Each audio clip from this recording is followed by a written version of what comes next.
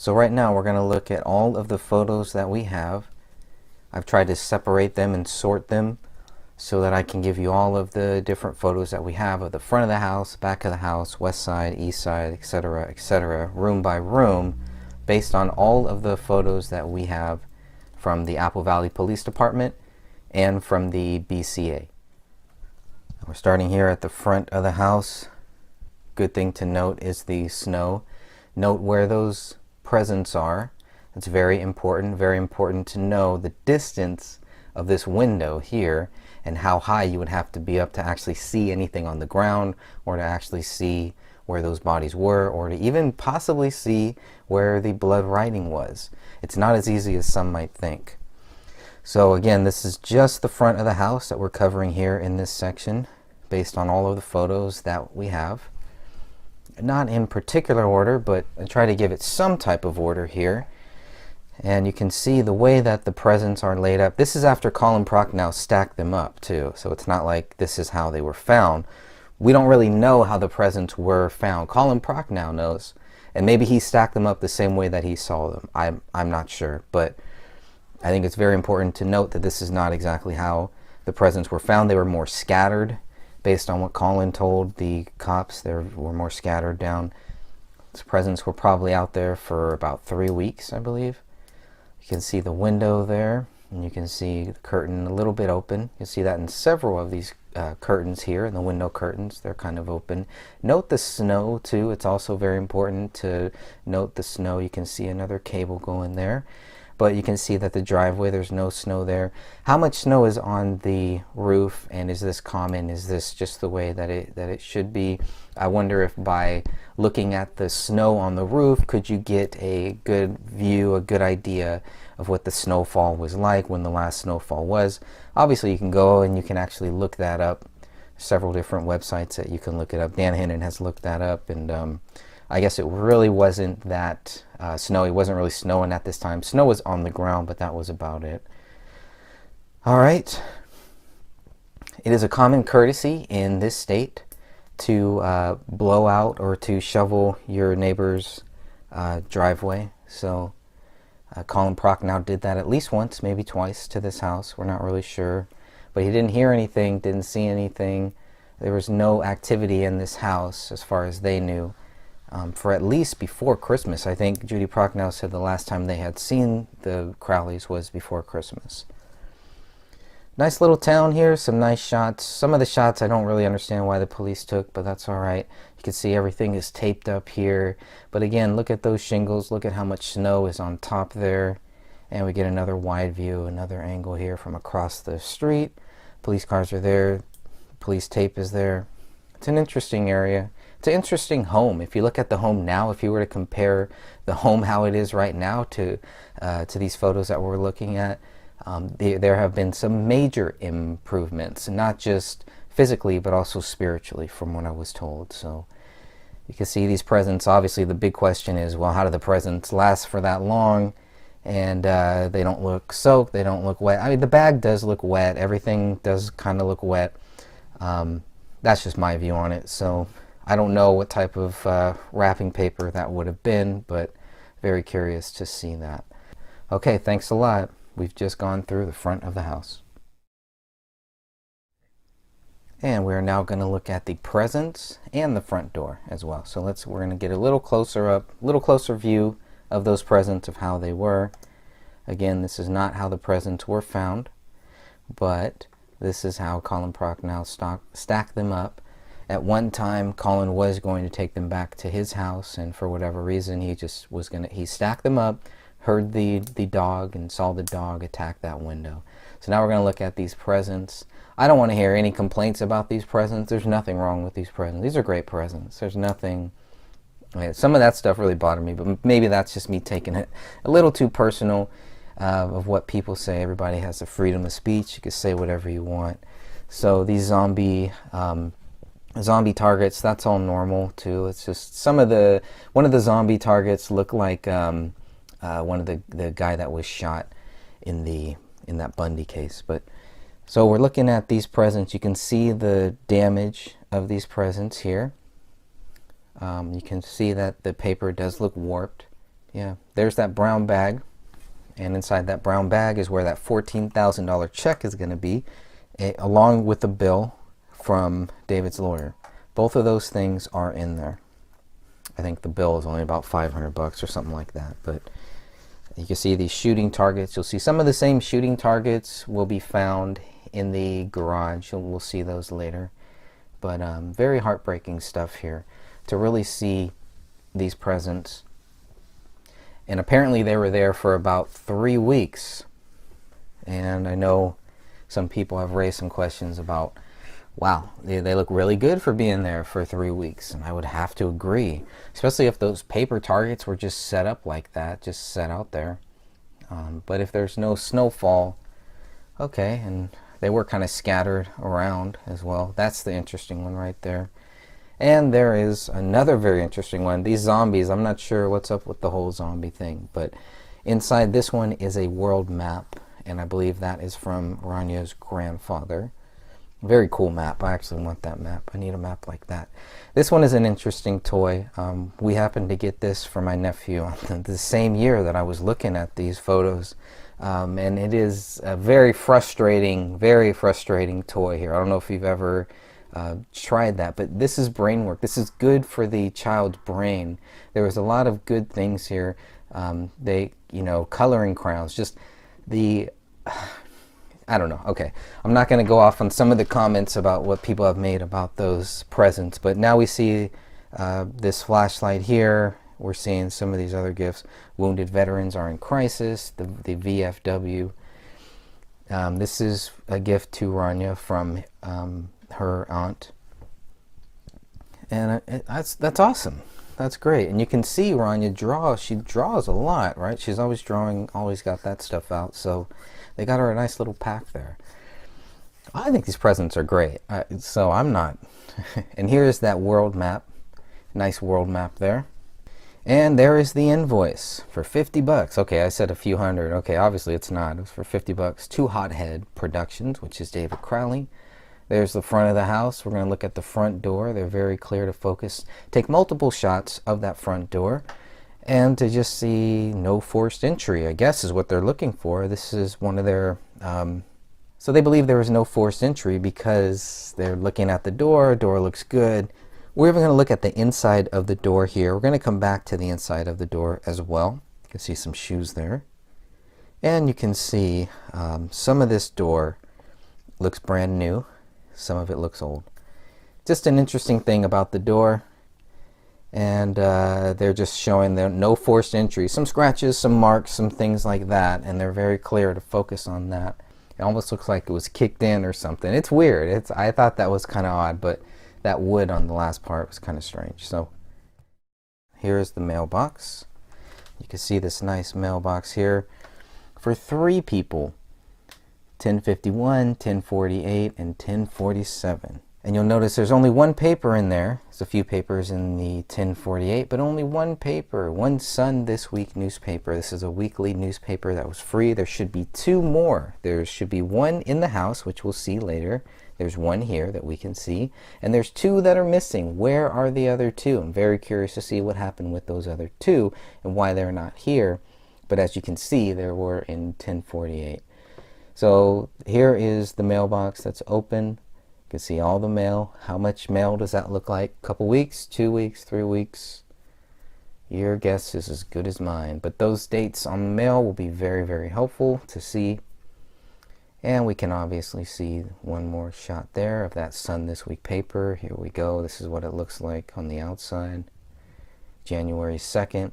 Dated January 2nd, not delivered January 2nd. Very important to note that. We'll come back to that. All right, they pulled out some of these documents to see. And what's interesting is Tara Becker was actually standing next to the mailbox when the mailman came. So it kind of gives us an idea of when the mailman would actually show up more in the daytime, maybe around 1 p.m., 2 p.m. But here we have some more mail. I noticed one thing here, Hothead, right? There's the Hothead Productions, 1051. Crowley, here's another one. I don't know who this one is from, but it's postmarked December 29th there. So you can obviously see that. It's ripped open because the police opened it, by the way. Now we're going to move on to the west side of the house here. And here are the two garbages. You'll notice you saw the little box there that was there that's not there anymore. Now we're looking inside of the bigger garbage as well. Still inside of that big garbage. Note the little marks to the left there. And here is the recycle garbage can, the smaller one. You're going to open that up. There's also a couple drops on the top of that can as well. And we're going to look inside and see 1, 2, maybe 3 pieces of paper. And that's it. Maybe 2. However you want to look at it. But it's interesting to see how those got in there. Obviously somebody put them in there. So trash date was, I believe, on Tuesdays, if I remember correctly. Dan Hannon did some great research on that. Here is that door. One of the first things that I noticed is it looked like blood on this door. It really looked like blood on this doorknob. So I still go back and forth. Because it's not recorded as blood, I'm going to go ahead right now and just say, all right, well, I'm going to give the authorities the benefit of the doubt. Could be some varnish, maybe even paint. Actually, looking at it closer, it could be brown paint that just, but then you look at that brown paint there and it's like there were some touch-ups done. So maybe that's what it's from. You can clearly see where the touch-ups are done in this photo here. So not really blood, definitely brown paint. That would be my guess there. We're going to see 2 different sets of photos here. We're going to see some photos with the door slightly ajar, 1/4 of an inch, and we're going to see this door fully open. And here we can see apparently there were animal tracks and human tracks, and now we get a further view of where those animal tracks and human tracks were. You can see how far back they went to take photos. Here's some deeper ones. This gives us a kind of a measure of how deep that snow was. There is the front door that is open. In the photo that we just saw, you did see Paleo. Paleo was there. He was in one of the photos there. And now, for some reason, now the door is closed. So I'm not sure exactly when this was taken, if it was before or after the dog was taken out. Not really sure, but they take photos of this as well. And I know some people have pointed out some of those red markings on that door. And so it's a little misleading. I don't know. Maybe that's not the right word for it, but that's okay. I mean, that door, you can clearly see right now it is closed, but I'm not sure what those little red marks are, what's going on there, but it's definitely something. And again, it doesn't have to be blood. I'm not saying it's blood, but it's something. It's some markings. That's all we know for sure. But we know these photos here, again, I'm not really sure. You can see they're getting darker. Maybe the sun is going down, and I'm not sure. Now the door is fully open, so now with the door completely open, we can just walk right in, right? So here's another extended view back there.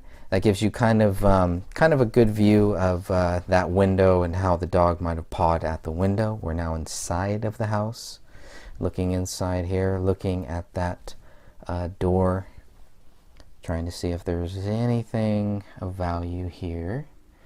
And I believe this again goes back to I'm not sure what that little piece is, that little black piece is there, but that open door was probably one more thing. They said no forced entry, because there wouldn't need to be any forced entry. Now they're looking at these shoes, calculating these shoes and getting some measurements, because there were a lot of footprints in the backyard of the snow, in the back of the house, and I'm sure you all saw that. So it just went back to, why are there so many different ways, so many different trails? So they're measuring their feet, and they don't really ever come to the conclusion, I don't know how they ever could, to say that, well, all of those footprints were ours. They don't really say that. There's human tracks and there's animal tracks back there too. So it could be critters. I'm not sure what type of critters would be in this area. Obviously there was something. Couldn't have been that dog, because the dog was locked up in the house for 3 weeks according to official reports, official theory, I should say. These shoes, these Skechers, I think these are David's shoes. I think these are David's shoes from inside of the house, from behind that recliner. I could be wrong, but I thought that was interesting that they took photos of them wearing the shoes, and then in that one they had photos of them not wearing. So now we can see all of these tracks, tons of tracks there, right? Some human, mostly human, but somewhere in there are animal tracks in there as well. How deep is that snow? For all of you snow lovers and all of you experts on snow, tell me how deep that snow is, you think. I'd be very curious about that. All right, and that will lead down into the basement. You can see a little dent there. Now we're getting into the windows. We're still in the back, right? We're still in the back of the house. We can see those curtains. We want to see those curtains. One of the kitchen windows in the back was also unlocked. It wasn't open, but it was unlocked. Everything else was locked except for two things in the kitchen window and the rear slider. Everything else is locked except for those two. So there you go. So no need for forced entry. You got two ways for people to get in, right? And we're now going to look at the east side of this house.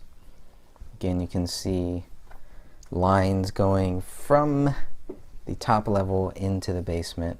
At least two there. And really not too much here on this side, but only thing of value is the fact that there's no windows on this side. You can see maybe some animal tracks right there on the left side, lower left side there. But other than that, that's about it for that one.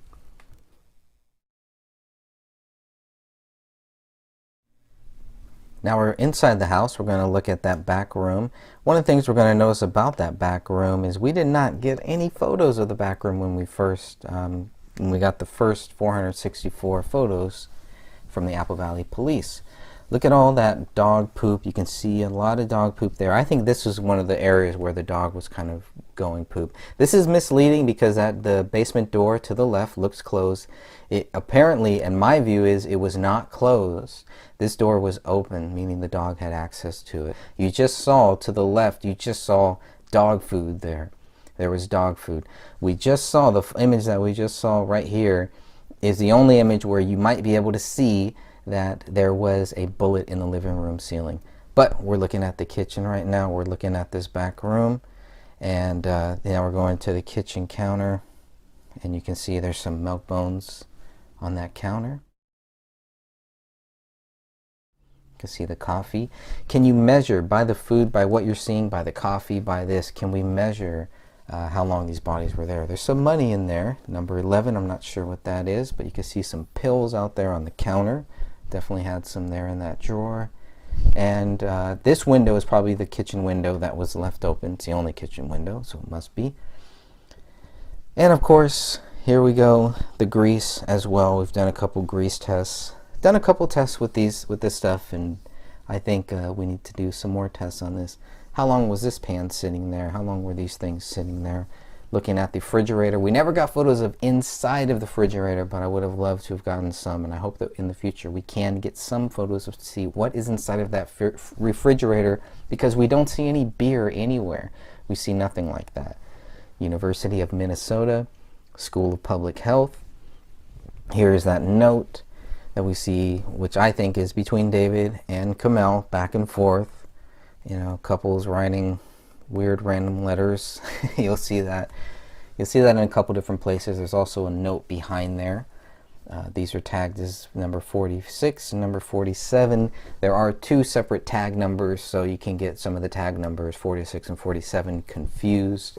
Here's what that note that was folded up said, and there you go. D, I love you, baby. Grug bug. Compare that handwriting. Make sure it's the same. We're looking at the counter now. You can see number 17. We got some blood there. We're going to get into it's a blurry picture. We're going to get into this blood, and we're going to see there's some hair on the floor as well. But this blood, and there's some other blood markings, but this is the one that they really captured. You can see all of the other ones. Obviously, they couldn't get them all, but number 17 is that blood marking there.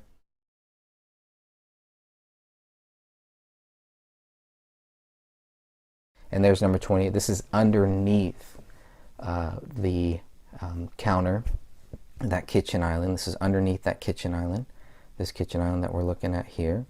A lot of interesting stuff here. And I don't know if there should be, I'm not sure why the cell phone is there. It's bloody, but it's placed there. There's some blood on that tissue box that we'll see as well. And we'll see a lot of interesting things here. That's number 26. Clearly see that, and that is clearly a finger from my view. But why is this here? Not only is this here, look at this, okay? So you have a bloody phone that has a crack in it, a couple cracks, but the headphones don't look bloody. Nothing wrong with those headphones, but it's all taken out of the pockets. Somebody said we got to take this out of our pockets empty your pockets, buddy. That's the first thing that I thought of.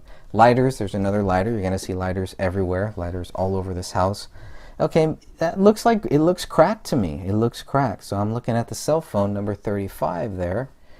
And look at all that blood on there. There's a lot of blood on that thing. But what's interesting is there's no blood on the headphones that were on top of it. Now we're looking at the other side. They've turned this over. This is David's cell phone. There's really no doubt for me. On the island counter is David's cell phone. Here's another little iPad that we're going to see, number 6. All of these things, all of the electronics were taken in. They were gone through. They went through everything. And they found no reason why David would have committed these crimes. That needs to be clear. Here's his driver's license. I mean, everything is just right out there. It's, oh, hey, I just killed everybody. I'm just going to throw it, put everything out of my pockets. And yeah, it's just, no. I'm sorry. Not following it. All right, there's some of the BCA documents there, which is kind of odd that they have all that there. And we're still looking at the counter. There's number 16. So you can see the trajectory of the blood, maybe. Are these, you know, is this a result from somebody being shot? Is this a result from somebody wiping blood off of their hands? There's definitely blood on that cell phone. This kind of looks like that there was somebody shot there. So there we go. So now we're getting into the laptop. The laptop is one of the most important things that we're going to see here. Look at that little Bluetooth, little device there. Number 24. And number 25 has some blood on the side as well. It's very important to see that. There's 25 without the label. And there's 25 with the label. And there's a lot here, right? What is going on here? Look at that. It's kind of just scattered around. It's just kind of there. It's kind of out there. But be very curious to see what those test results were. Now the MacBook Pro was off. You can see the screen is off. Here we are, another indentation. But looking at the keys, judging by the keys, number 24, you can see exactly what was written, most likely in blood, what is covered in blood and what is not. So everything, I have loved you all with all of my heart. All of those keys should be bloody. That white, I think, is more snow, more related to some type of snow. I could be wrong again, but, and there's blood all over there, all over this keyboard there's blood. Even on the command key, you see some blood there. On the shift key, and some blood on the lower side, number 23. Almost looks like a palm print there. So you could, in theory, compare this palm print to what you see on the floor and see what is a palm and what is a foot, but I'll leave that to you. There's some hair as well. A lot of hair that's mixed in with this. You can get a closer view inside of that cup. And now we're going through not only 23 and 24, but we got ABC. Now none of this is going to tie to David. So they can't prove that David wrote this. That's the way that I interpret it. Because if they cannot tie this to David, how do they know David wrote this? They're claiming David wrote 3 things in 3 separate rooms. Okay, you can claim that, but can you prove it? And the answer is no. Did you try to prove it? Yes. And the results showed no. Why? Because they could not get a sample of David's palm. Well, then how do they know that David did it? Here we go. Here's another. It's not luminol that they sprayed here, but they did spray something similar to it. Many people have pointed it out to me what this is, and I hope somebody will leave it in the comments. I can go and look that up too as well. But that's why I love our group members and our non-group members and all of our great people that are looking for the truth to find out what is going on here. So they spray all this, and still nothing. Still no tie to David. Oh, how sad. Well, then how do you know that David did this, right? They're accusing, they can't prove, but they still keep accusing. If you accuse and you can't prove, the next step, the third step, should be to say he's innocent.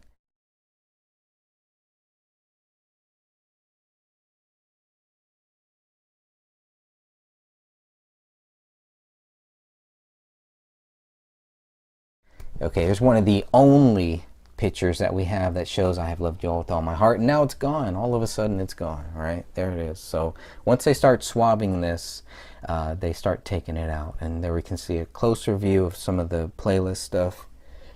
Now, obviously, you can see some of these are not in order because you can see the screen is on in some, it's off in some. So there's the back. You see that love. There's a lot. It's a key thing here is love.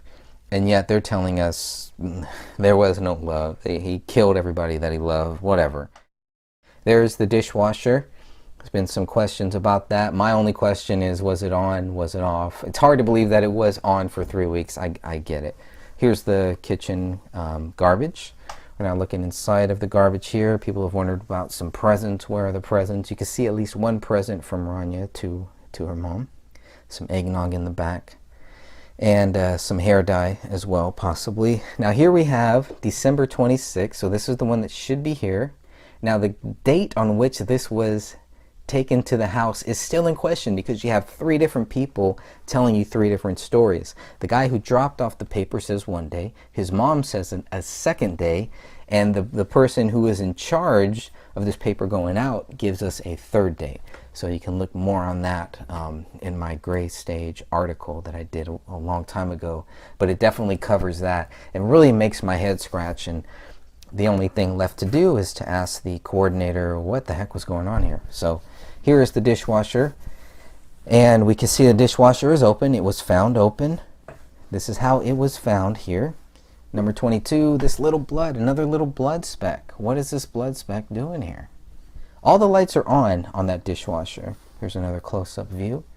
So if the lights were on, that makes me think that they were about to run this and something happened. The scene was interrupted. You can clearly see that by the fact that you see the dish soap there. The dish soap thing is open. So, I don't know. Here's number 21. These little spots, where are these spots coming from?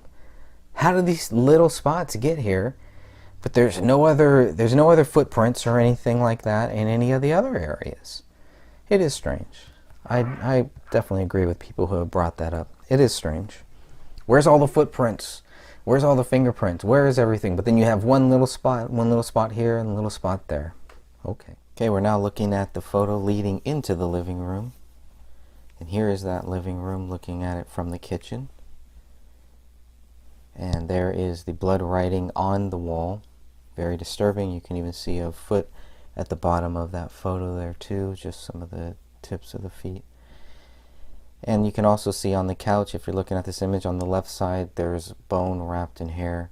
We're getting here a closer view of the Allahu Akbar. A little blood there on the ceiling possibly. Look at the time. That's very important. The books that are over there.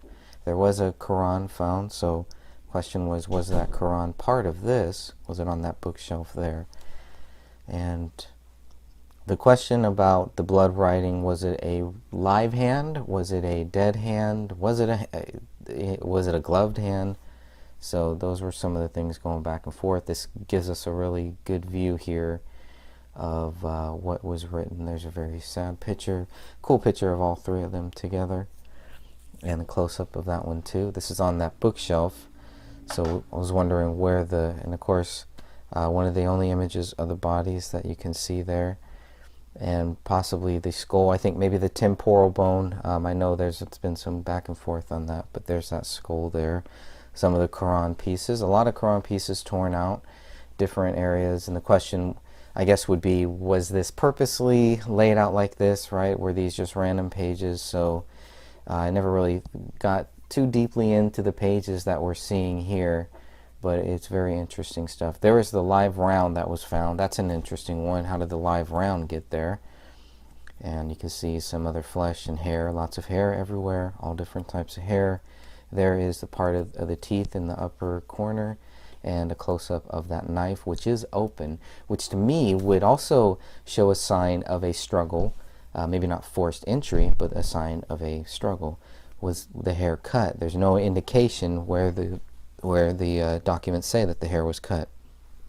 Here's a knife, how we first got it. I thought it was just camouflage, but there was blood on that knife. Some of the shell casings. These are all submitted for testing, and nothing is found on them. So no tests were conclusive as far as I remember. And there is the hand. Look at David's left hand, the hand sign that it's making. You can see the Quran there closer up. Number 4, it's item 4. There's another one of item 9, which is another shell casing. And of course some more hair and some flesh, and just mixed in. Look at everything that is just mixed in. Was that from the dog or was it something else? I'll let you decide that. Christmas tree. That blue tube in the back, sometimes it's up, sometimes it's down, so that gives us another indication there. There's number 30 with another shell. They're all tested. All of these shells are tested, but nothing's really found, nothing of value if I remember. It'll be good to go back and look at that. But the living room is definitely the most important part because that's where the bodies were found. And the lack of blood, unless the blood is mixed in with that carpet there. And there's item 31, which is a fragment. Item 31 was one that they used to compare to item 57 later on. There's another shot of the skull in the upper corner there. Here's the Quran. Open to this page, it was interesting. You can see a little bit of David's finger there. You can see how close the Quran was. Well, the other question is how close was the actual gun. So there is some bloody fingerprints there mixed in with hair. Pages ripped out. Was it ripped out here purposely, and why was it set here? If David did all this and set it there, it just set it there, or are they going to tell us that he was holding the Quran while he shot himself? I highly doubt it. But you can see the lack of blood here, right? There are brain matter and all that type of stuff. There's number 37. Here's another shot. There's the decomp most likely, but could also be blood. But I'm gonna, again, let you decide whatever you want on that one. You can see the little curve below the number 4 on the carpet there, and you can kind of make an outline of where the 3 bodies were, at least of where David and Kamel's bodies were. Maybe not Rania, because she was kind of leaning up against Kamel's left leg, while Kamel was face down, facing number 44, in that area, somewhere in that area. You can see all the carpet, all the blankets are now moved. Looks like blood or decomp on that blue blanket in the left corner. The laptop is also there, and we get some more another view of that. You can see all the different hair, different colors of hair at some point. Some of the shawl has been ripped right there. Could that have been from the dog? We can assume that, I guess. And here's another close-up of that Surface Pro, Kamel Surface Pro, that she was watching allegedly when she got shot. And they put it up on the kitchen table to take a better shot. There's number 42. In the upper corner above number 42, there was a question about if there was a bullet there too. So trying to see, because police did miss number 53, and that is the bullet that they will tie to Rania's blood. So how they missed that is one thing, and it rolls out of this carpet, unless there's another carpet that we're not seeing here. Number 53 rolls out of this carpet and is found 2 days later after the police are gone, after the bodies are taken out. So very disturbing stuff here. There's a closer shot of number 43. Now getting into 44. And it's just devastating. And you can see where the bullet is, where the bullet landed. Very interesting stuff there. That's number 44. Some of the hair up there did kind of look cut. So be curious to see what's going on with that. What's going on with all the cut hair. And here's another shot. All the different angles, just trying to give you all the different angles to see this carpet. And I do believe a lot of that is just, that's why we're not seeing a lot of blood, is because it's this carpet stained, etc., etc. Again, I don't know anything about this. I'm just guessing. Could be wrong. There's number F. F is going to lead into the bullet that we're going to see that is lodged in the south basement wall. And we're going to see that one later on. We'll definitely get there. Some more closer shots showing how it went through. Obviously, police were able to look down and find this bullet, but for whatever reason, they could not look up and find item 57 until 1 month later when somebody tells them that item 57 exists. So here's part of the fragments of F, of item F, that will go down into the south wall of the basement, be lodged into the south wall there. So lots of holes here, holes on both sides of the carpet, obviously holes on both sides of this wood floor, and of course the hole into the side of the So F is a big one that goes down. And then of course, there's another good shot of F. And we're also going to see where Kamel's body is bagged. That's not where her body was found, it's just where it was bagged. You can see on that table, the pyramid photo, now there's a ring. It's either, I don't know if it's Kamel's ring or David's ring, but there was a ring there on that table all of a sudden there. You get a nice shot of those footprints or fingerprints, whatever you think it is. It's there. And you can see the direction of the blood. I think that's also key to see where that blood goes. Everything looks like it's leading from the living room carpet, which is one reason why I do believe the bodies were killed here. But again, just a guess, just a theory. This is where they were found, obviously. We have to start there. Measuring the dog poop, looking at the dog poop and how old that poop could be, will that help us get any indication of how long the bodies were actually here in the house? I think that's a big one. Because you saw Kamel's foot there. The sock was, I guess, was from the decomp, not necessarily from any blood or anything. But these are bloody footprints there. There's number 13, where they're just kind of probably looking at the direction of how the blood, where the blood goes. Very disturbing stuff here. I was disturbed.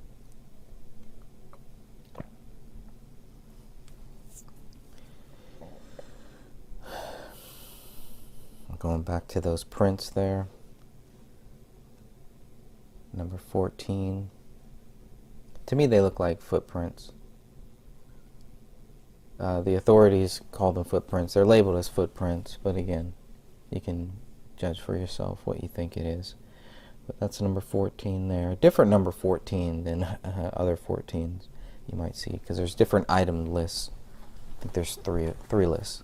And that to me is number 15 is one of the more clearer ones that looks like a foot, like a right foot. And more hair everywhere. How far the hair went and where some of the blood was.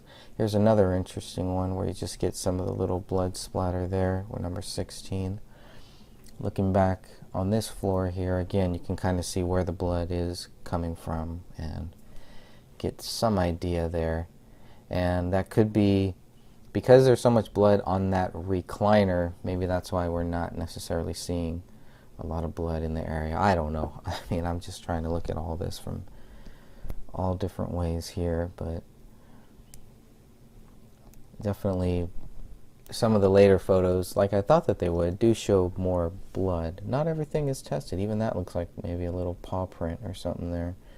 Might have been a little paw print in that one. Because the dog was walking around next to number 18, to the right of number 18. And then here in the center of this photo here as well. Kind of looks like maybe a paw print.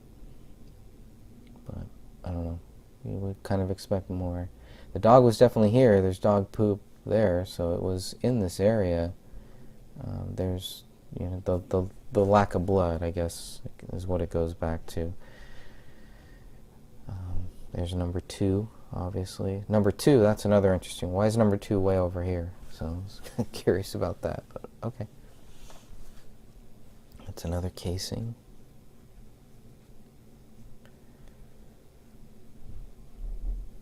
So we got a lot of photos on this part here. A lot of photos that show this. Some of those lines, you know, some of that lines underneath 18, I was thinking maybe that was from the dog or something too. You can see how far that hair went. And why was there only one right foot? Only the right foot was bloody. That would be the logical answer, I would say. Yeah, very disturbing. Very disturbing images here. For many reasons. That one kind of looks like they're countercrossing. Number 14 and E kind of look like they're countercrossing. So that's D and 15. And I think where E is, I think that's the same foot. So, but man, very wide steps. David was about 6 feet tall, maybe a little under 6 feet. So, but it would have to be very wide steps. Just take one off the carpet and then one to the to take out everything from his pockets. And then go back, I guess. And this is after these are sprayed here. And those, you can almost see the ones that were sprayed. I don't know if this, and there's the shoes in the background. This was before the marker was out. That's where item 2 is. There's number 2, another shell casing with some hair there. Hair is everywhere. Hair and the casings go hand in hand. Some more dog poop. You can see some is fresh, some is old. All different types. And that one down at the bottom does not look very healthy at all. So again, this is just a collection of all of the photos that we have that we're going through. So you're seeing some of the same things. There's the 3 body bags.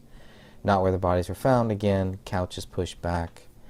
Now this recliner, item 34, makes you think somebody was shot at a low level, maybe on the ground, face down, I don't know, face up, but this whole area, this 34 area, that is not ever, it's not ever tested.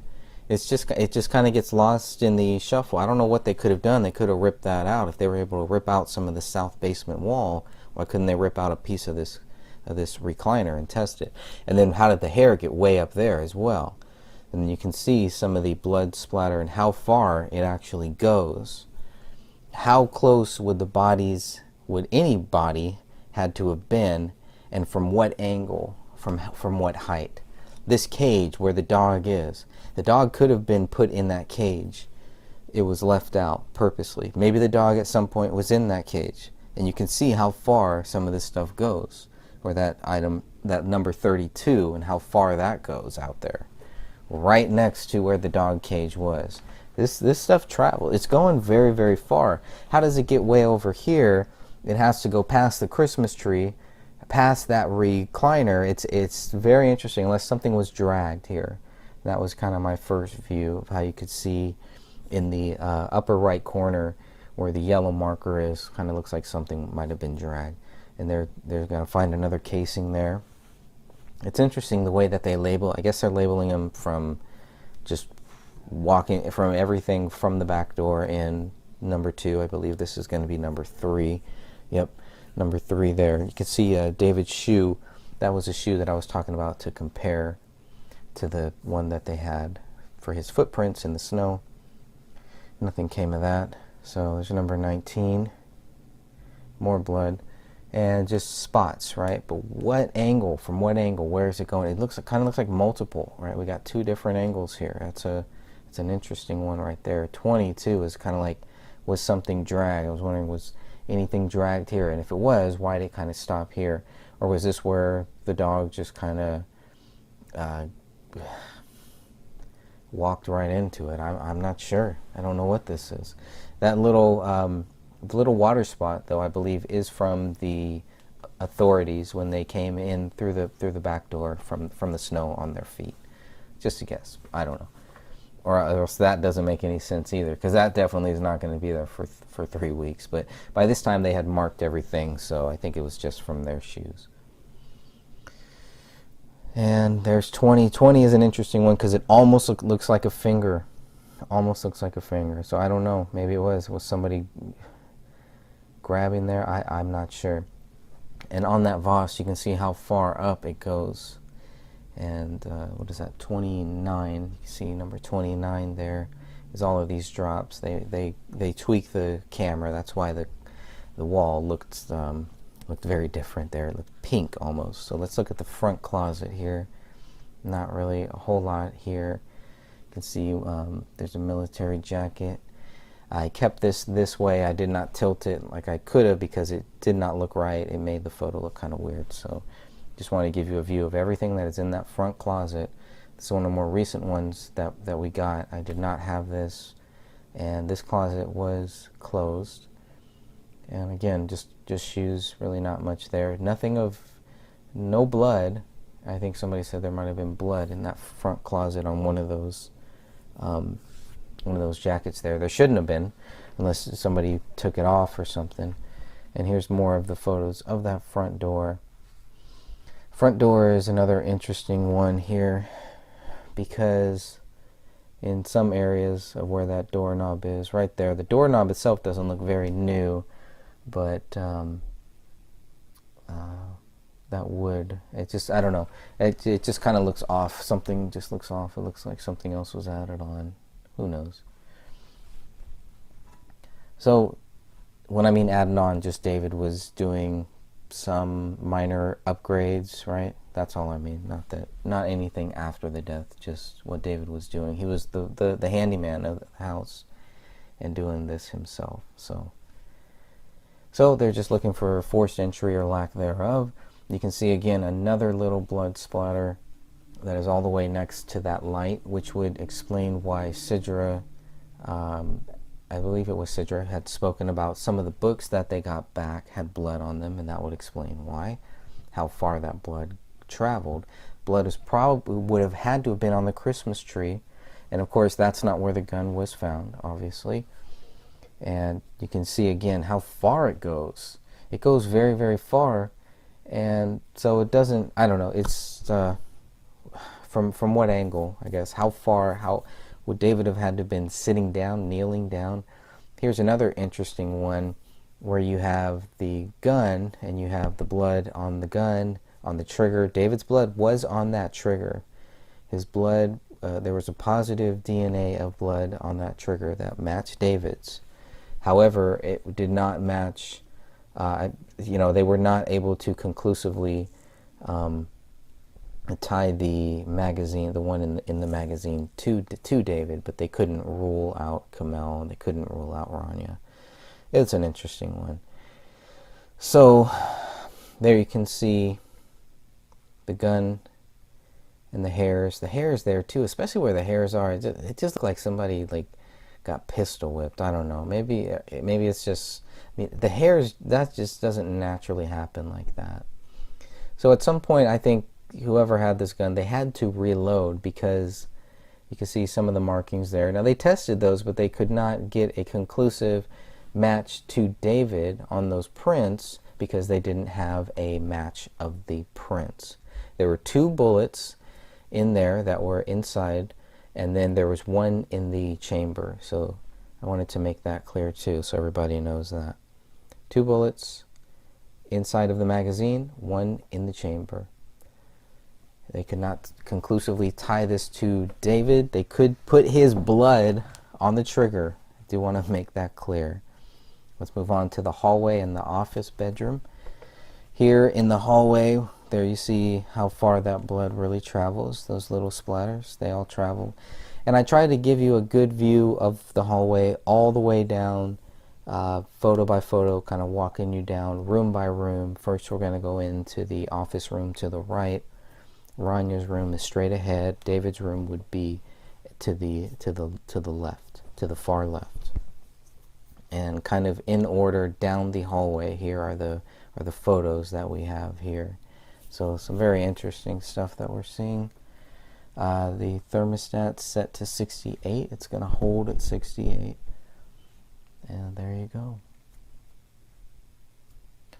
There's your temperature. So here's a collage of some of the photos there. Kind of looks like this might have fallen down and was picked back up just by the way that the photos are in there. Unless it was purposely meant to be like that. I find that hard to believe. So I think at some point that fell down. And here there's egg on your face, and you got the photos there. Nicer view. Better shot there. All the family. So I mean, they had photos up of their family. Didn't seem like they didn't love their family, or it didn't have a big problem with their family. Whatever it was, there's no indication that it was something too serious, just based on the little information that we have here. So going down that hallway, next to the office room, right outside of it, is number 27, which is it's definitely blood, right? You can tell that it's blood, but from a finger, most likely, right? All right, now we're going to go into the office bedroom. We're going to look at the couch. There's that couch there, similar to the couch they have downstairs in the basement. There's what's going on. There's what's in the garbage can. So we can see all that. And of course, notes everywhere, post-it notes, lots of writings, handwritings. And there's Hera Act 1's, and so I was curious to see what that is. It's I forget what it was, some type of play or something, but there's a password list right there. Got David's there, got Camille's there, books they're gonna read. Lots of post-it notes. So paper people. That's what I would have been looking for, is paper. And there it is. Look at that. Another paper towel there. It's out. And as you can see, we'll get a closer view, a better view of what's on that screen. There we go. There's a much better view right there. It's definitely working. Definitely working. I mean, it was open. This stuff was open. It was on. It's in motion, is what it seems like. Work was in motion. There's love right there. You can see that in the on the top. Kind of going to go back, I guess, a little bit here. And we're looking at some of the other photos. These are the BCA ones, I believe, but again, try to put them in some kind of order. They're not really in the best order here, but you can see when the screen is off and then when it's on, so you kind of get a view of that. But I think the screen would have had to have been off in sleep mode. There's a note. You can look at the way that the chair is set. All of the stuff missing on the bottom. There's definitely dirt, dust. Here is that note. This is how they find it. That pin, they're going to be able to get one swab from that pin, and that's about it. So you can see Christmas is coming. It will be a new year. And that 6 looks like it was a 5, or maybe it just looks a little weird. What do we got here? Kevlar helmet in aluminum foil. So lots of notes, lots of writings. I'm assuming all related to the project that he's working on, to the Gray State project. Note where the chair is now. The chair has been moved a little bit. Markers are up. Everything is being marked. There's number 13. Screen is back on. That is on the table there too. Yep, and there's some more of the passwords for 21. Oh boy, lots of them. But it's all on paper, so yet they have a note that they type out later. Okay, there's 39. There's some more blood, and none of this really. None of it really goes back and directly ties to David. That's the biggest problem that they've had, and that's the problem that they're going to continue to have, unfortunately. There it is, submit to Allah. Open the Rise, most recent version. Some blood there, and it's flipped open. It's flipped open on the back side, actually. I thought that was interesting. So here's one side of it. And you can see the Sandy Hook, Fast and Furious, BHD, Graduation, some interesting stuff. The Titanic, Building 7 crossed off. That one was always an interesting one to me. And here, if you look at the lower level, it just looks like an area where something was wiped up, or just not that much dust, whereas everywhere else is very dusty. So here are the terabytes, the hard drive, the terabytes of data that they got, that they didn't find anything showing them any motive of why David was guilty. Nothing. There's nothing there. But of all of these terabytes of data, interesting. Yet, they'll still just say that he's guilty, and that'll be it. Got one of the family pictures. And there's another one there. Nice hard drive. Got one of those. Lots of hard drives, lots of backup hard drives. Everything's stored, I guess it's stored offline. There's an old school one. Good for photos, things like that. Seagate. Yeah, everything back up. Everything is being backed up. GSC, Gray State. Oh, Gray State C, Gray State B. So A, B, C, D. So a lot of these could have just been, copy 1, copy 2, copy 3, copy 4. Or maybe it was just, part 1, part A, part B, part C, etc., etc. There's GSA. Be curious to see if the same stuff on GSA is on GSB and GSC. A little blurry there.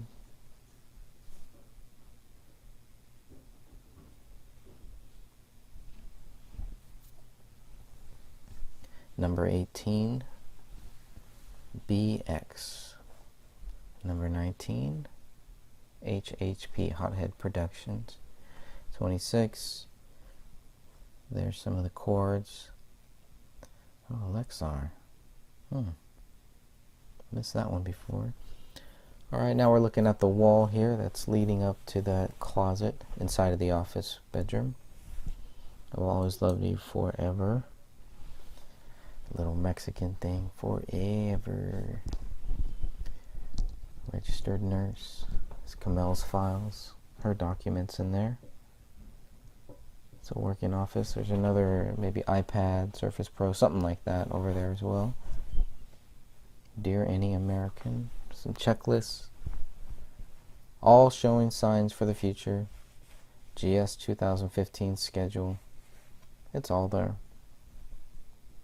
Okay, there's the WGA. There is the Gray State.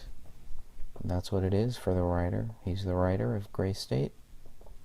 Expires 6/5/19. Oh, it's going to expire this year. Interesting. Curious to see what happens then. Here's his unit. A couple photos of the unit there, and then we're getting into the closet. Gray State, the Rise. More stuff. There's the camera. You can see the camera up there.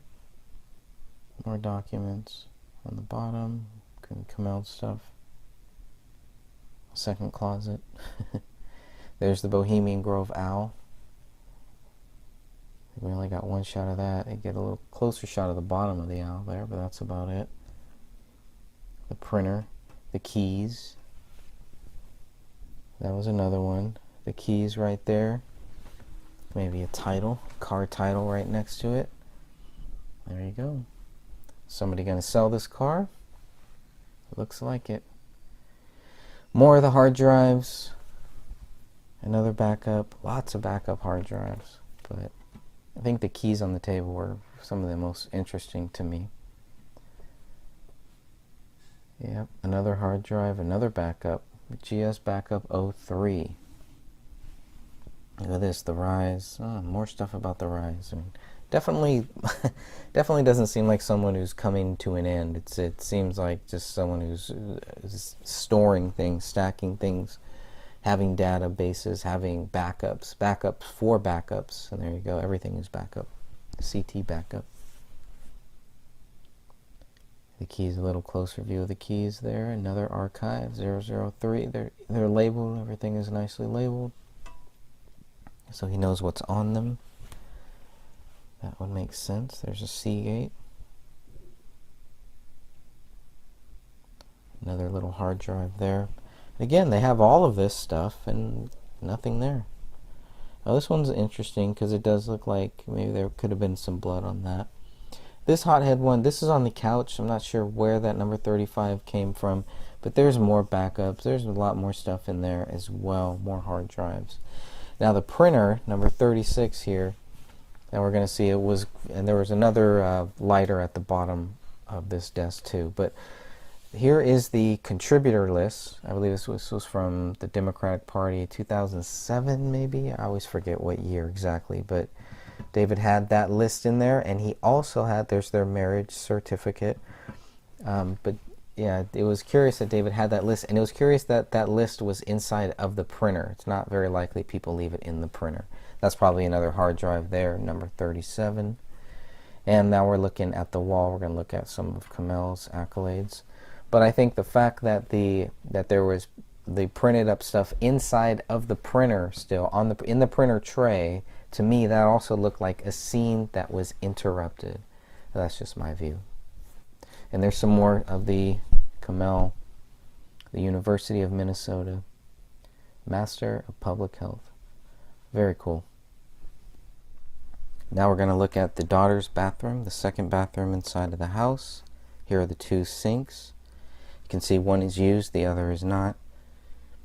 Used by the daughter, by Rania. I don't know if she had to use like a step stool to maybe get up there, or I'm not exactly sure how tall she was, but there's a sponge next to it too, almost like it was going to be cleaned. The way that the sink is, I guess not this sink, but the other one that we're going to look at, but the way that the second sink is, just is kind of odd to me. I guess, you know, you brush your teeth, but generally you would wash it out, or even later, a couple days later. So it makes me wonder, when was the last time that they brushed their teeth? There's the 3 photos, and I've had some differing views on those 3 photos as well. They look kind of odd to me. I'll just leave it at that. You can see the toilet seat is open. 2 towels there on the floor. Another thing to note, there is toilet paper there, but we're not going to see toilet paper inside of that toilet, as far as I know. Close-up of those towels. You can see that the toilet seat lid looks wiped, but is that toilet paper, or is that more closer to possibly towels, paper towels, or is it something else? It's not bread, it's not food. There's another cup, but there's the toys, but the curtain is not up. So another strange thing I would think would be taken into consideration.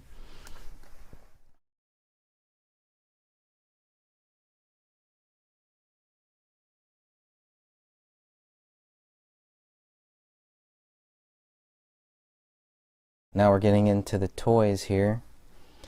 And of course, that's not how they were found. So you'll see multiple photos with toys next to the door, and then other photos where the toy isn't next to the door. So of course you had 2 entries. You had the Apple Valley Police Department, and then you had the BCA team and the detectives, Apple Valley Police Department detectives too. More toys all over the ground. And doesn't this look like a scene interrupted? I mean, obviously it's a child's room. It could just be a regular child's room, but I would also look at signs of a, maybe not signs of a struggle, just signs of weird stuff, I guess. But you can see that the curtain is open. The child's room curtain is a little bit open there. Here's some of the photos. Lots of photos of everybody, not just of David, not just of Kamel, but all 3 of them. Lots of photos of all 3 of them together. They're focusing on that bed. They're just taking photos of how they found that bed, seeing what's on this wall here, into My Little Pony. Now we're getting closer to the closet, and no blood, nothing like that was found. Nothing of value, pretty much, from what they're telling us, was found here in this. This is all just normal, just a regular child's room.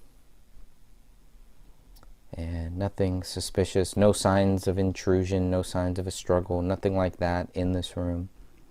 There was also another world map at the top that we kind of missed, but there was a world map there as well in the upper left corner.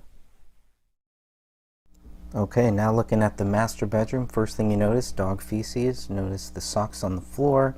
That window was open a little bit. Now watch this bed.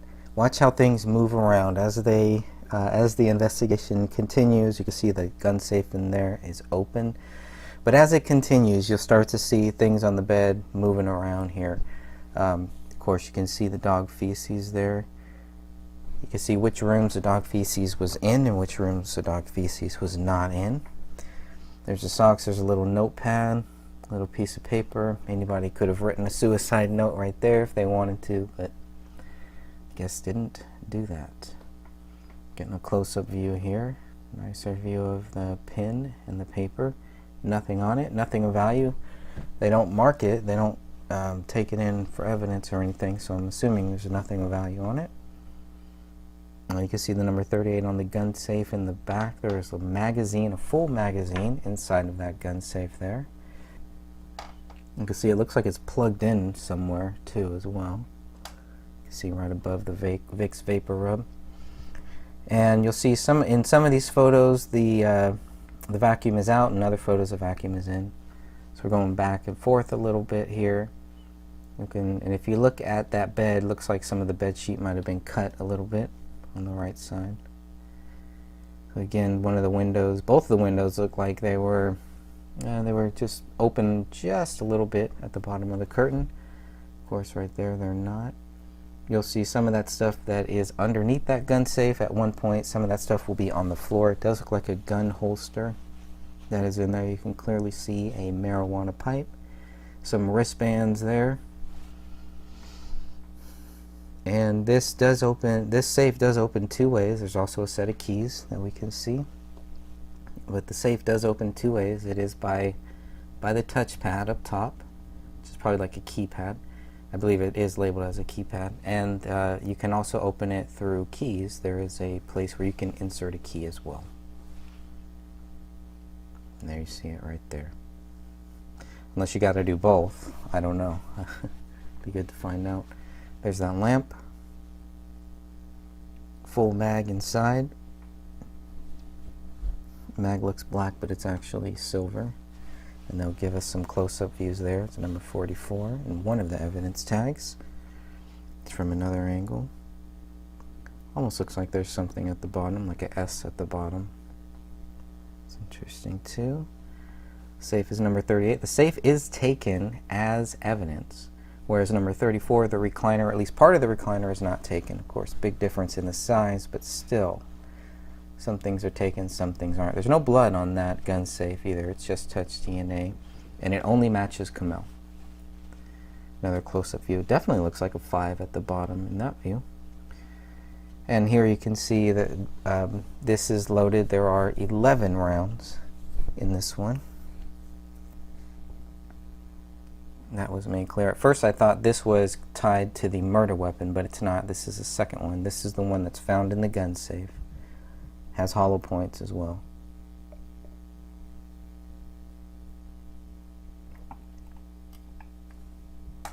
Now we're looking up. You can see above the lamp there some little markings.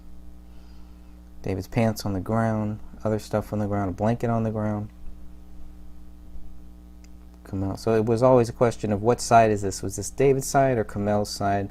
Also looks like there's a knife, another knife right there. I'm not sure if that's a knife. Hard to tell. It's something though. The watch, Sharpie, some books. Hard to tell. There's the holster on the ground. Somebody brought up that the jeans look kind of wet, so let me know if you see that. If you look at those jeans in the past photos, if they look wet to you. I'd love to hear your guys' view on that.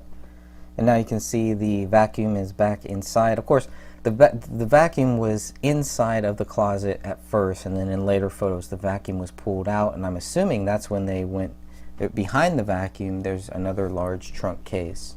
Never did find out what was in that trunk case, but it'd be good to know.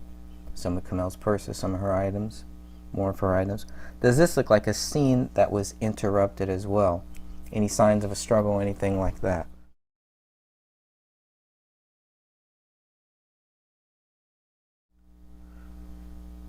Looking at more, see the wire going up next to where the books are. I was curious what that is, just a set of lights or something else.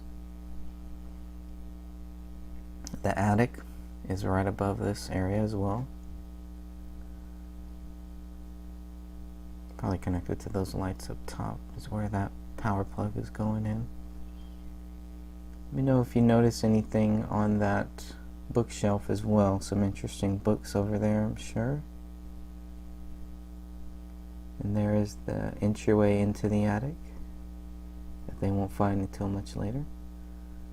What else do you see here? What do you see of value here? Not seeing too much, but still curious.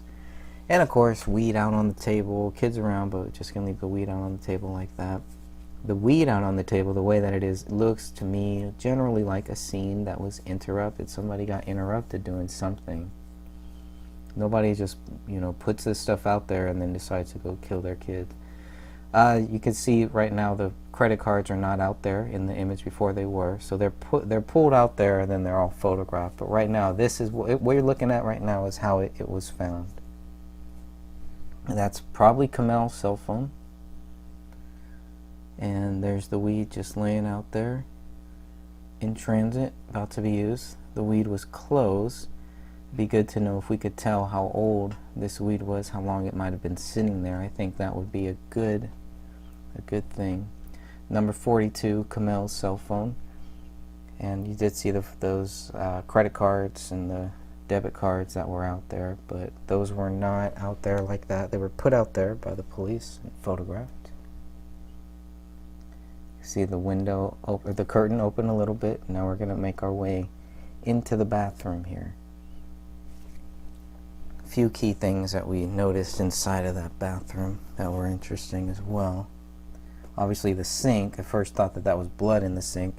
Police don't indicate that it is. I don't know what it is, bong water, whatever it is, it's something. Paper towels again on the ground, paper towels in every room. Now this one doesn't have any toilet paper, no toilet paper in this sink. But you can see, what is this? What are we looking at here? If it's not blood, I'd love to know what it is. Is it more darker? These better photos kind of look a little more dark. It still looks reddish to me, so I don't know. There's the bong there in the corner. And a nice little note there. Another cup. We're going to see cups next to every toilet. For some reason, there will be cups. But I just found it a little strange in this one that there's no toilet paper when this should have been the one that I would expect it to have toilet paper first, but apparently not. There's a lighter on the ground. Probably that could have been used to light the bong, I'm sure. The towel. So now they open it up. You can clearly see that it's been wiped. The top of the seat has been wiped. There's a toothbrush there, probably used to clean that bong water as well. Some of Kamel's stuff. So definitely a shared bathroom. And the curtain. So this one does have the curtain, at least. Curtain is attached. And again, just looking inside, they don't find anything of value. Nothing, no blood, nothing like that. No signs of a struggle.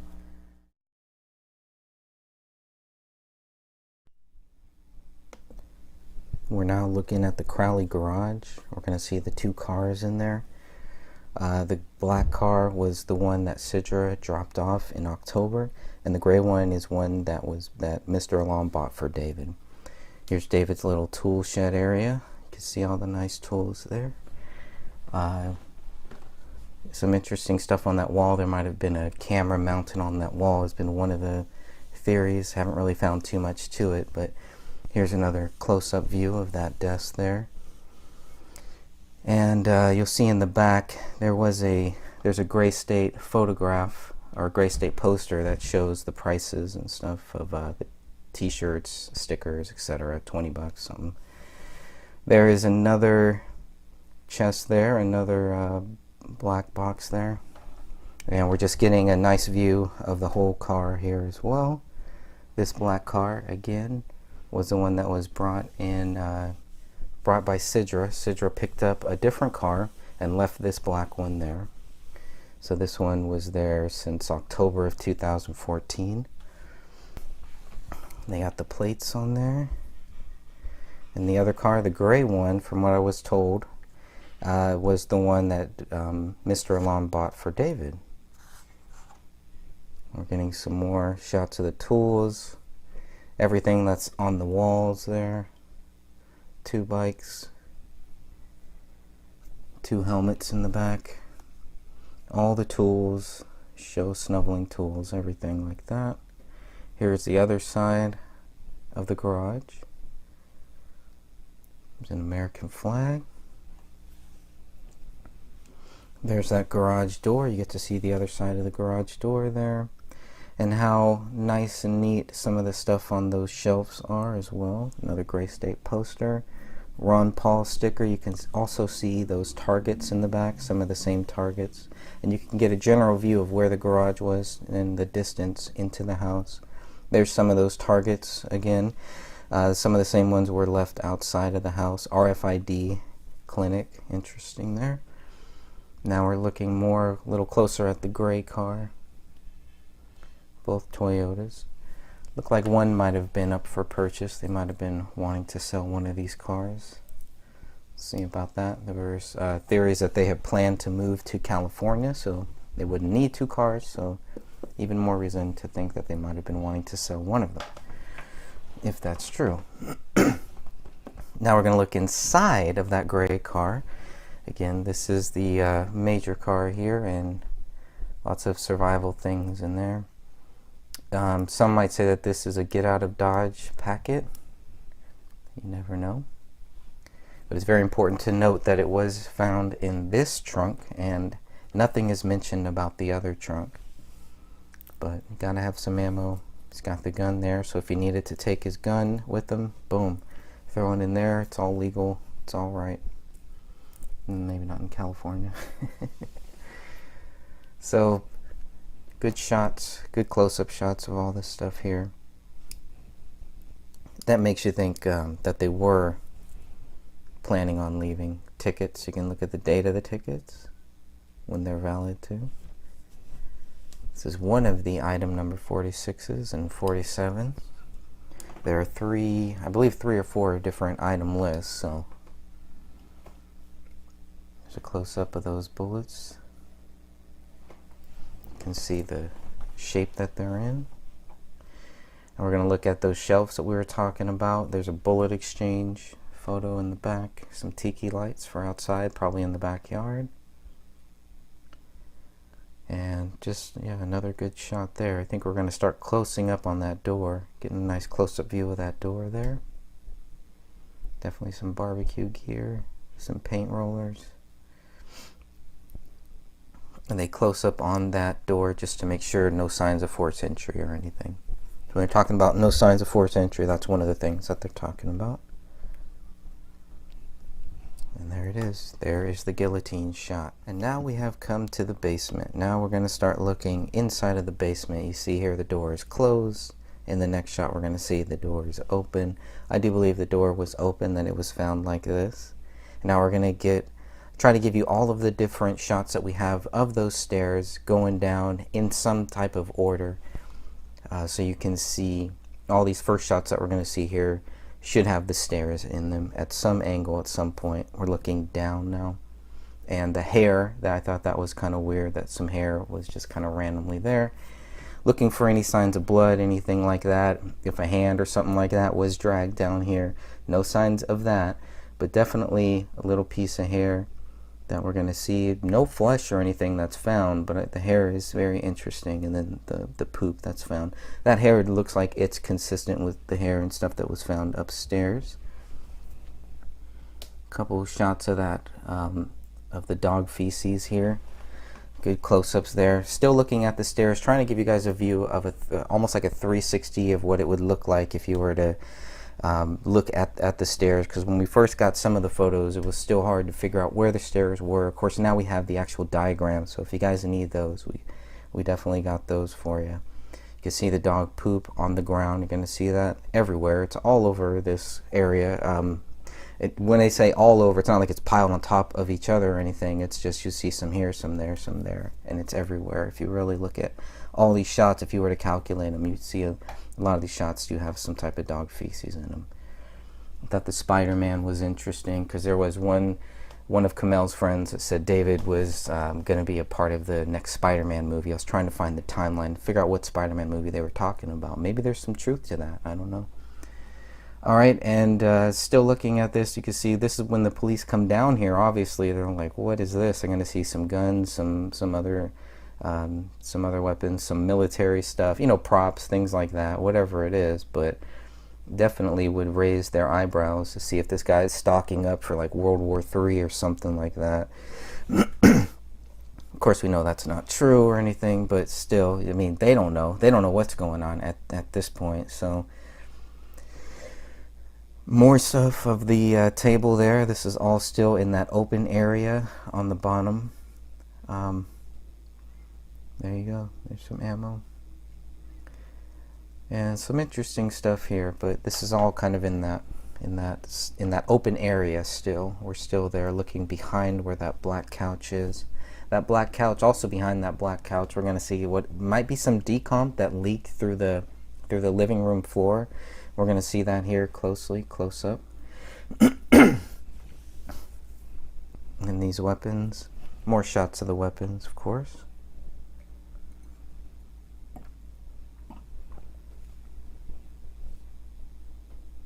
Yeah, I mean, props, whatever, dummies, paintball stuff, whatever it is.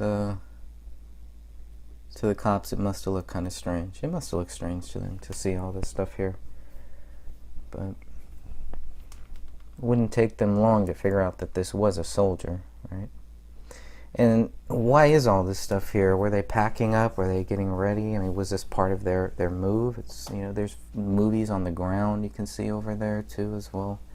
So, I don't know what that pipe is. Oh, like a bong pipe. Oh, I didn't notice that before on that black case there.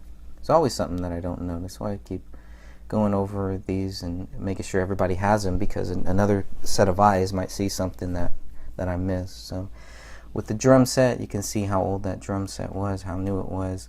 You can see David's U.S. military bag there on the ground. We can see the "Don't Tread on Me." That's a big one. I believe the flag was a Pakistani flag. I believe that was, took a little while to figure that out, but a quick search and someone was able to quickly figure that out. The head there, the white head, I think that is part of, there's a scene in the trailer that shows this guy's head turning white with blood, and I think that was used for that prop. The Muse, I don't really know that much about them, so you guys probably do, I don't know. Not really into that, but Patriots Rise, getting another close-up of the Gray State photo here. Where those pillows were is where one of the windows are. You can see the one of the boards on the ceiling is now out.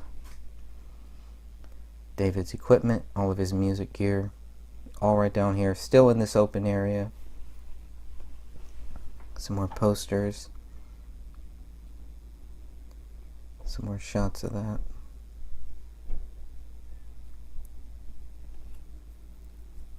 It's a close-up of that.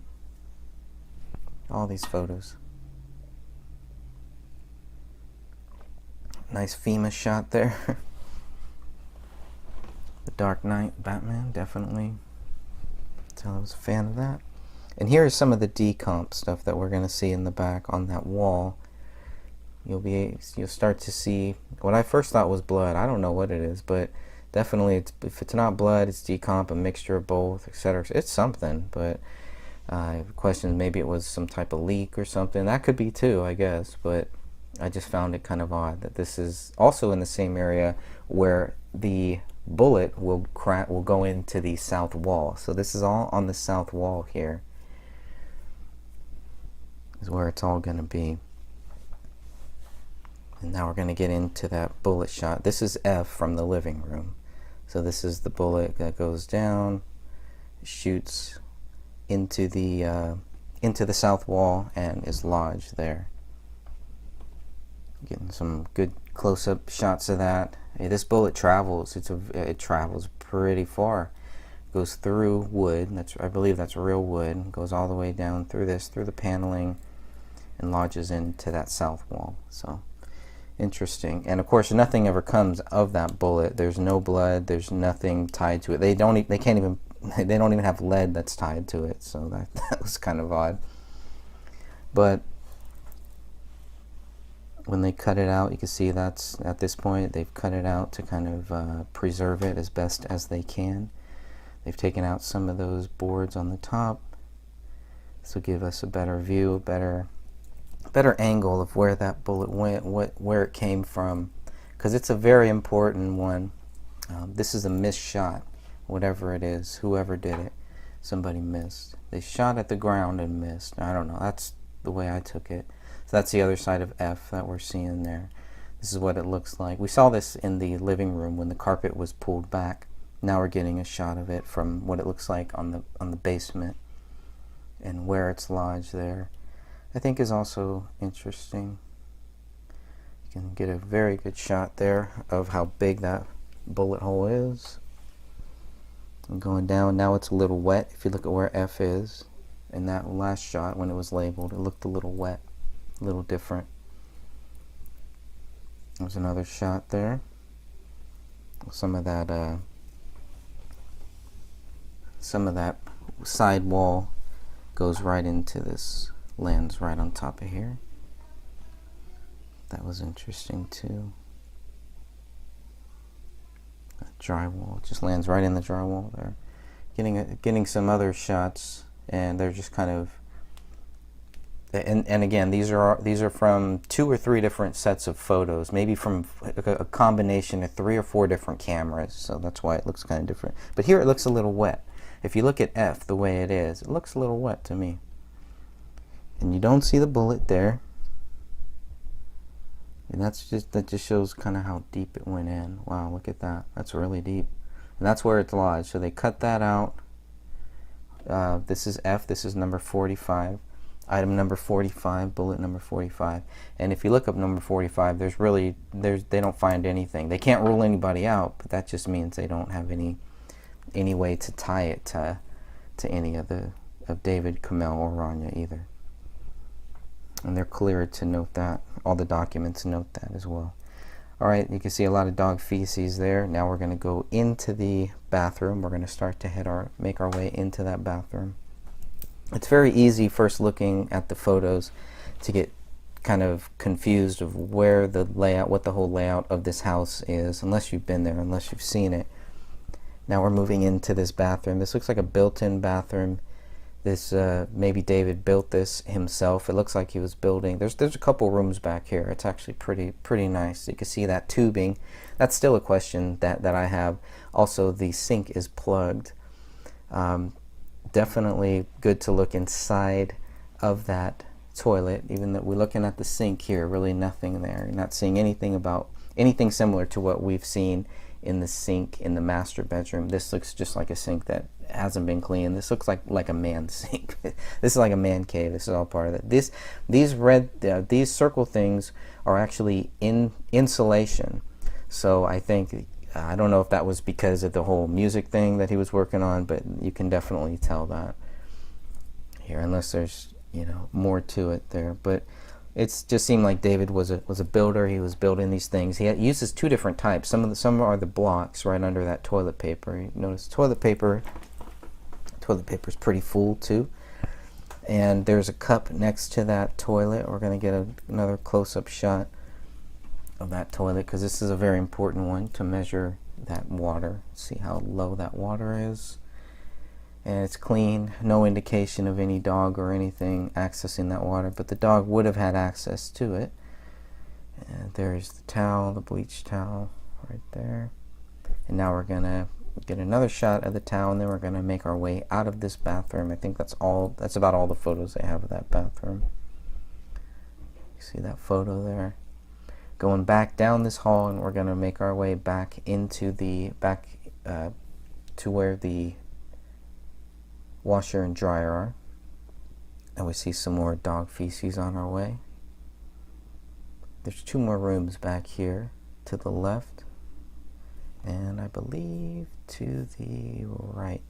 And there's that door. That door is just kind of randomly there on the ground. There's a pantry to the right of this photo, I believe. To the left is where the washer and dryer are. You can see some Christmas present wrapping paper there. You can see another dog carrying case, some more luggage, some interesting stuff there. There's actually things in the dryer, is what it looks like. So again, not too many people kill themselves. They leave all of this out and then kill themselves. It's hard to believe, but just getting some more shots of that sink too. And here's the back area where the heater is. Some more of the military gear, probably for props, things like that. Just storage, a lot of storage space here. Some of that Morton, looks like, what was that, cement? Oh, salt, right? The salt, probably to salt down the driveway. Sorry. All right, now we're going into that pantry. See some water there. You see a lot of. This is good. Everybody should have stuff like this. You really need this because you just never know. It's always good to have. If something major happens, you can't get to the grocery store, you can't get to water, etc., etc. Everybody should have something like this. If you have a room, if you have space. So they definitely did. Some of that e-food stuff. Looked into some of that. Storable foods, what it looks like. Breakfast rations. pretty well stocked up. Some sausage and tomato sauce. All right. Water treatment, water filter stuff. So they're definitely know a lot about the bad water that we have, the bad air, the bad everything. Tons of water there, so they got their own water. But they are ready. They are stored. They are stacked. They are ready if they needed to. If they were not able to get to the grocery store or not able to get to food, water, they were ready. I think that's the most important there. And I want to thank everybody for watching this, for looking at this. I hope this helps. I hope I hope looking at all of this helped you guys, because we got a long way to go here and a short time to get there. Let's go. We are now going to look at item 53. This is the bullet that was found on January 20th, 2015. I'll show you the photos first. There's only 1, 2, 3, 4, 5, 6 photos, and then we'll discuss it. So let's go through these 6 photos here. This is pulled up against the blood wall.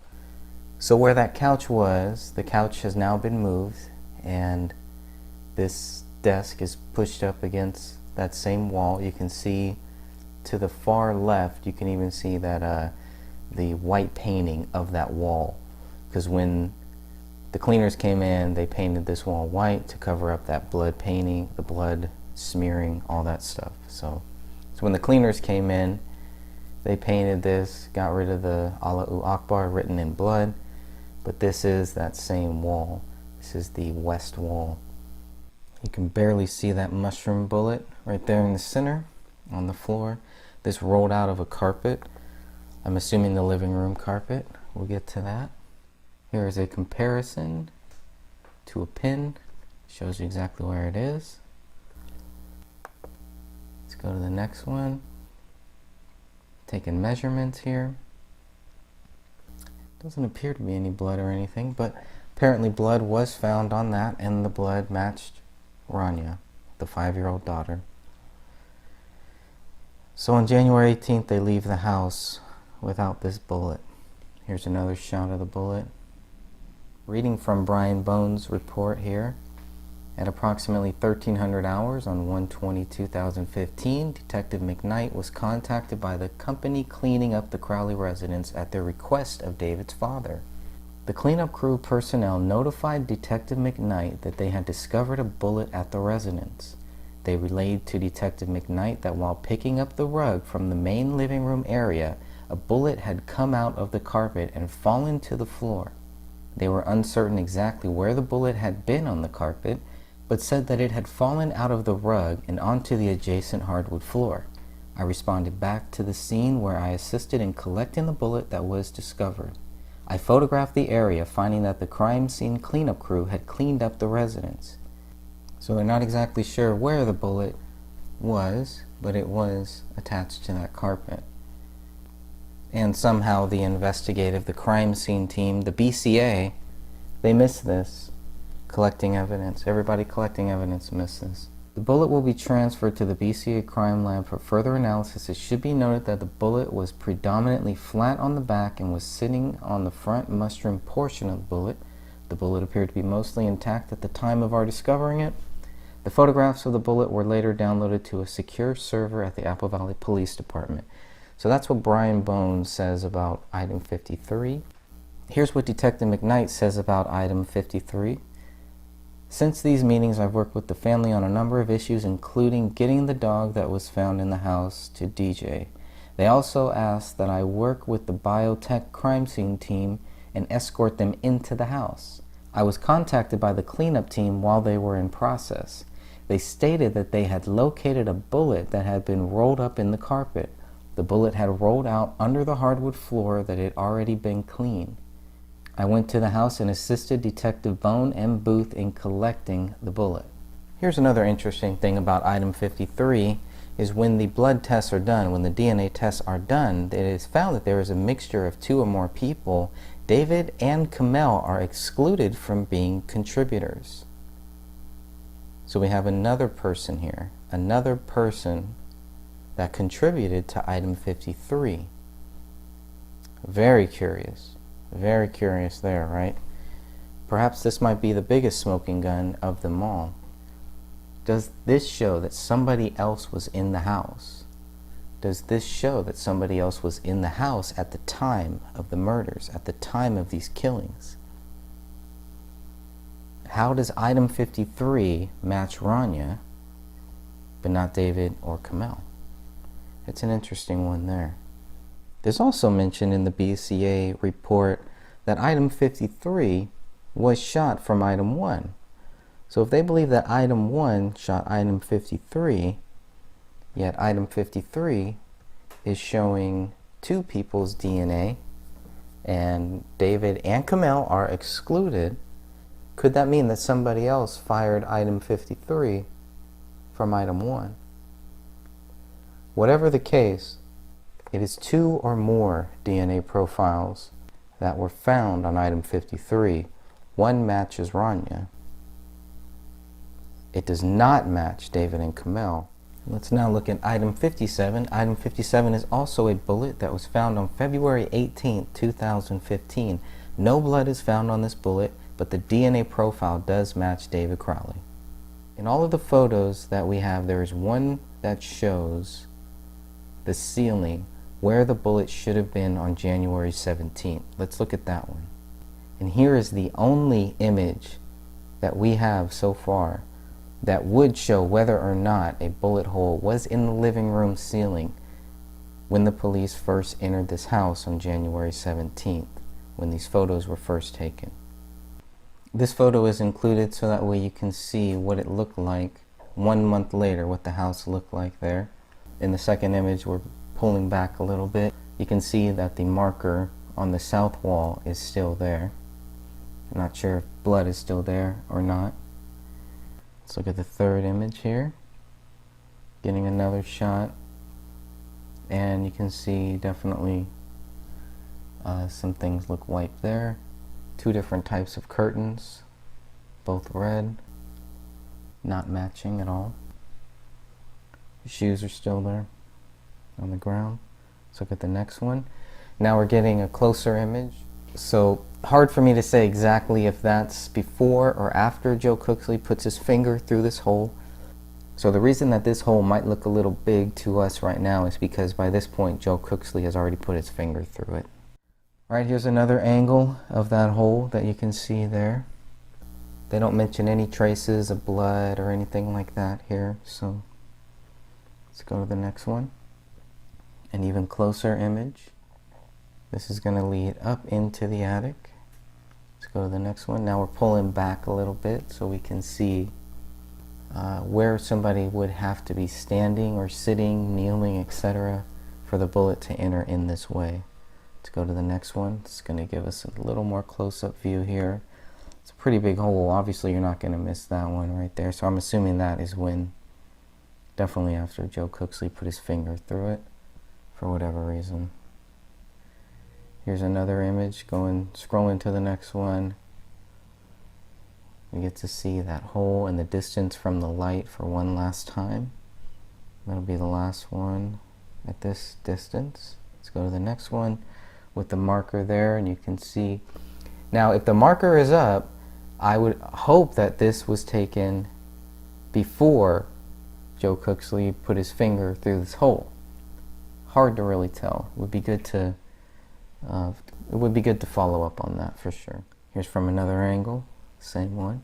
You can see the distance. It's a big hole at this point. Now we're going into the attic.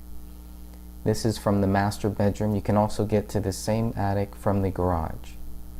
And I believe one person went up this way and the other BCA crime scene team person went through the garage, and they scattered the attic. They looked through the attic. What you'll notice here though in the next photo right here is that there is a ladder there, and this ladder was not there when police left this house on the 17th. Not clear if it was there when the police left the house on January 20th or not, but that's how they got up there, or that's how somebody got up there. So somebody was up there, and we know that that was Chris Klein, Mason Hendricks, and that cast of characters a group of them.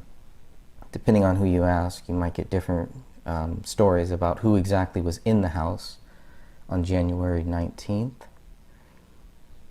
We'll get to that later. And here's another shot to show the distance, how far back it was. Let's go to the next one. We're now in the attic. Okay, so hard to see there where it is, but it's kind of in the upper left corner is where the bullet is. Let's go to the next photo.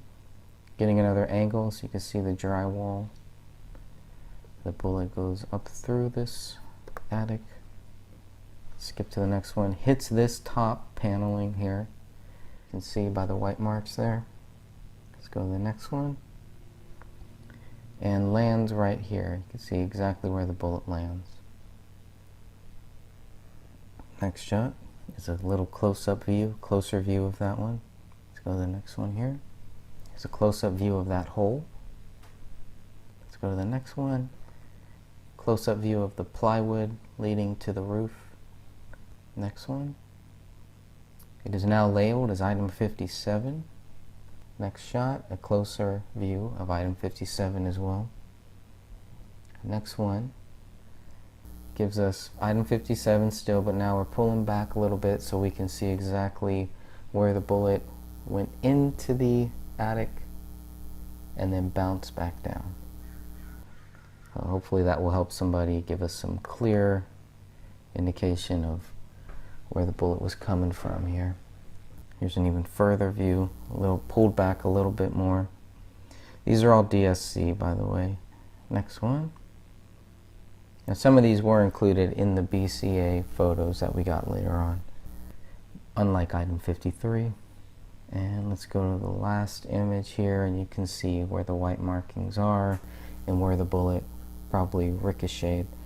But in order for it to ricochet here, to land back down where item 57 is found, how far away would someone have to be? Would someone have to be literally on the ground? And none of that answers the question of why police miss this either. So let's read from the police reports. This is Brian Bones' police report about Chris Klein. This is where it gets very interesting. Okay, on 2/17, I spoke to Christopher Klein, who identified himself as a friend of the Crowley family. I had been trying to locate Klein to learn why he had been at the Crowley residence on 1/19, as a neighbor had called in about a suspicious person at the house. Klein received my business card at his residence and called me back at approximately 1700 hours on 2/17/15. Klein wanted to ask me questions about the status of the investigation and was speculating about how many rounds had been discharged at the house. He indicated to me that he had been in the house since the discovery of the Crowley family at the residence. He said he had been there with David's father and brother and had seen there were 2 shot rounds in the floor and roof.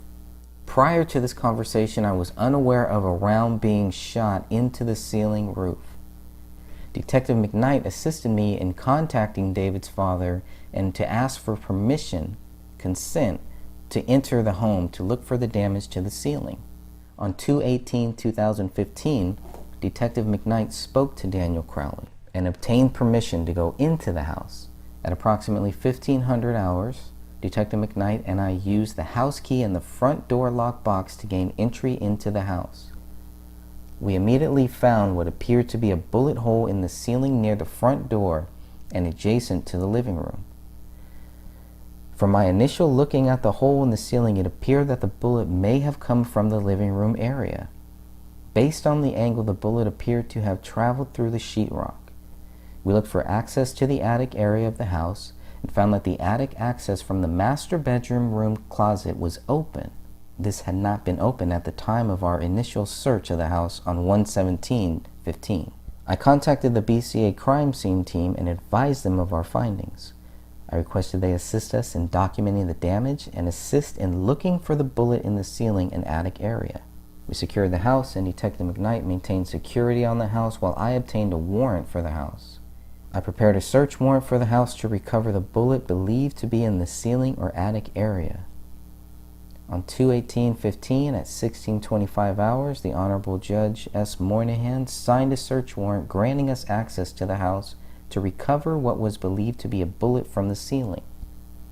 Detective McKnight and Tietz assisted me in executing the warrant with the assistance of the BCA crime scene team and Special Agent Olson with the BCA. During the warrant, they found what is believed to be a bullet in the attic area of the house. See the BCA crime scene team's report and photos for more information on the bullet. The BCA crime scene team collected the bullet and completed a property receipt, which was left at the house. Here's where it gets interesting. On 2/19/14, I viewed photos taken from the initial search of the house. In viewing these photos, I could see the hole in the ceiling, which we discovered on 2/18/15. So he's claiming the photos do exist. This is still Brian Bone. The photos do exist that show a bullet hole was in the living room ceiling on January 17th. But he also states here that he did not see it. He was not aware that a bullet hole existed on January 17th. Nobody was. Nobody was. Detective Gummert was a little more evasive in his answer about that. He said that he did see the bullet hole, but he wasn't sure when. And I think what it comes down to is nobody saw it on January 17th, and nobody knew about this bullet until February 18th, a month later. Wow. Detective McKnight writes something similar. He says, on 2/18/2015, I was informed by Detective Bone that there may be a bullet hole in the living room ceiling at the home of David and Kamel Crowley. The party given Detective Bone the information was Christopher Klein. Klein reported to be a friend of the family and had said he had been inside the home with Dan Sr. and Jr. and had seen the bullet hole then. During the initial processing of the crime scene, we knew that we could not account for several bullets that may have been fired from the gun used. The information given to Detective Bone could not be verified since we could not establish a definite connection between the reporter and the family. I contacted Daniel Crowley, Daniel Sr. I contacted Daniel Theodore Crowley, the father of David Crowley. To our knowledge, he is the next of kin in this case. He told me that he was not aware of the bullet hole and had not gone into the home with Klein. I asked for permission from Dan Sr. to enter the home to verify that there is a bullet hole. He agreed to let us in and provided us with the lockbox code. Detective Bone and I went to the home and found the bullet hole near the entryway in close proximity to where the Christmas tree had been. We exited the home and ensured it was secure. I waited in the driveway until Detective Bone could obtain a search warrant.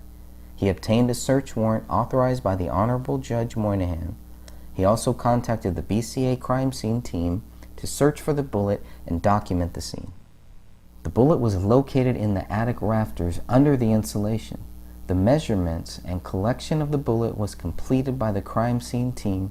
I stayed at the house the entire time and assisted the crime scene team in locating and documenting the location of the bullet. I was assisted by Detective Tietz. The search started at 1700 hours and was concluded at about 1935 hours. The bullet was taken by the BCA for further examination.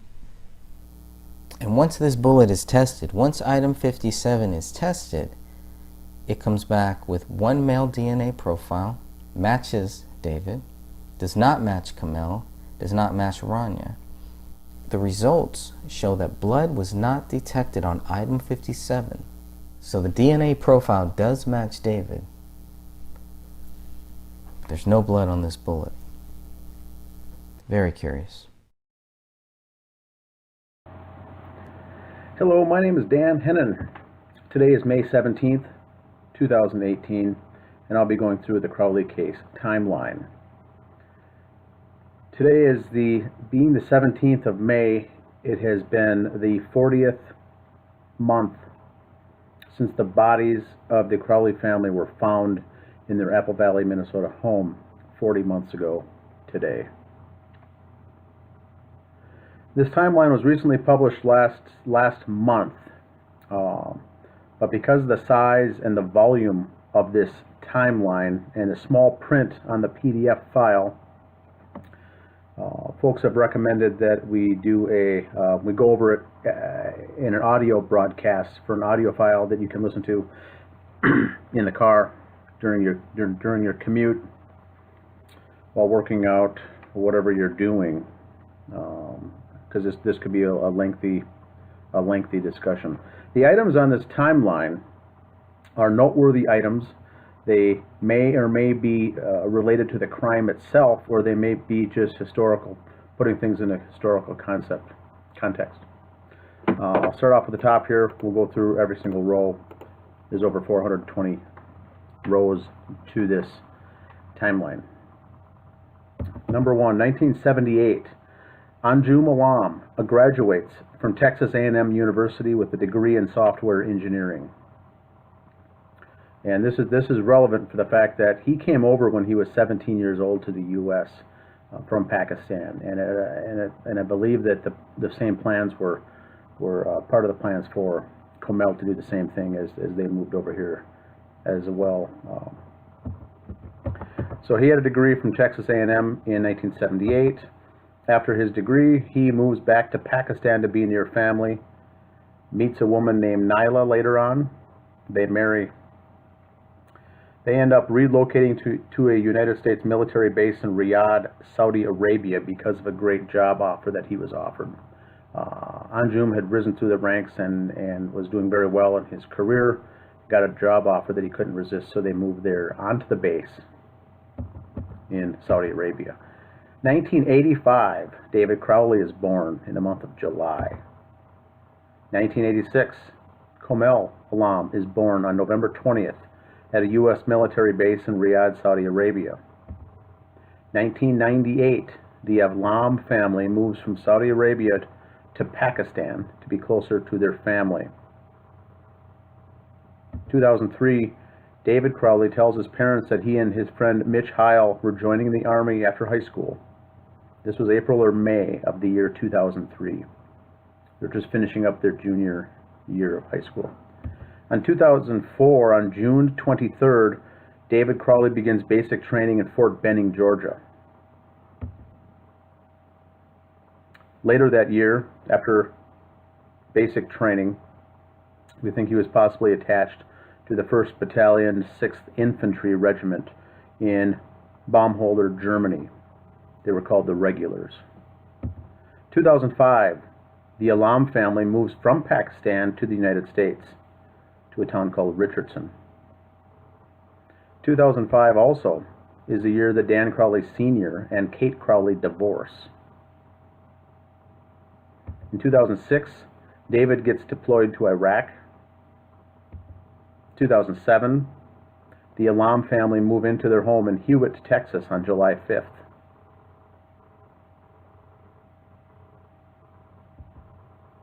Same year, David Crowley is transferred to Fort Hood, Texas.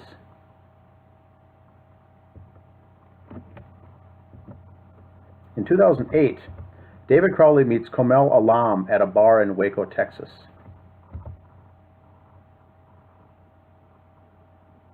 Weeks later, David and Komel get married in Waco, Texas on May 22nd. Komel gets pregnant. This date range we believe to be between October 22nd of that year and November 5th is when she conceived little Rani.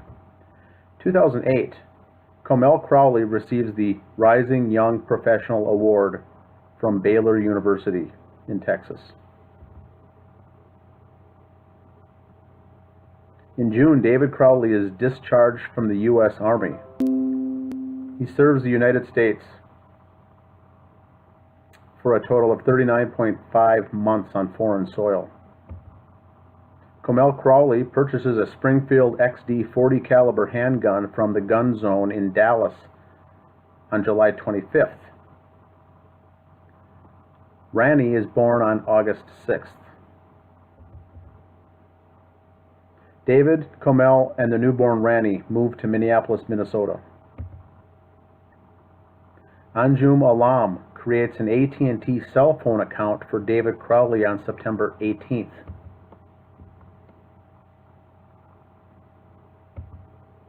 On November 8th, Comel Crowley and David Crowley both complete their permit to carry class. Now I move to the year 2010. The company Hot Head Productions LLC is created on January 7th. David Crowley meets Danny August Mason. On April 13th, David Crowley files a form with the ATF acknowledging he is building a customized short rifle AR-15 to be used as a movie prop. This form is later approved by the ATF on April 21st, 2010. David Crowley begins writing a script for a project later known as the Gray State. On May 1st, Officer Joe Bergeron is shot and killed in the line of duty in Minnesota. He is David's uncle and Kate Crowley's brother. At the time, it was the largest funeral procession in state history.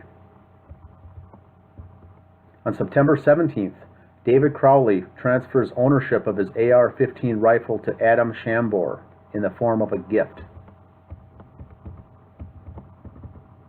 This isn't necessarily the AR-15 that he turned into a short rifle mentioned previously. This just says it was a regular AR-15. In 2011, the Alam family sell their home in Hewitt, Texas on May 17th. That summer, David Crowley, Danny Mason, and Mitch Heil filmed scenes for the Gray State trailer, a 2-minute, 40-second video. David Crowley transfers ownership of his Beretta handgun as a gift to Danny August Mason on August 10th. Now we move to 2012. The Gray State concept trailer for the fictional film The Gray State is published on YouTube on August 7th, 2012. To date, there's been over 2.5 million views. Comel receives her master's degree in public health nutrition from the University of Minnesota on October 31st, 2012. The Alam family arrived from Texas to celebrate. This includes Anjum, the mother Nyla, and the sister Sidra.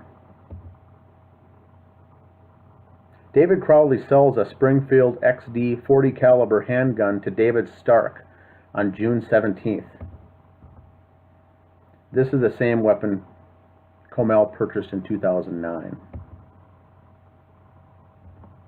Now we move to 2013. In Colorado, writing professional Linda Seeger reviews the script for The Gray State in the month of June. The Crowley family moves into their home on Ramsdale Drive in Apple Valley, Minnesota in the month of December.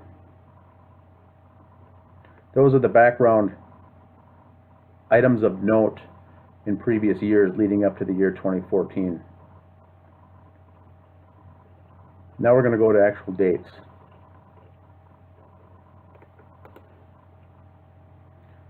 March 16th, 2014, David Crowley's sister Allison gets engaged. April 16th, 2014. According to the New Yorker article called Death of a Dystopian, written by Alec Wilkinson, David Crowley begins a journal. The exact date isn't known. He just refers to the month of April.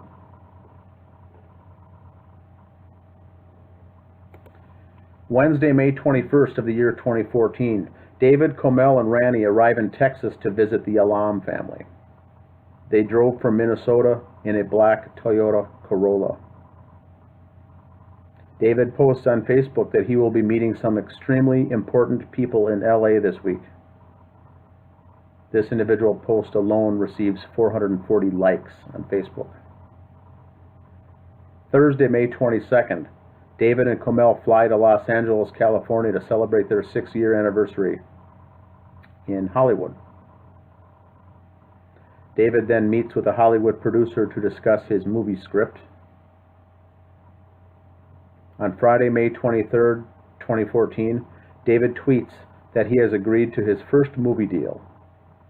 This is presumably with a company called Michael Entertainment Group, or MEG. David posts on Facebook that the movie will be optioned in the next 2 weeks. They'll get a major budget and will be connected with A-list talent.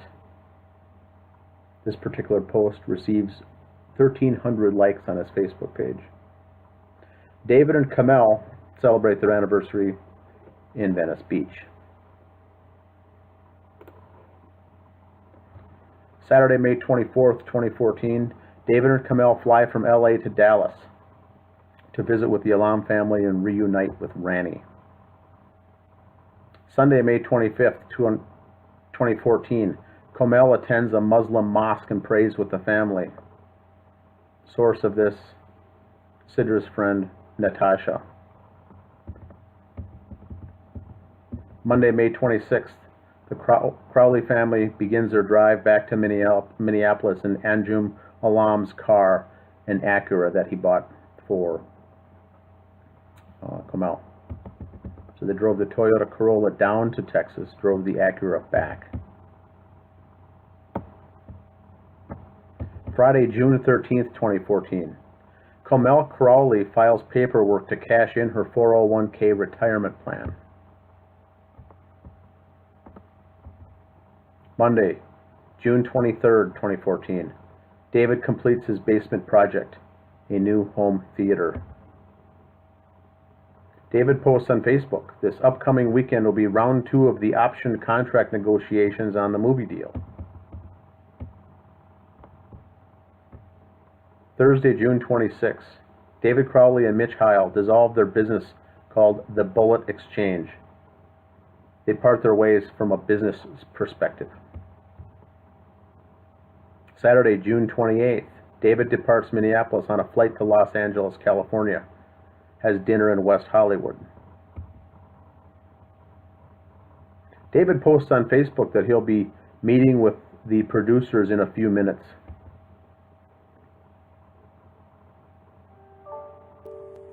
Then David has a meeting to discuss options and complete negotiations for the Gray State movie.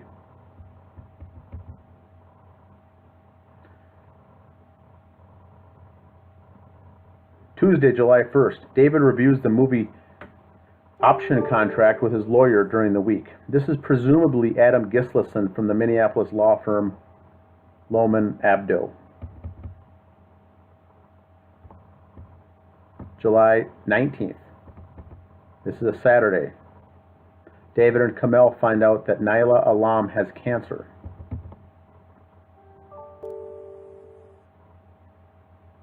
Monday, July 21st. David and Kamel oppose Naila's decision to use chemotherapy to treat her cancer. The evidence of this is many phone calls on this day, according to the records. According to phone records.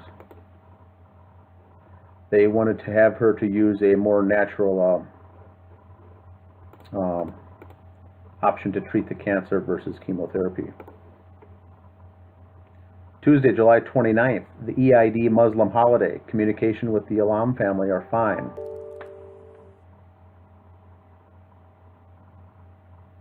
Friday, August 1st, Kamel Crowley receives her final payout from her 401k plan of $1,625.30.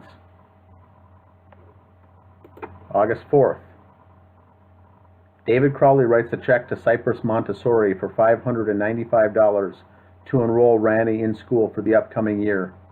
In the memo field it says initial payment. Wednesday, August 6th, Rani's birthday. She turns 5 years old.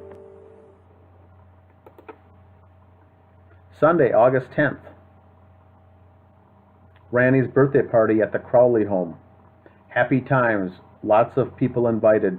Video footage shown in the documentary A Gray State. Some actual footage that was taken that day at the birthday party was shown in the documentary. Saturday,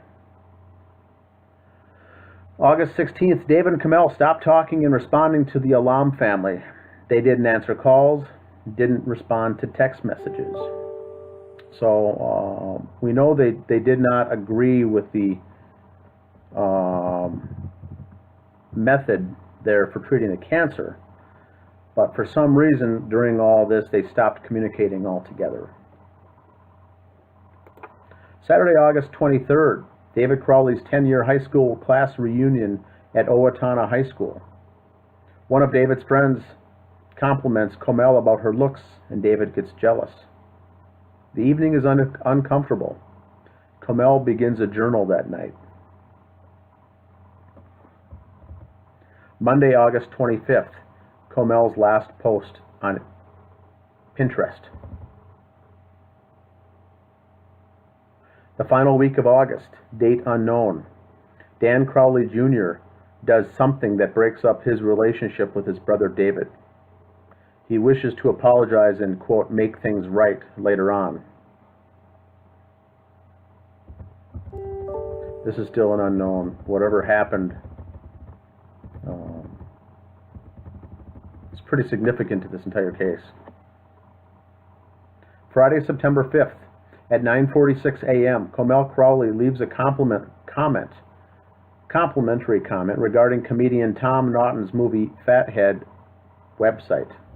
She tells him how the movie has changed her life and helped reverse her rheumatoid arthritis, helped her lose 25 pounds, and even helped with her daughter's autism. That's the comment that she left on the website. September 5th was also the same day David has a garage sale for his bullet exchange equipment after the business dissolved between him and Mitch Heil.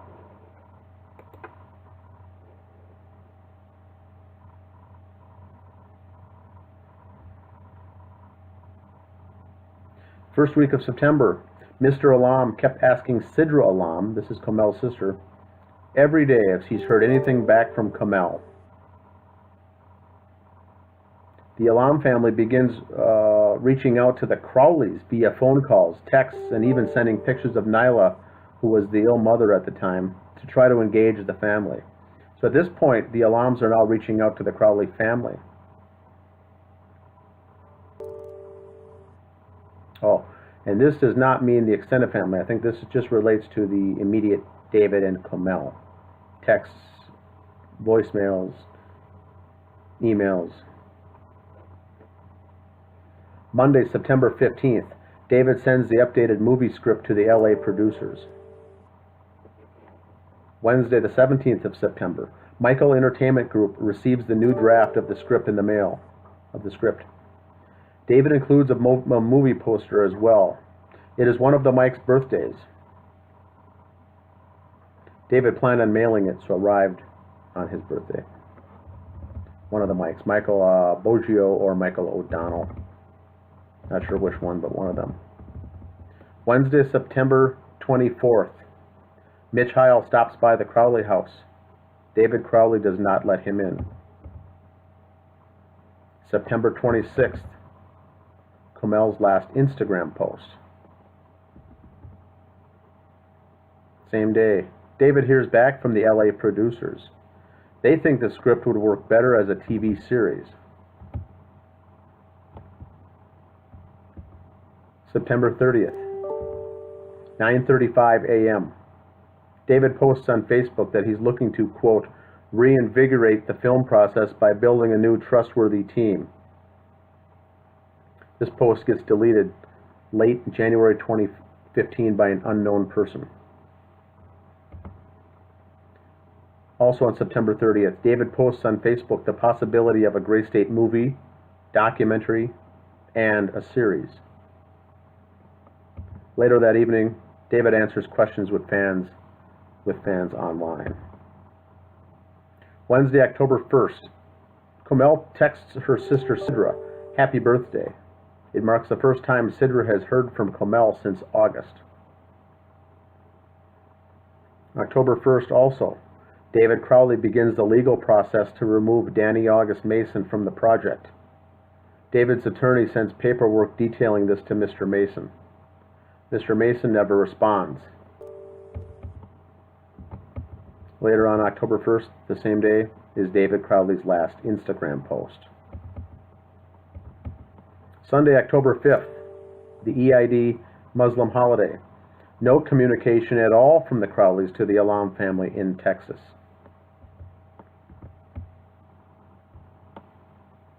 Sunday, October 12th, David allegedly calls Mr. Alam on the phone and cusses him out. Per Sidra, her father was, quote, upset. He cried. October 15th, plans are made with the Alam family to retrieve the Acura car that Mr. Alam loaned to the Crowleys and exchange it with an older Toyota Corolla. Thursday, October 16th, Sidra Alam begins the 17-hour drive from Texas to Minnesota in her black Corolla. She drives with her then fiancé, Vinny. Her father pays for meals and fuel. She texts Comel to say she's on her way. This is according to the New Yorker article by Alec Wilkinson. Other sources say that she left on the 17th of October.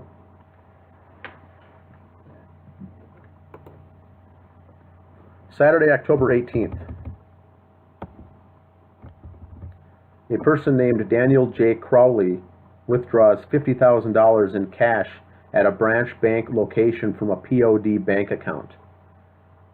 The person's signature shows Daniel T. Crowley. There is nothing to support what this money was used for. A POD account is a payable upon death account. Dan Sr. owns this account and lists his 3 children as beneficiaries to pay up upon his death. So Dan Sr. should be the only one having access to this account. The beneficiaries are the children Dan Jr., David, and Allison. Once Dan Sr. dies, those 3 will have access to this bank account. This was the account bank transaction that shows a $50,000 withdrawal, a cash withdrawal at the teller.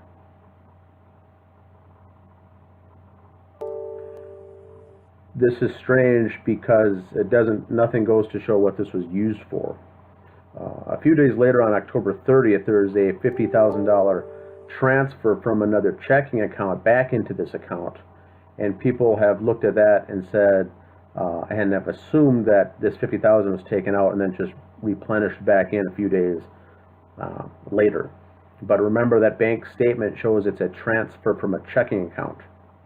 There's no deposit anywhere in that time frame of $50,000 coming back in. So $50,000 was withdrawn, taken out in the form of cash, and there's nothing to support what that was for. Same day now, around noon, Sidra and Vinny arrive in Bloomington, Minnesota after driving through the night.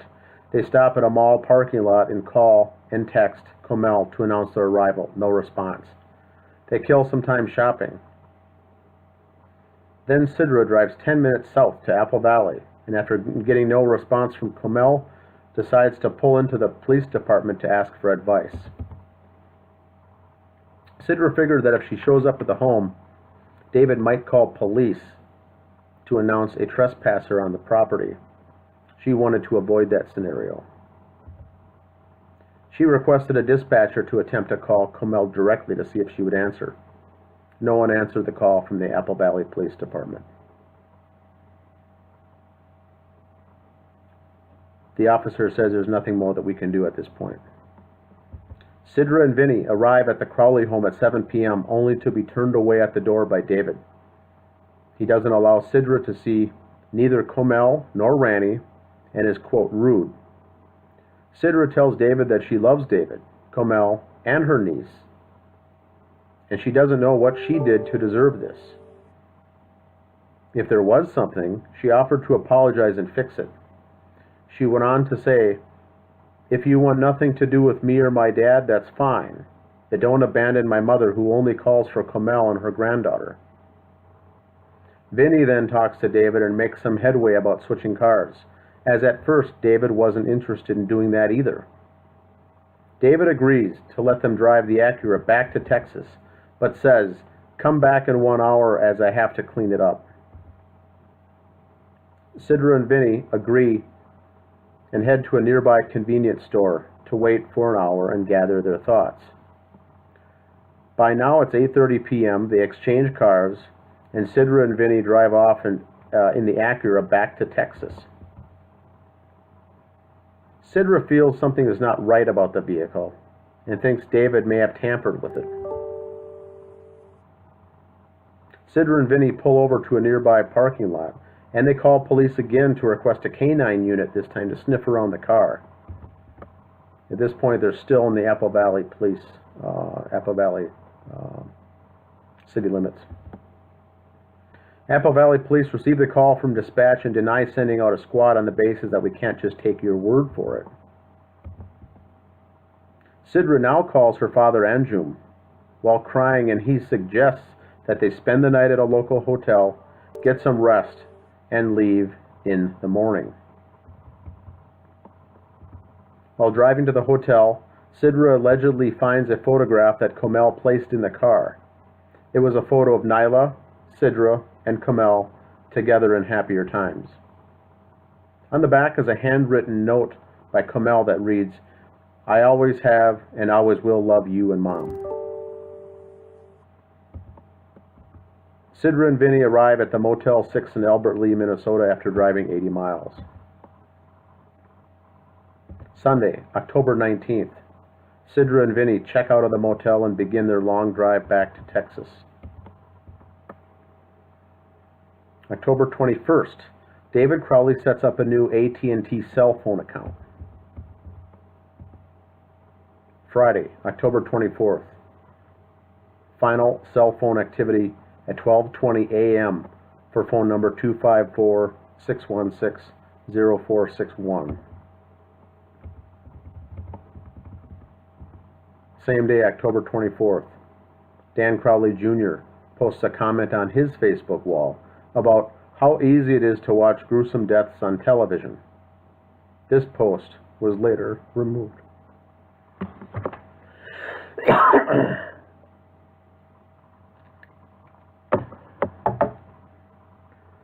Same day, Komel posts her final entry on her business Facebook page.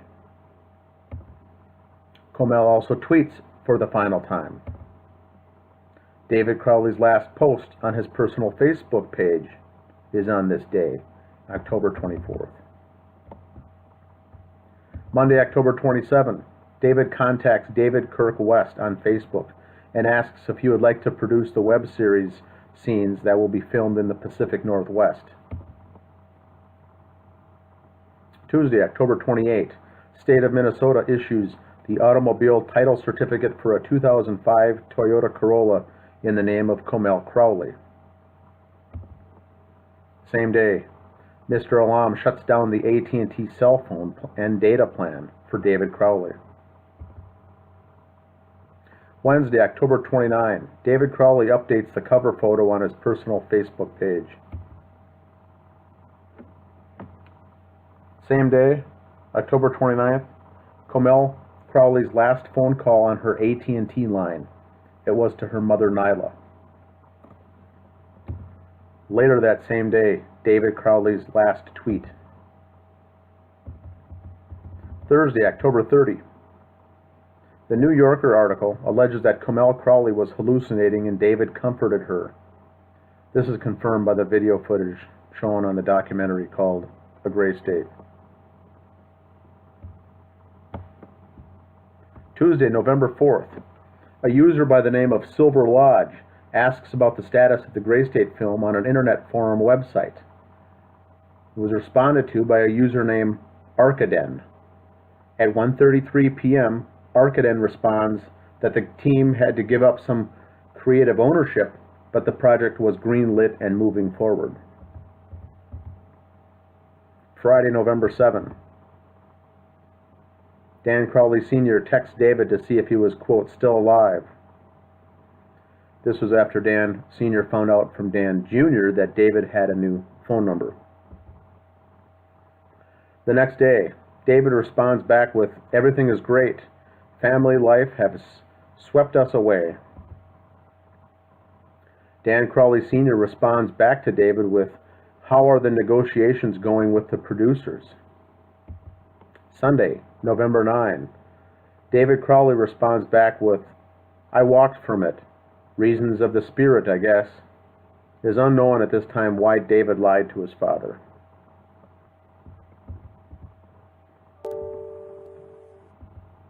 Later, David Crowley changes his Facebook profile picture.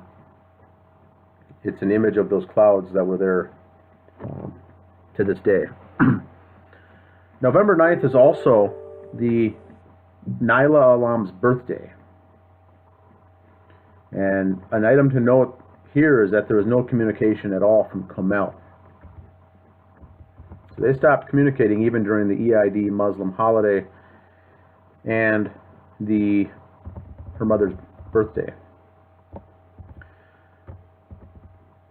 Tuesday, November 18th, David announces on Facebook that the documentary called The Rise will be available for free once it is completed. This post receives 1,074 likes. Thursday, November 20th, Allison Crowley sends a nasty email to David with some hurtful things included.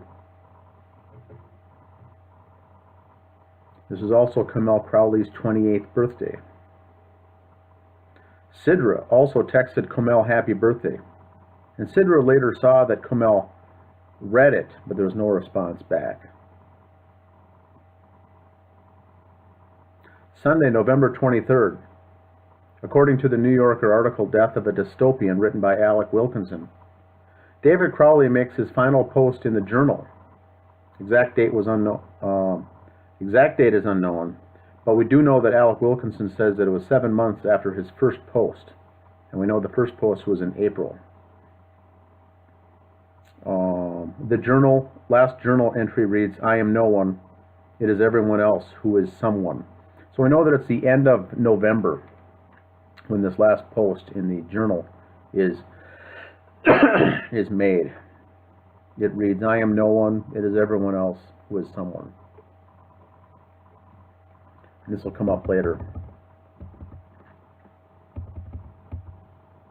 Monday, November 24th, Kamel meets a friend at 11 a.m. for coffee. She pays for some products she bought, and they make plans to get together again after the holidays.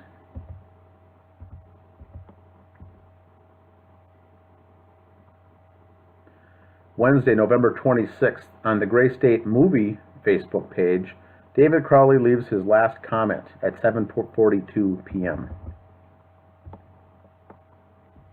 Next day is Thanksgiving Day, November 27th. Now we're into the final week of November. Sunday, November 30th, Kamel Crowley's dietitian license is voluntarily terminated. And this was allegedly because she was about to write her first book.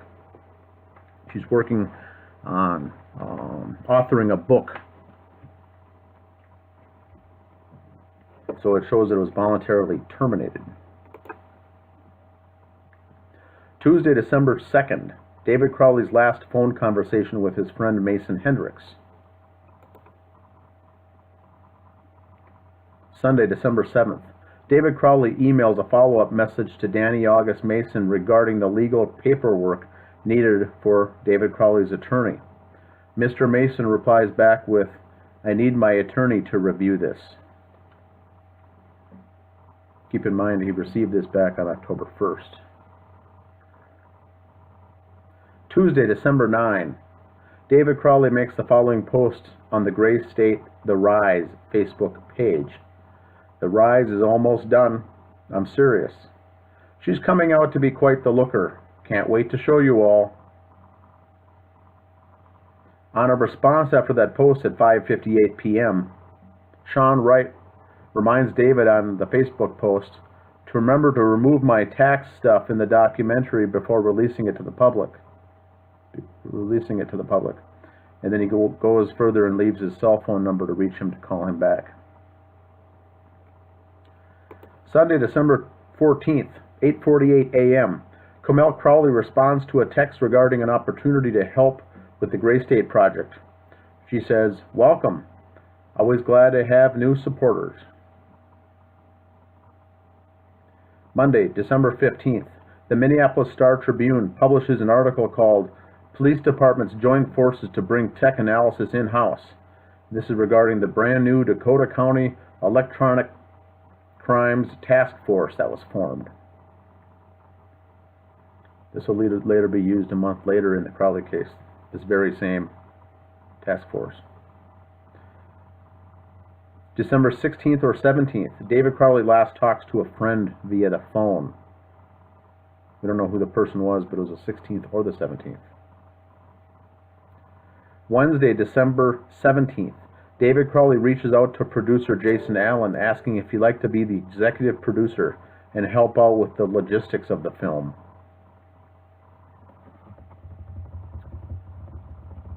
December 19th, Friday, 7:22 a.m. David Crowley texts Christopher Peck, "Do you have any?" This is referring to the marijuana he wanted to pick up.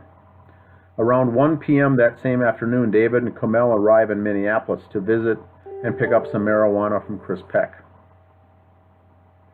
At 3 p.m. the same day, David and Comel arrive at Randy's preschool to pick her up. This is the last day of school before the Christmas break. Saturday, December 20th.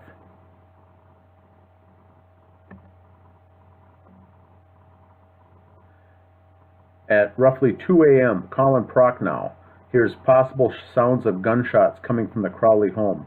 He does not call police. Note, the date Colin gave to police was 12/19. The shooting that he hears was the evening of the 19th, but because it was 2 a.m. was actually the 20th of December. Same day, December 20th, Colin and Judy's Prochnow's adult son named Eric arrives to spend time with the family. He's from California. Sunday, December 21st, Comel sends her last known tweet to Heidi Lish at 8:13 a.m. And this might have meant text, not tweet. Same day, December 21st, David Crowley charges $31.32 at the Apple Valley Smashburger location. This is the last banking transaction that's known of the family. Tuesday, December 23rd, Sidra Alam, the sister, missed a phone call from Comel Crowley at 9:36 a.m.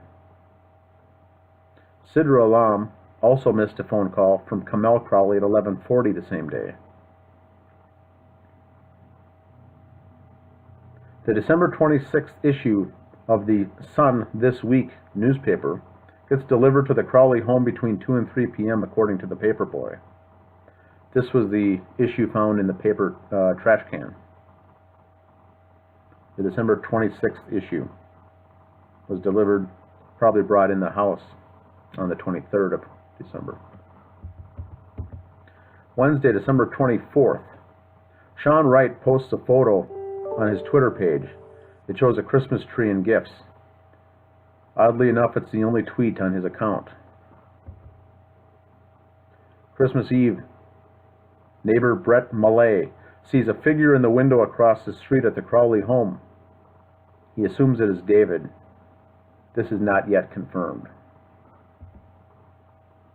Same night, a music playlist of 53 songs begins playing continuously in a loop on David's MacBook Pro. 24th. Possible date, this is an allegation now, allegedly, possible date of the Crowley family kidnapping or being held against their will.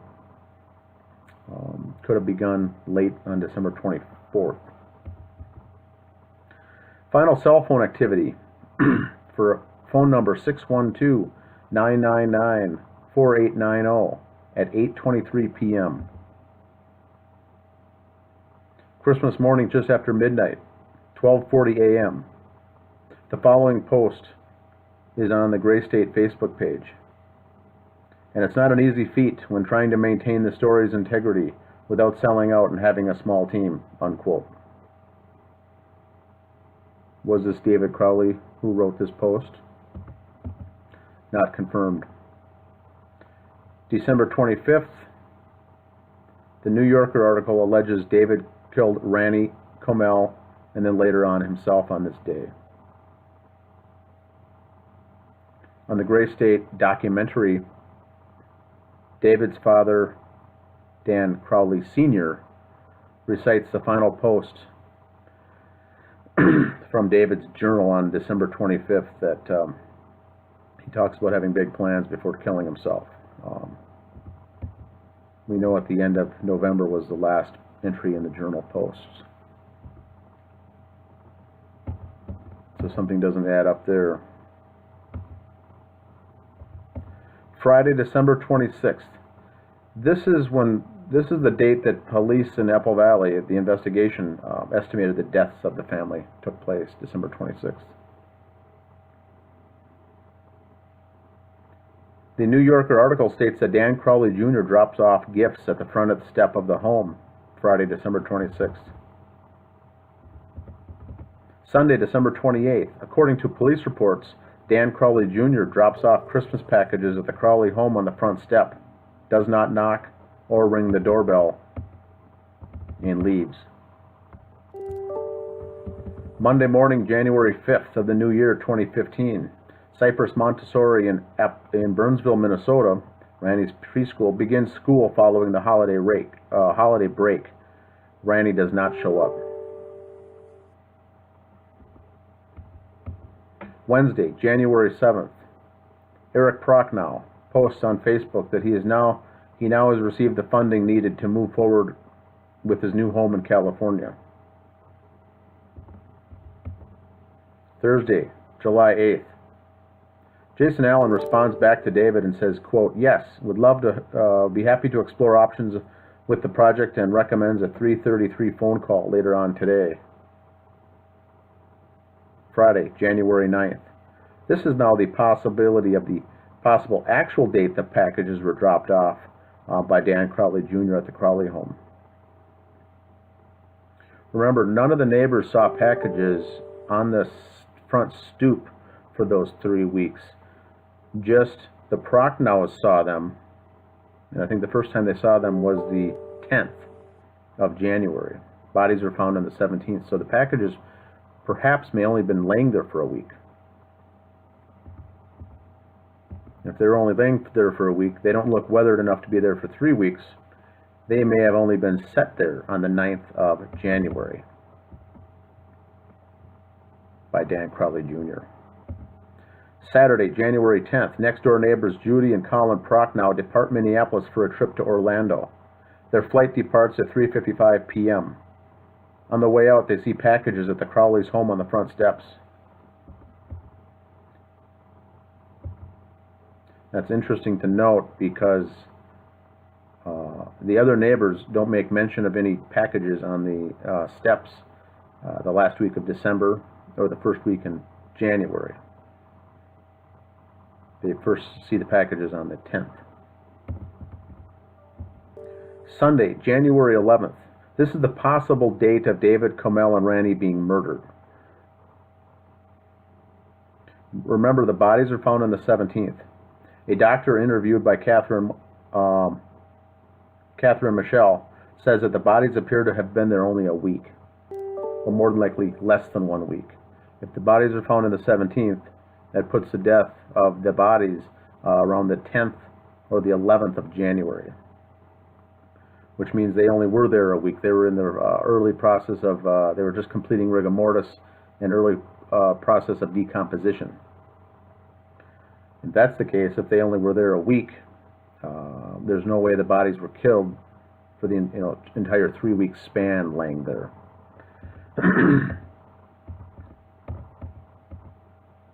Wednesday, January 14th. Judy and Colin Prochnow depart Orlando for their return trip home to Minneapolis. Their flight's arrival time was 5:39 p.m. Minneapolis. Saturday, January 17th. All these postings leading up to this has all been previous to the bodies being found. Now we're ground zero, Saturday, January 17th, 2015. Colin Prochnow sees, quote, mannequins through the window at the Crowley residence. He comes home and tells his wife, Judy. She finds it odd, so they both return to the Crowley home and actually see bodies in the home through the window. At this point, Judy Prochnow calls 911 at 12:56 p.m. and speaks to a male dispatcher from her cell phone. Curiously, she uses the phrase murder-suicide while on the phone with dispatch. This is the very first time the murder-suicide had even come up. Right off the bat, the 911 call. Judy did not call to say she saw bodies next door. She did that, but she went further to say, I think a murder-suicide took place. That's something to note. Very interesting to note that. Colin Prochnow calls 911 at 12:57 p.m. from the house phone. So now we've got two 911 phone calls to Apple Valley Dispatch, one from a cell, one from the landline, both from the same home. Strange. Police officers arrive on site and see multiple obviously deceased bodies in the front window and in the back of the home. They also note rear slider slightly ajar per the police audio. A search warrant is signed by Honorable Karen Ashpog at 3:06 p.m. Members of the Minnesota Bureau of Criminal Apprehension, BCA, enter the home at 4:51 p.m. At 9:32 p.m., the first news tweet appears regarding the investigation of dead bodies in a home. Around 11:30 p.m. that night, medical examiner Dr. Jessica Lelinski from the Hennepin County Medical Examiner's Office arrives on the scene. She stays for 45 minutes and leaves.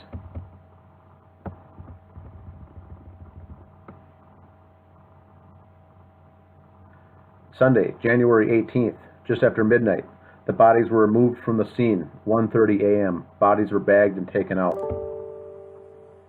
Also that day, Hennepin County Medical Examiner Dr. Jessica Lelinski conducts autopsies on the Crowley bodies. Same day, Danny August Mason speaks with Christopher Peck on the phone. The Facebook page Gray State, The Rise, published a strange comment at 6:45 p.m. saying the Crowley family have passed away. Musician and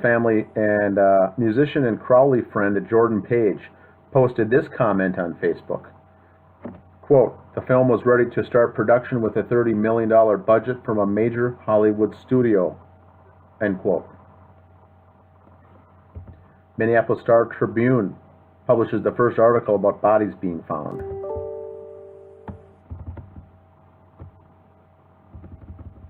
Monday, now we're on Monday, January 19th. The UK Daily Mail publishes a story with the following headline. Gun enthusiast, his dietitian wife, and their 5-year-old daughter lay dead from murder-suicide in their suburban home for weeks before neighbors discovered them. They include a picture of David holding a rifle and wearing a gas mask with the article. Facebook page Justice for David Crowley and Family is created by Dan Hennon on Facebook at 8:15 a.m. Facebook page Justice for David Crowley of Gray State is created by Thomas Lapp at 8:30 a.m. Thomas Lapp receives a text at 11 a.m. from Brendan J. Brendan J. is a member of the Gray State Project. He has wants to coordinate their efforts, potentially setting up an interview to reach a large audience. Detectives Bone and McKnight meet with the Crowley family in Owatonna, Minnesota. They speak with Dan Sr., Dan Jr., and Allison. At 12:45 p.m., same day, January 19th, Captain John Bermel sends a press release to 9 email addresses in the local media regarding this Crowley case. It's entitled Press Suspicious Deaths. At 12:51 p.m., a 911 call comes into police by a neighbor of the Crowley home for suspicious activity at the home. They see a GMC truck with army paint on it. Presumably, this is Chris Klein's. Detective Booth contacts Christopher Peck this afternoon. Detective Booth then contacts Danny August Mason. They talk. Danny Mason goes out of his way to tell the officer that he had no role in the film other than being an actor and a friend. He was not connected from a business standpoint. The statement is not true. Chris Klein, Dan Crowley Sr., Dan Crowley Jr., Mason Hendricks, and Adam Shambor see a hole in the ceiling near the home's entryway later that night. This is January 19th. Remember, police are not yet, cleaners are not yet done professionally cleaning the home. There was a biohazard at this point. But yet up to 5 people were in that home and they noticed a gunshot hole in the ceiling by the entryway. Tuesday, January 20th. At 1 p.m., professional cleaners find a bullet fragment under the rug and after advisement of Dan Crowley Sr. notify the Apple Valley Police Department Detective McKnight. 2:31 p.m. Apple Valley Police Department take photos of the bullet fragment found on the floor. At 2:57 p.m., Joe Hagman reaches out to Thomas Lapp on his Justice page via a private message to offer his condolences about the deaths. The Hagman and Hagman internet radio show had interviewed David several times in the past regarding updates on the Gray State project. Around 3 p.m. on the 20th of January, Mike Pachesny publishes on YouTube the rough cut of the Gray State documentary titled The Rise. Remember, this still contains Sean Wright's tax stuff, and this full-length version is 2 hours and 39 minutes of The Rise.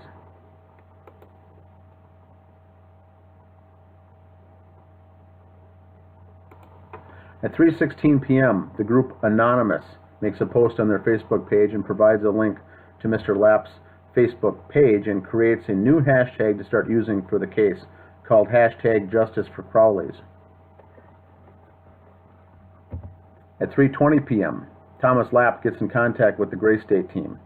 Mr. Lapp then contacts Mr. Hennon to ask if he could make time for a conference call.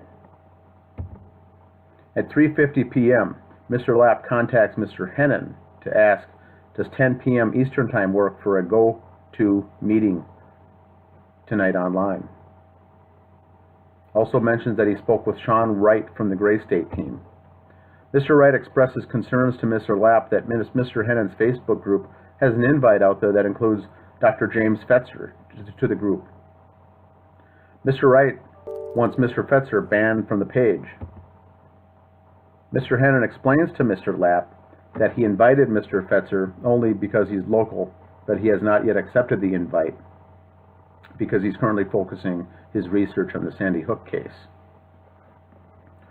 At 4:20 p.m., Mr. Lapp communicates to Mr. Hennon that Joe Hagman is also interested in joining the conference call, but requested to move it out by 1 hour.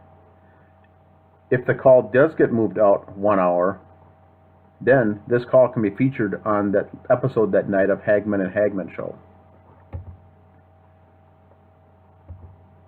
Around 4:30 p.m., Sean Wright requests admin rights on Thomas Lapp's Justice page.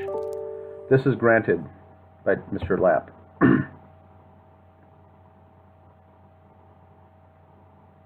At 5 p.m., members of the Gray State team are made aware of the rough cut video on YouTube that Mr. Pachesny published without approval of the team.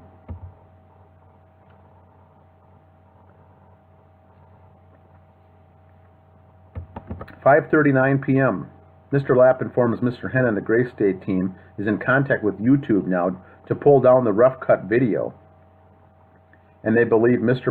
Pachesny went rogue for some reason and released it. Mr. Lapp also confirms the time for the live airing of the Hagman and Hagman report will indeed be 11 o'clock tonight at Eastern Time. 5:55 p.m., Danny August Mason requests admin rights on Mr. Lapp's Justice page. Around 7 p.m., members of the page notice large chunks of information have been deleted from Mr. Lapp's Justice page. Mr. Lapp confirmed that it was not him. 7:23 p.m., Brendan J's sister, Carissa, uses the new Twitter hashtag Justice for Crowleys for all of us to use. She intends to get this whole story trending.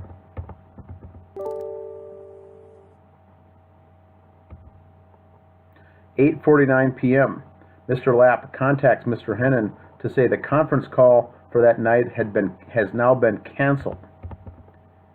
He mentions that things have gotten weird in the past couple of hours. Mr. Lapp states that Mr. Sean Wright is now demanding full admin rights to Lapp's Justice page and will, quote, terminate the page if he isn't granted those rights. Mr. Lapp also mentions to Mr. Hennon that Sean Wright is wanting to get admin rights to Mr. Hennon's page as well. Mr. Lapp says Sean Wright repeatedly used the phrase, "Just give me full access ASAP." Wednesday, January 21st, Mason Hendricks makes a post on Facebook saying, "We're going to the home on this Thursday, January 22nd, after the living room is cleaned, to help make sense of what the note says." Keep in mind they were already in the home. Later that afternoon, Mason Hendricks publishes the now infamous smiling guy's photo on his Instagram account. The photo shows Sean Wright, Dan Crowley Jr., Danny August Mason, and Mason Hendricks. All four are smiling.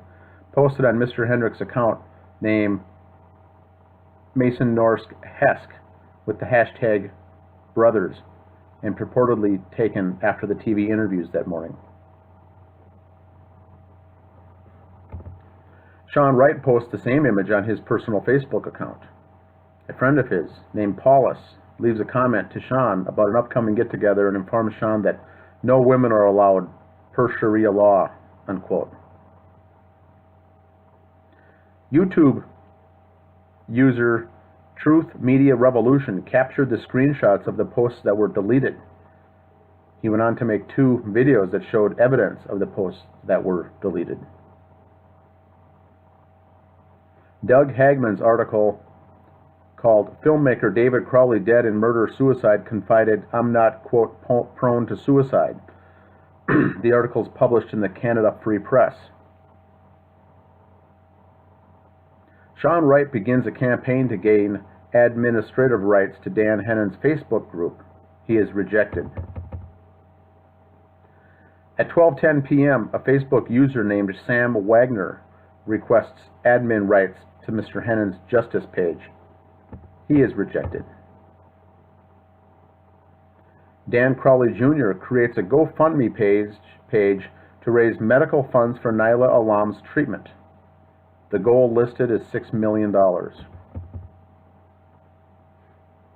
At 4:45 p.m., Dan Crowley Jr. retrieves the Crowley dog from the Palomino Pet Hospital. In a nearby parking lot, he transfers the dog to the original owner to take Paleo home. And last of all, that same day, January 21st, filmmaker Eric Nelson has interest in the case. He contacts the families to see if there is interest in doing a documentary. Remember, that's 4 days after the bodies were found. Thursday, January 22nd, YouTuber Brendan Hunt publishes a hit piece video on Mr. Hennon's Justice page and publishes it to YouTube. Same day, David Kirk West publishes a lengthy article on why he believes the official version of the story. And that afternoon, tweets from Anonymous claim that the Crowley family was murdered. Friday, January 23, Hennepin County Medical Examiner rules the deaths of Kamel and Rani as a homicide and David's as a suicide. Still on the 23rd of January, investigative journalist Ben Swan interviews Danny August Mason. This interview airs on January 26th. Still, January 23rd, Comel Crowley's funeral service takes place in Harker Heights, Texas. Sean Wright messages Mr. Hennon with request to meet tomorrow to discuss the case. Sean Wright contacts Greg Fernandez Jr. about the case. They both were acquainted with each other from the group We Are Change in California. 6:48 p.m. Sean Wright messages Mr. Hennon, I hope you have the courage to show up for the services.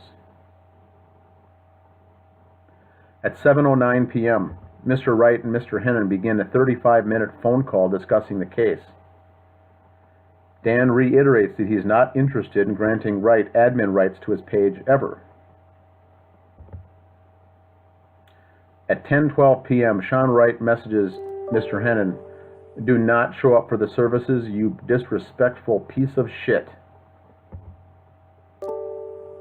Later, Sean Wright messages Mr. Hennon, I feel sorry for the backlash that you're going to receive, but don't worry, you'll get yours.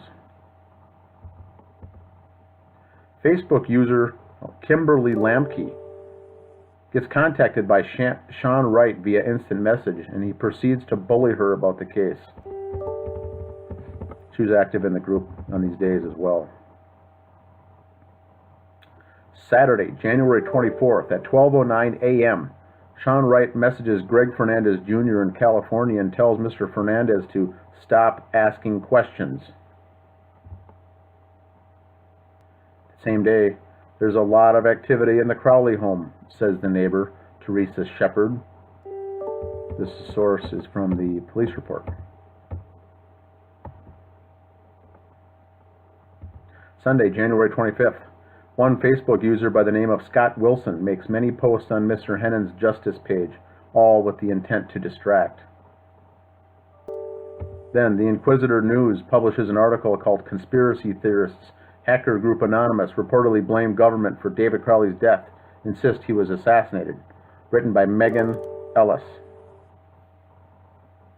One member of Mr. Hennon's Justice page researches Scott Wilson after locating his address. After a background check on Mr. Wilson shows multiple criminal charges, but strangely enough, all have dispositions like nolle prosequi, meaning do not prosecute. There are also many amended charges, dismissals, and without judgment supervision, which is basically telling the court to hold off on a case. These are very strong indications that Scott Wilson may be a CI, a confidential informant. Monday, January 26th, 6:33 a.m., Dan Feit, author of the HongPong.com blog, publishes a hit piece on Mr. Hennon's Justice page. Now, Mr. Feit's career also doesn't add up, but he does seem to be connected. Mr. Feit's grandfather was a counterintelligence officer in World War II. This leaves many wondering what Dan Feit actually does for a living, as he currently recently accepted a position in Boston, Massachusetts. 8:54 a.m., January 26th. Mr. Hennon bans user Scott Wilson from his Justice page. This marks the very first member banned on the group. At 9 a.m., Sean Wright and various others begin spamming the link to the HongPong.com article to dozens of members of Mr. Hennon's Justice page in the form of direct instant messages. Mr. Hennon then receives information from his immediate family members asking him, who is Sean Wright and why are they sending me direct messages? 9:47 a.m. Mr. Wright messages Mr. Hennon, are you sure you do not want to reconsider your actions? This marks the last time Hennon corresponds with Wright. Later that day, the Ben Swan interview with Danny August Mason airs. It's a YouTube video, 27 minutes in length. Tuesday, January 27th at 1:17 p.m., Mr. Lapp messages Mr. Hagman with his conclusion regarding the quick shift in the decision for the Gray State team not to want to work with Mr. Lapp. Well-known shill Brendan Hunt works the controlled opposition angle. Mr. Hunt messaged Mr. Wright on January 20th and told him several lies and took other things out of context to trick Mr. Wright into thinking Mr. Lapp was some sort of fraud. This evidently was enough to convince Sean Wright, which is why he changed his attitude so quick. January 27th also, a thread on internet forum GLP mentions a comment that David Crowley posted in the fall of 2014 that was now removed from David's Facebook page. So other people now were noticing comments and threads being removed. The 27th of January this is the visitation is held for David Crowley from 3 to 8 p.m. in Owatonna, Minnesota. Wednesday, January 28th, 11 a.m., memorial service is held for David Crowley in Owatonna, Minnesota. Atmosphere was strange, admits a first cousin of David Crowley. His friends acted like it was a party and a lot of laughing. This person went on to state that Dan Crowley Jr.'s behavior was off. He was very high-strung, couldn't stay in one spot, very nervous. He was sure to tell close family members not to talk to the cops, media, or friends, because he said something big's going down.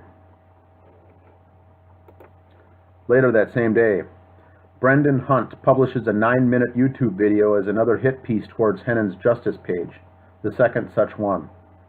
He credits much of his information from the HongPong.com blog. Thursday, January 29th, Naila Alam acquires medical insurance for her cancer. This is confirmed on an email on February 11th that she does have insurance for her cancer. Monday, February 2nd, 10:49 a.m., Facebook user named Eric Sayward sends the following instant message to Mr. Hennon. Quote, "You say one more thing about Crowley, and I will pay you a visit." Unquote. Tuesday, February 3rd, various Facebook posts from David Crowley's personal Facebook page are hidden or deleted from his wall. Thursday, February 5th, 1:46 p.m., Dan Hennon receives an instant message from user Kevin P.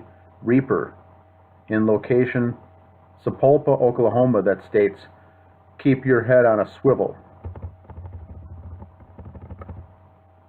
Monday, February 9th. Comel Crowley's sister Sidra Alam reaches out to Dan Hennon on Facebook and is interested in clearing the air on some of the information regarding her family. Later that day, Dan Crowley Jr. posts a photo of himself in front of a Las Vegas casino on his Facebook wall. Tuesday, February 10th, Wake Up to the Truth internet radio show hosted by Mike Soror interviews Dan Hennon and Greg Fernandez about the case. Thursday, February 12th, an unknown person files a claim with the Crime Victims Reparations Board on behalf of Rania Crowley. It gets assigned claim number 40006. Friday, February 13th, Special Agent Olson with the Minnesota BCA receives a CD with 20 PDF files relating to the investigation from the Apple Valley Police Department. Saturday, February 14th, a Facebook user under the name Judy Prochnow appears on Hennon's Justice page, claiming to be the neighbor that found the bodies. This user goes on to make over 100 posts in a span of 7 hours. Sunday, February 15th, Facebook user Judy Prochnow is back for several more hours making lengthy posts on Hennon's Justice page that most people question if it really could be it. Comments coming from a 63-year-old grandmother typing that fast. Judy Prochnow reports a post by Dan Hennon to the Apple Valley Police. He said he might stop over for a cup of coffee as he'll be in the area running some errands this afternoon. Judy responds, "You're welcome to stop by." This is the post reported to police. Later that day, Joshua Lee Retvold dies unexpectedly. He is the nephew of Judy and Colin Prochnow. A GoFundMe campaign is set up to raise funds for this unexpected financial stress. Later on that day, the GoFundMe campaign is closed down by Dan Crowley Jr. This is the GoFundMe for Nyla to raise $6 million. This one is closed down. It raises just over $8,000 with the funds going directly to Dan Crowley Jr.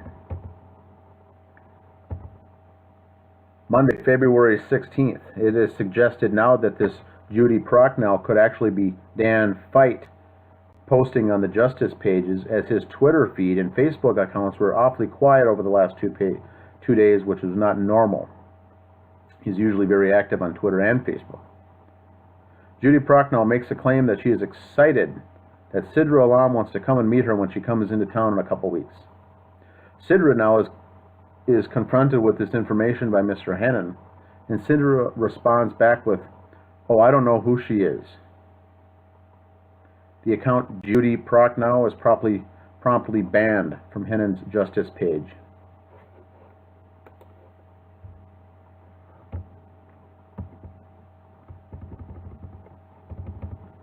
Tuesday, February 17th, Chris Klein calls the Apple Valley PD at 5 p.m. for the first time. He may have tried reaching them one or more times before this point, but it said that the police reports state that this was his first contact actually getting through and speaking with someone, was February 17th. This is a full month after the bodies were discovered. Klein speaks with Detective Bone. He says that he was indeed in the Crowley house on January 19th and discusses the hole in the ceiling, which is now in turn news to the Apple Valley Police Department. They've never heard of this bullet hole.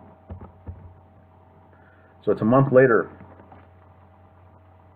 Chris Klein admits that he was in the house before the professional cleaning was done, along with some other people.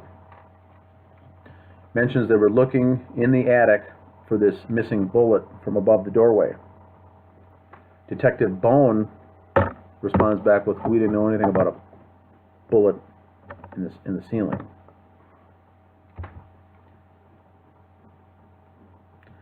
Later that day, Mr. Lapp's Facebook page receives a direct message saying that this page is being watched and confirmed that the killing was indeed an inside job.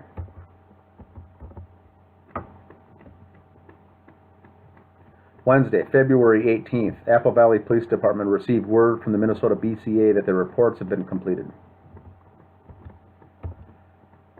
Also, later, Apple Valley Police Department called Dan Crowley Sr. to ask permission to enter the Crowley home to look at this newfound bullet hole in the ceiling. They get permission and enter the home by using the door key lock at 3 p.m. Detective Bone and Detective McKnight are there. They see this hole and want to see the portion of the attic to look for evidence. They find the attic access in the master bedroom was open as if someone had already been up there. At 4:25 p.m. they get a warrant signed to search the home. Remember, this is a month later now. The search took place from 5 p.m. until 7:35 p.m. after BCA Special Agent Chris Olson arrived. And then that evening, Sidra Alam informs Dan Hennon that she would like to take a break from this for a while.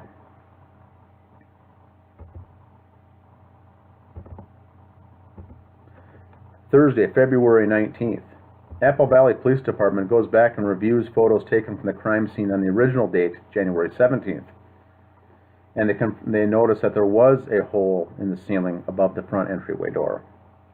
Now, we're unable to confirm this, as it's still speculation that there was a hole even there at the time. We haven't yet to see any photos that show the bullet hole there in the home on January 17th. Tuesday, February 24th, BCA Special Agent Katvovitz completes the crime scene diagram of the Crowley home. This is the kind of the blueprint looking crime scene analysis. Tuesday, March 3rd, Greg Fernandez Jr. and Dan Hennon appear as guests on the internet radio show Wake Up to the Truth with host Mike Soror and Eric Wilkinson. The Crowley case is featured.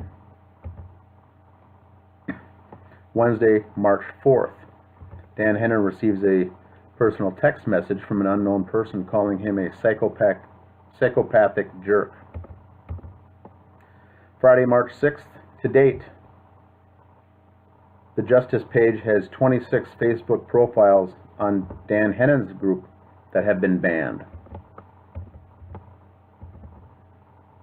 Also, March 6th, Sidra Alam's Facebook account is hacked and inactivated for a period of 5 days.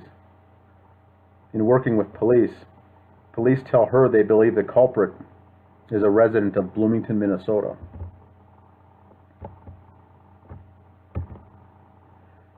Thursday, March 12th, BCA reports an overview of the processing of the crime scene are added to the Apple Valley Police case. Friday, March 13th, Sidra Alam flies from Dallas to Minneapolis with her then fiance Vinny. Saturday, March 14th, Apple Valley Police detectives meet with the family, Dan Sr., Dan Jr., Allison, Kate Crowley, and Sidra Alam, to go over. Now, this is the very first time police sit down face to face and tell them that Allah Akbar was written on the wall in blood, that a Quran was open to the forgiveness prayer page, and that a notepad said, "Submit to Allah now." This entire time, this is now what, 2 months, about coming up on 2 months old, is the first time that family members, immediate family members, even hear of anything regarding this Muslim angle on this entire crime. Monday, March 16, DNA results arrive. David's DNA was on the gun and the magazine, and it was Comel's blood that was on the wall. Sunday, March 22, Anjum Alam and a friend drive up to Minnesota with the trailer and pick up both Toyota Corollas from the Crowley driveway and return them to Texas. Both cars' titles were in Comel's name. Saturday, April 4th, 2015, Mason Hendricks reaches out to Dan Hennon via private message to answer some questions. Friday, April 17, BCA reports that their fingerprint results are still not known. Monday, April 20th, the April issue of Disaster Survivor Network has a cover story featuring the Crowley case. Tuesday, May 5th, 2015, Danny August Mason files a new business called Gray State Universe LLC with the state of Minnesota Secretary of State. Wednesday, May 6th, Danny August Mason applies for a trademark for Gray State under the business name Gray State Universe LLC using attorney Gregory Perlberg in Minneapolis. Tuesday, May 12th, Voices for 9/11 Truth episode airs on the internet. Dan Hennon and Mike Soror discuss the Crowley case. Saturday, May 30th, 2015. This was Sidra and Vinny's original wedding date. Comel Crowley was to be Sidra's matron of honor. This wedding date now gets postponed in the aftermath of the crimes. Thursday, June 18th, 2015. A Crowley case discussion takes place on YouTube. Monday, August 3. AT&T runs cell phone reports for the Crowley family as part of their investigation. Wednesday, August 5th. The latent print division of the BCA reports that the palm print on the gun and fingerprint on the magazine is not conclusive as to David Crowley. In fact, there are no matches. Exams were completed with one exception, the indented writing analysis, and BCA asked if Apple Valley Police Department wanted it completed.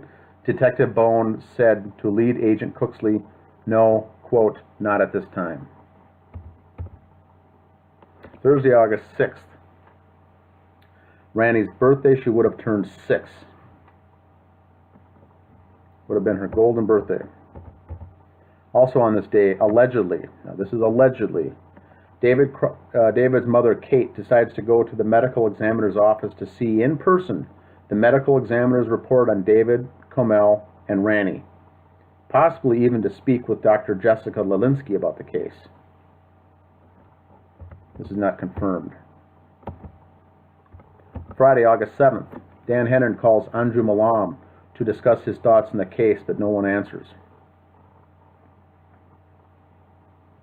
Dr. Jessica Lelinski's last day of employment with the Hennepin County Medical Examiner's Office.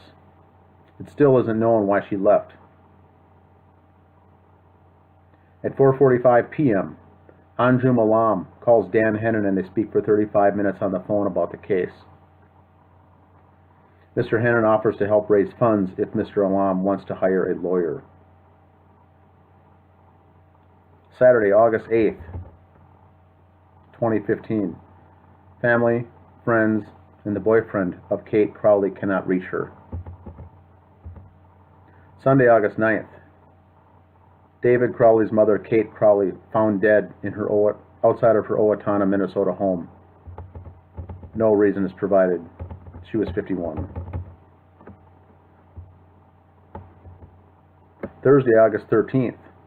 Another Crowley case discussion broadcasted on YouTube. Monday, August 17th, 2015. Dr. Jessica Lelinski begins her new job for the Milwaukee County as an assistant medical examiner.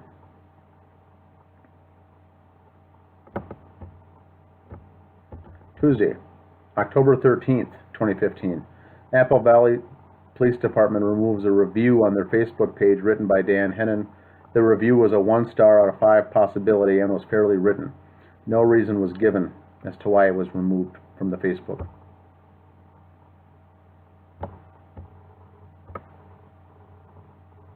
Thursday, November 12th, 2015. Email correspondence between Fox 9 investigator Tom Lydon and Apple Valley Police Department Captain John Bermel.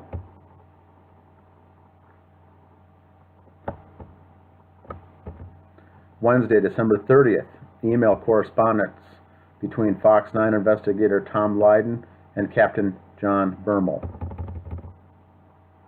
Monday, January 4th, 10:30 a.m. Fox 9 investigator Tom Lydon meets with Captain John Bermel to review the data in his case.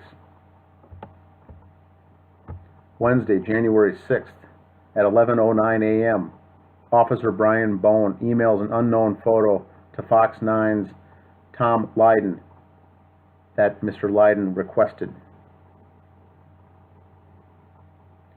Later that day, Fox 9 investigator Tom Lydon interviews Mason Hendricks and Chris Peck. Sunday, January 10th, the Fox 9 Investigators segment airs on television. It features the Allah Akbar written in blood on the wall, the Quran opened on the floor, and the message, "Submit to Allah now," quote. This is the first time the general public is made aware of these facts. It's 51 weeks after the bodies were found that this became known. Tuesday, January 12th, another Crowley case discussion takes place on YouTube. Sunday, January 17th, People.com publishes a lead story about the Crowley case.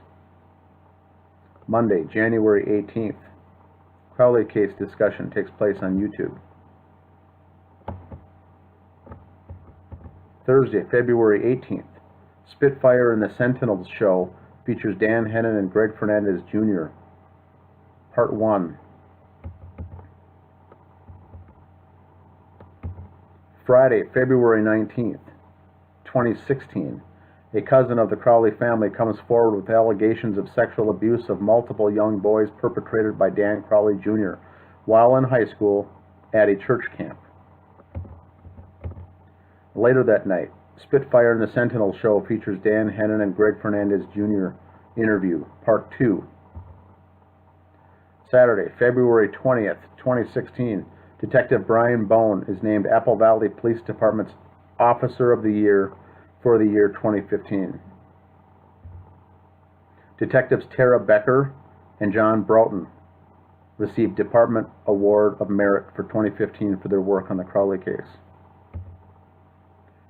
And the entire Apple Valley detective team is recognized with the Department Award of Merit for 2015 for their work on the Crowley case. Tuesday, March 8th, 2016, Mason Hendricks posts on social media that he is in Costa Rica. Monday, March 14th, 2016, a screenshot surfaces that shows someone was active on David Crowley's personal Facebook Messenger account. This image screenshot was saved. Wednesday, March 16th, Greg Fernandez Jr. sends a list of 21 questions regarding the case to lead investigator James Gummert from the Apple Valley Police Department. Friday, March 18th, Judy Prochnow gets banned from the Justice for David Crowley and Gray State Facebook page.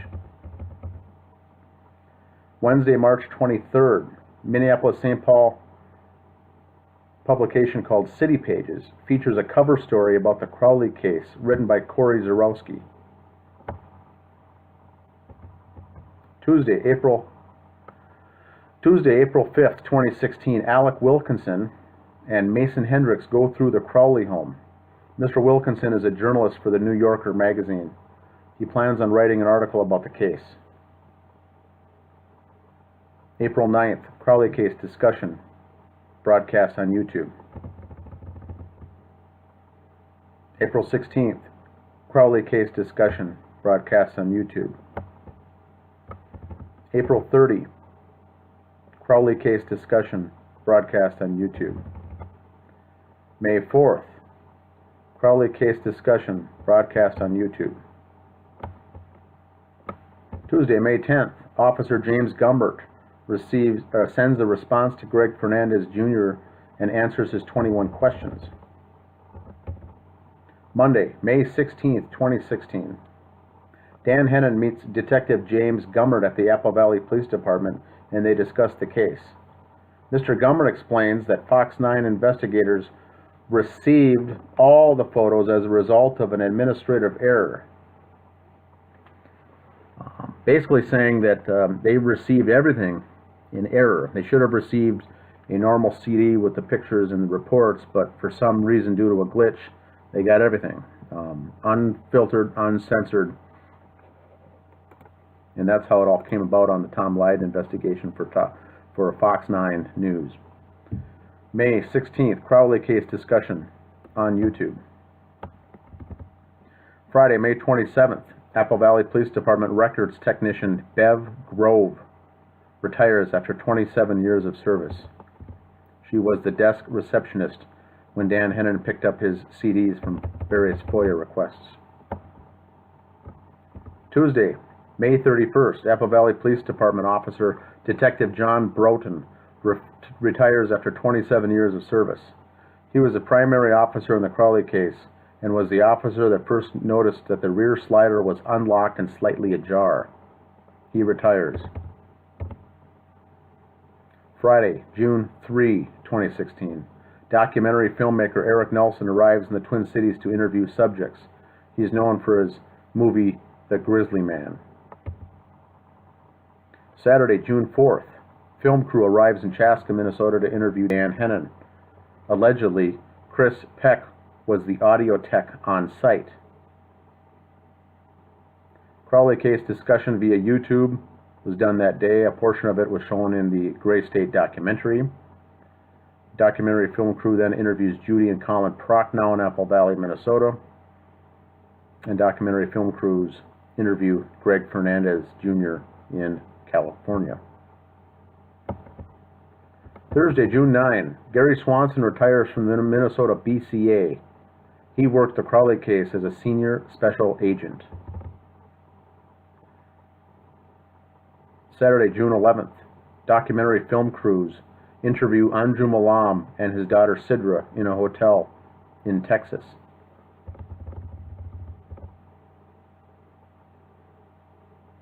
Monday, June 20th, Dan Hennon receives a FOIA request response from the Apple Valley Police Department saying, "Per our city attorney, we have released all that has been approved to be released for this case," unquote. June 28, Crowley case discussion, broadcast on YouTube. Saturday, August 6th, 2016, Randy's birthday. She would have turned 7. First week of August, Sidra gives birth to her new daughter. She would have been Randy's first cousin. Her original due date was Randy's birthday, for Sidra's baby.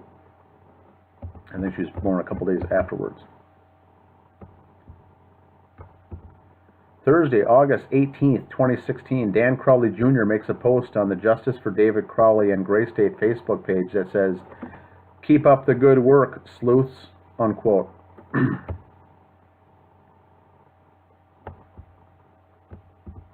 Saturday, September 17th, 2016, Allison Crowley gets married to Suzanne Gold. It's David's brother, Allison.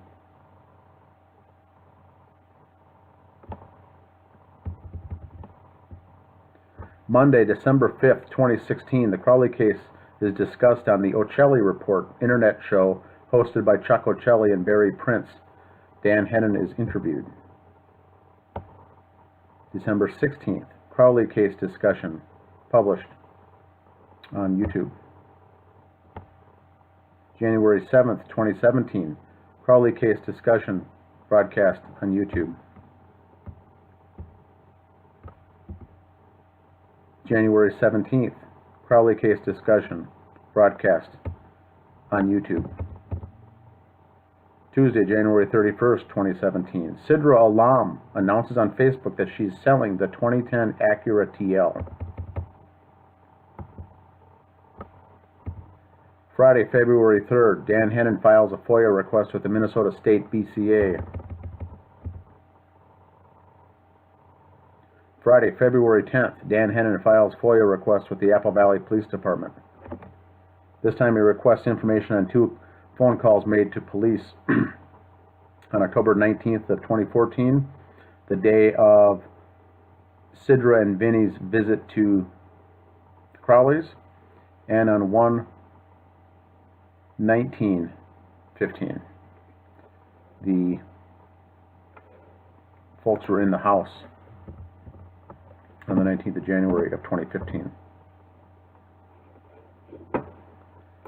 Saturday, February 18th of the year 2017, Anjum Alam is sent a link of the rough cut of the documentary by Eric Nelson so he could view it. He watches it with his daughter Sidra. Mr. Alam does not like the direction that Eric Nelson is taking the documentary. He wants all his footage removed along with his daughter Sidra's interview footage before the film is released.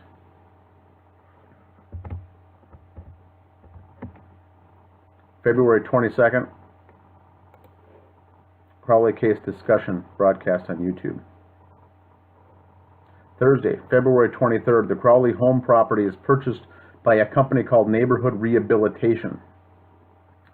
Their intent is to remodel it and sell it. Previously was owned, after it went into foreclosure, it was owned by the Secretary of Veteran Affairs, their Texas office. Monday, February 17th, 2017. Dan Hennon hears back from the Minnesota BCA regarding his FOIA request that they are still working on it. Thursday, March 2nd, Tribeca Film Festival 2017 announces The Gray State, a film by Eric Nelson, will be premiered during the events in April. It's classified under the Spotlight Documentary category. Later that day, another Crowley case discussion broadcast on YouTube. March 4th, another Crowley case discussion broadcast on YouTube. Thursday, March 9, Dan Hennon files FOIA request with the Apple Valley Police Department requesting additional information regarding an email from Detective Bone to Fox 9's Tom Lydon.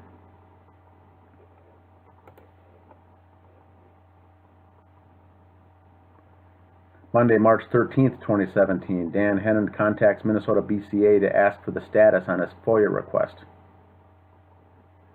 Friday, March 17th, Dan Hennon files FOIA request with Hennepin County Medical Examiner, requesting the coroner's report on the 3 Crowley bodies. Friday, March 24th, 2017, Greg Fernandez Jr. and Judy Prochnow record a live conference call to discuss the case. This goes 3 hours long. March 25th, Crowley case discussion, broadcast on YouTube. March 27th, Dan Hennon sends a follow-up message to Hennepin County Medical Examiner, as it was now due today. March 28th, Dan Hennon sends a follow-up message to the Minnesota BCA asking about status on the FOIA request back from February 3rd. March 31st, Dan receives the FOIA data from the Minnesota BCA. April 1st, Dan receives the FOIA data from the Hennepin County Medical Examiner's office. And now we get to Monday, April 3rd, 2017. The New Yorker magazine publishes a feature article called Death of a Dystopian, written by Alec Wilkinson. April 6th, Crowley case discussion, broadcast on YouTube. April 20th, 2017, the Tribeca Film Festival in New York City, a Gray State documentary is shown.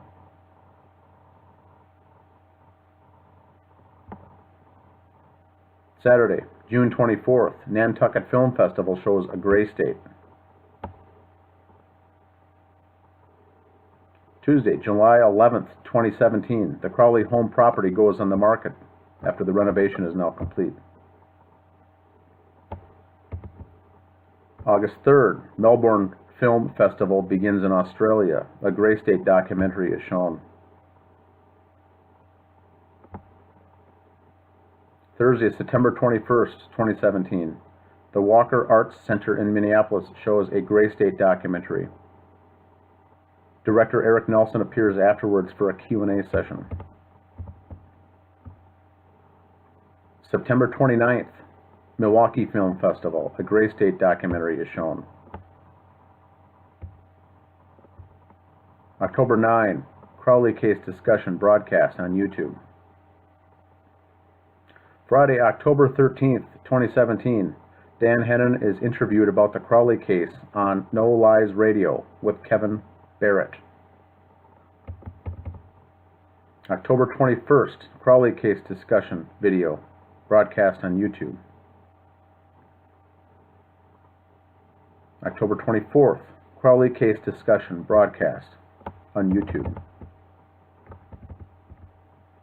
October 26th, Dan Hennon publishes his audio interview with Mike Boggio III. Mr. Boggio is the president of Michael Entertainment Group, MEG. Mr. Boggio confirms that they did have an active deal with David Crowley. Friday, October 27th, Danny August Mason accepts the challenge for a debate with Greg Fernandez Jr. regarding the case. Several hours later, Mr. Mason backs out. November 3rd, 2017, Variety.com publishes a film review on Gray State. Saturday, November 4th, Roger Ebert publishes his film review on A Gray State. November 5th, St. Louis International Film Festival shows A Gray State. November 9th, the Stockholm Film Festival shows A Gray State. This film was nominated for a Bronze Horse Award for the category called Best Documentary. November 15th, Crowley case discussion, broadcast on YouTube. December 8th, Crowley case discussion, broadcast on YouTube. December 9th, Crowley case discussion, broadcast on YouTube. December 11th, Monday night, A&E Network airs the documentary A Gray State. December 18th. Sean Wright posts a long rant on the Justice for David Crowley and Gray State Facebook page. Monday, December 25th, 2017. Christmas. A Gray State documentary is released on Netflix. December 28th. Greg Fernandez Jr. broadcasts his thoughts on the documentary A Gray State while viewing the film for the very first time. December 29th. The case is discussed on an episode of Road Warrior Radio with Chris Hinckley, Dan Hennon, and Greg Fernandez Jr. January 5th, 2018, Crowley case discussion broadcast on YouTube. January 9th, Mason Hendricks appears on the radio interview episode called Our Norwegian Horse.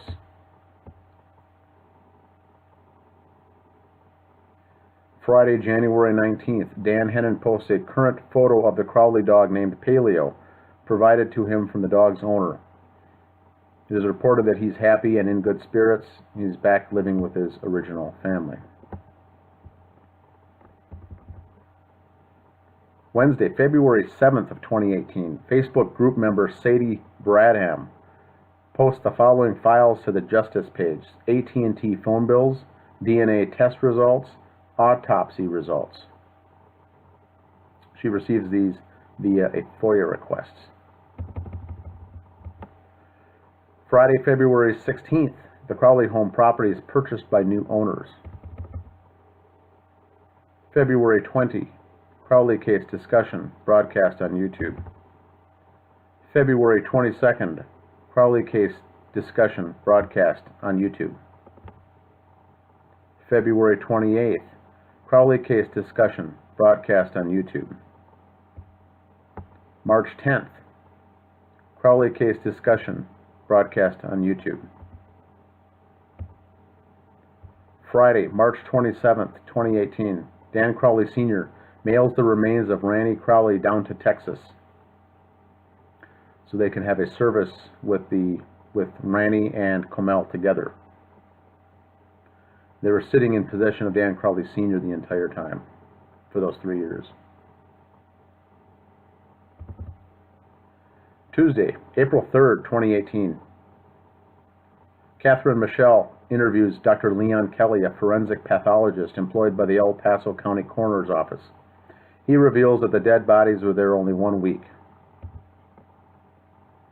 Thursday, April 5th, Dan Hennon and Greg Fernandez Jr. interview a professional behaviorist named Russell and publish it on YouTube. April 15th, Crowley case discussion broadcast on YouTube. Friday, April 20th, a psychic medium from Texas provides details on the case. Notes are released on Facebook as a PDF file. April 21st, Dan Hennon does a YouTube video summarizing the medium named Katrina's findings and includes updates from a recent visit that she had from Ranny.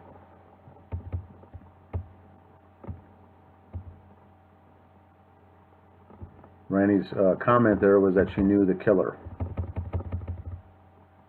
Sunday, April 29th, a new updated timeline of events is published. Thursday, May 10th, 2018, Justice Page member Christy Hudson suffers a serious heart attack. And Thursday, May 17th, 2018, this broadcast right now. So that gives us 40 months since the bodies were discovered that we've been covering this. And where we stand as of today, I put together a summary.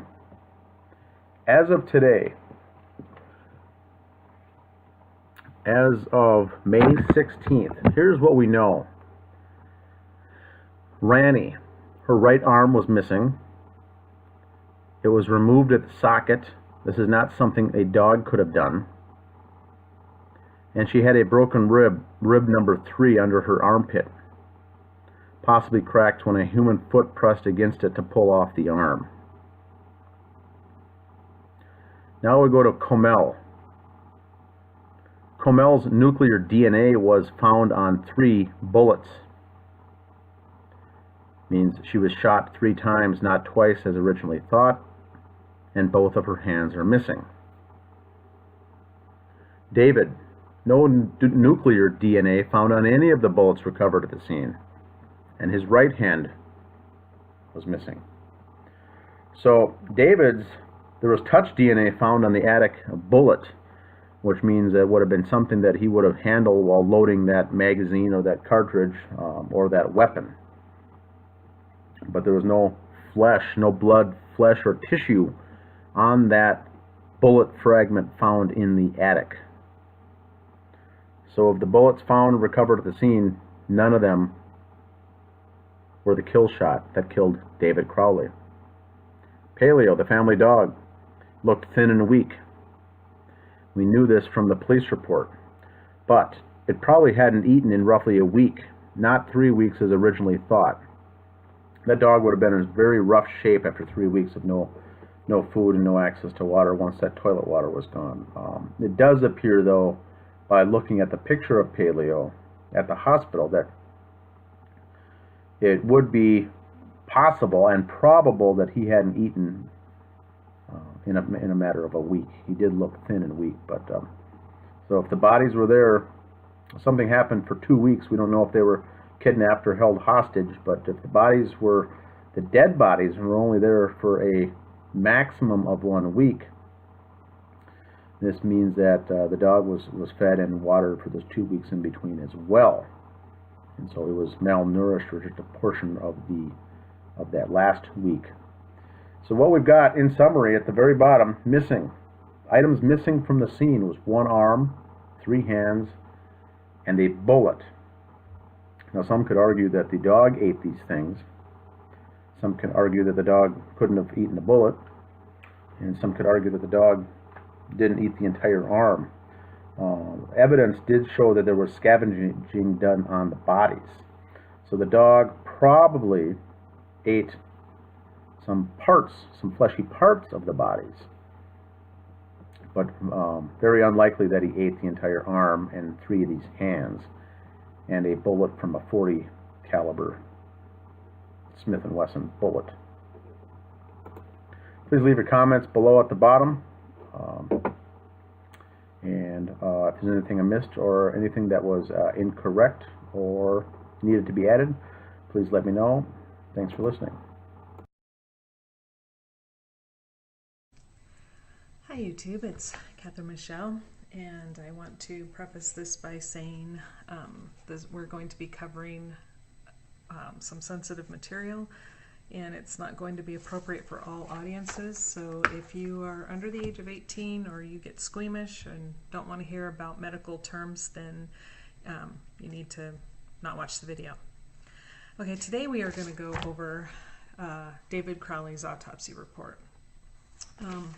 As you can see, I have multiple notes on this case, lots and lots of questions, things I've noticed that were irregular or didn't comply with what they were saying, and just a lot of things that brought attention to my brain. I'm like, well, wait a second, things don't make sense. So this might take a bit. First of all, we're going to go over with the gunshot wound. And also, I want to state that I know some people were saying that they were disagreeing with what Dr. Kelly was saying about how long the bodies had been present in the house. And I think we all need to step back and realize we are not experts. Unless you are an expert in this field and this is your job, it's best that you don't go around and post those comments publicly, because you're going to be shown to be wrong. And here's why. And I'm going to admit I don't understand everything, and I was just so grateful, because the more research I did on David's autopsy and the condition of his body, the more I realized Dr. Kelly was 100% correct. The bodies had not and were not laying there for anything longer than maybe, if it was a week, I'd be surprised, which was what he was saying. He was saying a few days to a week at most. Now, here's why. On the gunshot wound to David's head, and I know some people are saying there were 2 gunshot wounds and he was shot in the face and all this other stuff. Please, no speculation. Let's go with strictly what's in the reports. The reports say that the exit wound was on the left parietal side. So you see, it can't be a face wound. It can't be going through the face.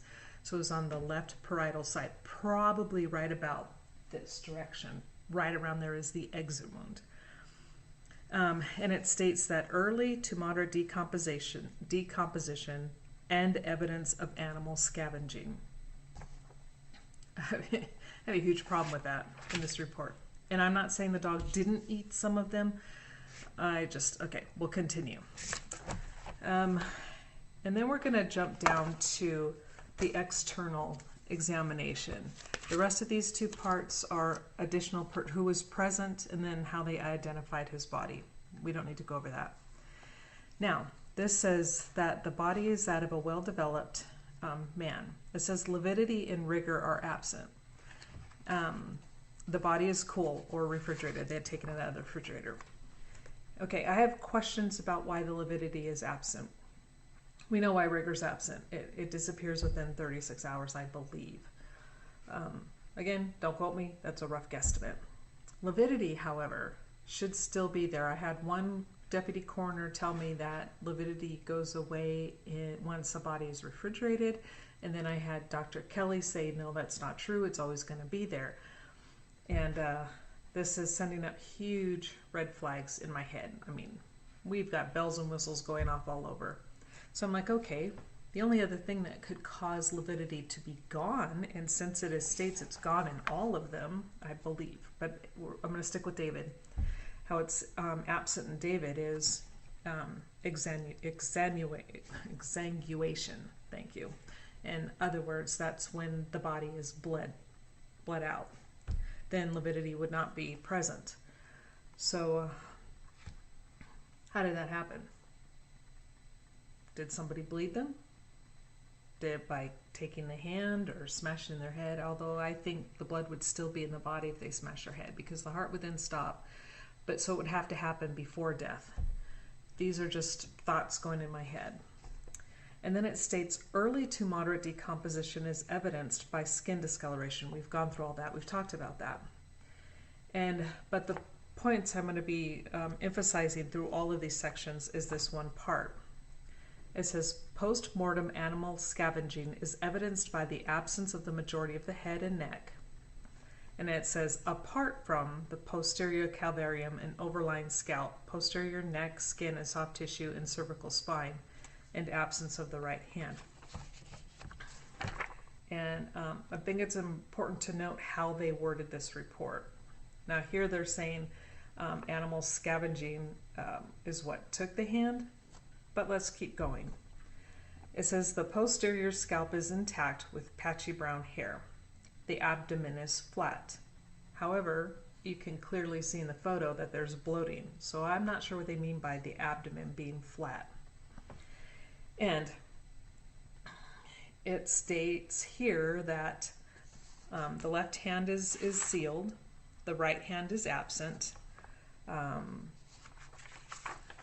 Let's go on to the next one. And it talks then about the clothing and the personal effects. Talks about dark green to red stains are on the collar, sleeves, and middle to the left side of the shirt, which we've already talked about that part. That's where the bloodline, it's almost a straight line. It was really weird, only on the left side, which tells me, again, when that blood fell, he was on his left side. So, yeah, figure that one out. Now, we're going to go to the internal evidence. It says, examined separately from the body at the time of autopsy from the sealed brown paper bag labeled with bone fragments near 15-0366. These are bone fragments that were found near David. Here is, that shows that they're referring to him. That's why they sent him with him. They found these bone fragments next to his body.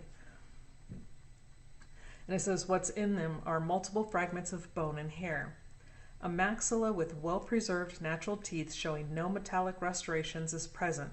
Multiple 1.5 to 14.5 centimeter maximum dimension skull bone fragments articulate well with each other and with the remaining calvarium on the body of the decedent.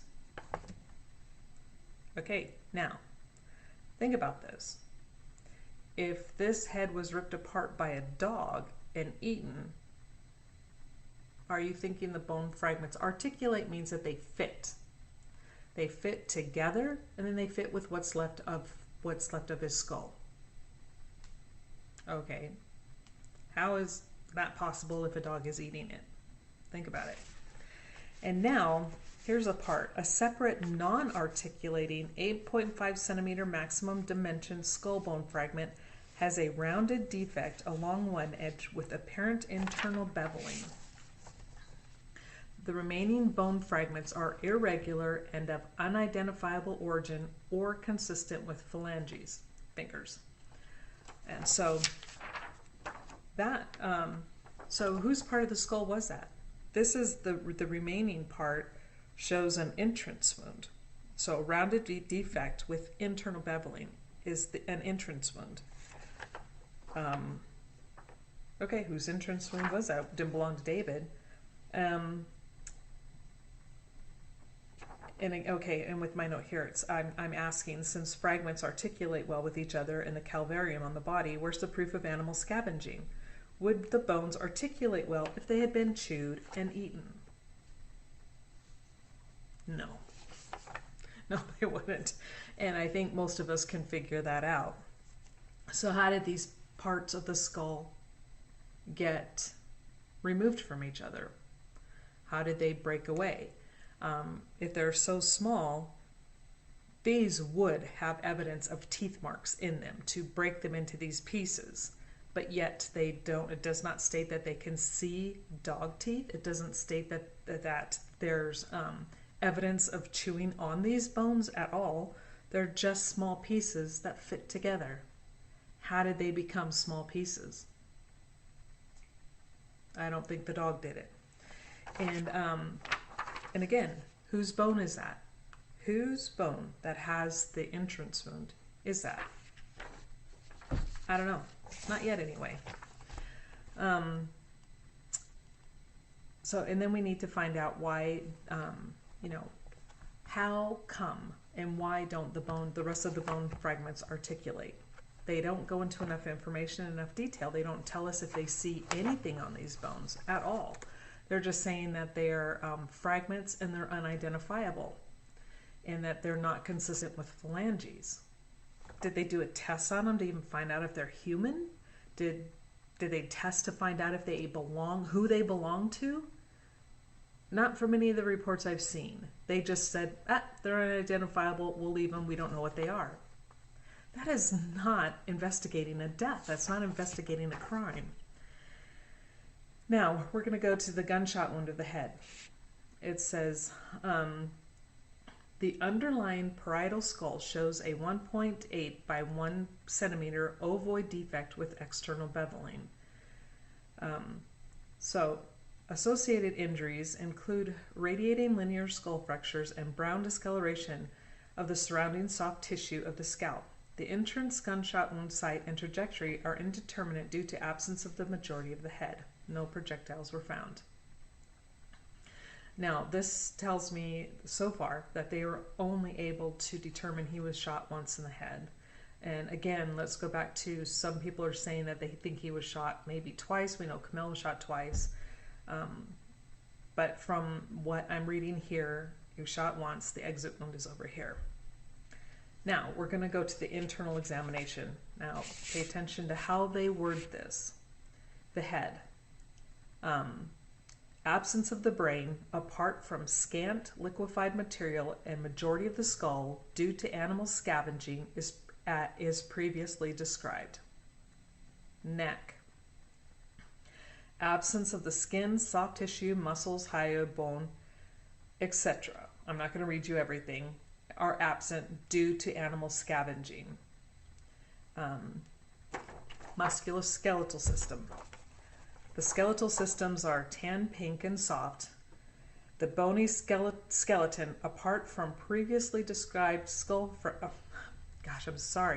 The bony skeleton, apart from previously described skull injuries and artifact due to animal scavenging, is intact and normal. Okay? And then it discusses the body cavities. We'll go back to that. But there's, let me find the other part.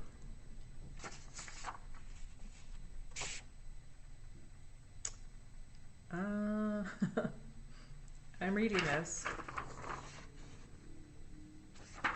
and I am not seeing where it talks about the hand again. It is only mentioned once. Why? You know, I don't understand why it was only mentioned once at the very beginning.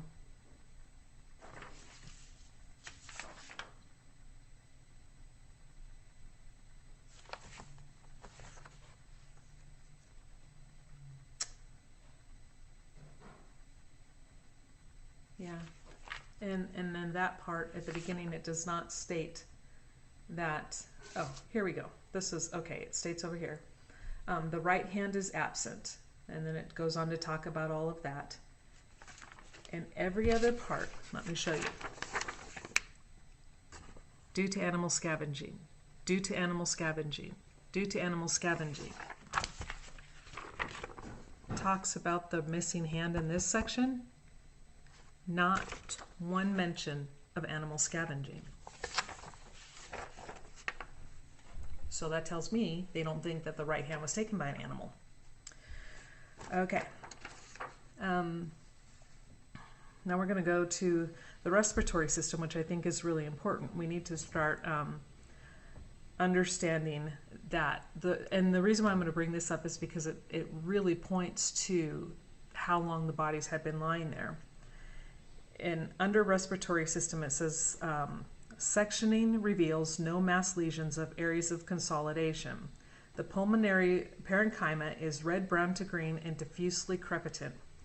And the pulmonary parenchyma, it's the part that makes up the, let me go back. Makes up a large portion of the alveoli. And the alveoli are the small air sacs in the lungs, and the crepitus is like a crackling sound.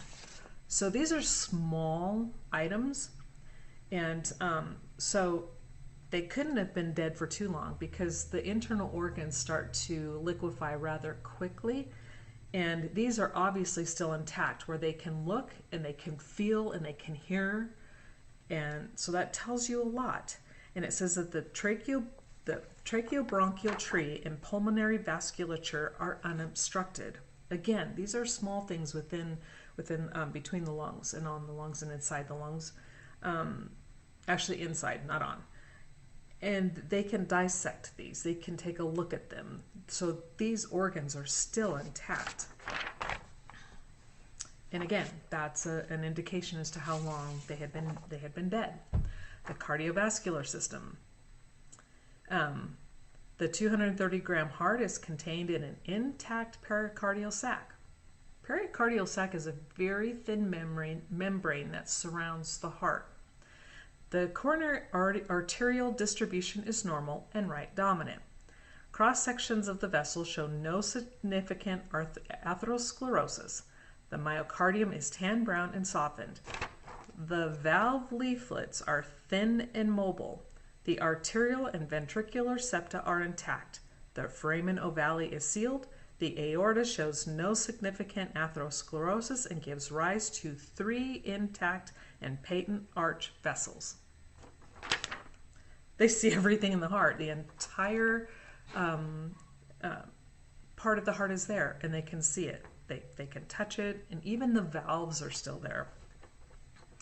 And on the liver and biliary system, section reveals no mass lesions. So again, on the liver, it's solid, it's still there. They can cut it. Now let's see. Let's go on the pancreas. No mass lesions. Adrenals. No masses or areas of hemorrhage are identified. Now, The genitourinary system. The external surfaces are intact and smooth. The cut surfaces are red-brown with indistinct corticomedullary junctions. The pelvis are unremarkable and the ureters are normal and coarse in caliber. White bladder mucosa overlies an intact bladder wall. The bladder contains no urine.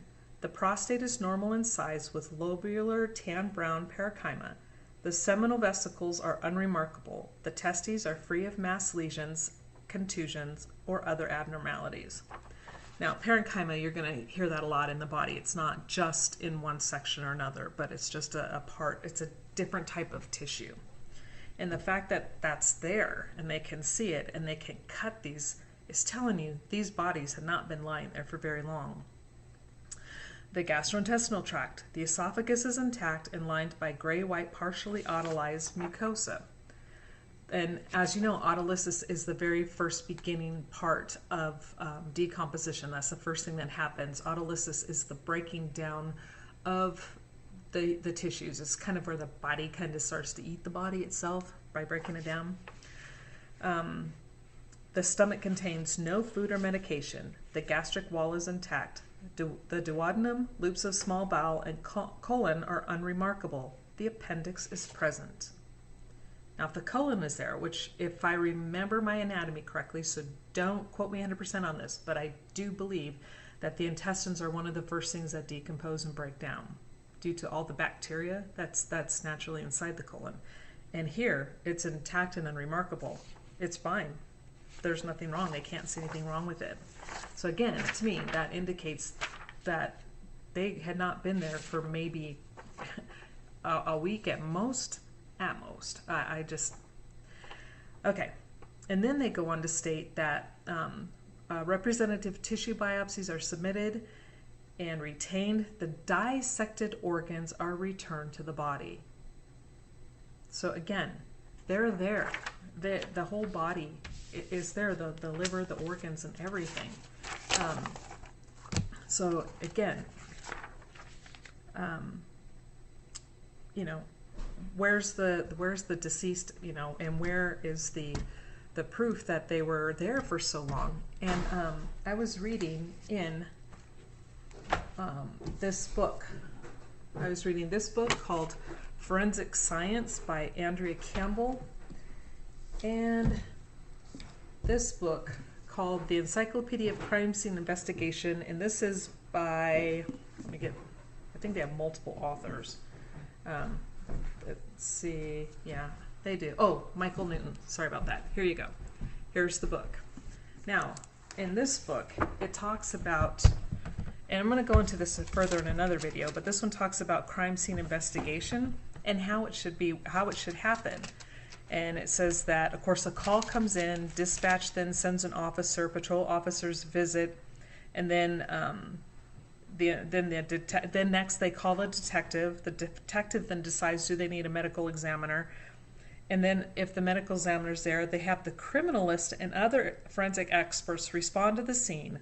And then it says, here's what's very important to remember, which it goes back to what, if you guys watched the video that Dan and Greg did with Russell, here's what he said, and it states right here, because I know a few people are like going, how does he know what he's saying, and blah, blah, blah. Now, that was only by a few people. Most people were very receptive to what he said, and when I was reading this, it made me realize that this Russell knew what he was talking about. It says that the criminalists and other forensic experts respond to the scene when summoned by detectives, sketching, photographing, and or videotaping evidence in situ.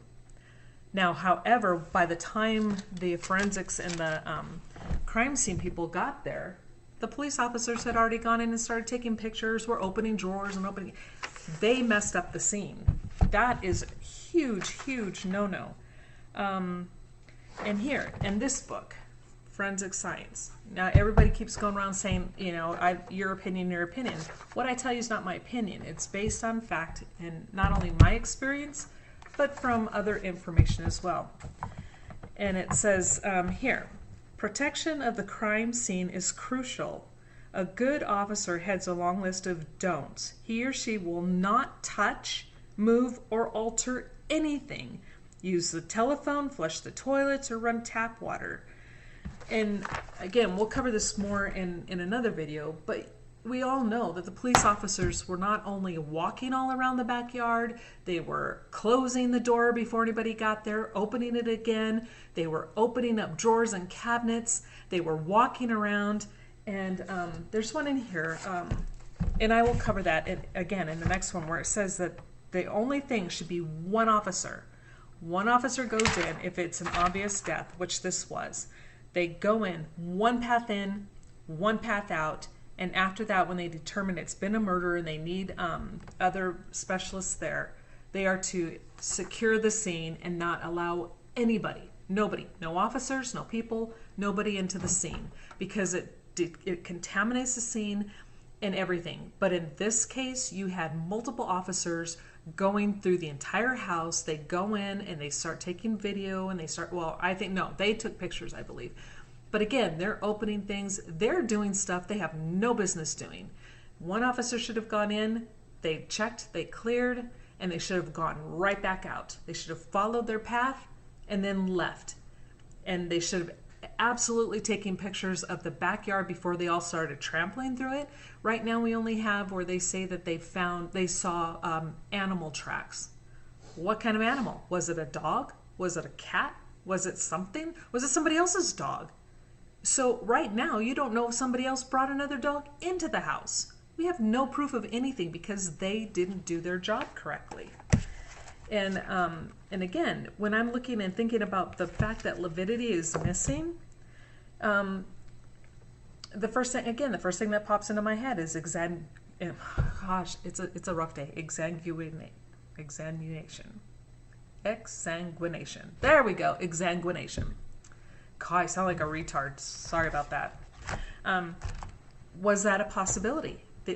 He had limbs missing. His hand was gone. Did they bleed out from that? And I believe in the other ones, they also had lividity missing. Why? Renaya had her arm gone. Camilla had both hands missing.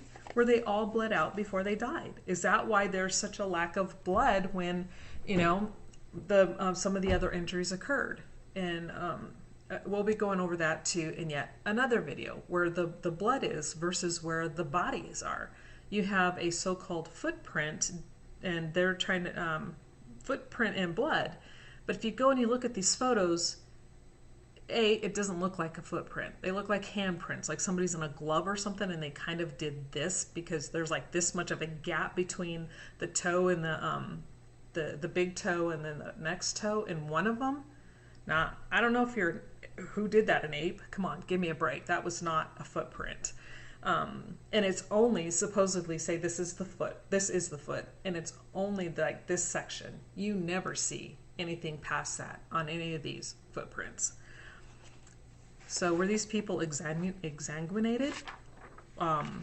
Why is it that the bones don't articulate and the ones that do articulate show no evidence of animal scavenging?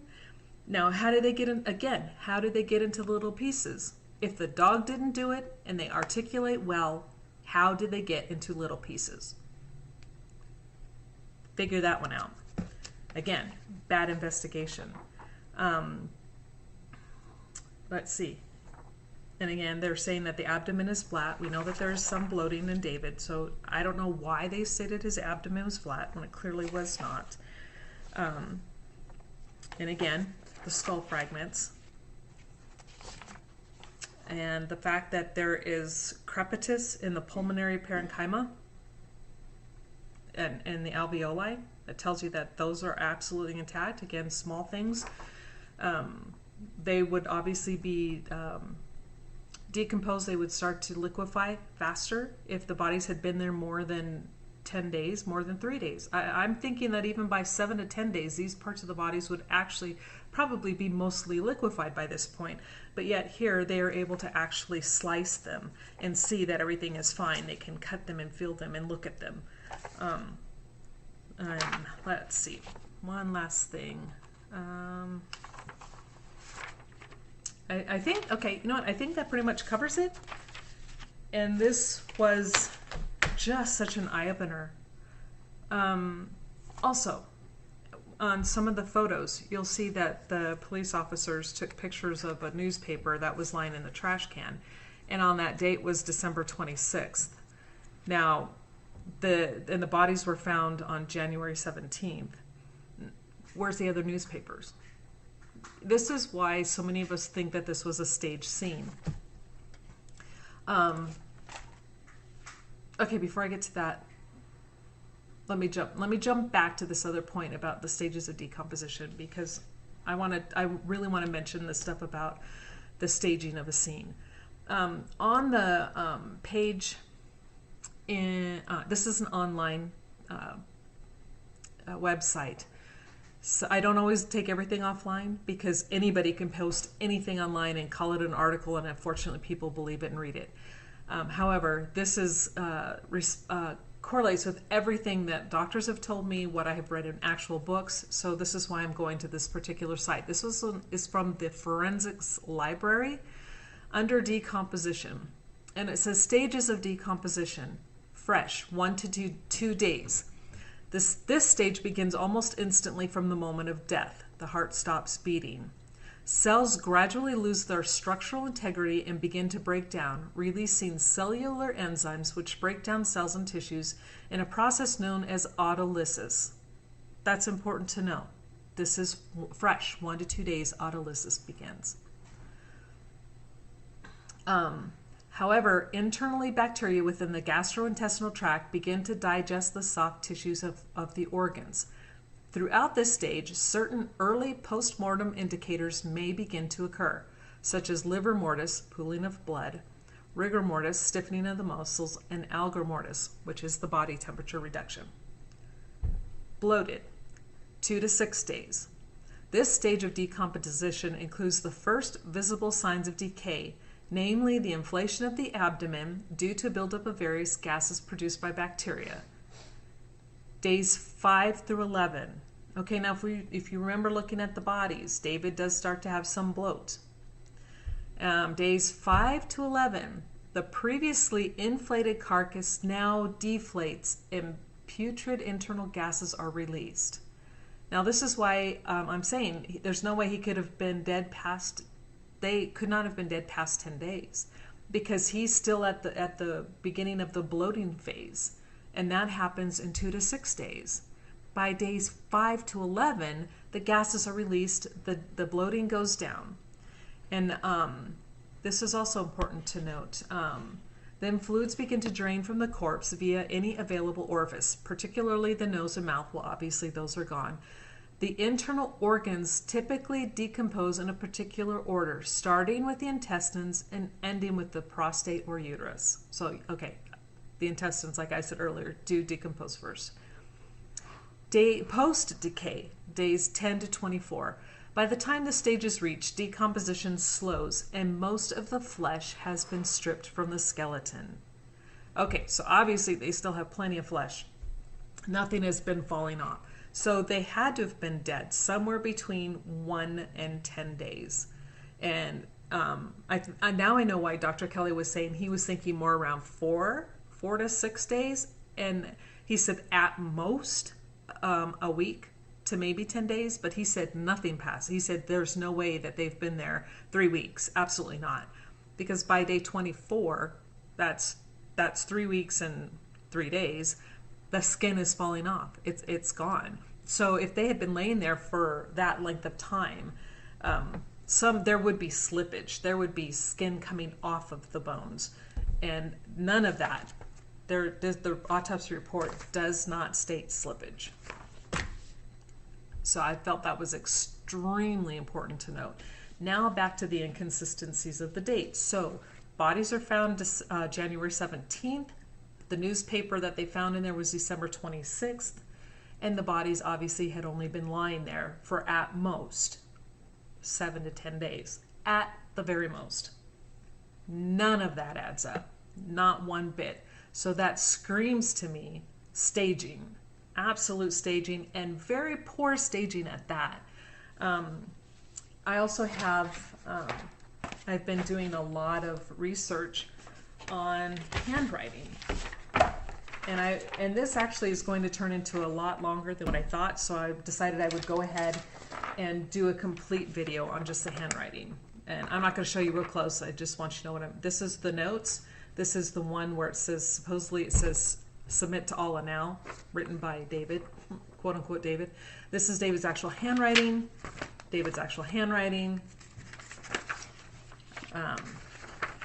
And Danny's handwriting. And we will compare David's handwriting and Danny's handwriting to the note. That one is quite interesting. So I'm not naming names, so please don't go around and write some more nasty comments. And I'm just saying that, you know, if it looks like a duck and it walks like a duck and it quacks like a duck, it's a duck. And when I get more information, when I get more proof as I'm doing this, like I said, the more I see this and the more I research, names are coming into play. And yes, I mean names. Right now, it seems there are at least 2, possibly 3 people that were involved in this, from what I can find. Again, I don't have any solid proof, so until I get to that point in my investigation, that is where my investigation is leading me. And until I get that, I'm not going to say anything more. I definitely have a list, not even just 3. I have a list of people that I'm going through. And as I go through, I'm like marking off their names. But right now, I don't have too many names marked off, so I don't have enough narrowed down. But once I get to that point, we'll take it from there at that stage. So to wrap it up, David's autopsy does not state in any, it states at the beginning that they see animal scavenging. But when it comes to the part where they're actually discussing the right hand that is missing, it does not say animal scavenging was noticed at all. But every other section of the body where there's injury, it does state animal scavenging. That caught my eye. So that tells me that they didn't see that on the hand, because otherwise they would have noted it. Other than at the very beginning when they just state that in a brief overall comment that animal scavenging was found on the body, and that would be in this section under external examination when they're including everything. But as they go through and they start breaking down, talking about the left hand and the right hand, animal scavenging not mentioned. Every other section, okay, my papers. We're talking about the internal examination when you have the head, the neck, and the musculoskeletal system. All mention it. So why not mention it on the hand?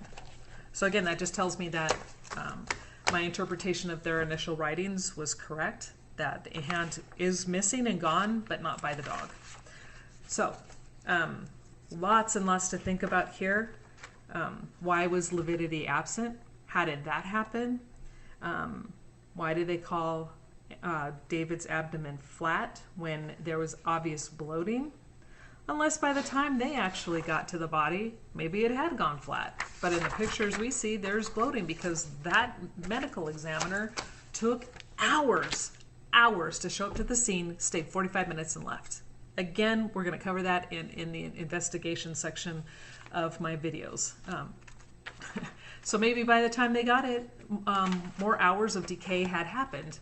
But, you know, even though the police showed up and were taking photos when they shouldn't have, I think that's one part there. They screwed up a lot in moving and opening drawers and opening toilet lids when they had no right to do so. That was not their job. But they did us all a favor by taking a photo of that body showing that he was bloated.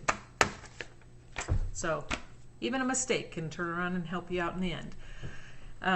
If you have any questions, again, just leave your comments at the bottom and ask them there, or I will leave my email address and you can write me questions there as well. And I will leave the names of these books, and so maybe you can pick them up in your library. And I will also leave the link to the article that I read talking about decomposition in the stages, because I think it's really important that everyone gets to understand the stages of decomp. Those who are sitting there and are insisting that those bodies were there for 3 weeks, you are wrong. Go back and study. I don't care what you think you know. I don't care what you think you've read. Decomp happens in a particular stage. It cannot change. It's not like, okay, skin will fall off and then you have bloating. It doesn't happen like that. It happens in a particular way.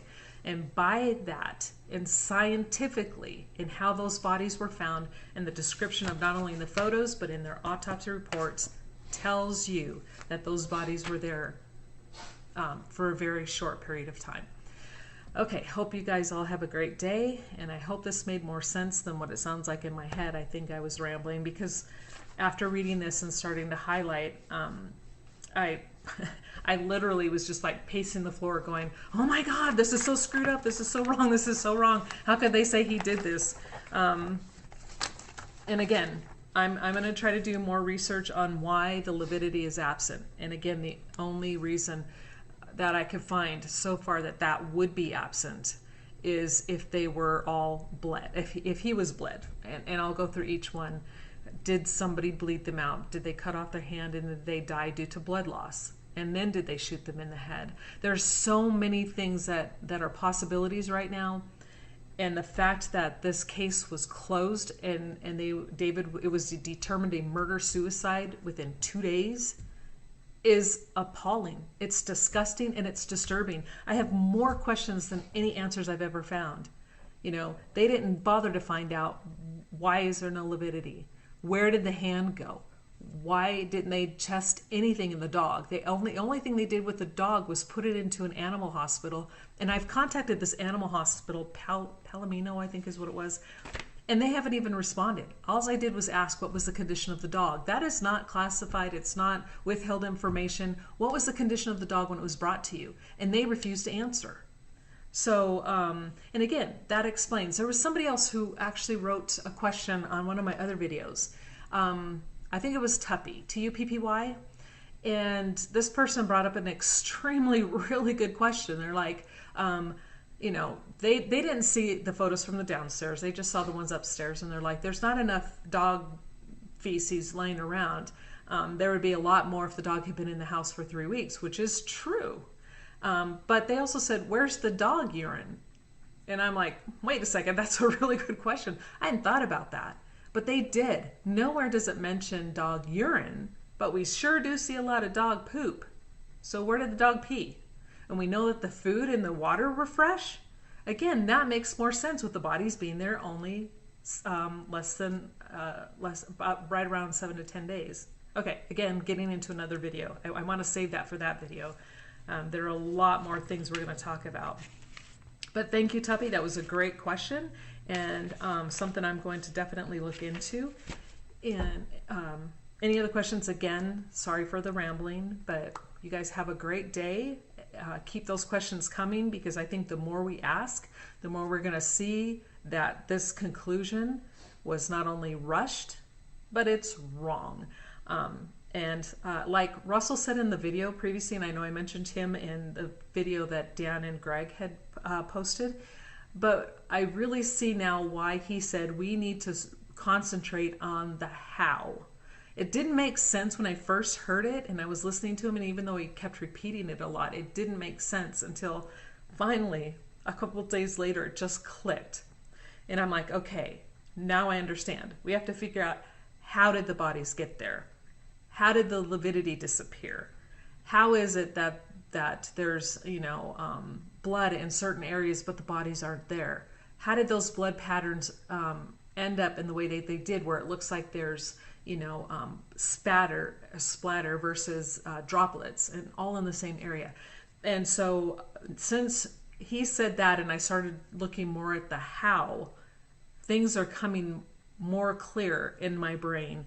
And it's making a lot more sense. And again, everything I'm, not only myself, but Dan Hennon, Greg Fernandez, everybody in the group, well, just about everybody in the group, and justice for David Crowley, I'm sorry, not Dan, David Crowley and his family, that Dan Hennon had put up. And all of those others out there on YouTube who were trying and screaming and saying injustice has been done. This was a rushed case. They came to a rushed conclusion.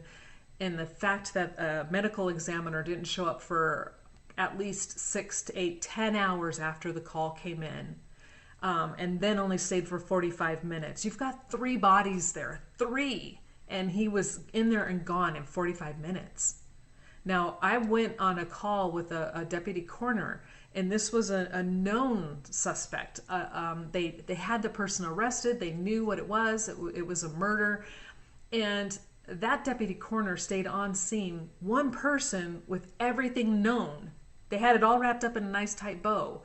The person, confessed. So, they had the weapon and everything. So it wasn't a big secret. But still, it took that person 3 hours of doing their investigative work for one person. 3 hours. And this was 45 minutes for 3 bodies in the Crowley case. Think about that. Have a great day. Hi, YouTube. It's Catherine Michelle. And I know it's been a while, but things have been kind of crazy here. Anyway, today we're going to go over Kamel Crowley's autopsy report. And right now it just seems like after going over every, David's and I don't know how to pronounce the little girl's name, Rania, Rani. I don't want to butcher her name, but I have yet to hear how her name is pronounced. So anyway, the little girl's autopsy reports. They're all pretty much the same. What I will note is Kamel did have 2 identified gunshot wounds. The entrances are left posterior parietal region, and it's left to right, front to back. So about like this. So it'd be like this direction. Animal scavenging and decomposition with marked disruption of the head, neck, and upper extremities. That was their final conclusion. Now, we're going to go over the actual report itself. On the preliminary examination, it says most of the head and the hands are missing. She reveals decompositional changes. There is extensive bloating, skin slippage, and discoloration of the body surfaces. And we'll talk about the type of skin slippage that they see here. It's not the type that is, where the actual skin itself starts coming off the bones. That's in later decomposition. By the time that type of slippage happens, organs are already liquefied and broken down. And as you will see, she has all of her organs intact. They say that wavy dark hair is recovered from the right sock and is placed in an evidence envelope. Oh, I forgot to preface this again. I'm so sorry. This will be very descriptive reading of an autopsy report. So if you are under the age of 18 or squeamish, turn it off. Don't watch. There are large fragments that appear consistent with the skull. Many of the fragments reveal linear appearance consistent with fragmented digit bones. Digits, fingers. Okay, the bag contains multiple commingled bony fragments, including a portion of dark wavy hair and white cotton debris. Amongst this bony material are 2 mandibles, which I found interesting. So, obviously both mandibles are not hers. And then it goes on to talk about the clothing, which we're not going to go over. That's not important what she was wearing. What I will note about what they noted, what I will read about what they noted about her clothing is the pant leg. And it says the medial right pant leg is extensively frayed.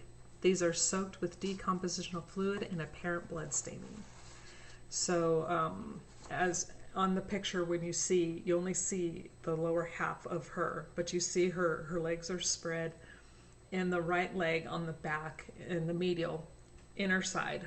So inner portion of the leg, outer would be lateral, inner medial. So that you see a big tear in her pant leg there. And they did happen to mention that. Okay, now we're going to go to the external examination. The available body appears well nourished. Lividity and rigor are not discerned.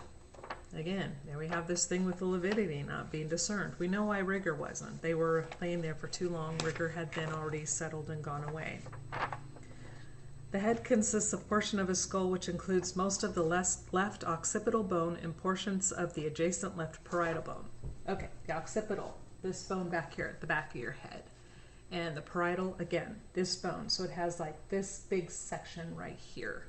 You have the parietal and the occipital. That's what they found left. There is focal brown to red staining of the inner surface. The scalp is absent. Scalp.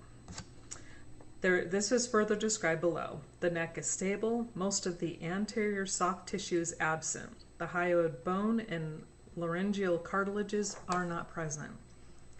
Now what I found interesting about this, okay, anterior, posterior, front and back. Now she is found lying face down. And that is written by several officers, and only one officer describes her being found slightly turned. But I think by that point the only thing I can assume is that they had lifted part of her body to see underneath, because the first few officers in there describe her totally prone. She's face down. Now, if she's face down and her head is down, and all of this damage was supposedly done by the dog after her death, and if she dies in this prone position, how does the dog get to her neck? How does he get to the larynx? How does he eat her face?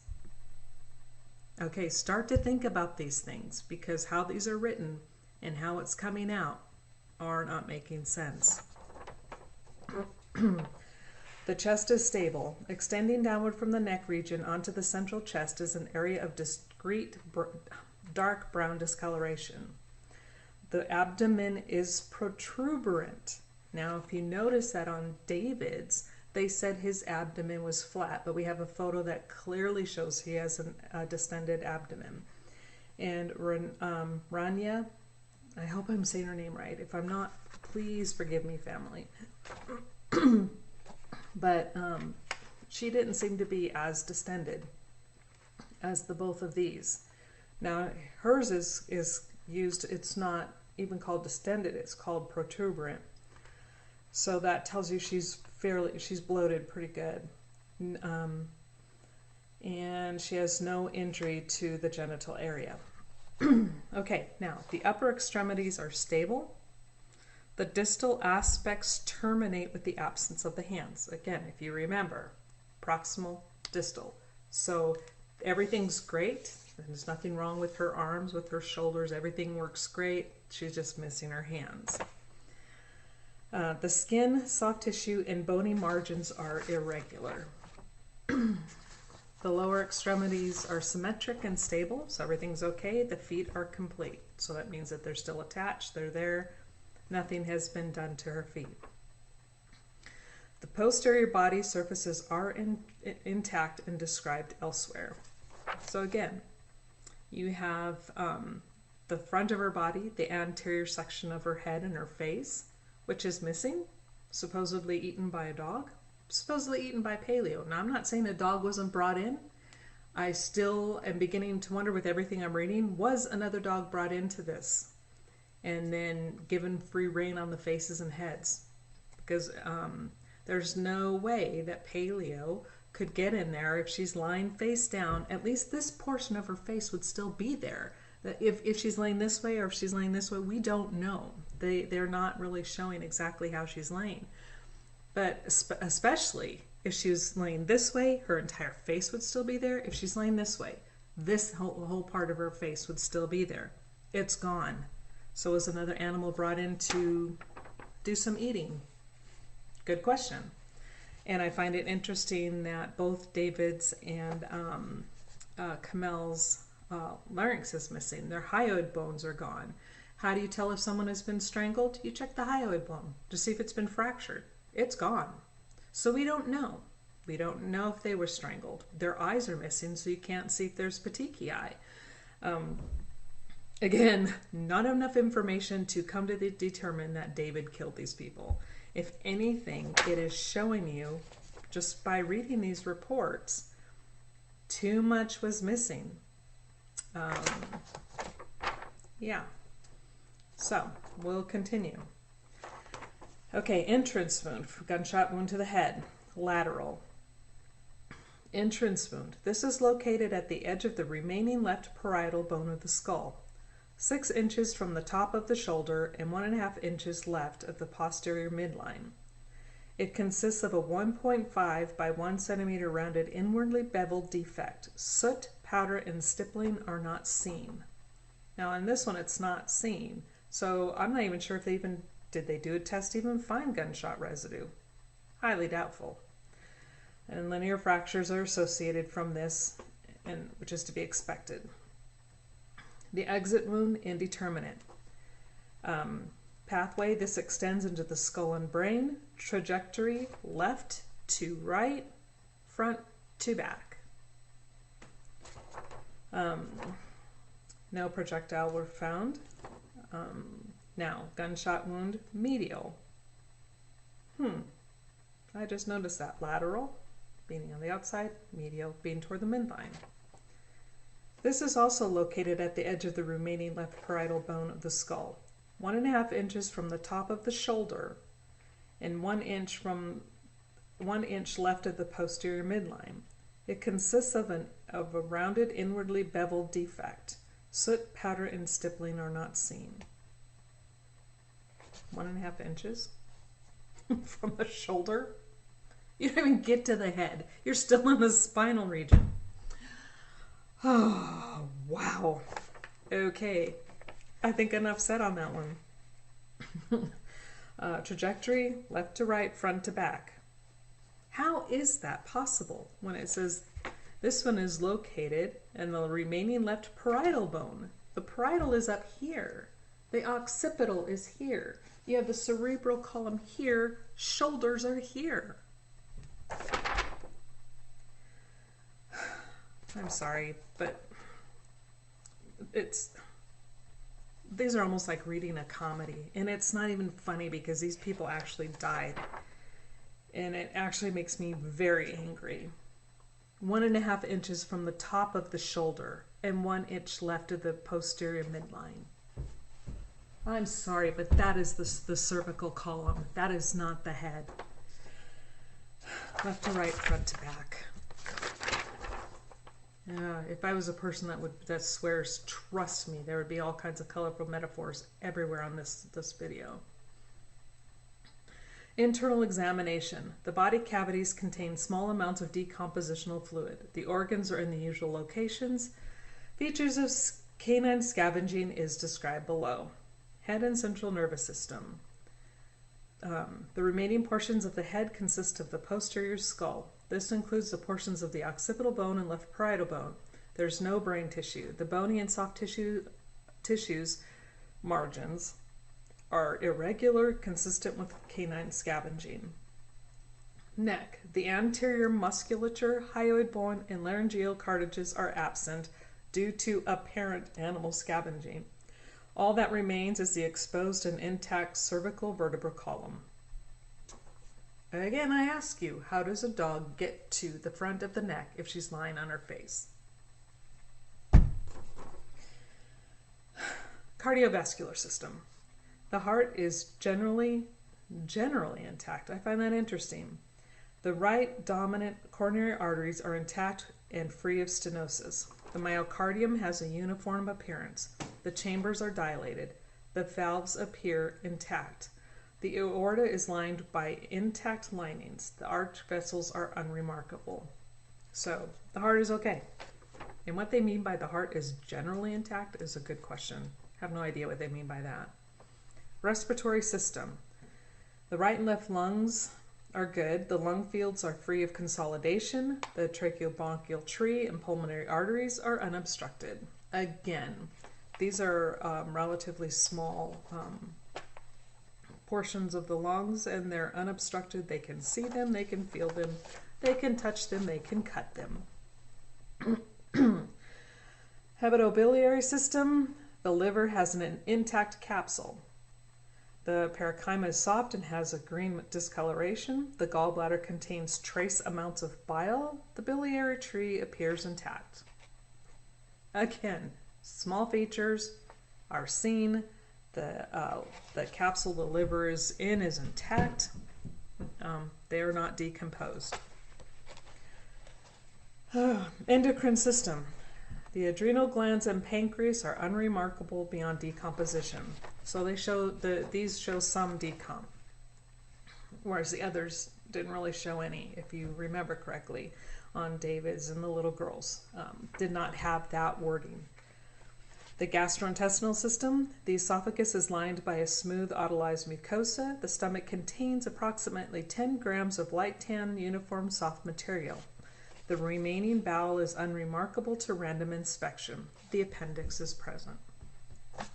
Now, if you remember, in the little girl's stomach, she also had a light tan fluid in her stomach, as well as undigested food particles. So that tells me that mother was killed before daughter, because she still and died relatively soon after she had eaten something, whatever this tan liquid was. Now the genitourinary system. The right and left kidneys are great. They're fine. The smooth cortices have uniform thickness, and the corticomedullary junctions are well demarcated. The medullae and collecting systems are intact. The bladder is empty. The uterus is free of products of conception. The proximal vaginal vault is unremarkable. In the musculoskeletal system, muscles are appropriate for bulk in the decedent's age. The margins of the distal upper extremities are described above. Injuries described above.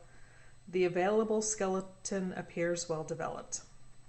Now, representative tissue biopsies are submitted in cassettes, and additional biopsies are retained in formalin, and the dissected organs are returned to the body. Same thing in every single one of them. I don't have anything else to add, except for that she appears to be a little further along in decomposition, not by much, could be hours, could be maybe half a day to, I don't think it was a whole day. It could be, but not likely. But she was obviously killed first because her decomp is a little further along. I wonder why they have two mandibles. Why didn't they find out where the other one went? And this is the thing that bothers me about all that. They find these bone fragments, and there's just a lack of lab work done, a lack of testing done. They gather stuff up and say, okay, this was by this person, send it to them. We don't know who it goes to, but oh well, put it with the body. It was there. Again, I can't even... I will not, I won't go into saying what I think, but the colorful metaphors are just flowing through my head right now. Again, my biggest thing with her autopsy, and this is going to be a short one because it's all the same thing. You come to the same conclusions. She has 2 gunshot wounds to the head. They try to describe one in the back of the head, which then turns around to be on the side of the head, left to right, front to back, but somehow it's going to be in the cervical section of the spine, but yet they say it's in the back of the head at the midline, 1 inch away from the posterior midline. Who wrote this? Oh, I have to see who did this.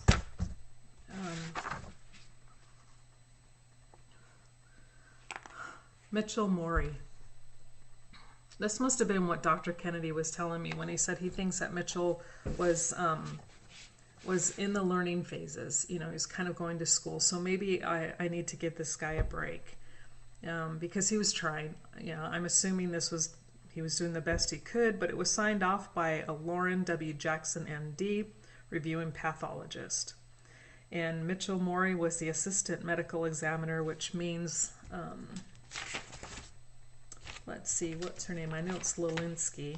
Let me get her first name. Jessica Lelinski is the deputy medical examiner.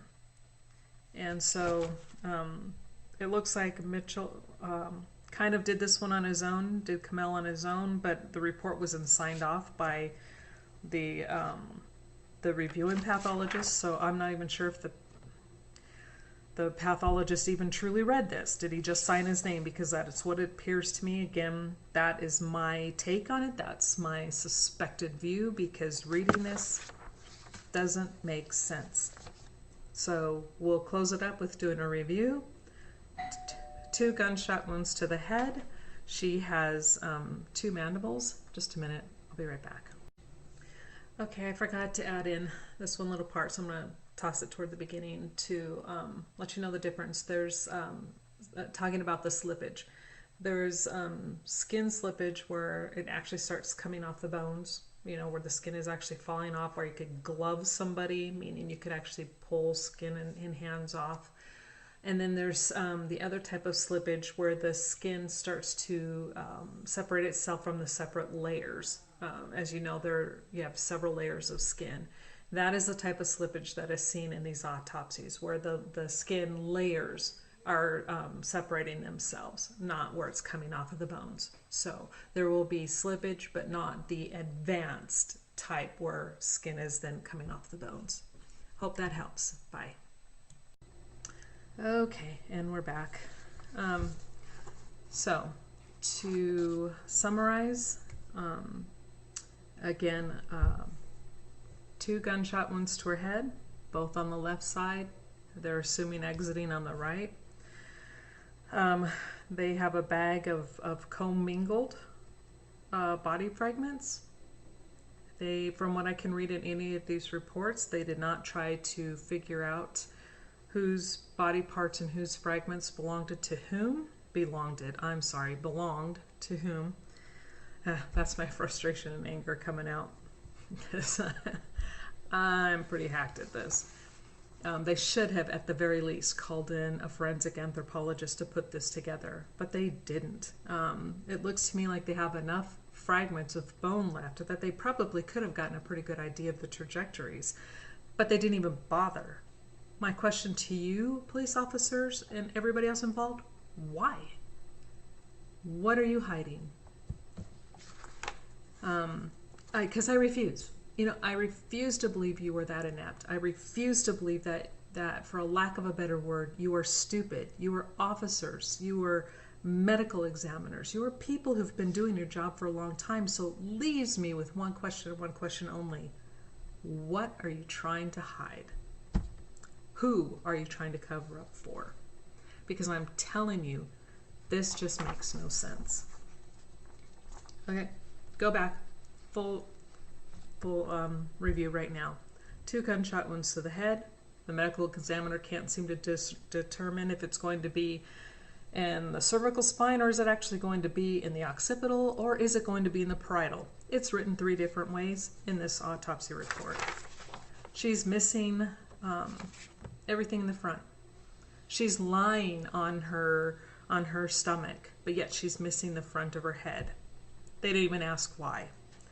Lividity is absent. In her it's not discerned. In a couple of the others, David's, it was absent. Here it's not discerned, which means they can't see it. They didn't even bother to ask why or how did the blood go away. Where did the blood go? They don't care. Her abdomen is very distended, just like David's was distended, but which in the photo you can see it's distended, but in the autopsy report it calls it flat. Her upper extremities are stable and good, except for she's missing her hands. Now, the more I think about this, I don't think the dog could have gotten to it. How did they put this? I forget how they had. I'll get that in my next one, where the police actually describe how they found her hands. But either way, I believe she's laying on it like this, or like this. It's covered. There's no way a dog could take that hand off. Not from the position that they were in. Now here's something else you need to think about. The posterior body surfaces are intact. Now, the paleo supposedly ate the front that's lying on the floor, but didn't eat anything on the back or the exposed. She had a large portion of her right posterior thigh showing. There's no dog scavenging on that skin, which would be a whole lot easier to get to than that. And again, the little girl's abdomen completely exposed, not eaten. Her face exposed, not eaten. Why just David and Kamel? So, with that, I will leave it as that. All of her organs are intact. They're all they were all able to be sliced and to be dissected and to take tissue samples. You can't take tissue samples from liquefied remains. These are actual tissue samples that were put in formalin. You don't put decomp fluid in formalin. So just goes to show that, again, same with her as with David and the little girl. They have not and had not been dead for very long. Again, the stages of her decomp are a little further along, so I will stick with what I've been saying all along. I believe she was killed first, and then either David and then the little one. And I just pray to God the little one didn't see this. And my next video is actually going to go over the investigation, and also it's going to be time to start giving my my suspects. I'm not going to go around and say they did it, because that's defamation of character and that would be slander. I can't do that. It's not my place. However, I can say who I believe is a strong person of interest, and you're not going to like it, but ask me if I care, because you know what? I don't. Not one bit. I'm tired of your vulgarity. I'm tired of you thinking you can bully people online. Yeah, you get behind a keyboard and you're one real big mamma jamma, aren't you? Say it to my face. Come out here and do it to my face. I'm tired of all of you guys. Seriously. But we will start, and I will list why. By the reports, by the police reports, by your emails, by reports of others, what you've done online, what you're doing now with the Gray State movie. You disgust me, all of you, thinking you can do that movie and take over. You don't own that. That was David's work. But somehow he was managed to be silenced. You see behind me? You think this is a joke? You think we don't know what we're doing? You think we're just a bunch of, ragtag idiots? I forget what you called me, but trust me, I'll quote that in the next video. Not this. Right here, folks. Small section of what I'm doing. It lists everybody. I'm going over everything. Doing it the old-fashioned way. Means, motive, opportunity, and a lot of you have stuck your foot in it. So, yeah, I'm upset. I'm pretty angry right now. But we'll stick with Camille's autopsy and hers being, again, they're all pretty much the same. Okay, I have to stop because I'm going on toward a whole nother subject. And for those of you who have issues with me, that's fine. Have issues. You know what? It's not about your opinion, and it's not about my opinion, and I don't care. Take that, instead of being frustrated with me, and if your so-called friend, if you truly are a friend of this guy, instead of fighting those of us who were proving that David didn't do this, by their own words, by these reports, by these, everything, the police reports, the pictures, everything. Do you see that? Every flag is something that is wrong. And that again, that's only half of this. Instead of telling us we're crazy and that we're stupid, and I won't call what else these wonderful things you tend to call us, why aren't you helping? If you're not helping, you're hindering. And if you're hindering, why? What are you hiding? Don't worry, we're finding it. And in some cases, we already have found it. So there. Yeah, I'm upset. So to the rest of you, I'm really sorry. But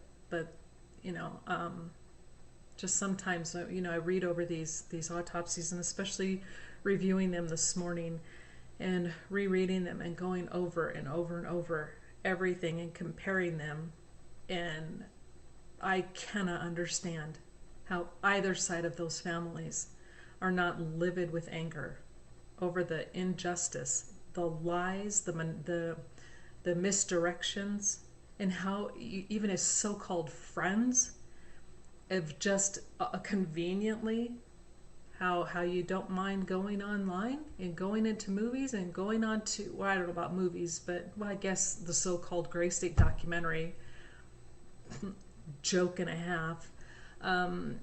Not one of you, oh, maybe there was one. That's not true. There was one. And I will read what they had to say in the next video. But most of you are not only going along with the so-called final decision, but you are spewing it left and right when you know it's not true. It's a flat out lie. So, again, my question to you is why? With friends like you, who needs enemies?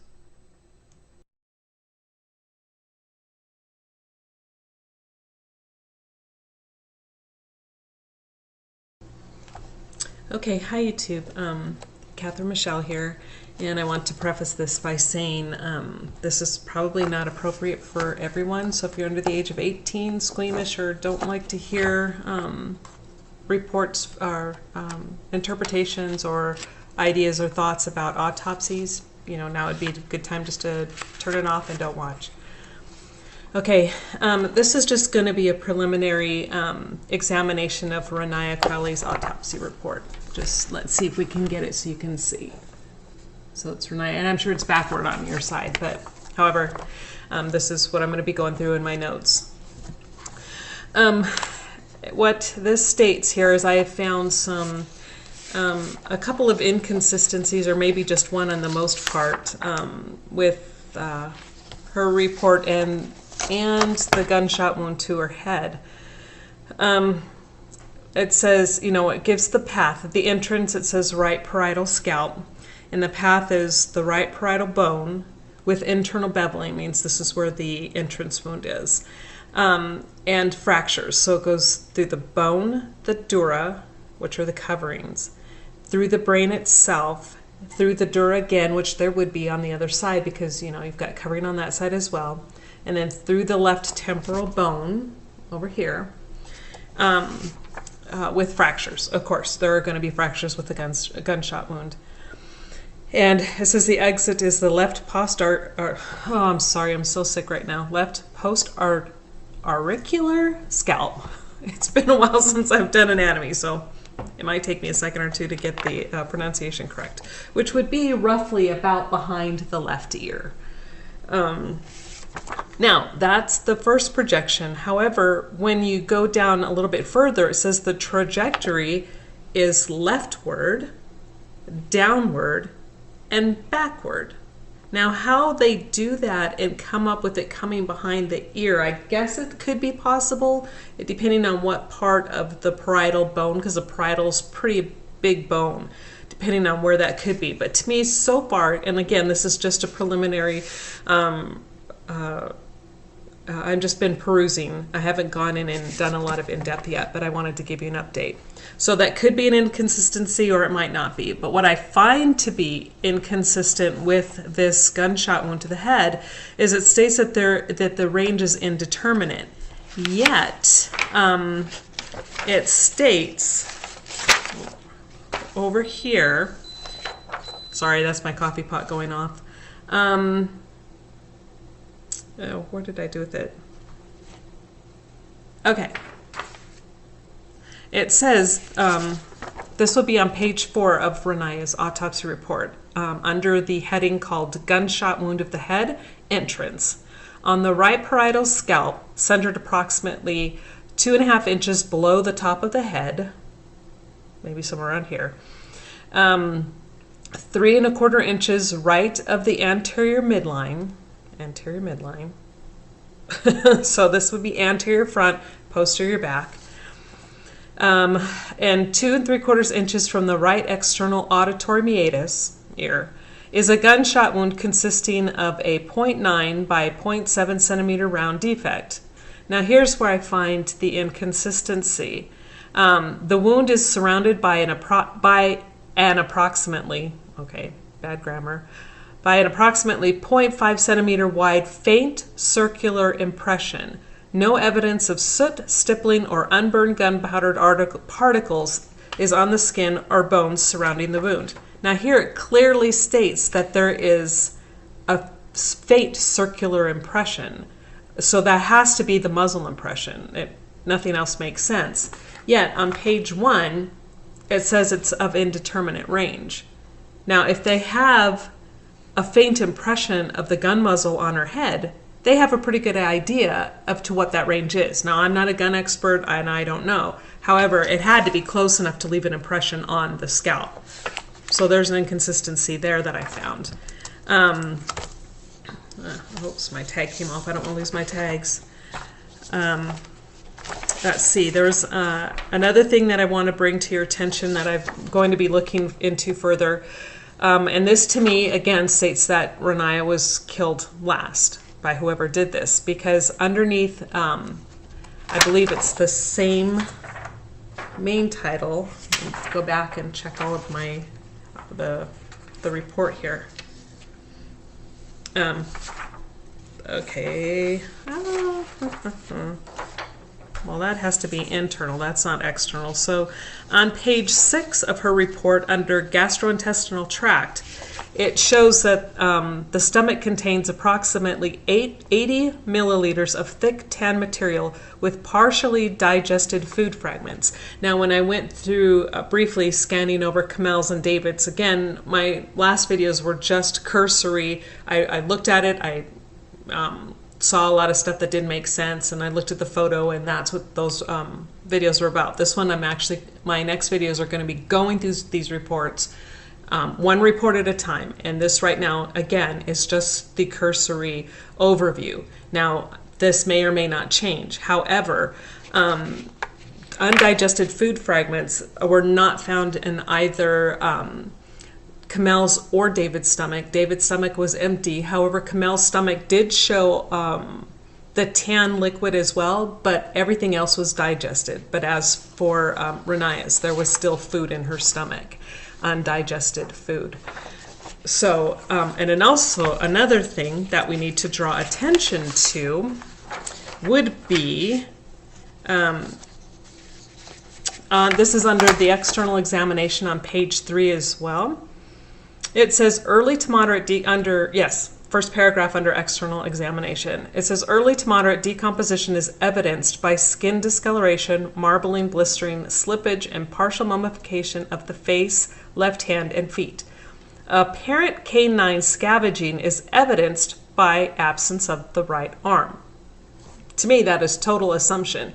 They don't state anywhere in any of these reports that there are any visible signs of dog teeth marks. Anywhere. They said it's apparent canine scavenging, and now the evidence of that is because her arm is missing. I don't agree with that at all. I think that was a lazy man's way out. And then it states that the left sclera is white and the conjunctiva show no petechiae. So her left eye is fine. It's white. The white parts of her eyes are white, and no petechia would be the little dots, the broken blood vessels. So we know she wasn't strangled. Let's see. And it states here toward the last paragraph on that page 3, last paragraph. The right arm is absent. A 10 by 8 centimeter skin and soft tissue defect with jagged and tattered edges overlies the exposed glenoid fossa and lateral right 1st to 4th ribs. The lateral right 3rd rib is fractured. So lateral, again, to give you anatomy, where things are located. This would be midline. This is lateral. So off farther from the midline to the sides, that would be lateral, midline. Posterior, I'm sorry. Proximal and distal. Again, I'm not feeling well. I've been up for the last couple of nights. My grandson gave me his cold. So proximal is closest to when it's doing, limbs and stuff like that. You have proximal closest to, distal farthest away, midline closest to the mid-center of the body, lateral farther away. So when they're talking about that, there is the the lateral right third rib is fractured. So you've got your first rib up underneath your collarbone, then you got your second and your third, so which would come probably right. So if you can imagine, somewhere about close to in the area of the armpit or right underneath there is where that fracture of that rib is located. The first thing that popped into my head, and it's really funny because Dan asked the same question to the group, is I'm now picturing, I've always believed by reading these reports that her arm was taken from her body. And now, after reading this in her report, it just solidifies to me that her arm was raised, maybe a foot or something, you know, to put pressure on to try to rip that arm from her body. And the rib is only fractured, it's not completely broken, which tells me that probably there was an initial cut. This is what I'm saying. That's why I think her arm was cut / pulled, because to actually pull that arm from the body would take such tremendous force. Her rib would not just have been fractured, it would have been completely broken, because it would have taken a lot of pressure for someone to put a foot there while they're pulling. Anyway, that is where I'm at right now with Renaya's report. Again, please understand this is just my initial thorough perusing of her autopsy reports. And I will be comparing these findings with what they state with her mom and dad's report as well as what the police reports state. But so far, this since her stomach had undigested food, David's stomach was empty, and it looked like maybe Camille and mom were eating similar food products before their death. David had not eaten at all. That just tells me, you know, David died first, then Camille, and Renaya was saved for last. At least that is how I am interpreting so far these reports. Again, if you guys find any other inconsistencies, I'm going to do some more research about the gunshot entrance and exits. You know, maybe it can be downward, backward, but how it can go from a parietal. Yeah, I'm trying to figure it out because again, the parietal bone is really huge. The this bone is not. The temporal skull is not as large. So.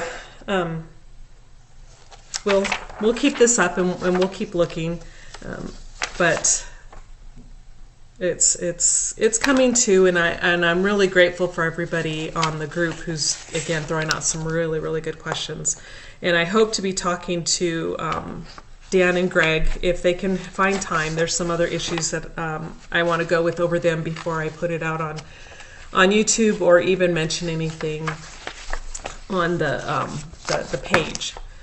So everybody keep looking and keep researching because everybody, even people who say they don't have much medical knowledge or even knowledge of how crime scenes go, everybody is starting to pick up on what is not right, and conclusions are being drawn. And pretty soon I now see why Dan and Greg say this case will be solved.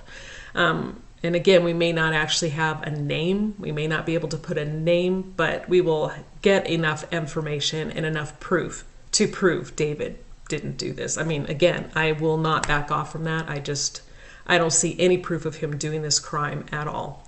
So stay tuned and hang in there. And if you have any questions, I will leave my email again down below. Feel free to write or go to Dan Hennon's page, YouTube channel, and subscribe to him. And I think Greg also has a YouTube channel. It's Greg Fernandez Jr., Dan Hennon. And subscribe to their channels as well and ask them questions, and we'll get to the bottom of this.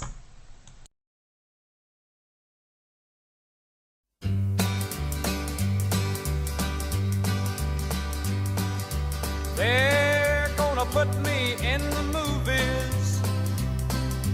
They're gonna make a big star out of me. We'll make a film about a man that's sad and lonely, and all I gotta do is act naturally. Well, I'll bet you I'm gonna be a big star. Might win an Oscar, you can't never tell. And who's gonna make me a big star? 'Cause I can play the part so well. Well, I hope you come to see me in the movie. Then I know that you'll plainly see the biggest fool that's ever hit the big time. And all I gotta do is act naturally.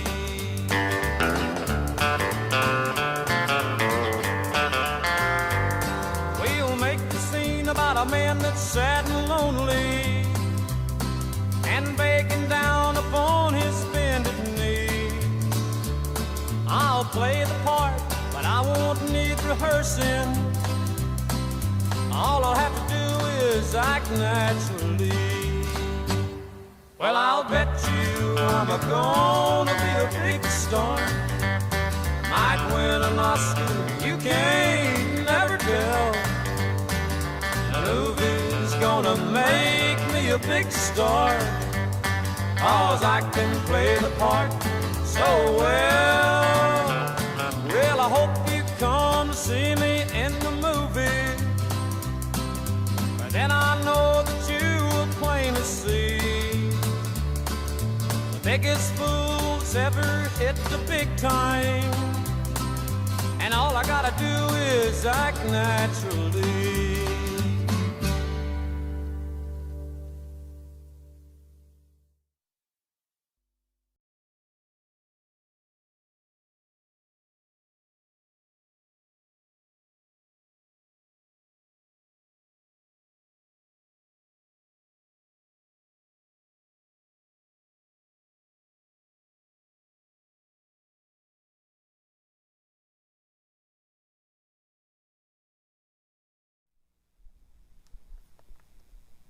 On October 26, 2017, Dan Hinnon interviewed Mike Boggio III, president of Michael Entertainment Group, MEG.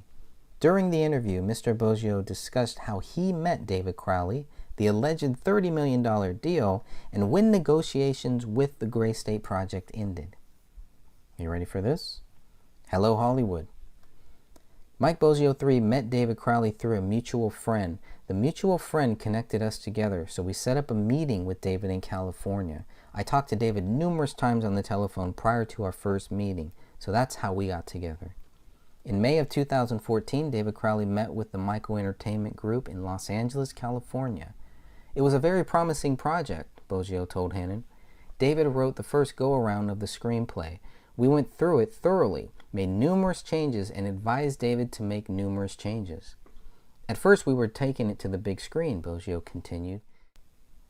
And then, as we thought about it, we figured, how can we pack in all this information in a 2-hour or 2.5-hour film? Let's take it to television and have a series made out of it, which would have been a lot better for the concept of David's idea. Without specifically naming names, Mr. Boggio commented on the actors considered for the Gray State Project. We were talking about hiring some pretty substantial A-list actors to fulfill some of the roles in the project. 2 months earlier, on March 8, 2014, David had stated that Sean Stone wanted a role in the future project. Quote, Sean Stone, yeah, that one, apparently wants a role in Gray State. Mike Boggio thought that David's version of Gray State would be a great A&E show. It'd be a great cable network television show that could spin off into a film. A&E is also where Eric Nelson's documentary was eventually released. David was always very mature, Boggio told Hannon, very professional, very kind and courteous and outgoing and excited. That's the key word. Mike called David's excitement about the project phenomenal. The original setting for the Gray State movie was in the Midwest Minnesota area, but MEG felt the movie setting needed to be nationwide, coast to coast, north to south. The $30 million deal. We were negotiating with David at the time, Mike Boggio told Dan Hinnon. We were talking about budgets for the film. We were talking about getting into production. Like I said, we had a list of A-list actors that I'm not going to even mention in this interview, and we talked about a $25 to $30 million budget. We could easily see the budget in this film being a $25 to $30 million budget. On May 23, 2014, David Crowley posted an update about the deal with Michael Entertainment Group. Quote, "It just happened. I'm not sure how many details I can divulge at this point, but Gray State will be optioned within the next 2 weeks at a major budget and connected with A-list talent. We are connected with a producer who above all else wants to preserve the film's pro-liberty ideals. This is all we could have hoped for and more. Thank you all for being our strongest selling point. Let's make a movie." So there were negotiations, Bozio explained. We were actually trying to option a screenplay. When we option a screenplay, we option a screenplay for a certain amount of time. I think we were going for 24 months, if I remember right. And within that 24 months, we had to get into production with the film. Otherwise, the option goes back to David. So that's what our negotiations were with David at the time. Mr. Bozio then clarified, when we talk about $25 to $30 million, that's what we budgeted for the film project. That's what we budgeted for everything to do from start to finish. As far as MEG's last conversation with David went, according to Mike Bozio, it was sometime in September of 2014, and those negotiations continued until David died.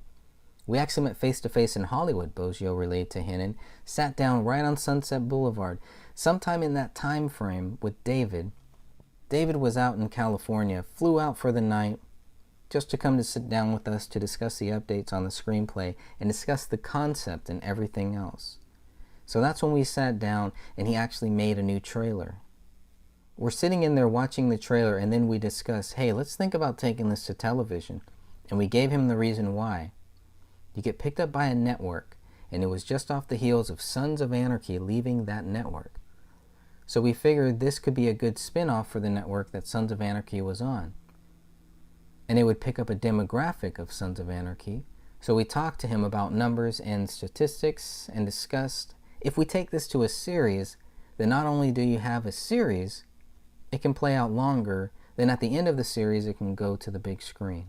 And he was excited about it. He was open-minded about it and thought it was a great idea. So I don't know where the whole depression comes into play when it comes to regards to making Gray State Network. In the beginning of David Crowley's connection to MEG, we put out an offer to David to option the contract, said Bozio, which would have given him some money up front, and then we would have went and ran with the film project or the television project. David would have been a producer on the film, so he would have been paid to be a producer on the film. And then he would have reaped some of the benefits of whatever the film grossed. We all would have. David had an idea, and it was a very, very, very strong idea, and that's why we all got together. Asked about the allegations that David walked away from the project, or if MEG decided not to go forward with the project, Mike Bozio seemed to deny both allegations. We didn't fire David, or we didn't get rid of David, however that went, and he didn't walk away from us. I mean, there was never any of that, and I don't even know where those two ideas came from. Nothing to my knowledge. Again, we never told David to get lost. I tried contacting David after our September meeting or discussion. I tried contacting David for months to discuss things. I didn't hear from him or anything. So I was getting a little nervous myself. Not nervous for our business transactions. David and I became friends. Not only were we business acquaintances, but we became friends. I called him on the holidays and wished him a happy Thanksgiving to him and his family. I did that numerous times until I heard the very strange, disturbing news. So when Mike received news of David's death, he was in total shock. I didn't believe it. So Christmas comes, Bozio continued. December 2014, I guess it is, comes around. I called David on Christmas, around Christmas time, to wish him and Camille and the baby happy holidays. I went out of town for New Year's.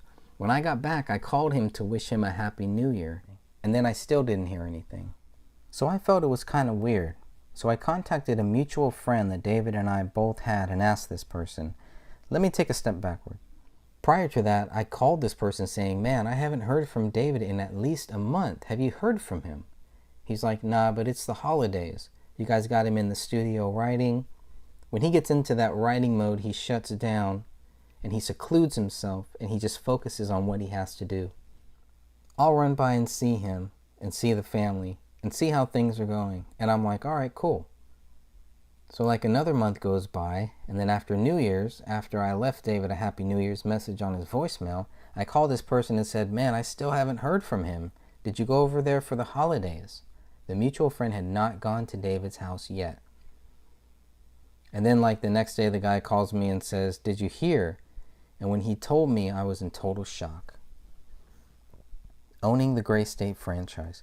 Who owns the rights? Who owns them now? If the deal with MEG was only with David, where did Danny Mason fit in? I have no idea what David and Danny's deals were, said Boggio. I can't answer to that. We had nothing behind that. We didn't have anything to do with that whatsoever. We didn't advise David to do that, so I don't even know why. I know that was brought up when we were doing our interview with Eric Nelson, but other than that, I have no idea why David did that, to be honest with you. Dan Hinton then asked if the script still had value. Well, when all this transpired, Boggio answered, we backed away. We backed away because of all the conspiracy theories and everywhere else. For a long time, for at least over a year, we didn't even discuss it. We just figured it was too toxic to even be involved with. Whoever got involved, I know since then they've made something. I know there were a couple guys out there that contacted me saying, hey man, we made this thing, we want you to see it, what's your thoughts?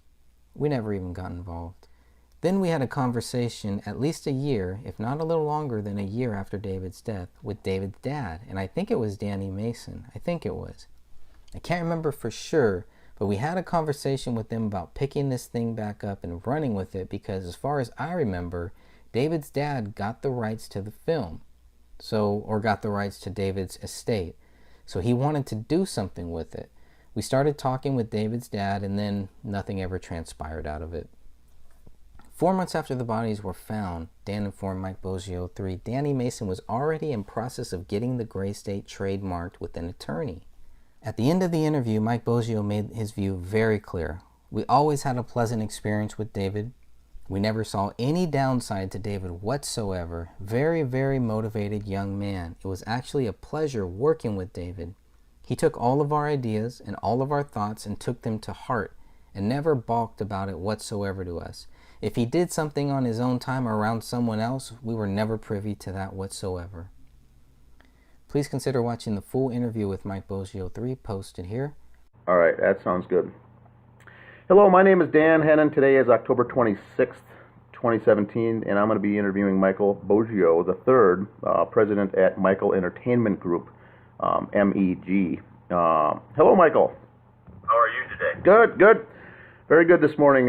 Glad to be able to get on the line and speak with you. You've got some important, I think, pieces of the puzzle that relate to this entire David Crowley case that has gotten very strange over the last couple of years. Not only the alleged murder-suicide, but the aftermath and everything else here that went along with it. But more importantly, Eric Nelson has made a documentary called A Gray State, and I would like to get your honest thoughts on the movie, on the documentary, and first and foremost, have you seen it? I have not seen it yet. Okay. And just for the listeners out there, the movie's out, is not out in theaters. It's not public yet. It has made its rounds through a series of film festivals and whatnot, and private screenings. But so you have not seen it, and now are you in the film? We are. Yeah, my partner and myself are. Okay. We did an interview with Eric Nelson out in California at least a year and a half ago. So it's been quite a while. Oh, I see. So 2015, roughly. Yeah, I think it was July of 2015. Okay. Yeah, they came out. They interviewed us, myself, in Minneapolis here, and that was June of 2016. So. I was going to say it's 2016 we did. Oh, okay. July of 2016. Yeah. Okay, good. So they made their rounds and they did that. How was that? How was that process, and what type of questions did they come up with? They just asked us questions about our affiliation with the project and how we got involved with David and where it led to, and how long we knew David, how many meetings did we have with David, and pretty much what transpired during our relationship with David is what was discussed in the interview. Okay, good. And also for the listeners out there, Michael Entertainment Group, or MEG, was founded in 2013. So, along with Michael O'Donnell was the other. David Crowley referred to you as the Mikes, and so that was, so you're roughly a fairly new company at the time, because you were in talks with David in the time frame of, I believe it was May through September of 2014. So this is a 1-year-old company at the time. Is that correct? Well, I mean, between Mike and myself, we've been in the industry for a long time, and we decided to partner up together and start our own company. So that's how that transpired. So it's not like, I mean, yeah, we are a new startup company at the time, but we were both in the industry for many, many, many years. Oh, very good, very good. And then how did, and so that interview was good. You felt that was good. You haven't seen obviously the final product, but not yet. No. Okay. How did David Crowley and the Gray State Project come into communication? How did you guys connect? Did you reach out to him, or did he reach out to you fellas? We have a mutual friend, and the mutual friend connected us together.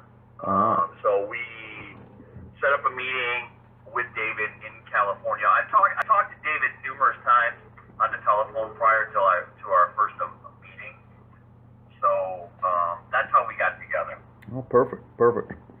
And then it got to a point where David flew out there along with Kamel and met with you guys in May of 2014. And Mike O'Donnell wrote in I think it was the Dystopia article from Alec Wilkinson that he said, quote, "It was a roadmap for the next American Revolution." And then your quote was, "This was our most promising project." Can you elaborate a little more on those two quotes? Well, I can't speak for Mike O'Donnell, but I can speak for myself. I mean, it was a very promising project. David wrote the first go-around of the screenplay. We went through it thoroughly, made numerous changes, advised David to make numerous changes. And so it was a very promising project. At first we were taking it to the big screen, and then as we thought about it, we figured, how can we pack in all this information in a 2-hour or 2.5-hour film? Let's take it to television. Let's take it to network and have a series made out of it, which would have been, a lot better for the concept of the idea of David's idea. So it was very promising. We were talking about hiring some pretty substantial A-list actors to fulfill some of the roles in the project. So, I mean, with the whole concept of David's idea and the idea of the show, and I mean, we just figured it was going to be a great film, or even a series on TV. Yeah, that's what he was mentioning. It could have been a web series or a television. We weren't going to take it to web series. I mean, web series that's kind of a different market. Okay. It's I mean, it depends on what you're considering web series, right? I mean, Netflix or something like that. Then yeah, we could take it to that. But web series normally is an 8 to 10 minute television show. That's it. Yeah, there was another thing to clarify for some of those following the cases. In looking at the interview with that Mitch Heil came out with recently, and after he dropped off the project at the time, and he was more, and I think some of the other Gray State members were looking to get this movie done and focusing on a one-effort movie to focus on, whereas David Crowley was looking at this project more as a franchise, more of different outgrowths from it, and have it long-term deal with the documentary, the movie, the series, potentially. I mean, everything. I mean, it was the whole thing, and I think that's what kind of turned off Mitch Heil at that point, because he was like, let's just do this one thing and let's get it done. And David wanted to have this thing with many legs and kind of a lot of going in a lot of directions, and I think people were kind of potentially, and I'm not putting words in the mouth, but put off by that, because it almost was like David couldn't focus on what he wanted to get done first. Did you get that gist, I guess? I never got that impression from David at all. He's always, every time we've talked, every time we set up meetings, he was always very focused and geared towards, getting the production of this film going, or the television show going. Our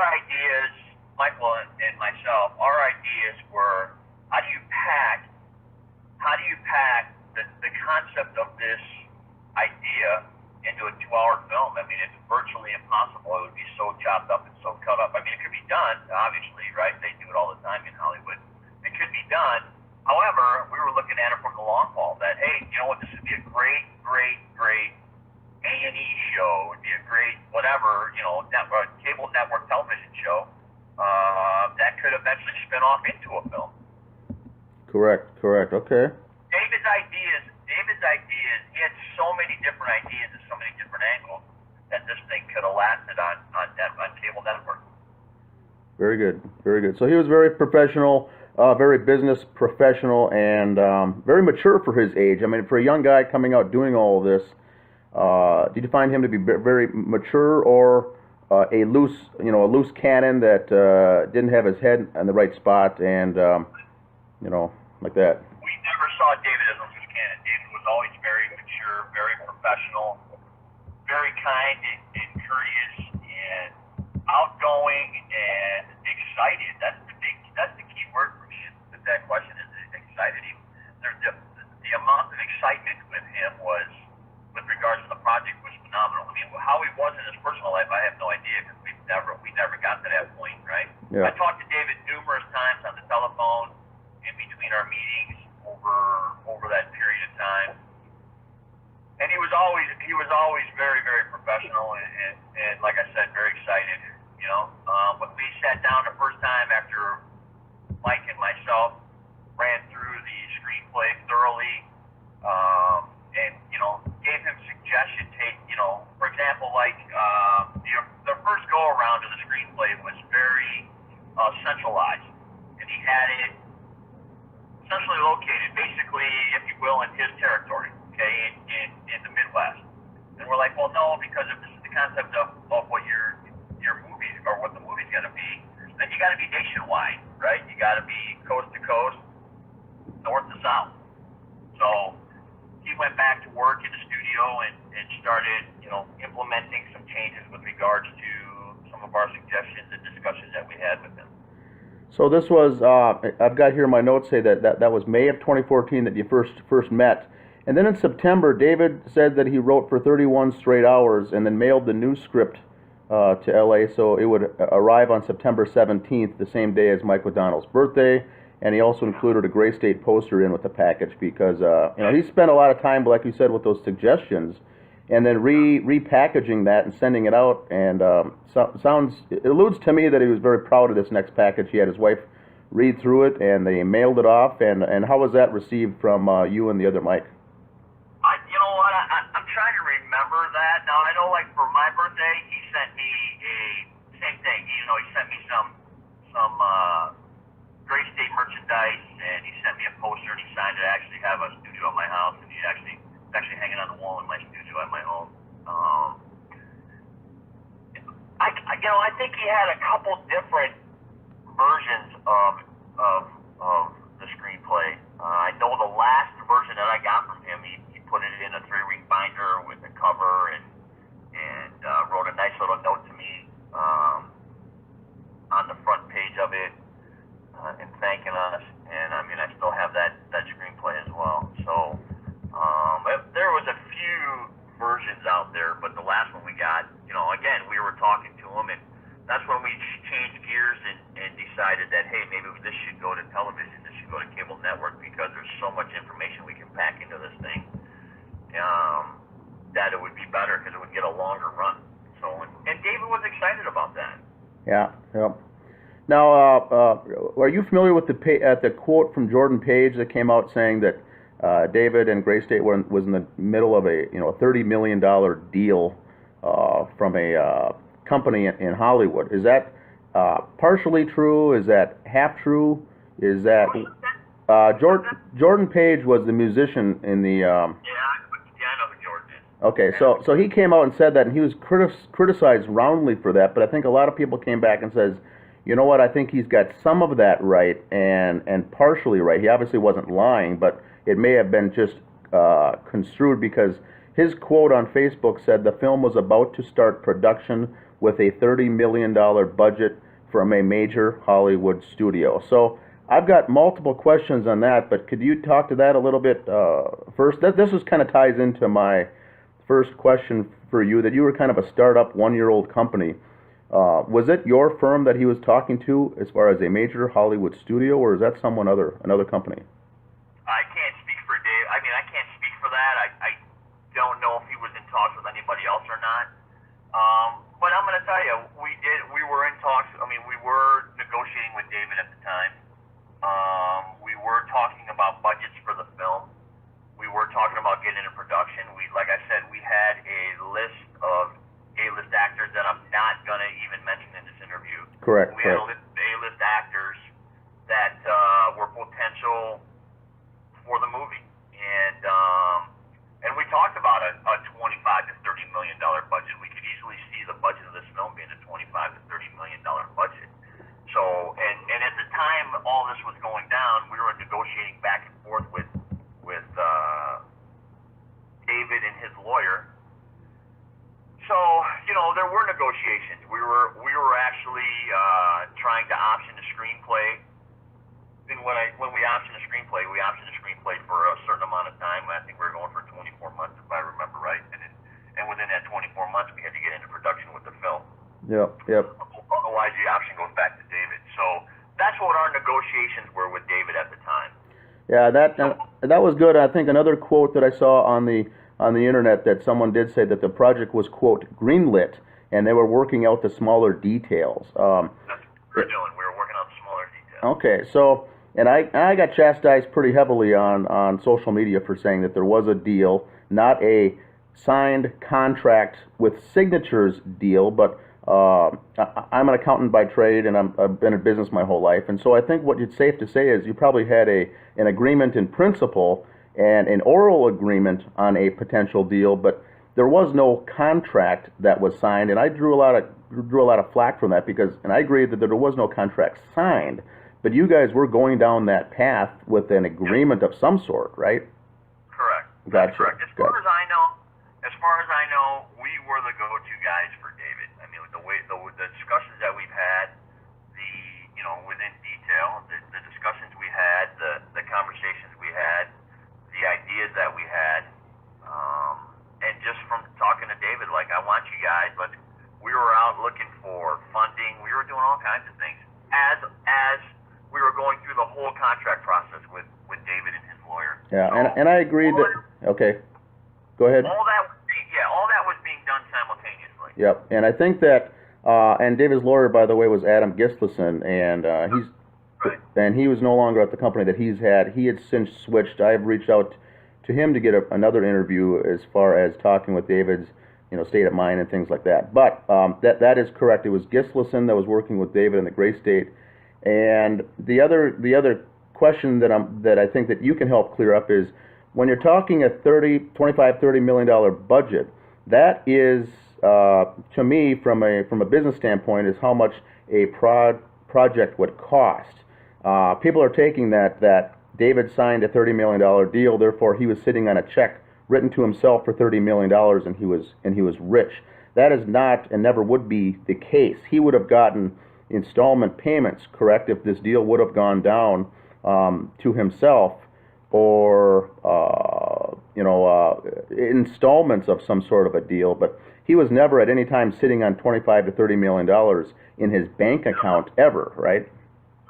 Never. Correct. Yeah, and that's what. And when we talk about $25 to $30 million, that's what we budgeted for the film project. That's what we budgeted for everything to do from start to finish with the film project. So yeah, it was never here, David. Here's $25 or $30 million check. Let's get moving on the project. That's never the case. Yeah, and that's important to point out. I think it's an important point because the film, if it gone out to the big screens, could have grossed 60, 70, 80, 90 million, but the cost or the expense of making and producing the film was what your number of 25 to 30 was really at, and that was the expense to hire and produce and to get the actors and actually make. That would have been out-of-pocket expenses for the company. Okay, very good. Very good. Well, that really helps clear the air on some of that, because at the same time there was concern that David was depressed, didn't have money, bankrupt, and at the same time people were talking that know that he was rich, but he did spend many years making this, and he didn't have a full-time job per se. So those statements are also correct to some extent. And now I think you're correct that he wasn't working with any other companies. I think that he was focused on you guys and taking the changes and the suggestions that you offered to write his subsequent. It sounds like there was potentially up to 6 different versions of the script. So I think it's safe to say he wasn't working with anyone else, but that's just my opinion. I agree with that. I mean, I agree with that. With the conversations we had, and yeah, I mean, he never let on to work with anybody else. It doesn't mean he wasn't talking to anybody else. I mean, just from my opinion and my thoughts here, that it's just like we were the go-to guys.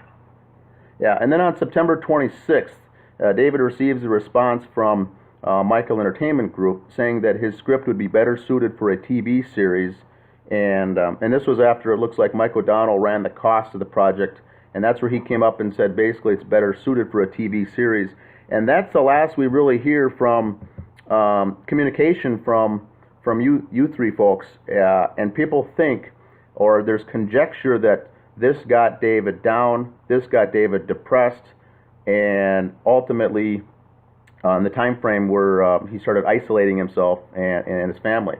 How do you think that his response was to that TV series? Well, we actually met face to face in Hollywood, sat down. I don't remember the name of the establishment we were at, but it was right on Sunset Boulevard. Sometime in that time frame with David was out in California, flew out for the night just to come sit down with us and discuss the updates on the screenplay and discuss concept and everything else. So, and that's when we sat down and he actually made a new trailer. We're sitting in there watching the trailer, and then we discussed, hey, let's think about taking this to television. And we gave the reasons why. I mean, it's you get picked up by a network. And it was just off the heels of Sons of Anarchy leaving the network. Oh, that's right. Yes. And so we figured this could be a good spin-off for the network that Sons of Anarchy was on, and it would pick up the demographics of Sons of Anarchy. So, we talked to him about numbers and statistics and discussed, if we take this to series, then not only do you have a series, it can play out longer, then at the end of the series you go to big screen. And he was excited about it. He was open-minded about it and thought it was a great idea. So to sit there and say that, with the message from O'Donnell that we're going to take this to the network, the pressure didn't play in one bit to that, as far as I know, because he was, like I said, when we discussed it, he was excited about it. He thought it was a great idea. And if we could follow through with that, then let's, and discuss it, and it's the right move, then we could go that route. So I don't know where the whole depression comes into play when it comes to regards to taking Gray State Network.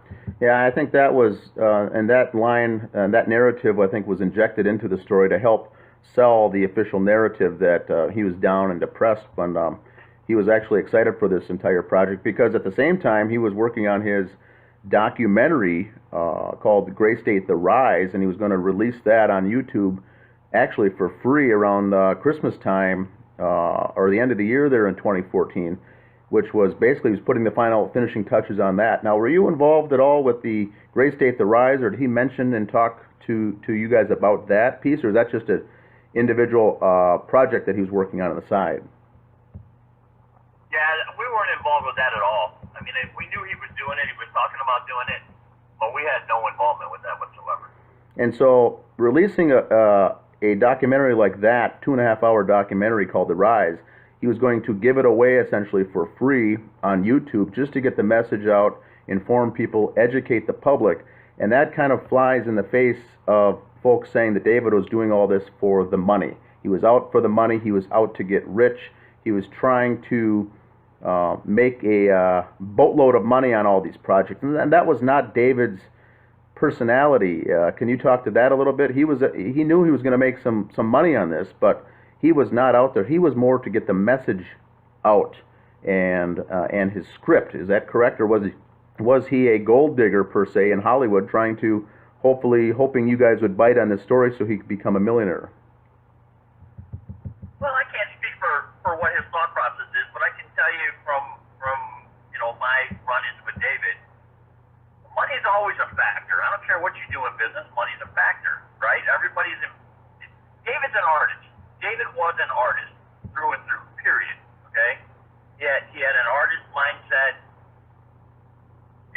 belief in what he was doing, okay?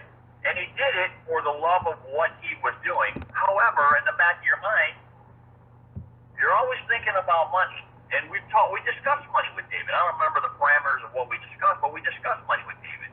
And David's from my recollection, David's first love was the art that he was performing. Okay? But there was always money as a factor. I mean, everybody's in business to make money. I'm not in business to give stuff away for free and, at the end of the day be, who I am. I mean, it's a matter of there's always a money factor. Now with our deal with David, I'm not going to discuss figures or anything like that, but our deal with David, we put out an offer to David to option the contract, which would have gave him some money up front. And then we would have went and ran with the film project or the television project. David would have been a producer on the film, so he would have been getting paid to be a producer on the film. And then he would have reaped some of the benefits of whatever the film grossed. We all would have. So that was the factor here. And it wasn't like David was a money-hungry grabbing guy and he was trying to weasel his way into Hollywood. David had an idea, and it was a very, very, very strong idea, and so that's why we all got together. But again, he did it for the love of the art, but also knowing that hey, this could be a payday. Correct. Oh, very good. That's all good information. Trying to get the listeners to this kind of get their head around David's personality and his mentality, because a lot of that in your talk right there, your description ties in with everyone that I've talked to. It aligns in with his personality. I never met David myself, never even spoke to him, so I started following this case after the bodies were found. But that's very much in alignment with what I've been hearing. The other concept that I'd like to square away with you guys from Michael Entertainment Group is there was conjecture that David either the talks broke down and you guys cut him off, or David left, or David quote walked away, and the agreements just didn't work out. So it ultimately got down to there's two types of people out there following this case. They fall into two camps. One believed that Michael Entertainment Group essentially fired David or broke off the talks and says, screw you, get lost. Or David said, I know I got the offer, I'm all set to make big bucks. You know what, it's not for me because I want to run I do not want to be just a producer. I want to be the director on the film, and I don't want anything changed. I don't want anything altered with this script. Therefore, see you later. I'm going to move and part ways. Those are the two camps that we're dealing with, and if you could talk to that a little bit as far as what you think was more of the truth. Either one of them. Neither one of those even came into play when we were in discussions with David. And David knew he wasn't going to be the director. We discussed that early on with David because he wasn't a known director. So if we were going to go into this film with a $25 to $30 million budget, David couldn't be the director. We would have needed a top name director in the industry, which has clout. Okay, so and David knew that from day one, and David was fine with that. David was going to be actually in the AD. We were going to make David the assistant to the director, and that's what we discussed with David. So we didn't fire David, or we didn't get rid of David, or however that went, and he didn't walk away from us. I mean, there was never any of that, and I don't even know where those two ideas came from. Yeah, I think there was at least to my knowledge. Yeah. Again, we never told David to get lost. Yeah, and I think tried contacting David after our September meeting or discussion. I tried contacting David for months to discuss things with nothing. I mean, I didn't hear from him or anything, and so I was getting a little nervous myself. Not nervous for our business transaction, but just nervous because I couldn't. I mean, listen, David and I became friends. Not only were we business acquaintances, but we became friends. So, I mean, I called him on the holidays and wished him a happy Thanksgiving to him and the family, and whatever. I mean, I did that numerous times until I heard the very, very disturbing news. So. Now, how was your how did you receive the news of this, and how did how did you process that after working so close and becoming friends with David? I was in total shock. I didn't believe it. I didn't believe it. And then, I actually, so Christmas comes, December 14, I guess it is, comes around. I called David on Christmas, around Christmas time, to wish him and Camilla and the baby happy holidays.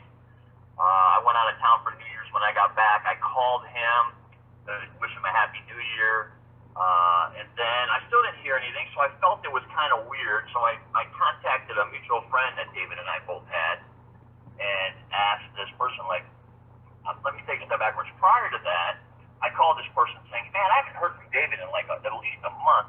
Have you heard from him? He's like, no, but it's the holidays. You guys got him in the studio writing. He's been, when he gets into that writing mode, he shuts down and he secludes himself and he just focuses on what he has to do. He goes, but as the holidays are coming up, I'll run by and see him and see the family and see how things are going. And I'm like, all right, cool. So another month goes by, and then after New Year's, after I left David a Happy New Year message on this voicemail, I called this person and said, man, I still haven't heard from David. Did you go over to Brawley? He's like, no.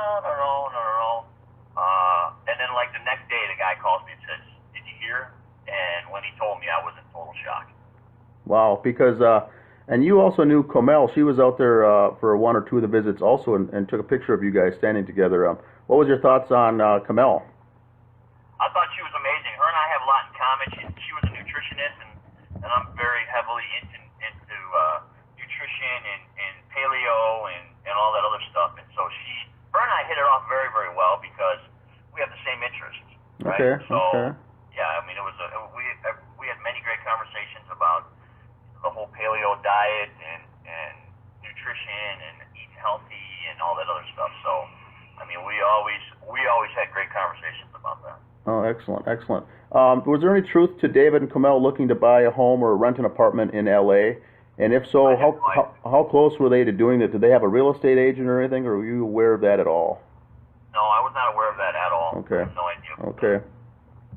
That came up in some discussions, and I thought you might be aware of that. And then, just in our last few minutes here, what was your thought when you found out that David's mother, Kate, died unexpectedly in August? I didn't even know about that either at the time. I didn't know about that either. Okay. So, David never made mention of that. I mean, obviously, if I would have known that, we would have done something, sent flowers or something, but I had no idea about that. Oh, well, no, she died after the bodies were found. Oh, not prior. No. Okay. Yeah, you know what, I honestly don't remember. Okay. It was about 8 months later, and she was, according to police reports, really the only person close in the family that questioned the narrative of this going down that way. So people, including myself, thought it strange that she mysteriously died. We never did get an answer as to how she died. She was young, healthy, worked 2 jobs, and then just mysteriously died on her back patio one night. And so they found her body. So I don't want to get into the conspiracy side of that, but I find that very strange. But that was news to you then as well. Yeah, that's news to me. You know what? I didn't even hear about it. Not that I can remember. Now, at the end of, it looks like my last question here is more legal related with Adam Gislason, and you might be able to have some comment on this, being in the business. Now, David went to his main character star in the program, was Danny August Mason, was his main actor, and wanted to get him out of the program, out of the copyright, out of any rights in the film, and so went to his lawyer Gislason to send Danny in an email, an attachment that just says, here you go, here's a form to sign to release your rights to this film, we're moving forward without you. And Danny never responded back to that. And then in December, around the 7th, David Crowley wrote back to Danny August Mason and says, what's the status on that? Have you signed that away, because I need to move forward, and we need to essentially for this project cut ties. Danny August Mason said that I need to run it by my lawyer before I sign anything, and I'll get back to you. And he never really did. So it was clear that we've got evidence that David wanted Danny out of the project. He never responded back. Is that a common thing with as far as signing away your rights? Because if David would have become wealthy and made this project, Danny would have been sitting on the sidelines with absolutely nothing. Is that a common thing, or how would someone take that if you were served with a paper like that, essentially, with your essentially one of your friends working on it? I have no idea what David and Danny's deals were. I can't answer to that. And we had nothing behind that. We didn't have anything to do with that whatsoever. We didn't invite David to do that, so I don't even know why. I know that was brought up when we were doing our interview with Eric Nelson, but other than that, I have no idea why David did that, to be honest with you. Okay. So, Yeah, he was on the verge around the. It seems like the September-October time frame is when he was doing some house cleaning with the guys on his project. And I don't know if you knew any of the fellas there, and I'm not going to ask you that, but he was cleaning house because he wanted to put together a new, quote, trustworthy team, and he was pulling away from everyone in his group, and I think that got spun into the media narrative that he was distancing himself and going into a deep depression and isolating himself, but really he was cutting ties with those closest to him because he didn't find them trustworthy. And I think that's what kind of leads into this whole, when you get into the motive of the potential murders. He's sitting on this script, whether David was alive or not. That script could have been budgeted for 25-30 million, and that was the value of it. That was the potential value of the script, whether David was involved with it or not. And if he was wiped out, knocked out of the way, someone else took it over, they would have been able to reap the benefits of this project. And so that's kind of the thinking that those of us have as far as a motive for this. And the only people I'm getting hit with hard as people against that theory is the people in the gray state. They're saying there was no deal, there was no value, the script was worthless, David wasn't working with anybody. And, so it comes into that whole means, motive, and opportunity that many think that it's actually the Gray State members themselves had the potential greatest thing to gain if David was out of the picture. If the body was found and someone else came and presented you with the script, would it still be viable? Will it still be the same asset value, or was David the linchpin holding it all together? well, when all this transpired, we backed away. We backed away because of all the conspiracy theories and everything else. We just, for a long time, for at least over a year, we didn't even discuss it. We just figured it was too toxic to even be involved with. So whoever got involved, I know since then they've made something. I know there were a couple guys out there that contacted me saying, hey man, we made this thing, we want you to see it, what's your thoughts? And we've never even got involved. Then we had a conversation at least a year, if not a little longer than a year after David's death, with David's dad, and I think it was Danny Mason. I think it was. I can't remember for sure, but we had a conversation with them about picking this thing back up and running with it, because as far as I remember, David's dad got the rights to the film, or got the rights to David's estate. So Yeah. he wanted to do something with it. So we started talking with David's dad, and then nothing ever transpired out of it. Yeah, and it seems like I would bet that the other person would have been Danny August Mason, because 4 months after the bodies were found, Danny was already in process of getting the Gray State name trademarked with an attorney to get the the name and a phrase Gray State trademarked already. So he was moving forward with the project. So it must have been him, was what would be my guess. Yeah, it must have been. Okay. All right. Well, I've got to let you go here, Mike. I thank you for your time, but do you have any other closing thoughts to wrap this up, to help clear the air, if there's anything out there that you can think of? Not that I can think of. I mean, again, I'll reiterate myself, but we always had a pleasant experience with David. We never saw any downside to David whatsoever. Very, very motivated young man. It was actually a pleasure working with David. He took all of our ideas and all of our thoughts and took them to heart, and never balked about it whatsoever to us. So, if he did something on on his own time or, you know, around someone else, we were never privy to it whatsoever. So. Excellent. All right. Thanks. That makes sense. All right, Mike. Thanks for your time. That's I think it's very helpful information. I'll get this out so people can make their own conclusions from it, but at least have some basis from someone in the know, someone who worked closely with him in his last final months, and I think it's very, very helpful. So I can't say enough. I appreciate your time. Thank you so much. All right. All right. Thanks, Mike. Have a good day. Yep, you too. Bye-bye. Yep.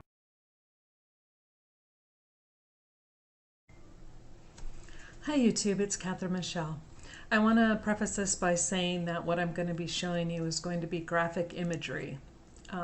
It's going to be an actual skull piece that belonged to David Crowley. So if you are under the age of 18 or you don't want to see actual death photos, don't look at this. Okay, now for the rest of you, I'm going to put up a photo here and I want you guys to look at it. Actually, there will probably be a couple. I want you to look at the photo of the drawings of where everything was located. The piece of skull we're going to be talking about tonight was located near the yellow tent number 6 in the living room, which is to the left of David, more toward like the middle of where the couch kind of comes out a little bit, and Camilla's over here. This is the piece of skull, and I'm going to read that to you as well. That is included in the bag that went along with David, and the medical examiner, Dr. Jessica Lelinski, states that this piece of skull, the largest piece that was found, which was 14.5 centimeters, is what fits and articulates with the rest of what's left of David's head. Please take a look at this, and it's especially important to note where this is located so you will know for sure that this is the same piece of skull that is mentioned in the autopsy reports. Please take a look.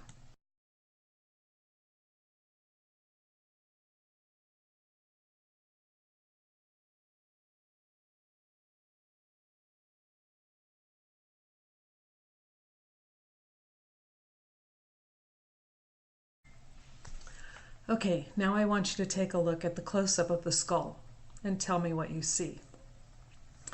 All I knew is that at first something didn't sit right with me with this photo. I knew something was wrong, but I couldn't put my finger on it. And then I was talking with a coroner friend of mine, and they were asking me, you know, they'd come over and we were, you know, chit-chatting and talking, and they're like, what are you doing? And I said, well, I'm looking at this photo and I can't seem to figure out why this photo is bothering me. There's something not right about this photo. And they looked at it and they go, oh, that person was murdered. And I said, what do you mean by that person was murdered? They said, there's blunt force trauma. In fact, there's multiple blunt force trauma on the head. And look at there, there's a place where you can see where it was actually cut away from the rest of the scalp. Sorry about that, interruptions. But yes, you heard them correctly.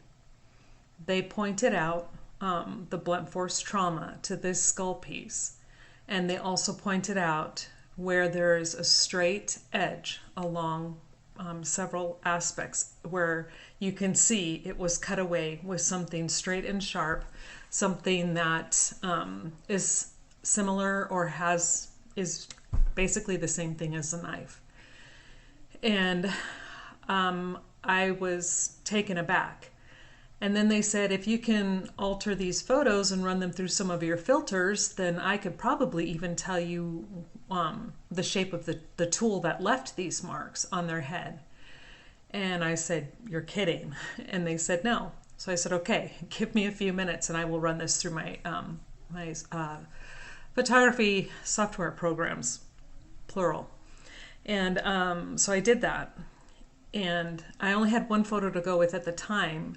And then later on, I was able to find other tool marks as well. But with the one that we found, they said it is clear. They said some type of ratchet, some type of tool, wrench, ratchet tool. And they said it's multiple. They counted a minimum of 10 hits, 10 strikes to the head, and the area that's surrounding it, which is dark, which means that he was alive when this beating on the head took place. And so he probably, they said, suffered from a subdural bleed. so he was hemorrhaging underneath the scalp. So they said it was hard for them to tell if the skull piece that they're looking at was concave or convex. They said they would assume it might be concave what they were looking at, but because it is a photo and photos can be tricky, they said they wouldn't say that for sure, but they would say definitely, and did say without any hesitation whatsoever. I mean, they just immediately went to, yeah, this person was beaten in the head and probably rendered unconscious due to it. And they said one of the blows was probably severe enough that it could have caused death. And they said why this wasn't picked up by the medical examiner is beyond them. They said that when they were in their first year of college, just taking the first class in, and I don't know what classes they take to become a coroner. I didn't ask, but they just said that, kind of like the old saying that Psych 101, this is Coroner 101.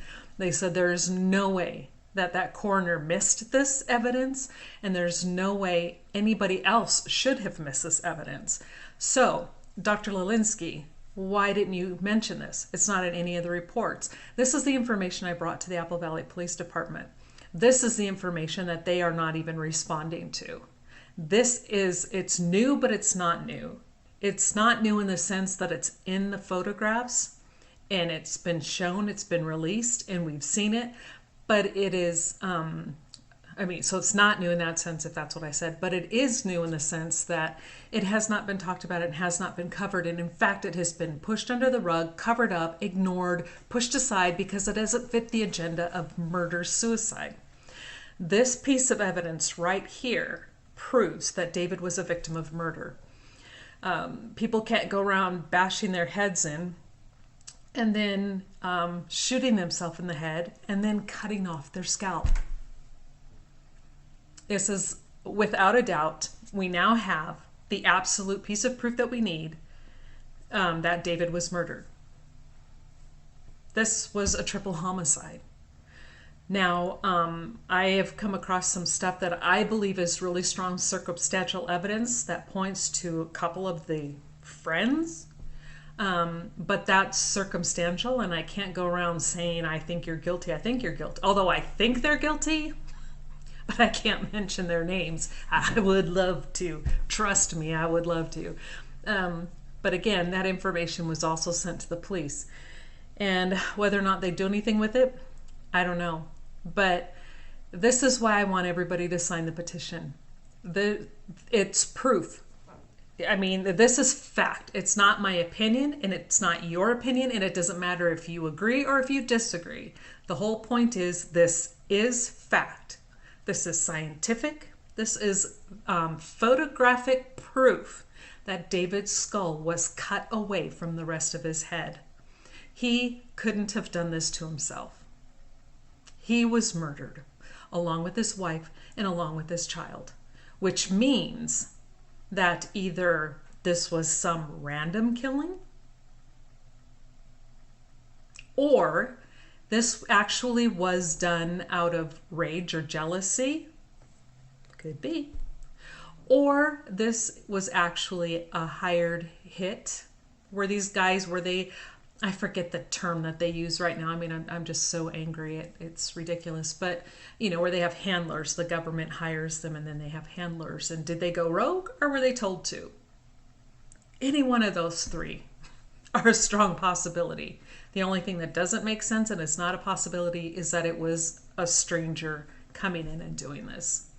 This was a planned execution of this entire family. It was a planned torture of this family.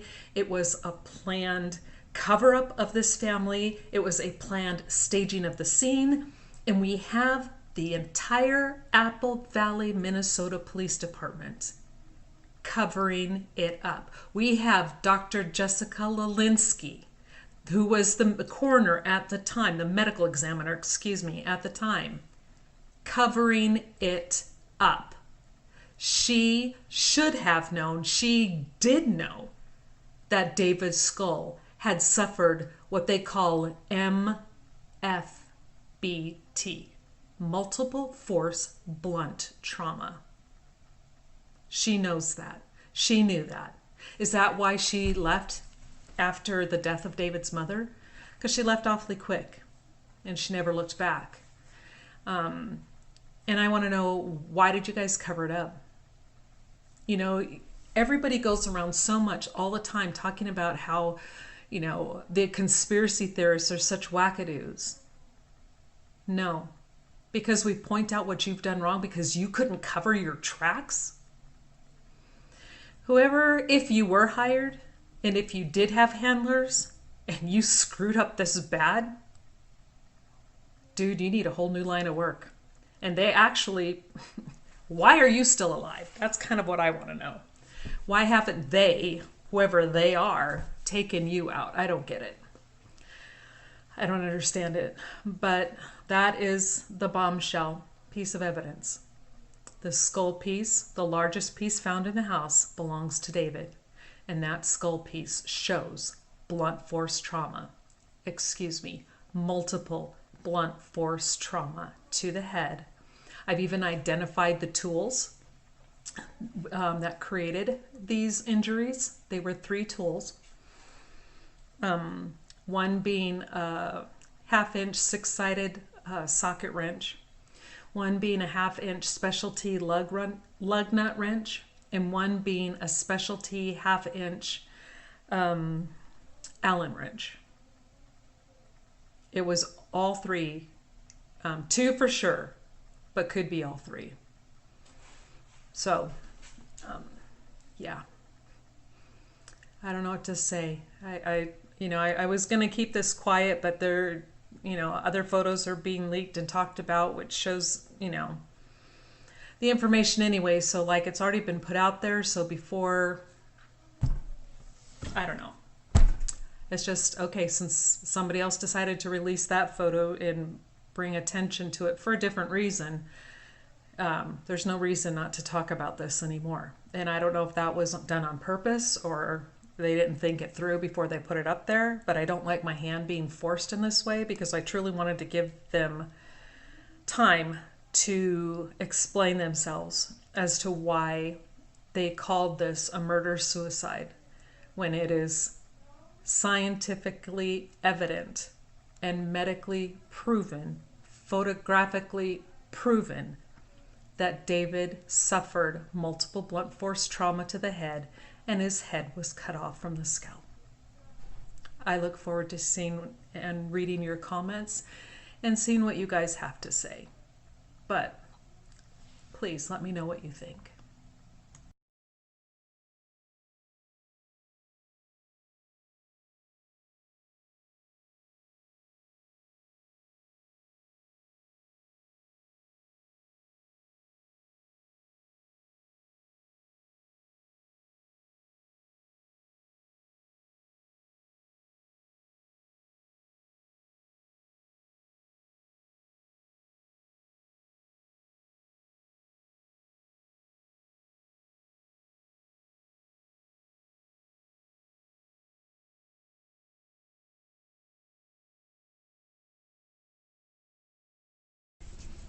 There's one more thing I think we need to jump in. I need to jump in and add here, and that is all along.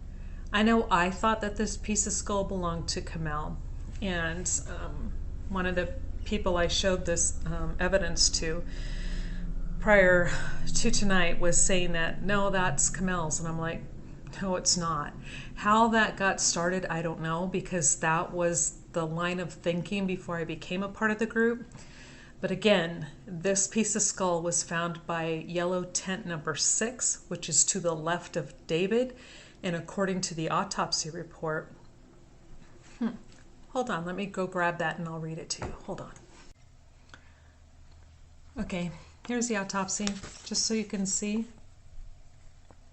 David's number is 15-0366. And this states, let me find they put it on internal evidence, I don't know why, but this is the portion that I'm going to be reading to you is down here. It says, examined separately from the body at the time of autopsy from a sealed brown bag labeled with bone fragments near 15-0366, are multiple fragments of bone and hair. A maxilla with well-preserved natural teeth showing no metallic restorations is present. Multiple 1.5 to 14.5 centimeter maximum dimension skull bone fragments articulate well with each other and with the remaining calvarium on the body of the decedent. So go back and look at those pictures where this piece of bone was located.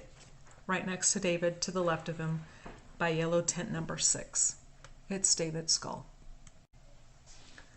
So, to end this, I don't know how or why or what the reasoning is and what purpose it was for the Apple Valley Police Department or the Apple, I don't know if it's Apple Valley or the Dakota County Medical Examiner, Jessica Lelinski, what led them to think that they would get away with calling this a murder-suicide when it's evident by your evidence, by scientific evidence, you can't deny it. He was murdered. This is a triple homicide. End of story. There's nothing anybody can say to refute that evidence. It's there. That blunt force trauma is there. That skull piece is David's.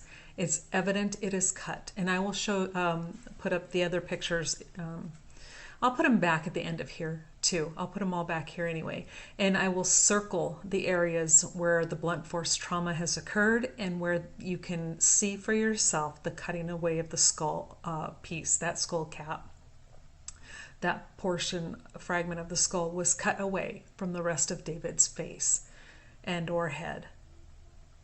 It's murder, triple murder. This is it. There's nothing else that we could find. There's nothing else that needs to be found. We can talk about this for a lot longer to come, but that's it. I mean, it's over. He was murdered. So, those of you who did this, I told you we'd find it. Yep, and we've got you dead to rights. If it was up to me, I'd arrest you today. But unfortunately, it's not up to me. I guess you could consider yourself lucky that you're still out breathing free air for one more day.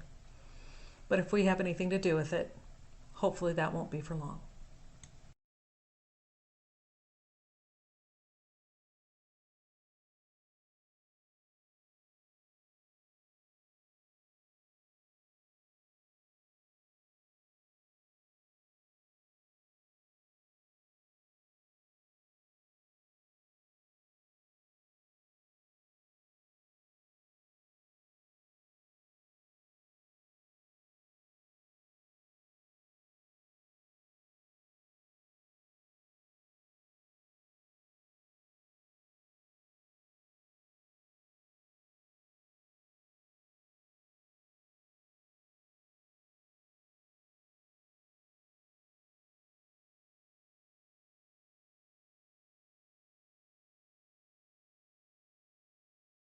All right, so here is the big 485-page PDF.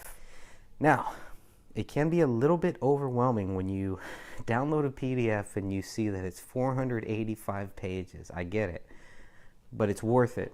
It is worth going through.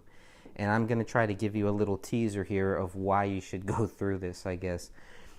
The first reason, obviously, is for facts or is for data. So if you don't believe what is being written in this report is necessarily facts, it is data. So we are collecting data.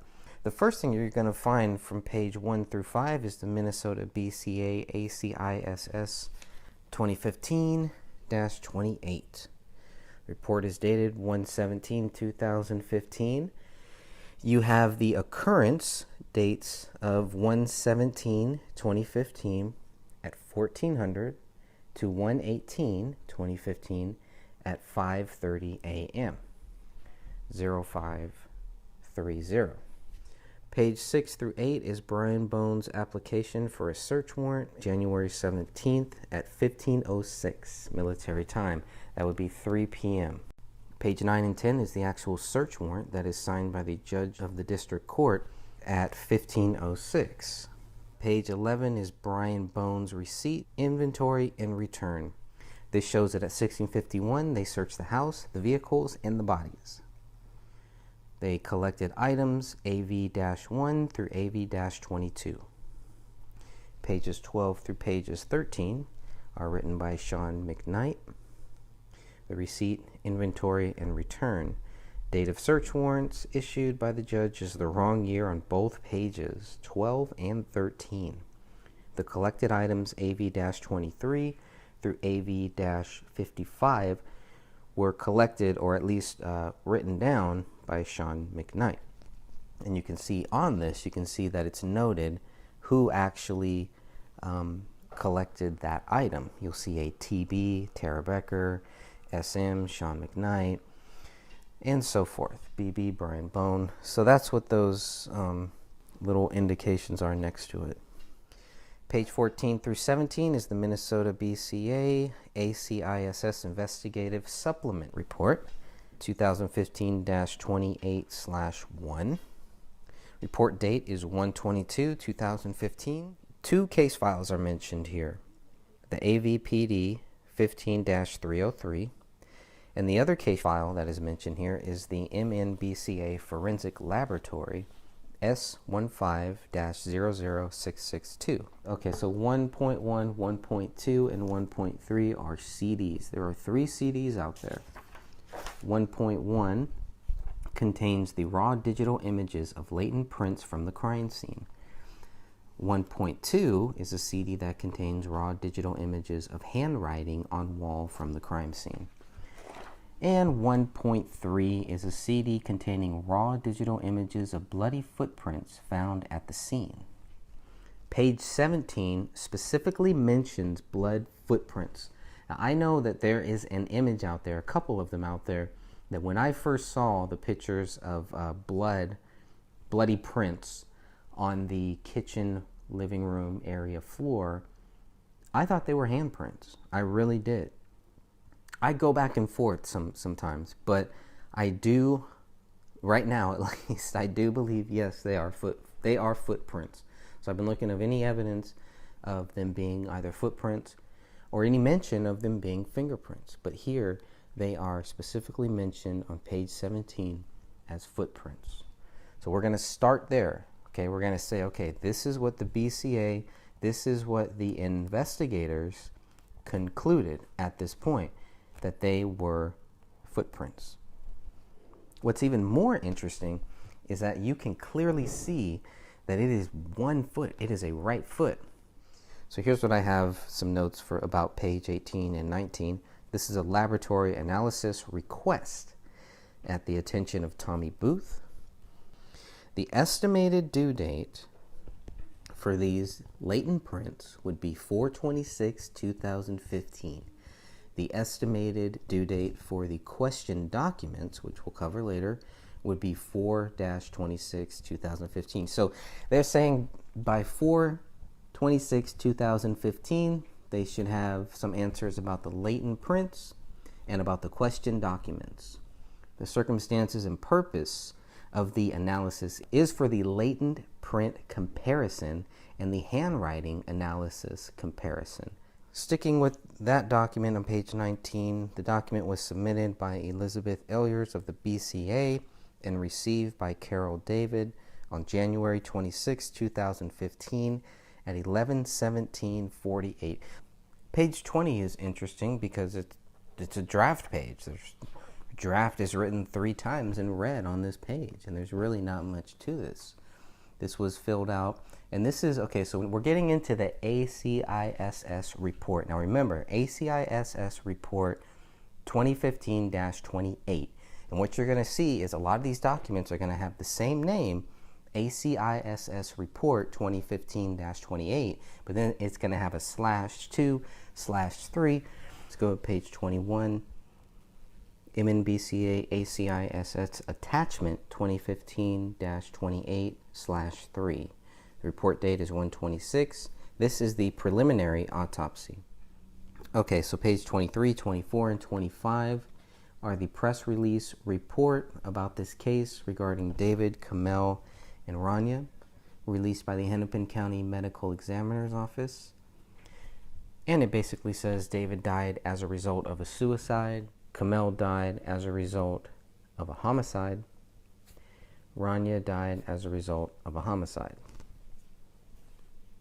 by 1/21. There's no doubt in their mind. Or they wouldn't have released those documents. But they needed to, especially for public panic, and really, especially just for all of the conspiracies. But I didn't think that they really gave the conspiracies any chance. They did not even want to consider a conspiracy here. That's the way I saw it. I don't see any. I mean, you can read these police reports and you can clearly see they're very careful to mention the public is not in danger. Everything is fine. We got this case solved. That's pretty much all we were getting. And that just fueled so many conspiracies. And instead of helping these conspiracy theorists kind of understand what was really happening, a lot of people just went silent. They went dark. And I can understand, it really puts the investigators in a very tough spot, especially if they really do want to help the public understand what happened here. It's a very tough spot now because it is an ongoing investigation. But at the same time, they're completely discrediting any possible theory of foul play. They're completely glossing over any possible explanation, any reason, anything that might show that they cannot prove David Crowley is guilty. It's one thing to accuse him, but it's another thing to actually prove it. They were successful in accusing him to a point, and up to a certain date is what I think. They were very successful in trying to convince the public and trying to convince the average person that David Crowley was guilty. They failed, and they continue to fail. And the reason the case needs to be reopened is because they will continue to fail to prove David Crowley is guilty because they cannot prove it. I truly, honestly believe that. Now, can I prove that they cannot prove it? Yes. If these documents, if what I have, if everything that I've seen is what they base their theory on, unless they have secret knowledge, some hidden information, unless they have things that we're not seeing, yes, I believe we can prove that they cannot prove David Crowley is guilty based on their evidence, based on their documents, based on their photographs, based on their reports, based on their comments, based on everything they have given us. There is no way that the police, that these investigators can look at the documents, look at the photos, look at everything they've given us and say, okay, you will understand now why David Crowley is guilty. They really didn't even try. They were already thinking it didn't matter what they told us. We were still going to think David Crowley was not guilty. That's their own fault. And they were monitoring the group page. They were monitoring the Justice for David Crowley and Family Facebook group and the Justice for David Crowley of Gray State Facebook page. So they knew that there were people like me who were not convinced. They lumped people like me into a category where everybody thought that the government killed David and that was it. That's totally wrong, and that's totally unfair to real people who were really looking for what really happened here. They did a big disservice to us. So I think they were kind of like, well, it doesn't matter what we tell you, you're still going to think David Crowley didn't do this. And to me, that made it sound like, okay, so then you're not going to put any effort into it, right? That's pretty much what you're telling me, and that's what I told. Well, I didn't tell Gummert. That's what I should have told Gummert. Is you just said that no matter what, you think we'll still be convinced that David Crowley did not kill his wife and his daughter and then kill himself. Even though I've stated publicly many, many times that I'm open to it, that I want to see it, I want the evidence. They didn't even look at that. They didn't even care. Because it wasn't about that. Those are the people they should have been focusing on, not the people who were set that the government killed David, or that David was part of some global conspiracy, or it's going to release some movie that was going to change the whole world, or whatever. So they did a very big disservice to the public, because they did not help us understand. They didn't even take the time, really. So anyways, Gummert did. Gummert at least took the time to answer those questions. He tried to back out, kind of, not really back out, but at first he was not going to answer those questions. But he's a man of his word. Gummert is a man of his word, and he answered those questions, and I thank him for that. Page 26 is ACISS Attachment 2015-28/4, report date 1/26/2015, and this is in regards to the latent prints of David Crowley in the DD-214, which is his military record. That was requested by Chris Olson. Status was approved, and the approved date is 1/26/2015. The record originating date is 1/26/2015. It says on January 21st, 2015. Oh, here we go. Here's the FBI thing now. Because it was always, were the FBI involved? Were the Department of Homeland Security involved? Were the FBI involved? Who was involved? So now we have the one mention of the FBI in these documents. I think this is the only mention that you'll ever see. And it's only for Olson to request from the FBI, from the Minnesota FBI, David Crowley's fingerprint card taken by the U.S. military on 6/24/2003. And this FBI agent, Travis Yarberg, sent Olson David's DD-214 on January 21st, 2015. This shows they had David's fingerprint. This is going to be one of the most important things that you're going to read in these documents, simply because of they have one match to David's fingerprint, one. And it's on the notebook in the office bedroom. That's it. They don't have a fingerprint. They don't have a palm print of David's on that gun. They can't do it. Now you could say, well, it's because the gun was there for 3 weeks. You could say it's because of the dog. Whatever you want to say. That is a fact. They could not put the gun in David's hand. That's a big thing. It's a huge thing. It's one more reason to reopen this case, I think. You talk about the smoking gun.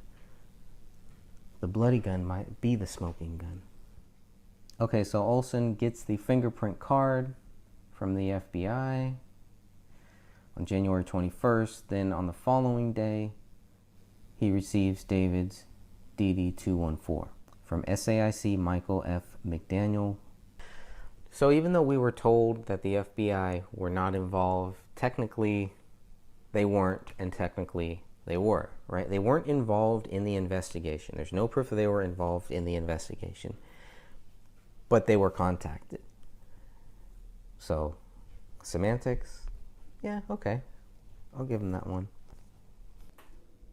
And then page 28 through 31, another ACISS crime scene supplement, 2015-28/5. So now we're into the fifth part. Still dated 1/17/2015. The crime scene processing. That's what we're going to be going through here now. The BCA received a call at 14:17. They arrived at 15:30.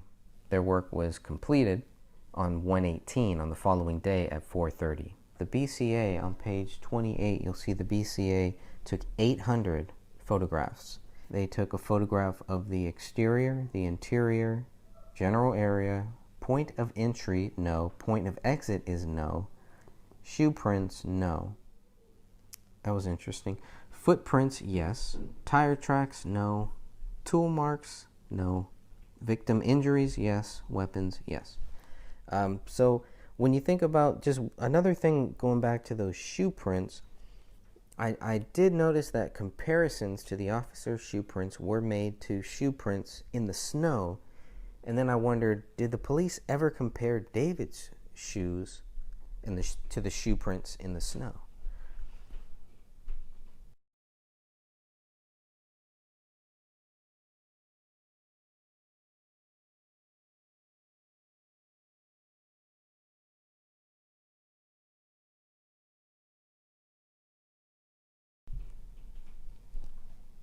And then I wondered if the police ever compared David's shoes to the shoe prints in the snow. Page 31 shows Ellier's story. She was contacted by the BCA's Operations Center, and she was requested to respond to the crime scene in Apple Valley. SSA O'Donnell documented the crime scene through video, which was recorded onto a mini DVD and which was later transferred to a DVD for easy viewing. So the photos are on a DVD that is marked item .2. Page 32 and 33 cover the Minnesota BCA ACISS attachment 2015-28/7. So now we're to the seventh document associated with this. The report date is 2/13/2015 from 1705 to 1713. Okay, these reports and exhibits are received by the Apple Valley Police Department. Report by Chris Olson on 2/13/2015. S.A. Olson received 20 PDF files. 20 PDF files. These files included reports and other investigative exhibits relevant to this investigation. If you look at page 34 through 37, you get half a list of the top 200 donors. Start with number 1, and it's a big jump from number 1 to number 2. Okay, so page 38, you'll see here, we got the training here that Kamel and David took. If you're looking at page 40, you'll see Kamel's training verification through Quorum Security Incorporated. Page 43 has the gun that David gave to Danny Mason as a gift. Page 44, Kamel's firearms bill of sale, purchased on 7/25/2009 at the Gun Zone in Dallas, Texas.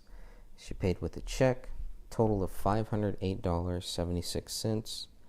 She bought a Springfield XD 40 caliber, serial number US 163310, signed by Kamel. Page 45 through 47 is David's training verification certificate. Course completed on November 8, 2009, and done by the same company, Quorum Security. Page 48 is David Crowley's private firearm transfer to Adam Schambauer. It's dated September 17, 2010. It's given as a gift, and it's from the AR-15. It is the lower receiver, serial number 61242. Page 49 is a private firearms transfer from David Crowley to David Stark, dated June 17, 2012, conducted as a sale. David sold Mr. Stark a Springfield XD 40 caliber subcompact, serial number US 163310. Kamel buys this gun on 7/25/2009 in Dallas, Texas for $508, sells it, or David sells it, to David Stark June 17th of 2012. Page 50 through 133 are the police reports. And here we go again, the police reports. There are some police reports in here, and there are some police reports that are missing. The ones that are missing look like it's generally the ones at the end of the 94 pages. So that's curious. The last update that we get where the case is exceptionally cleared is not in this set of police reports. That's a big deal. The other interesting thing to notice about this is some of what was censored in the 94-page PDF is not censored here. So there is some good data there. There is some good stuff to actually go through.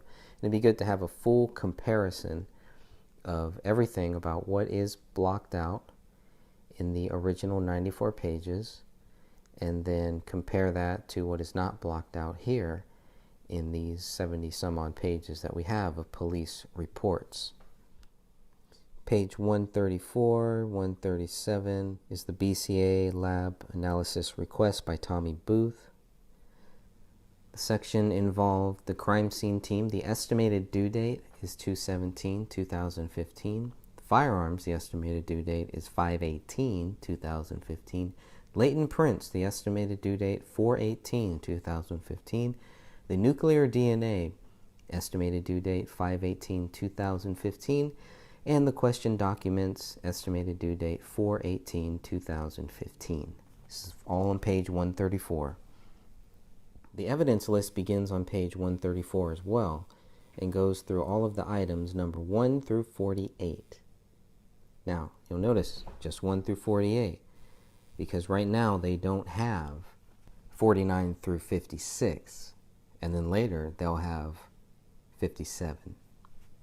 So you're going to see this document, 3 sets of the same document here. Okay, and as we move on to page 138, the AVPD press release. Now we're going to see 1, 2, 3, 4, 5 of these press releases. Note these dates, note these times. This is very important. All right, so on page 138, this is the very first one. This is the first press release. Suspicious deaths. And you'll note here, it does not mention a double murder or suicide. This was set to release at 3:30 p.m. January 17th, 2015. Little over 2 hours have passed, and the first press release goes out. Suspicious deaths. Doesn't really say much. Shouldn't say much because they don't know much. This one is dated January 18th, set for release at 11:40 a.m. This one does mention a murder-suicide, but they're very clear to make sure that there's no threat to public safety. To me, that shows, and I think this has been brought up many, many times, but just to say it again, it does show that by this time the police were working with the theory that David Crowley was guilty. That is their working theory. They don't have 2 bullets yet. They don't have item 53. They don't have item 57. Item 57, obviously, they don't find that one until February 18th when they're told about it by Chris Klein, or else they would never have item 57. So thank you, Chris Klein. Think about that for a second. Let's say they never had item 57. This wouldn't match up. Nothing would match up. Of course, only 4 bullets and 6 casings found on January 17th does not match up either. So if you're still looking at page 139, you can see, based on this, that the medical examiner's office is still working to positively identify the 3 dead bodies. They haven't identified them yet, and they're already working with this theory that David Crowley is guilty. Even on January 19th, they don't have a positive ID, page 140. But they're already treating this as an apparent murder-suicide. So maybe they're just being cautious. Maybe that's just legal speak, and they're just making sure CYA. And on page 141, dated 1/21/2015 at 3 p.m. Now they have a positive ID. So by 1/21, they have a positive ID. They have already said that they believe that this was a murder-suicide. We can conclude that by 1/21/2015, the police are working with that theory that David Crowley is guilty. They're not looking at other theories. They're not looking at foul play. They've ruled out foul play. Okay, page 142 is going to be the 5th and final press release that we're going to see here. And the investigation is still ongoing. Last verified activity from the residents was late December of 2014, according to investigators. Captain John Brummel is actually quoted in this last one. He is quoted, "The analysis of these devices could provide important information about this incident, but that analysis will take time." Page 144, 145, and 146 all look like they are trying to identify Kamel. January 18th, 1:49 a.m. Ryan Olson sends Sean McKnight this image on page 145 to identify her by her tattoos. Probably one of the fastest, easiest ways to identify a person, I would think. We're going to move on to page 147. Page 147 shows how they were trying to identify David Crowley through the tattoos. And you will note that date originally sent from Ryan Olson to Sean McKnight on January 17th, 2015. Okay, page 150 to 151 is a release form where they are releasing the dog to Dan Crowley Jr. The dog was obviously impounded on 1/17/2015. It's a mixed breed. It's a male. Dan Crowley Jr. claims that dog on January 21st, 2015, according to these documents here. So this fax that we're seeing here, this document was faxed from the pet hospital to the Apple Valley Police Department on January 21, 2015. You can see that on page 151. On page 152, you will see that on January 23rd, 2015, Tommy Booth is notified that the forensic scientist assigned to the nuclear DNA section assignment in this case will be Rebecca Diane. Page 153 is the handwritten report with a list of authorities involved. This lists everybody who was involved in this case. Page 154 through 157 is Kamel's messages with an unnamed person. The dates include Monday, November 24th at 9:57 a.m., where she met with somebody at a coffee house. Kamel's plans for after the holidays. Quote, "I'd also be interested in planning a more elaborate, fun get-together after the holidays." On page 155, she's corresponding with somebody on December 3rd, 12:39 p.m., and she responds on Friday, December 5th at 11:53 a.m. So you can read page 154 through 157, and you can see and you can judge for yourself, because we get down to page 156, and now we're in December of 2014.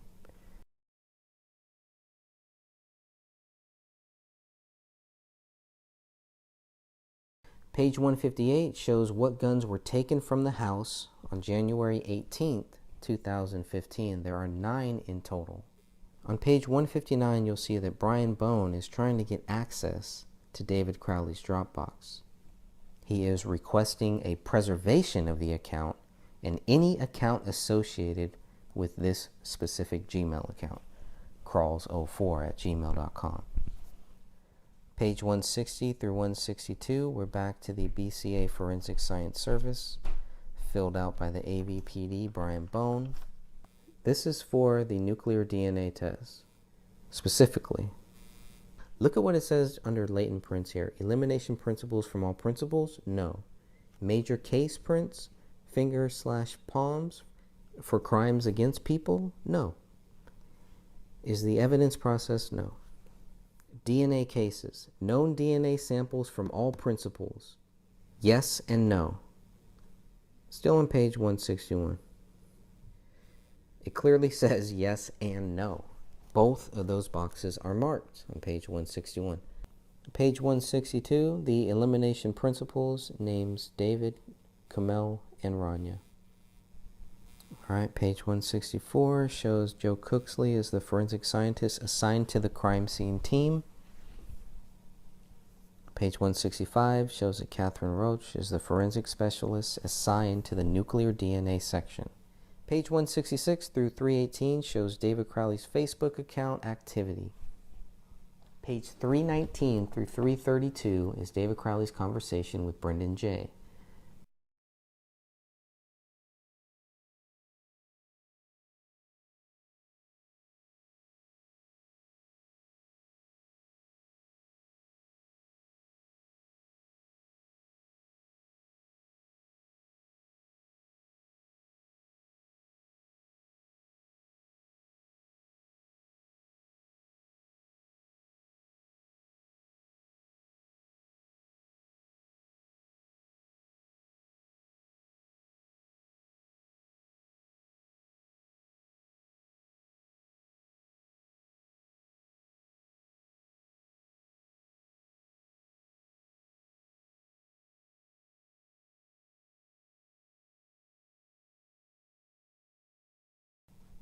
Look at page 335 and 336 now, and you will see this post that was removed. You won't find this post anymore on David's social media. This was removed, a removed post, page 335 and 336.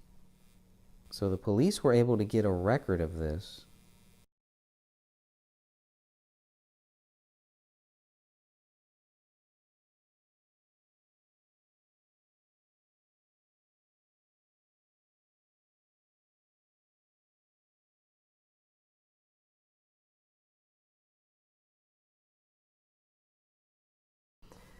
All right, page 337 shows Sean Wright with Luke Radowski. Again, you got to ask why. What is going on here?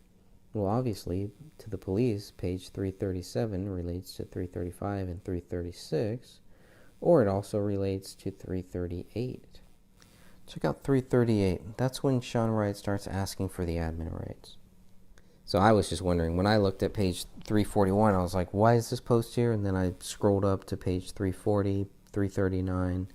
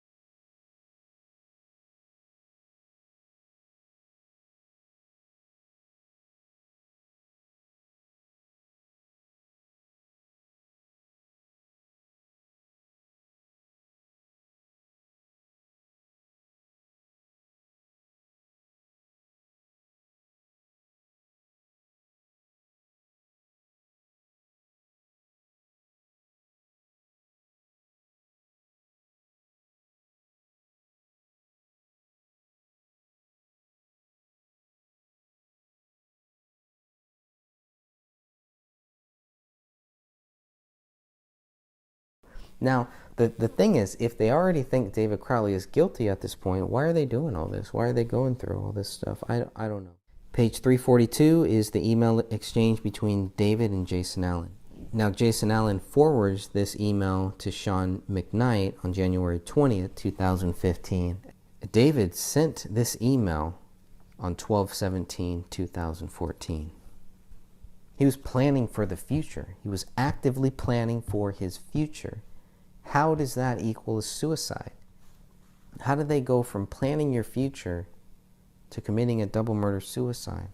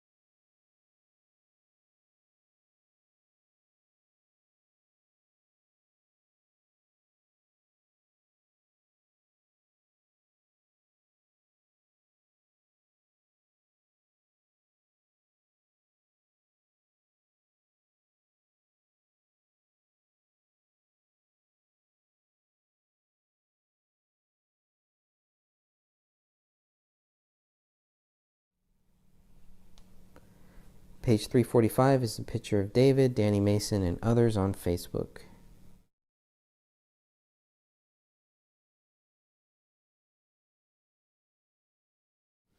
Page 346 through 349 is the AVPD Property and Evidence Report. Very important document here.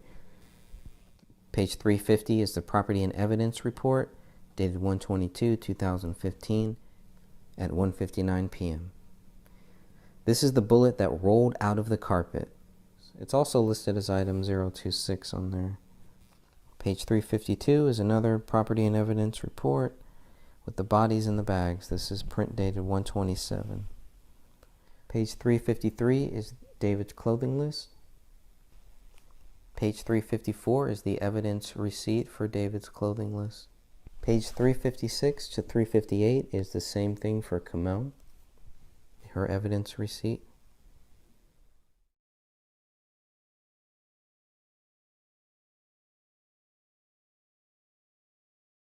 Page 362 is the property release form for the same bullet that was found on January 20th that rolled out of the carpet. Very interesting. The item number 53 was found on January 20th. Okay, page 363 to 367, forensic laboratory analysis requests for nuclear DNA comparisons for item 50, item 51, and item 52. David's known blood sample, Kamel's known blood sample, and Ranya's known blood sample. They also requested nuclear DNA comparisons for item 53. That was submitted on 1/23/2015 at 10:05. Page 368 to 372 is Brian Bones' application for a search warrant and supporting affidavit and search warrant. 373 to 375, Brian Bones / Sean McKnight receipt, inventory, and return. Now we're getting to the nitty-gritty. AV-1 through AV-55. You'll notice on page 373, it's dated 1/17/2015, but on page 374, it is dated 1/17/2014. Simple error, minor error. Here we have 23 through 44. Looking at page 375, going to AV-55. 367 is the receipt of filing search warrant. Contains a copy of the warrant. 378, AVPD Detective Michael Tietz to AT&T National Compliance Center for AT&T, sent on 1/22/2015. Page 379 shows AVPD's attempt to contact T-Mobile. Page 380 through 384 is a search warrant application for AT&T phone record 651-333-0072 between the dates of 9/1/14 and 1/21/2015. Signed on 1/22. Page 385 to 389 is a search warrant for AT&T phone record 212-470-5794 between the dates of 1/1/2014 and 1/21/2015.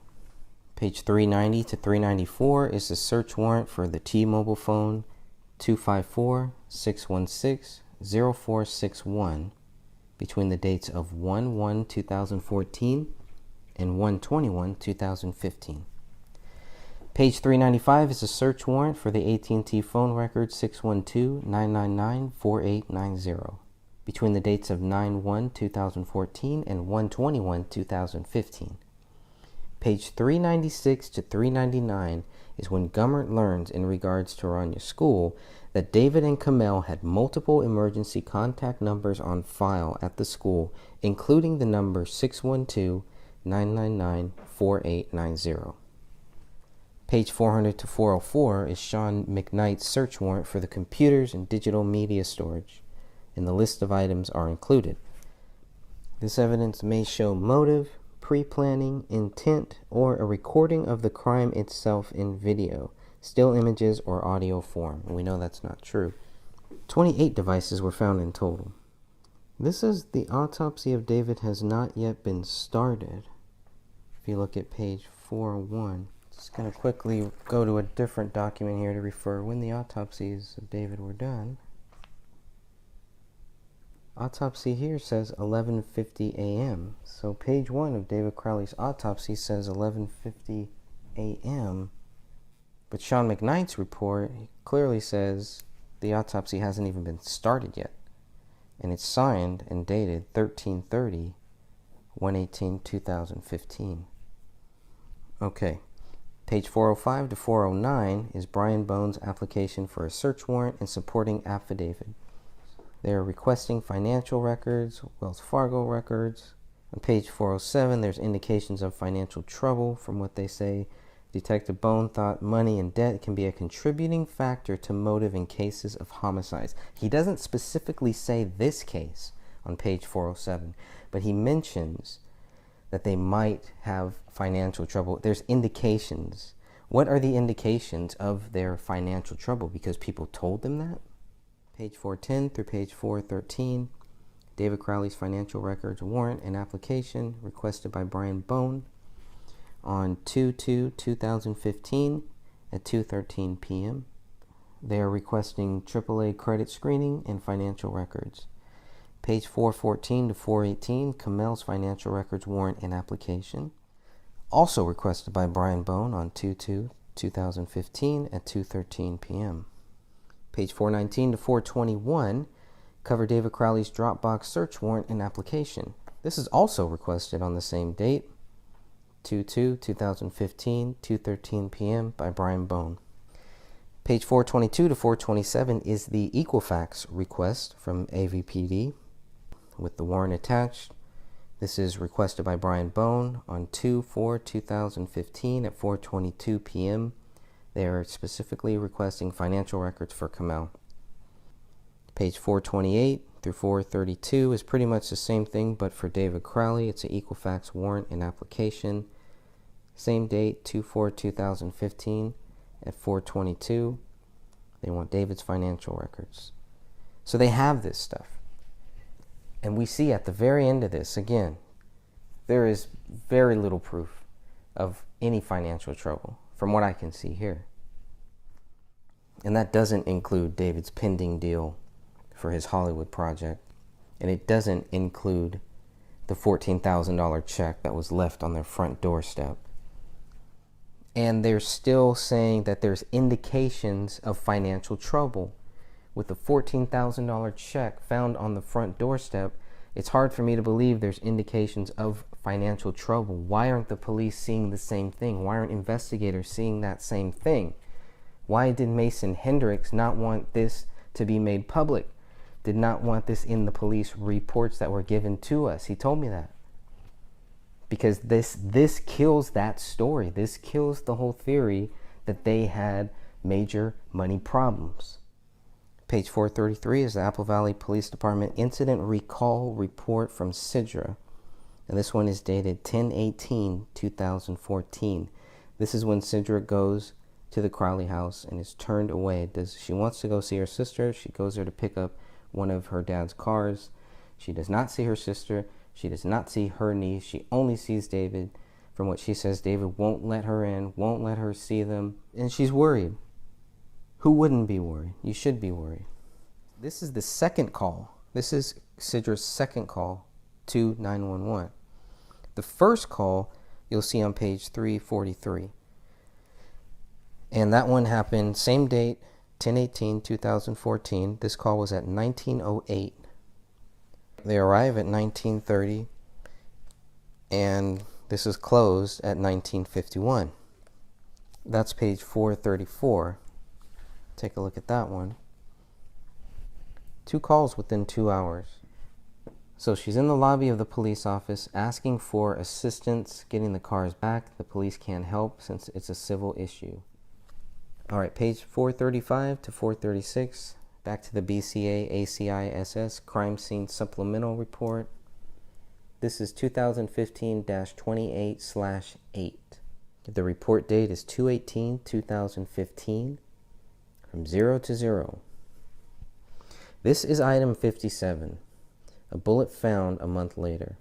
Police will try to tie this bullet to David's murder weapon. I don't think that they'll be very successful. The call was received at 2/18/2015 at 16:30. The time that they arrived is 17:30, and the time completed is 19:30. 2 hours. Exactly.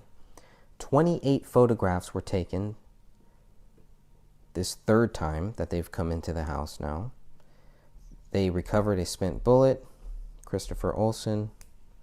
On Wednesday, February 18th, 2015, Special Agent Lance Lehman is contacted by the BCA's Operations Center to respond to 1051 Ramsdale Drive. Lance Lehman is briefed by BCA Special Agent Chris Olson. And the purpose of this event was to document and recover a spent bullet from the attic. And the BCA crime scene team was on site as well, including Joe Cooksley, who was there on the first day, on January 17, 2015. He was there, and Beth Wolf. Special Agent Lehman took the 28 photos, item 8.1. This is all on page 437. Really good stuff here. The record original date is 2/19/2015 at 9:55 by Lance Lehman. Page 439 to page 442 are the crime scene drawings. Very interesting stuff here, especially when you think about the 3 different dates and you look at the dates on here. So there's no doubt they had to update this twice. Page 443, the Minnesota BCA ACISS lab result attachment. The report date is 2/3/2015 for nuclear DNA. And this is 2015-28/10. Page 444 is the Forensic Science Laboratory report on the examination of the physical evidence. For nuclear DNA, it lists items 1 through 53. That's it. That's what they're testing for nuclear DNA in this document at this point, up until this point. Page 446 are the results of the lab exam. This is the blood. Presence of blood is found on the pistol, item 1A, in 4 areas. It's 1A-1, which is the grip of the gun, 1A-2, which is the slide of the gun, 1A-3, which is the trigger of the gun, and 1A-4, which is the muzzle of the gun. They also find presence of blood on the magazine, item 1B, in 1 area called IB-1. They find blood on the knife, which is item 8, in 4 areas, 3 samples collected. 8-1, which is the blade, 8-2, which is the inside, 8-3, which is the handle. They found presence of blood on the pin, item 40, 40-1, on the grip of the pin. They found presence of blood on the notepad, item 41, 41-1, on the front cover, 41-2 on a page. They found, okay, now we're getting into bullet. I'm going to call this bullet 1, item 42, bullet 1. They found blood on the bullet, item 42-1. 42-1 is the actual blood on the bullet. Bullet number 2, item 43. They found blood on the bullet, item 43-1. We're still on page 446. And we're going to look at bullet number 3, item 44. Blood on the bullet, and the blood on the bullet is labeled as item 44-1. Here's where blood was not found. Blood was not found on 1B1, which is a cartridge. Blood was not found on 1B2, which is a cartridge. Blood was not found on 1C, which is a cartridge. Again, blood was not found on 45, which is a bullet. Page 447 shows the hair and fiber and when they were collected on. Not examined at this time were items 4 through 7, 10, item 13, item 16 through 22, item 25, item 26, item 28, item 29, and item 31 through 33. This is signed by the forensic scientist in charge, Rebecca Dian.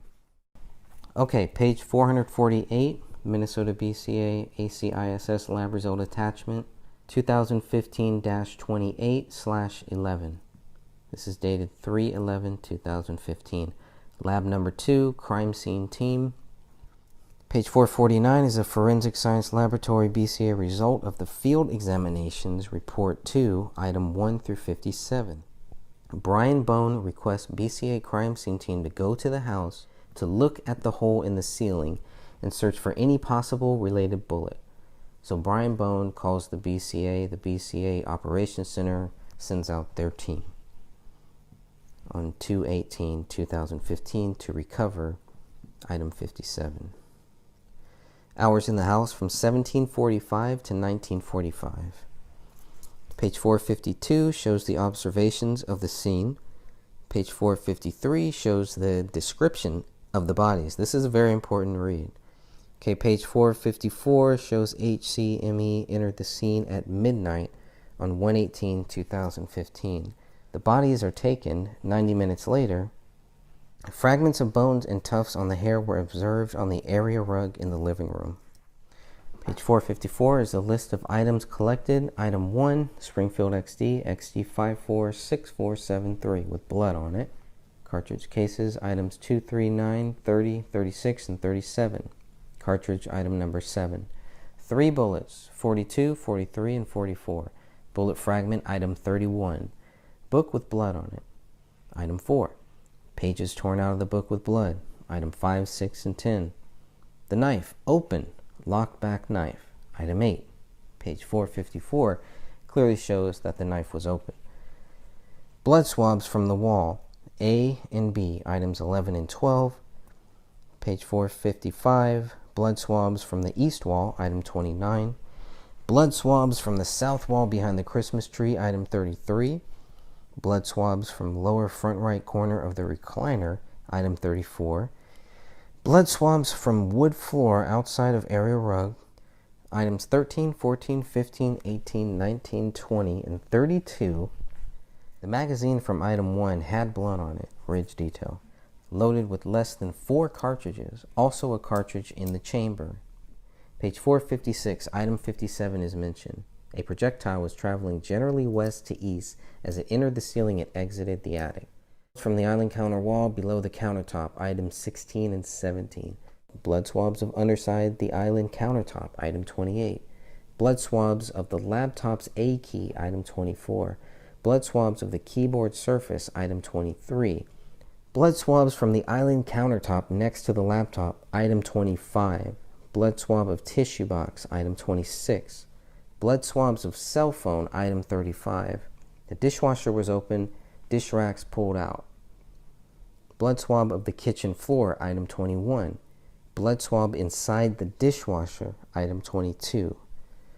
Page 457, items 46 and items 47, the notepad and the note page, possible handwriting samples from Kamel. Page 457, item 48, checkbook from David, possible handwriting samples from David. Blood swab collected in hallway outside of the office, item 27. Blood swabbing of office desk, item 39.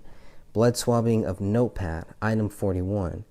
Possible bloody ridge detail and blood on previous page 2. Blood swabbing of pen, item 40. Open safe in the master bedroom. Loaded magazine with keys and miscellaneous items. There is a swabbing of push keys on the top of the safe, item 38. Page 458 is the house diagram. You have the basement wall bullet here. You have the hole in the south wall. Chemical testing failed to detect the presence of lead. Bullet item 45 was retrieved from inside of the wall near the hole in the basement. This is all the basement wall bullet. The bullet hole in the living room was underneath the area rug. Holes were observed in both the area rug and the wood floor underneath that rug. Chemical testing of hole in wood floor failed to detect lead.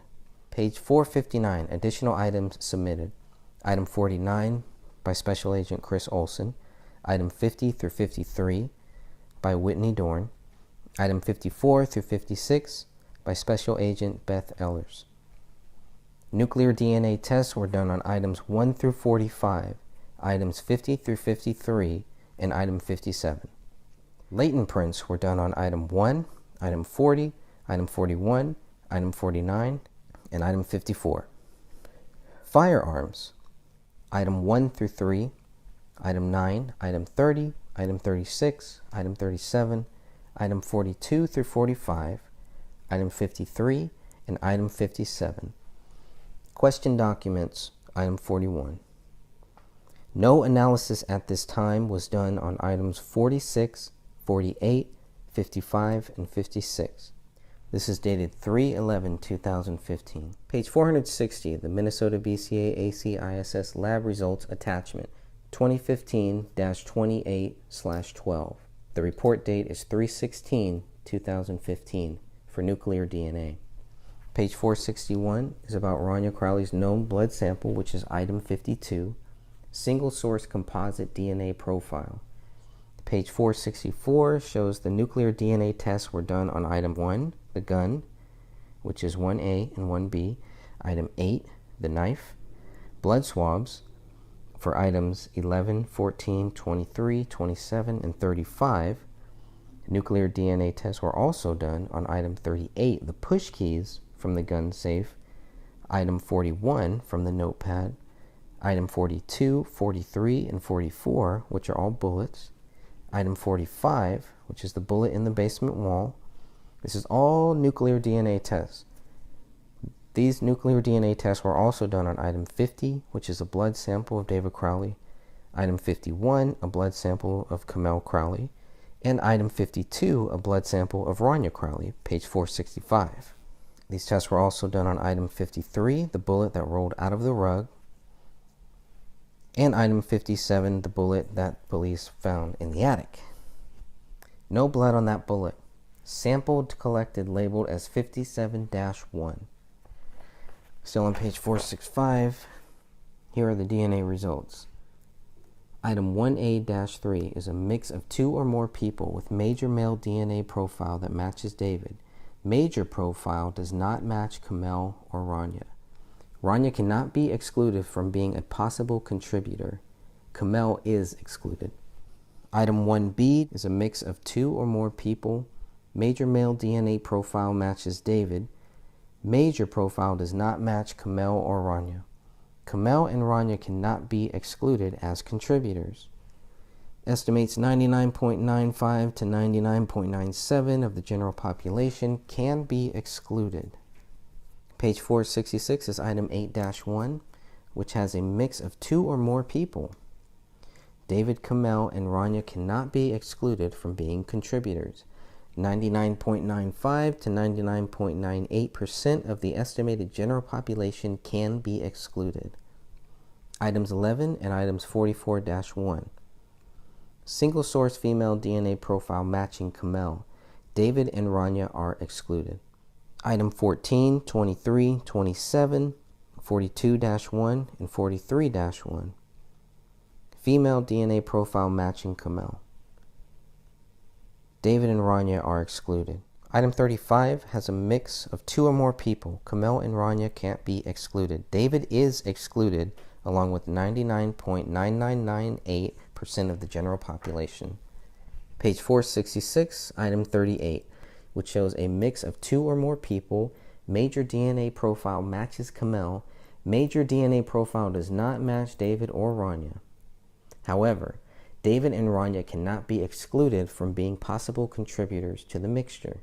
Page 467. Item 41-2 has a mix of 2 or more people. Major DNA profile matches Kamel. Major DNA profile does not match David or Rania. David and Rania are excluded. Item 45-1 shows no DNA profile obtained. Item 53-1 shows a mix of 2 or more people. Major DNA profile matches Rania. Major DNA profile does not match David or Kamel. David and Kamel are excluded. This is very important right here because item 53-1 is the bullet that rolled out of the carpet on January 20th. What you're reading here shows they did not have the bullet that they will say killed Rania until 4 days after the bodies were taken out of the house. That's ridiculous. 4 days after, January 17th goes by. Bodies are taken out January 18th. January 19th goes by. January 20th, when there's cleaners in the Crowley house, a bullet rolls out of a carpet, lands on the hardwood floor. Cops are called in to collect this bullet. This document on page 467 shows this is the bullet that killed Rania, most likely. That's what it's telling me. They missed this bullet too. The only bullets they found, if their logic is correct, the only bullets they found on January 17th were related to Kamel. Page 467 to 468 covers item 57. There is a male DNA profile that matches David Crowley. Kamel and Rania are excluded. Insignificant genetic information led to no statement on minor types. Page 469 is the autopsy reports. Minnesota BCA ACISS attachment 2015-28/14. The report date is 4/14/2015. This is the final autopsy reports. Page 470 shows that Chris Olson receives the final autopsy reports. Final autopsy claims David died of a self-inflicted gunshot wound to the head. Page 471, the Minnesota BCA ACISS lab result attachment 2015-28/15 with a report date of 5/24/2015. Lab 5-FA. Page 472 covers the forensic science laboratory tests on firearms. Lab 5, there's an item list. This is dated 5/22/2015. Page 473 shows the results of the laboratory examination. On item 1, the gun fired item 2, fired item 3, item 9, item 30, item 36, and item 37, for a total of 6 .40 cal Smith & Wesson cartridge cases. Now, item 1 also fired item 42, item 43, item 44, item 45, item 53, and item 57, for a total of 6 .40 caliber Smith & Wesson bullets. They find matching features between item 57 and item 31. So item 1 fired item 31. Item 7 was not examined. It's a cartridge. So they take the matching features between item 57 and item 31 to show that item 1 fired item 31. Examinations of item 42, 43, 44, 45, 53, and 57 showed them to be consistent with bullets from the Winchester PXD1 brand cartridges. You know, when I first read this, I thought it was the other way around. I thought they were using item 31 to help prove item 57 was fired by David's gun. Reading this now, I'm looking at it differently, and now I'm thinking they're trying to say what they found with item 57 helps them prove something about item 31. They don't even know that David's gun fired item 57, and they're going to use item 57 to help prove that David fired item 31. Lisa Kinsella is the forensic scientist here. Page 474 is the Minnesota BCA ACISS lab result attachment 2015-28/16. The report date is 7/2/2015. Lab 6. This includes a list of question documents. Includes 41A-1 to 41A-59. Lots of items to cover here. Okay, page 476. We're talking about blood. Item 41A-20A. 2 ESDA lifts taken of impressions found on the front side of page 20 of item 41, the spiral notepad. Item 41A-21A, 2 SDA lifts taken of impressions found on the front side of page 21 of item 41. So the comparisons will not be done at this time. If you're looking on page 477, comparisons of item 41A-30 and question writings in photographs saved, item 55, will not be conducted at this time. Still in the handwriting now with page 478 with alternate light source examining results. Exams of item 41, front, back, 59 pages inside, failed to reveal any latent writing material. Items 41A-1 through 41A-59. So they go all through these 59 pages. 41 is the notepad. 41A is the paper on the notepad, and 41A-1 through 59 are the pages. The indented impression examination results are also listed here. These impressions were done on 41A-20A and 41A-21A. Limitations. Additional writing impressions were developed that could not be interpreted. Page 480 is the BCA ACISS lab result attachment 2015-28/17, dated 9/10/2015, September 10th, 2015, done by Lab 7. Page 482 shows the latent prints dated 7/31/2015. List of items submitted are all from page 482 to 484. This includes the gun, the magazine, the pen, the notepad, 59 pages. Item 49 is a known fingerprint card of David Crowley. Item 54 is a CD with images of 25 NEF images. Item 58 is a disc with images of latent prints from 1A, 1B, 41A, and 54. Latent prints. Item 1A, latent palm print, which is labeled as LP1A-1. Item 1B, latent fingerprint, which is labeled LP1B-2. Item 54, a latent palm print, labeled LP54-1.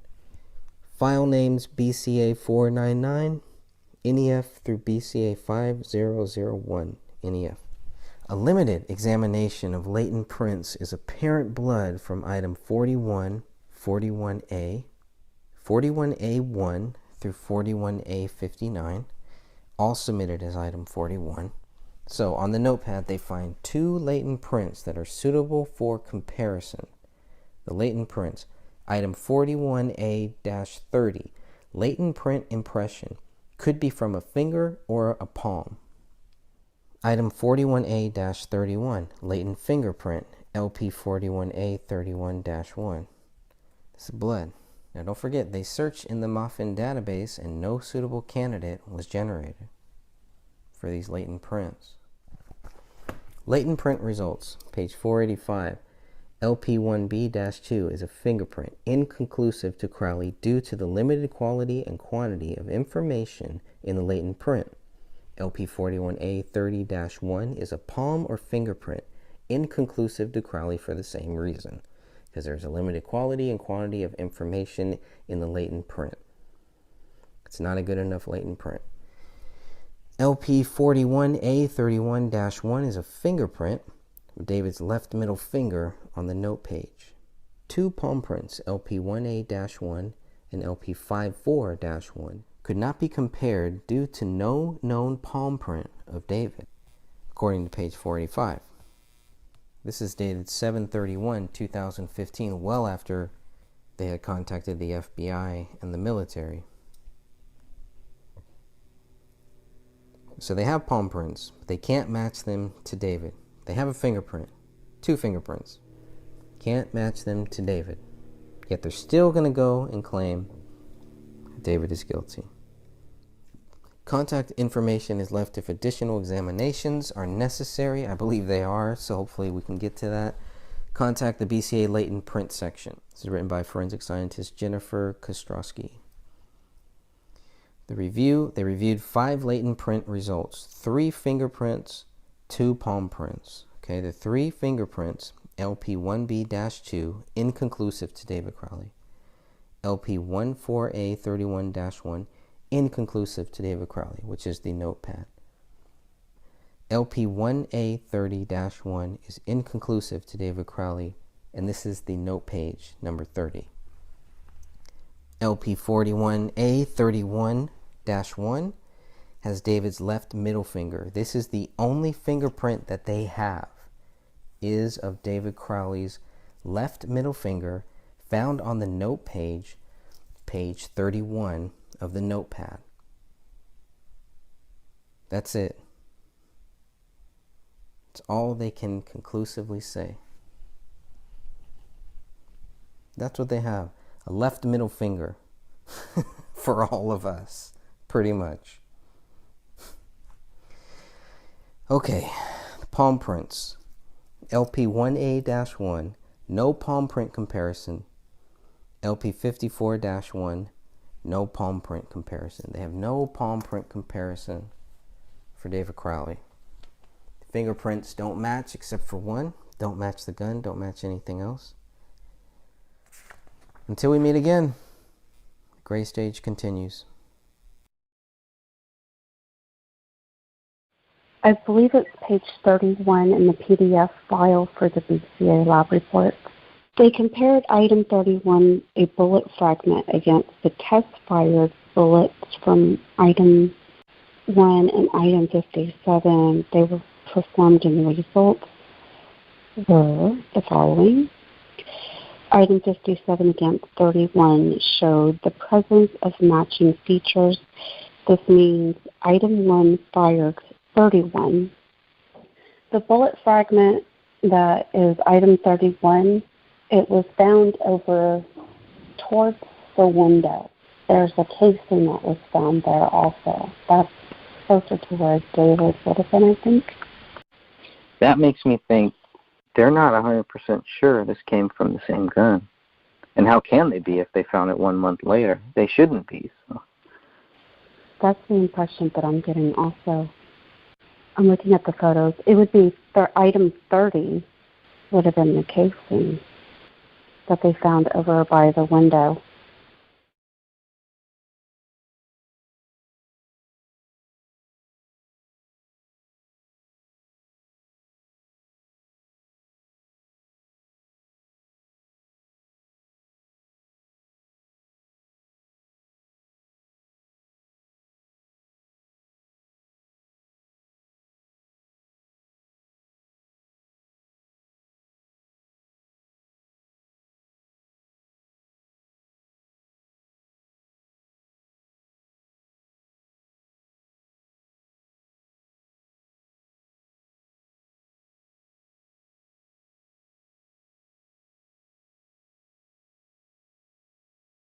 Item 2, the cartridge case.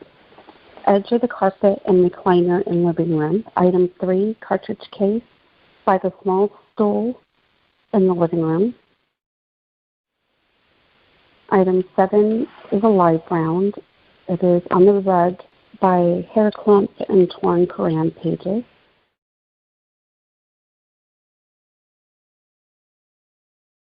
Item 9 is a cartridge case on the rug by the Quran page.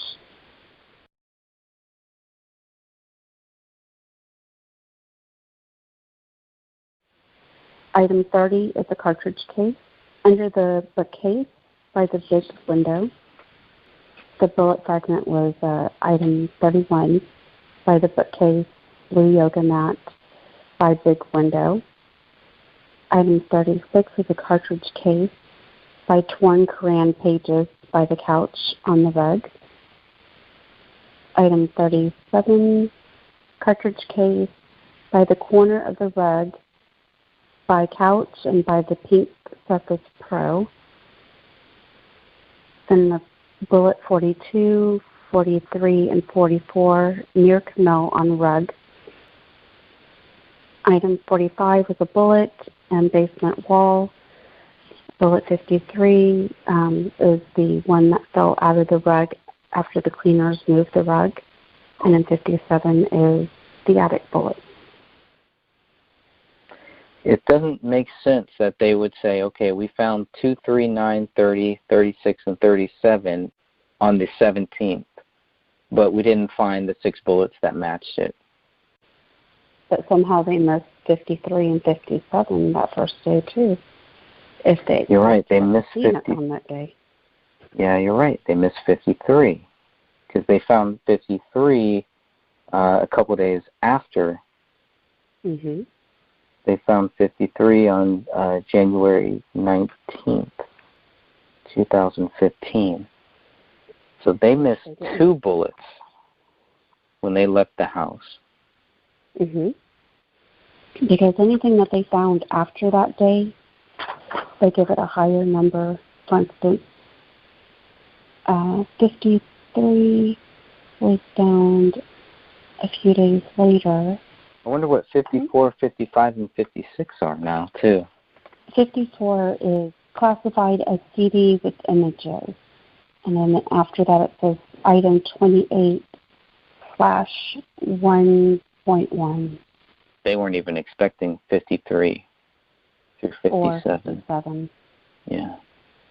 I'm sorry, you said 54, 55, and 56? 54 is images. 55, a CD with questioned handwriting. 56 is with footprints. And it's more images. 57 is the bullet in the attic. They were not expecting to find any of that.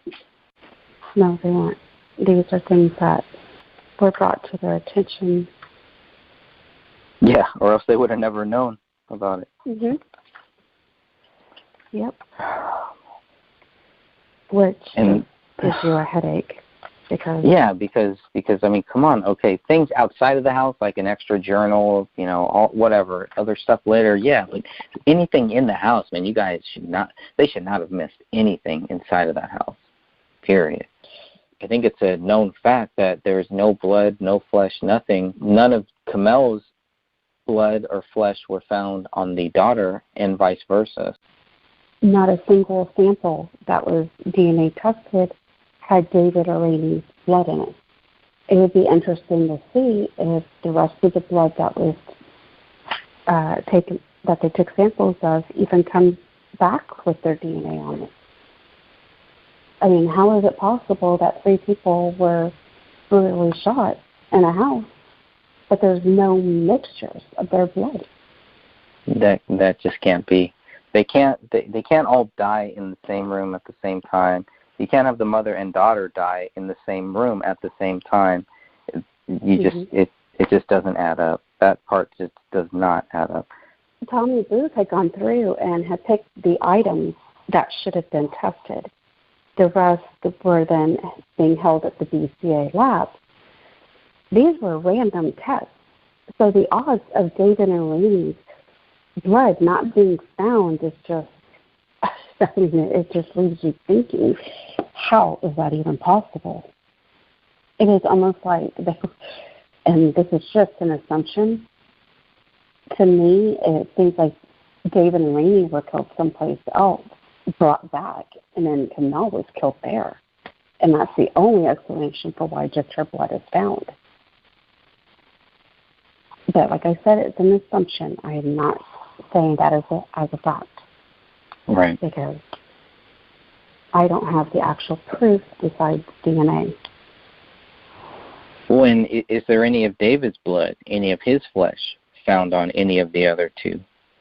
No. No. The only DNA found of David is on the gun and the magazine. And then there's touch DNA that was on the bullet in the attic and the knife. When you touch something, you leave hundreds of little skin cells. Logically, if he stepped in her blood and left footprints, there would be DNA from him if he was barefoot. There would be. Skin cells will be in there. Just like the wall. Unless he wore gloves and he wrote on that wall, his DNA would have been in those samples. Especially because he's like rubbing against the wall. There's no fingerprints. How do you tie it to David Crowley? That's right. Unless gloves were worn or if they used some type of item to write it with, but they didn't take the scarf into evidence. So right. I know that several people had discussed the scarf that looked bloody. That was never taken in evidence, so I'm fairly certain it no longer exists. Which is crazy. I mean, come on. Yeah, I agree. Why not test the clothing? Just to rule out any other intruder or anything like that. I mean, just think of the evidence that could be on there. Not only would there have been the gunshot residue, but they would have also shown other DNA. Several of the tests, I believe it was 7 tests, came back with mixed DNA of 2 to 3 more people. Yet, we don't know if that was contaminated. We don't know if that could have been DNA left by whoever committed the murders. Right. We don't know what to think. But if we would have had the clothing at least tested, we could find out if if there was signs of the killer on there or anything. I mean, there's just so much more information. But it's very frustrating. Yeah, I can definitely see that. The more that we look at this, the more we see there's nothing that ties David Crowley to any of this. Why would they think that David Crowley would have written this on the wall in his wife's blood? The submit to Allah now on the post or on the notepad, I don't believe that the now was even written by David. I believe it was written by another person. His N's are completely different. The O is different, the W. He writes his N's in almost like a lowercase kind of rounded N. That one, it looks like it was written by a left-handed person. There's different things throughout the crime scene where you sit there and you look at it, and it's like the person who wrote the now on that note, I'm fairly certain is the one who wrote on the wall. Some of the writing just lines up with it, the angle. I've come to the conclusion that David didn't do this, even in the reports. Detective Bone, he states over and over that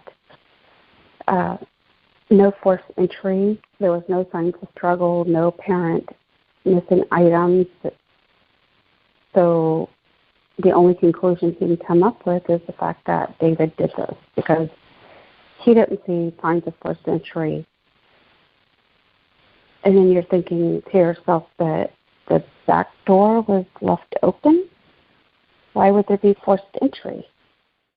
Like the submit to Allah, which is really, really weird, was spelled one way, and then you look at the wall, and the Allah Akbar is written in a different way than the Allah is on the notepad. Right. David, from all reports, he was very consistent in the things that he did. So why would he spell Allah one way and Allah a different way on the wall?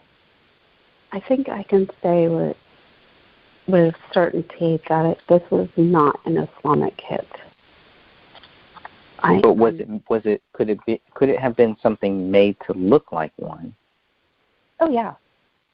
And then the other question is, well, was that David who made it, who wanted to make it look like something that it wasn't? I have thought about that.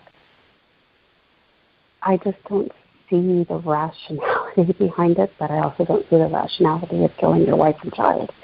Right. Which is why they had to make him look crazy. They had to make him look crazy, or else then it's like, well, there's no way he would have done this. So they had to go to that crazy point. And the fact that they did it so early and so soon was just strange. Very, very strange.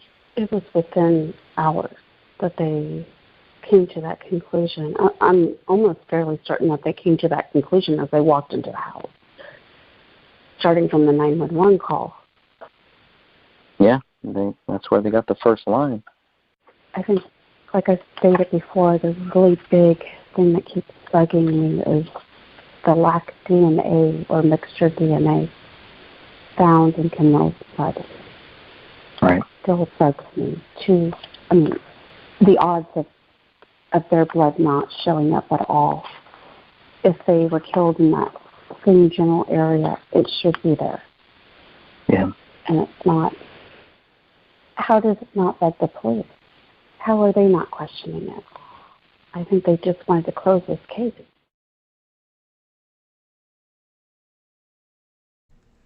This is going to be just a brief caveat to let anyone know that if you are squeamish and you are under the age of 18, please do not listen to this video or watch it. There will be actual crime scene photos and pictures of an actual human brain. As for this picture of the Crowley family, I just love it. I think it shows their fun side, their fun-loving side, and just what a great family they were. Hi YouTube, it's Catherine Michelle. We're going to just do a video today to help others understand. I've received several emails asking for more clarification on the blunt force trauma. Someone had sent me an email, actually a few people did, and said that they had heard that this was not blunt force trauma, but instead brain matter, and that this was the inside of the skull. Now, I know I said the last time I couldn't tell for sure, because, we really don't know. But if we're going to go by process of elimination, and, here's the top part with all the damage. And here we see the skin right here, if you're following the cursor. And this is the, inside. This would be underneath the skin. This would be the top of the skin. So this very well could be the outside of the skull and not the inside, because like I said, you see clearly right here where it's skin, and then you see the inside of the skin here. So, and then since we're in this area right here, look at this. This is what I am talking about. This right here has been cut off. This is a straight line. This has not been done. And when I say not ripped, pulled, torn by a dog, this is cut. And you see these straight lines over here. Now let's get on with the rest of the video and let's show you the patterns. This here is an artifact. This, you see like a triangle type thing with either a square inside. And if you notice, you'll see like a round indentation right here. And then let's look here. This is where I was talking about it looks like a six-sided socket. And over here, we'll try to get closer, see if you can look. If you see that, this pattern indicates like a 12-sided socket. And this is more consistent, this area right here is more consistent with a ratchet. Now, I'm not saying these were the actual tools used. I'm saying it is consistent with. You can see the patterns right here. Let me pull up another photo for you. Maybe this one will be better, and we'll get a closer view of that. Here you can actually see this a little bit better, but the other one, there on this particular filter, it's kind of all blended together. But you can definitely see the pattern here. You can see a defect there, and you can see a pattern here. So what, 1, 2, 3, 4, like five or six sided with like a square and maybe a circle in the middle of that one. And let's pull up this photo. This is the same photo, but with a different filter. And again, you can pull out the details a little bit better on this. And look at this one. This could be multiple hits. Is this the actual pattern with multiple hits? Or was it something circular? I don't know. All I know is this is a defect. Now, is this one of the natural holes in the skull, or is it also a defect? Don't know. But this entire area right here is the six-sided again. All of these areas, and here, right here, you can see the pattern again. 1, 2, 3, 4, 5, but you see right here, like a square with a diamond shape in the middle. These are patterns. This is not normal artifact you would find on a skull, any way, shape, or form. These are impressions from some type of blunt force trauma, and there are multiple impacts. And if you look here, you see kind of where the skull starts to indent. And let's pull up this one. And here we're going back here, where you can actually see, look, you follow that pattern. And in here, when they told me that they were told it was brain matter, here's a brain.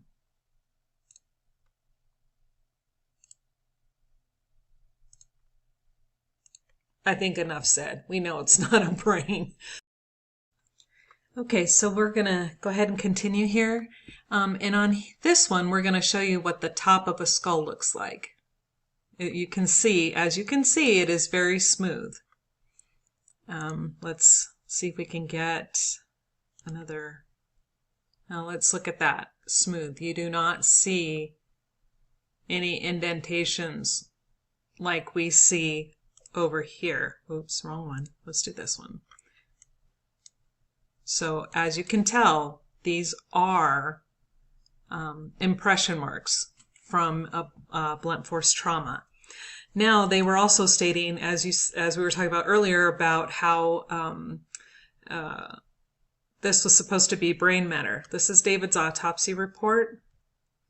And when we go down and we will read directly from the autopsy report, it states, absence of the brain apart from scant liquefied material. There was no brain, so they couldn't find one. And again, let's go here. Here we go, a brain. Skull. Brain, skull. Skull, I mean.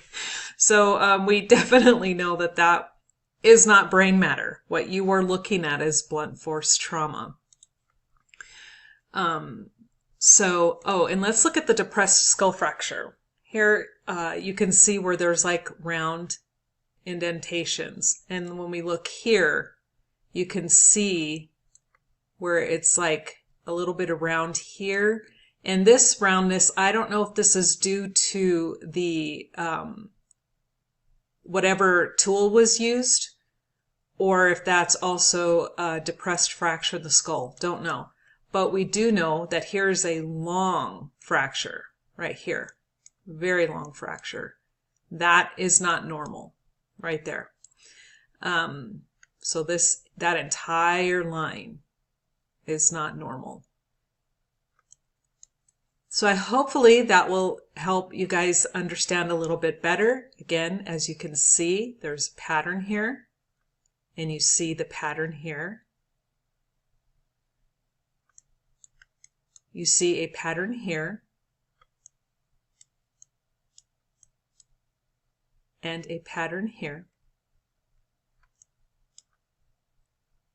One here. There's a depression mark in the skull there, as well as this really weird, that's not normal. I don't even know what that is. See an impact here. See impact here. All of this, multiple impacts, as well as the being cut away. Again, this is the inside. This is the outside of the skin being cut away. Look at those straight edges.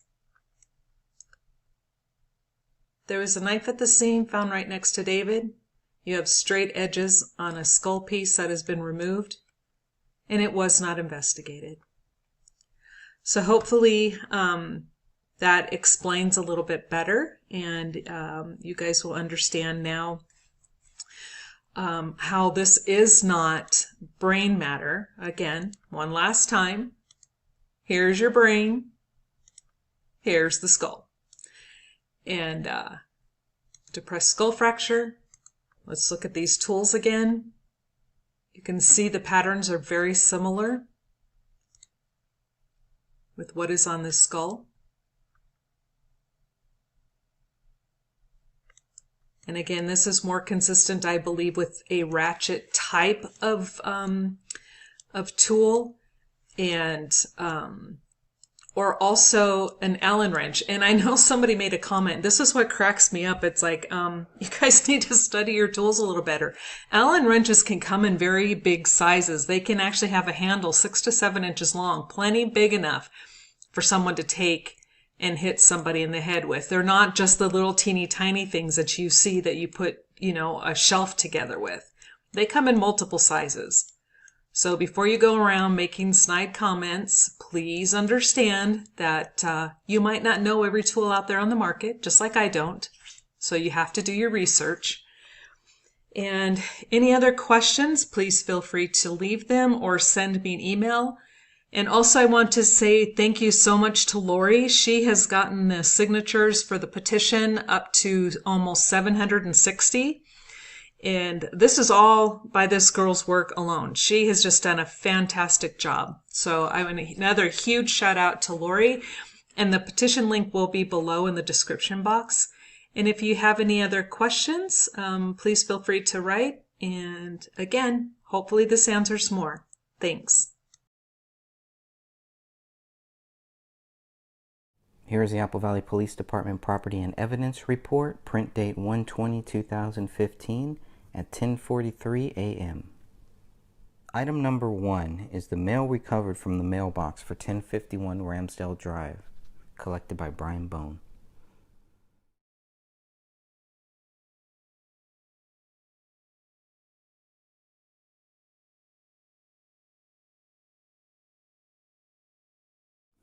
Item number 2 is a toy wrapped in black and white gift wrap labeled From Uncle Danny, collected by Brian Bone, AV2. Item number 3 is a brown paper bag containing a bill, a black flashlight, VFW mailing, a card with check for $14,000 from Daniel Crowley, and a gift from Sue and Al containing a coloring book, collected by Brian Bone. In the notes section of item 3, which is also AV-3, this says, contains check, be sure to properly destroy. This was found on the front step of the residence.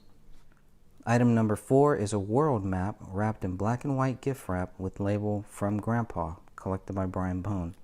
This is AV-4, found on the front steps of the residence.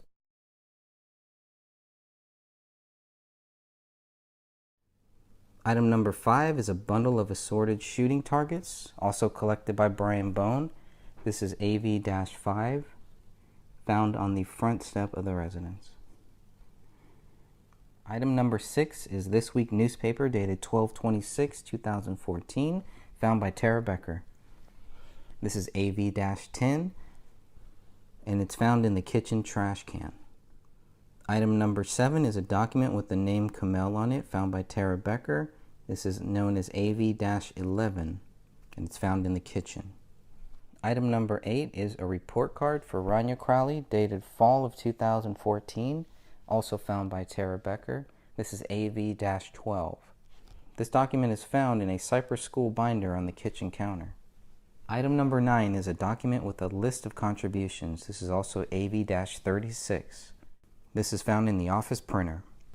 Item number 10 is a 2010 daycare document from JC Child Care, a 401k statement in the name of Kamel Crowley, a healthcare statement with Park Nicolette Clinic stamp on it, an immunization record for Rania Crowley.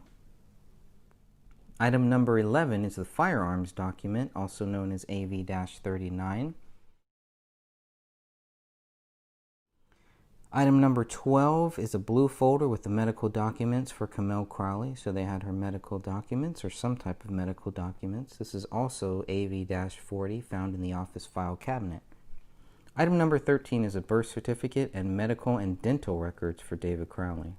This is found in the office file cabinet as well, and it's AV-41. Item number 14 is a black rectangular gun safe with keypad on top, collected by Brian Bone.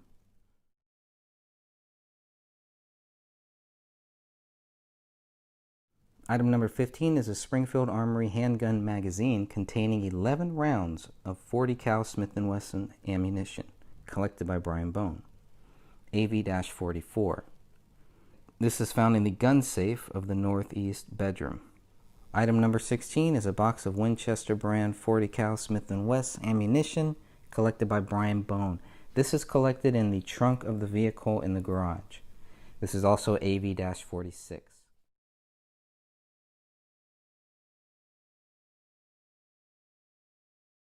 Item number 17 is a black plastic Springfield Armory gun case containing manuals, also collected by Brian Bone.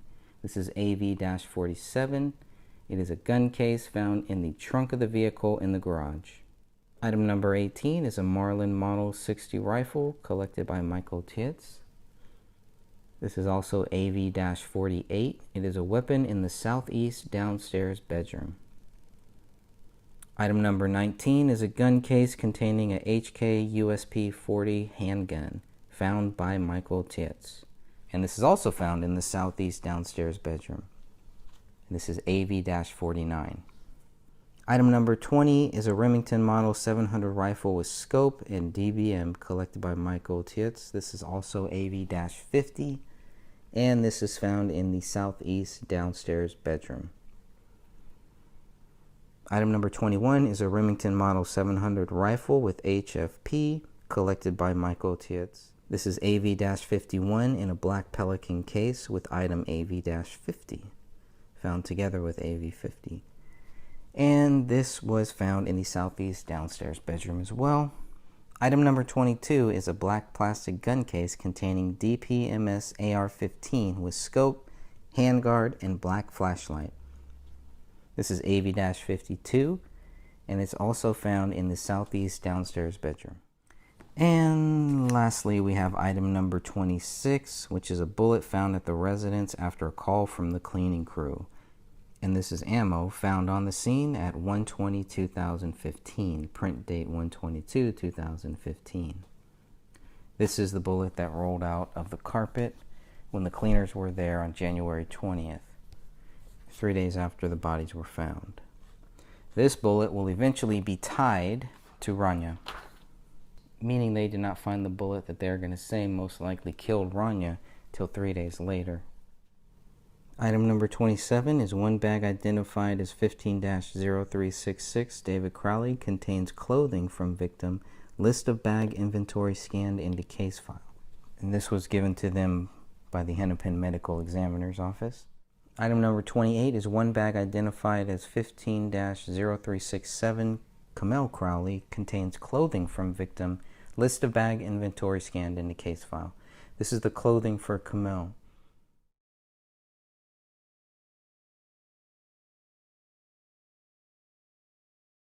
Item 30 is photos of David Crowley that's put on a CD disc, and it's given to Brian Bone by the Medical Examiner's Office.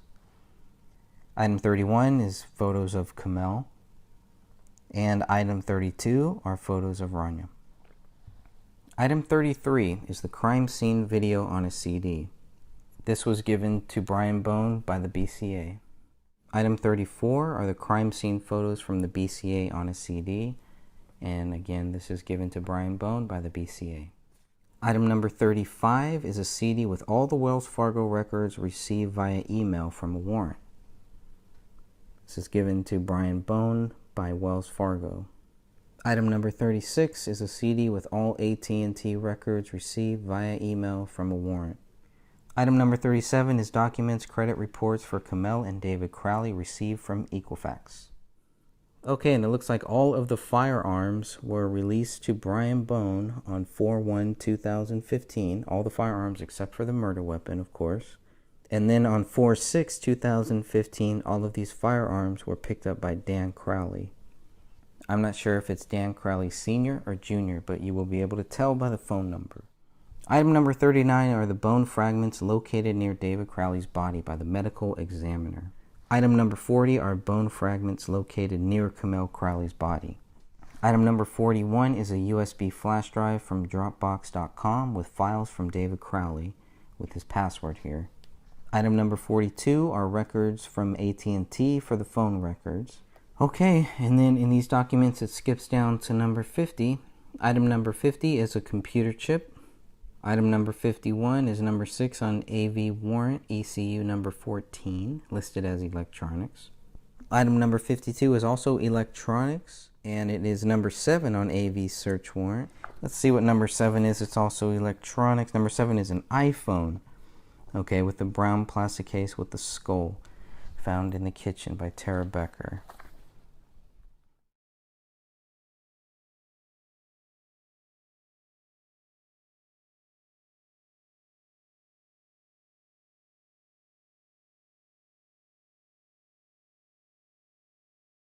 Item number 53 is number 9 on the AV search warrant. Okay, number 54 is number 13 on the AV search warrant, which is an iMac computer.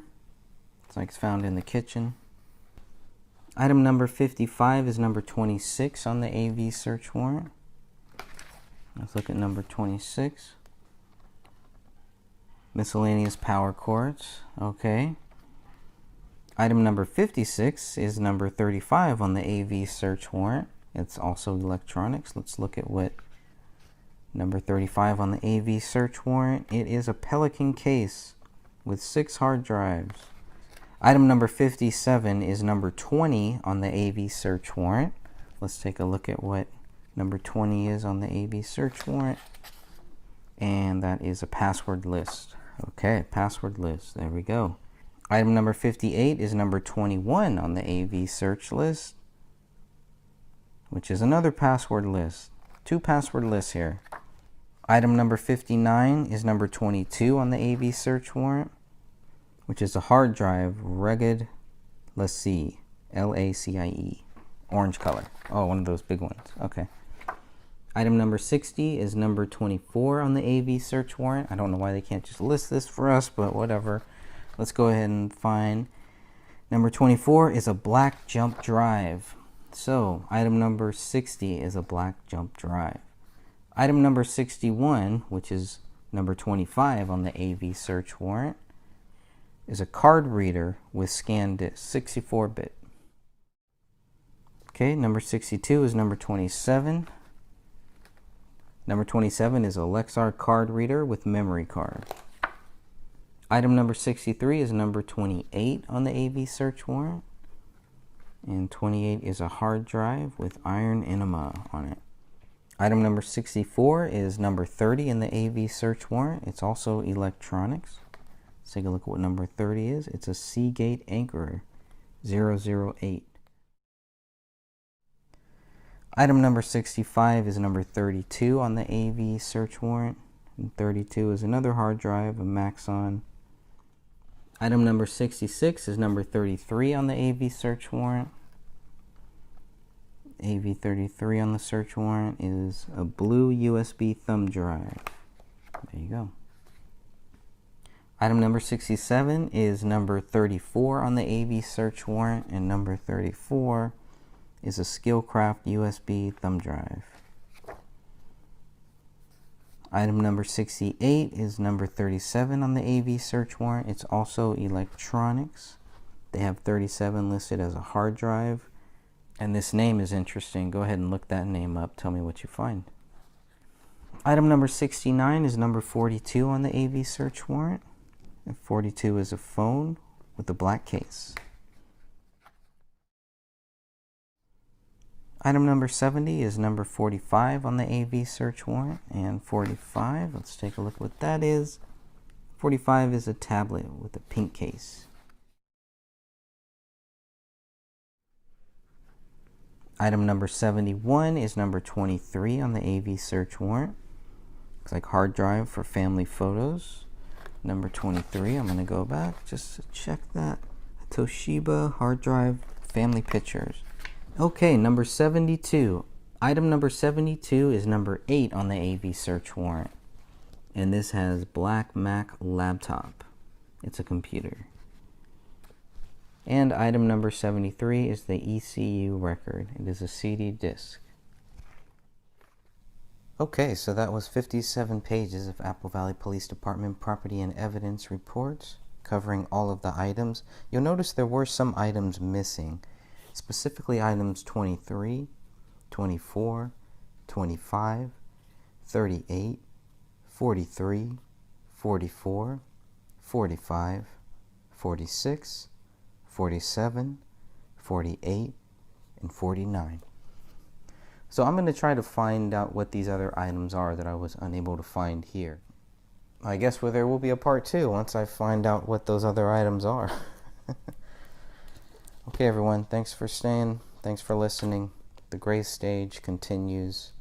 We will get to the bottom of this. Truth is on our side. Never give up.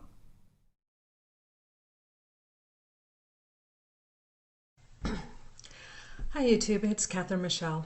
I wanted to bring you up to date on what is happening with the Apple Valley Police Department, or actually what isn't happening with the Apple Valley Police Department. Detective Sergeant Gummert called me back, I believe it was on Thursday, and I recorded the conversation. And just so you guys know, it is legal to record conversations in Colorado as long as one of the people involved in the conversation is aware of the recording. That was me. And it's also legal to record an officer without their knowledge. So there are no laws being broken. I didn't do anything illegal.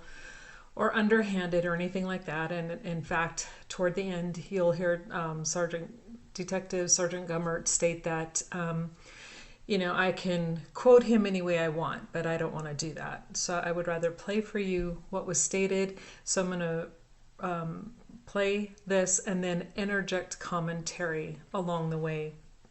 And so here we go. And this is going to pick up. I had already answered the call and we were already speaking before I got the computer going and had the recording started. So here we go. But is there any particular reason why the case will not be opened? Yeah, I just, I know we talked a little bit, a few weeks ago, and for us, really kind of where we are at is what we do in this investigation or any significant investigation, regardless of the matter, is, we have people who are very sharp and very good at what they do, look at the case and just kind of come up with their own independent, telling you look at it, see what you think, you look at it, and have people then come together and say, all right, what do y'all think? Is this independent upon anybody else? And, at the end of the day, everybody that was involved in the case, felt that we had done everything we could do and that the case should be closed. So, that hasn't changed. So I guess that's about the best way I can put it. So it's just what the experts looking at. Okay, I'm going to stop it there. Because I would like to point out that he stated that at the end of the day, they felt they did everything they could do to bring a resolution to the case, but that's not true. They didn't investigate anyone else. They made up a decision was made by the chief within 2 hours of the crime even being reported, way before they even had any results back from the labs. And to remind everybody, the police left that day with 6 casings, 3 bullet fragments only. And after testing was done, all 3 of those fragments had Kamel's blood on them. When they left that house and had already predetermined David had killed his wife and daughter and then committed suicide, they determined that without any physical evidence whatsoever. So no, they did not do everything that they could do in order to reach their decision. And they all agree that the investigation had reached its completion. Okay, but however, and I guess this is kind of where, my big question is that it's not an opinion, it's not my opinion, it's not even your expert's opinion, it's not even you guys' opinion. It is a fact that skull piece that belonged to David has and improves multiple blunt force trauma. He was hit so hard it went from one side of the skull, the impression, clear onto the inside of the skull. So obviously someone who is going to be committing suicide cannot do that to themselves. So with that piece of evidence, how can the case then not be looked at in a different light? That's my big question. Well, I guess I'll answer your question the best way I can here, and that is, look at this analogy. You gave me a little bit of your background. You have a medical background, and clearly many cases that you worked on that were significant where you live. And for us, the way we look at these investigations is, like I say, I could look at your investigation. I could say, well, Catherine Michelle, gosh, from afar, this is what I believe, was this, et cetera, and I think you should look into it. And, I'm sure you'd say, well, I, along with my other professionals, feel that, no, we were here at the scene, and we delved over the information firsthand, and we're confident with where we're at, and that's really, in a roundabout way, that's the answer I'm going to give you is myself and the other persons that were here on the scene, analyzing the data from the first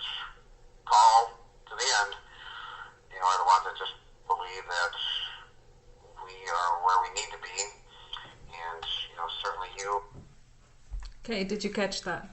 He says he wants to believe that they are where they need to be. You know, a case shouldn't be dependent upon what your belief system is or where your beliefs lie. The case outcome should depend on where the evidence has pointed to. And despite the fact that the evidence points to David being murdered, they want to go with, they want to believe they're correct. And others are always welcome to, your opinion and your research. That's great. That's what makes America great. But at the same time, it's just we're confident that we have exhausted all evidence, and that's why we're going to keep it close. Okay, and again, I'm questioning because Yeah, it's Yeah, like no, if it were true, Can and you hold on if 1 second, please? okay, Just 1 second.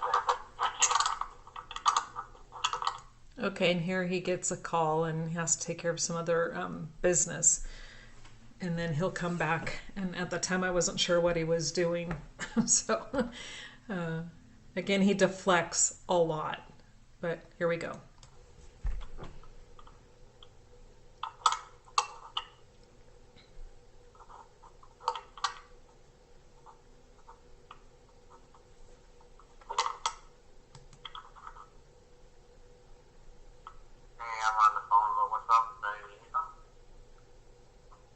I'm sorry. Are you talking to me or somebody else? Yeah, Casey, I'll have Casey.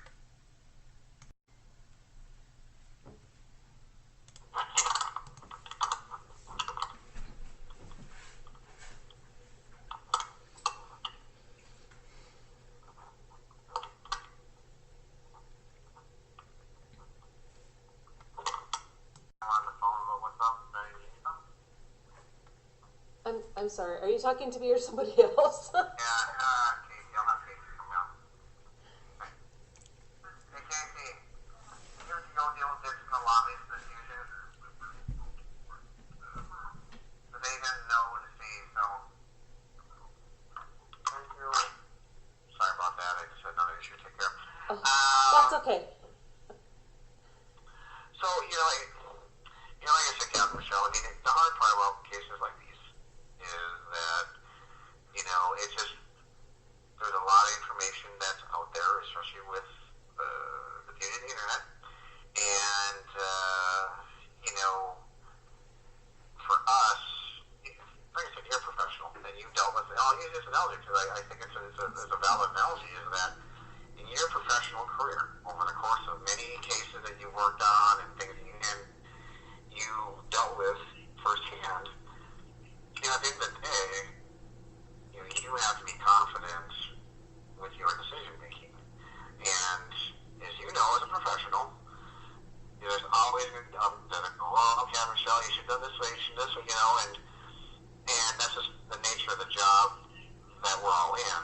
And for us, we understand that there's going to be people that don't agree, that think that we're clearly missing significant, facts in their eyes, and that's great. That's fine. I mean, everyone's entitled to what they believe, but I can't be more clear. For us, we believe that we are comfortable with where the case is at, and it's going to remain close.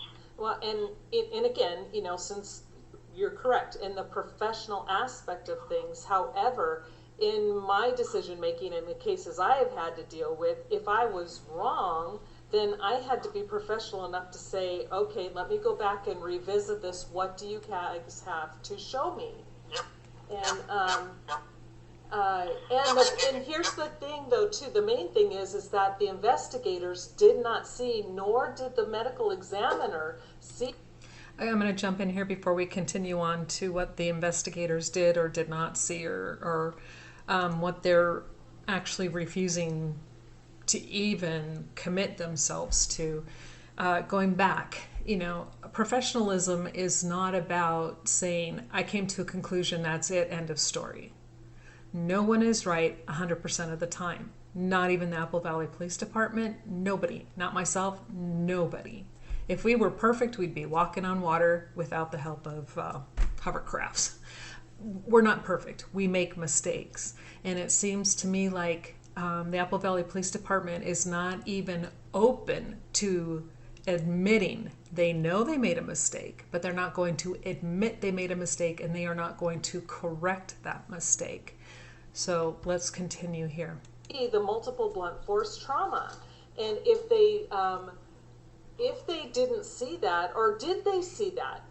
Did they see the blunt force trauma on David's skull? This is everything in your reports I've read, and I don't want to sound like I'm accusing, because sometimes when I get excited, it sounds like I'm yelling, and I'm not. But No, yeah, I know. Yeah, you're totally cool. It's fine.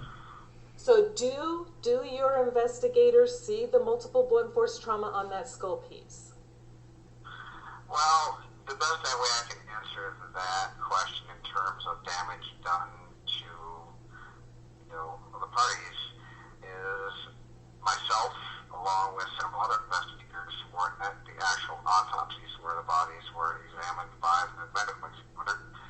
And so we were right there as they were being examined. So, us, as we work hand in hand with the doctor,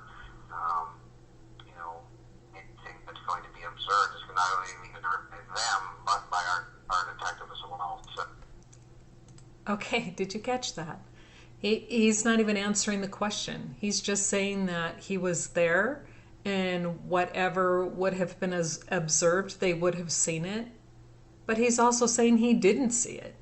He did not say, I did not see this blunt force trauma. He's saying, whatever would have been there, we would have seen it. So he's answering the question by saying it was there, obviously, because he's not denying the evidence, but he's not outright saying we saw the evidence there. So either they saw it and they chose to ignore it, or they missed it. Either way, either option, they need to correct that, but they're not going to. So, Okay. in terms of how the autopsies went, I was there. I observed the actual autopsy. So for me, I'm comfortable with the medical examiner's, job and how they went with what they did. So. Okay, but she stated that. He's comfortable with the medical examiner's job. Again, he didn't answer the question.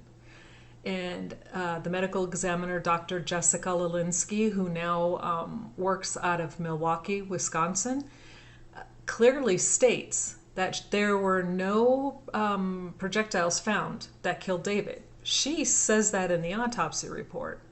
But she also states that she sees no other evidence of injury to the bodies other than the gunshot wounds and the obvious dog scavenging. So that is a lie. That is an absolute, complete lie, because we have the photographic proof that the blunt force trauma is there. We'll continue. But she states that there was no other damage done to the bodies, but you see, I showed you that photo. So, and did you see? It's kind of like you're not quite answering my question, so I kind of want to get it. Did you see, or do you agree that there is blunt force trauma to that skull piece?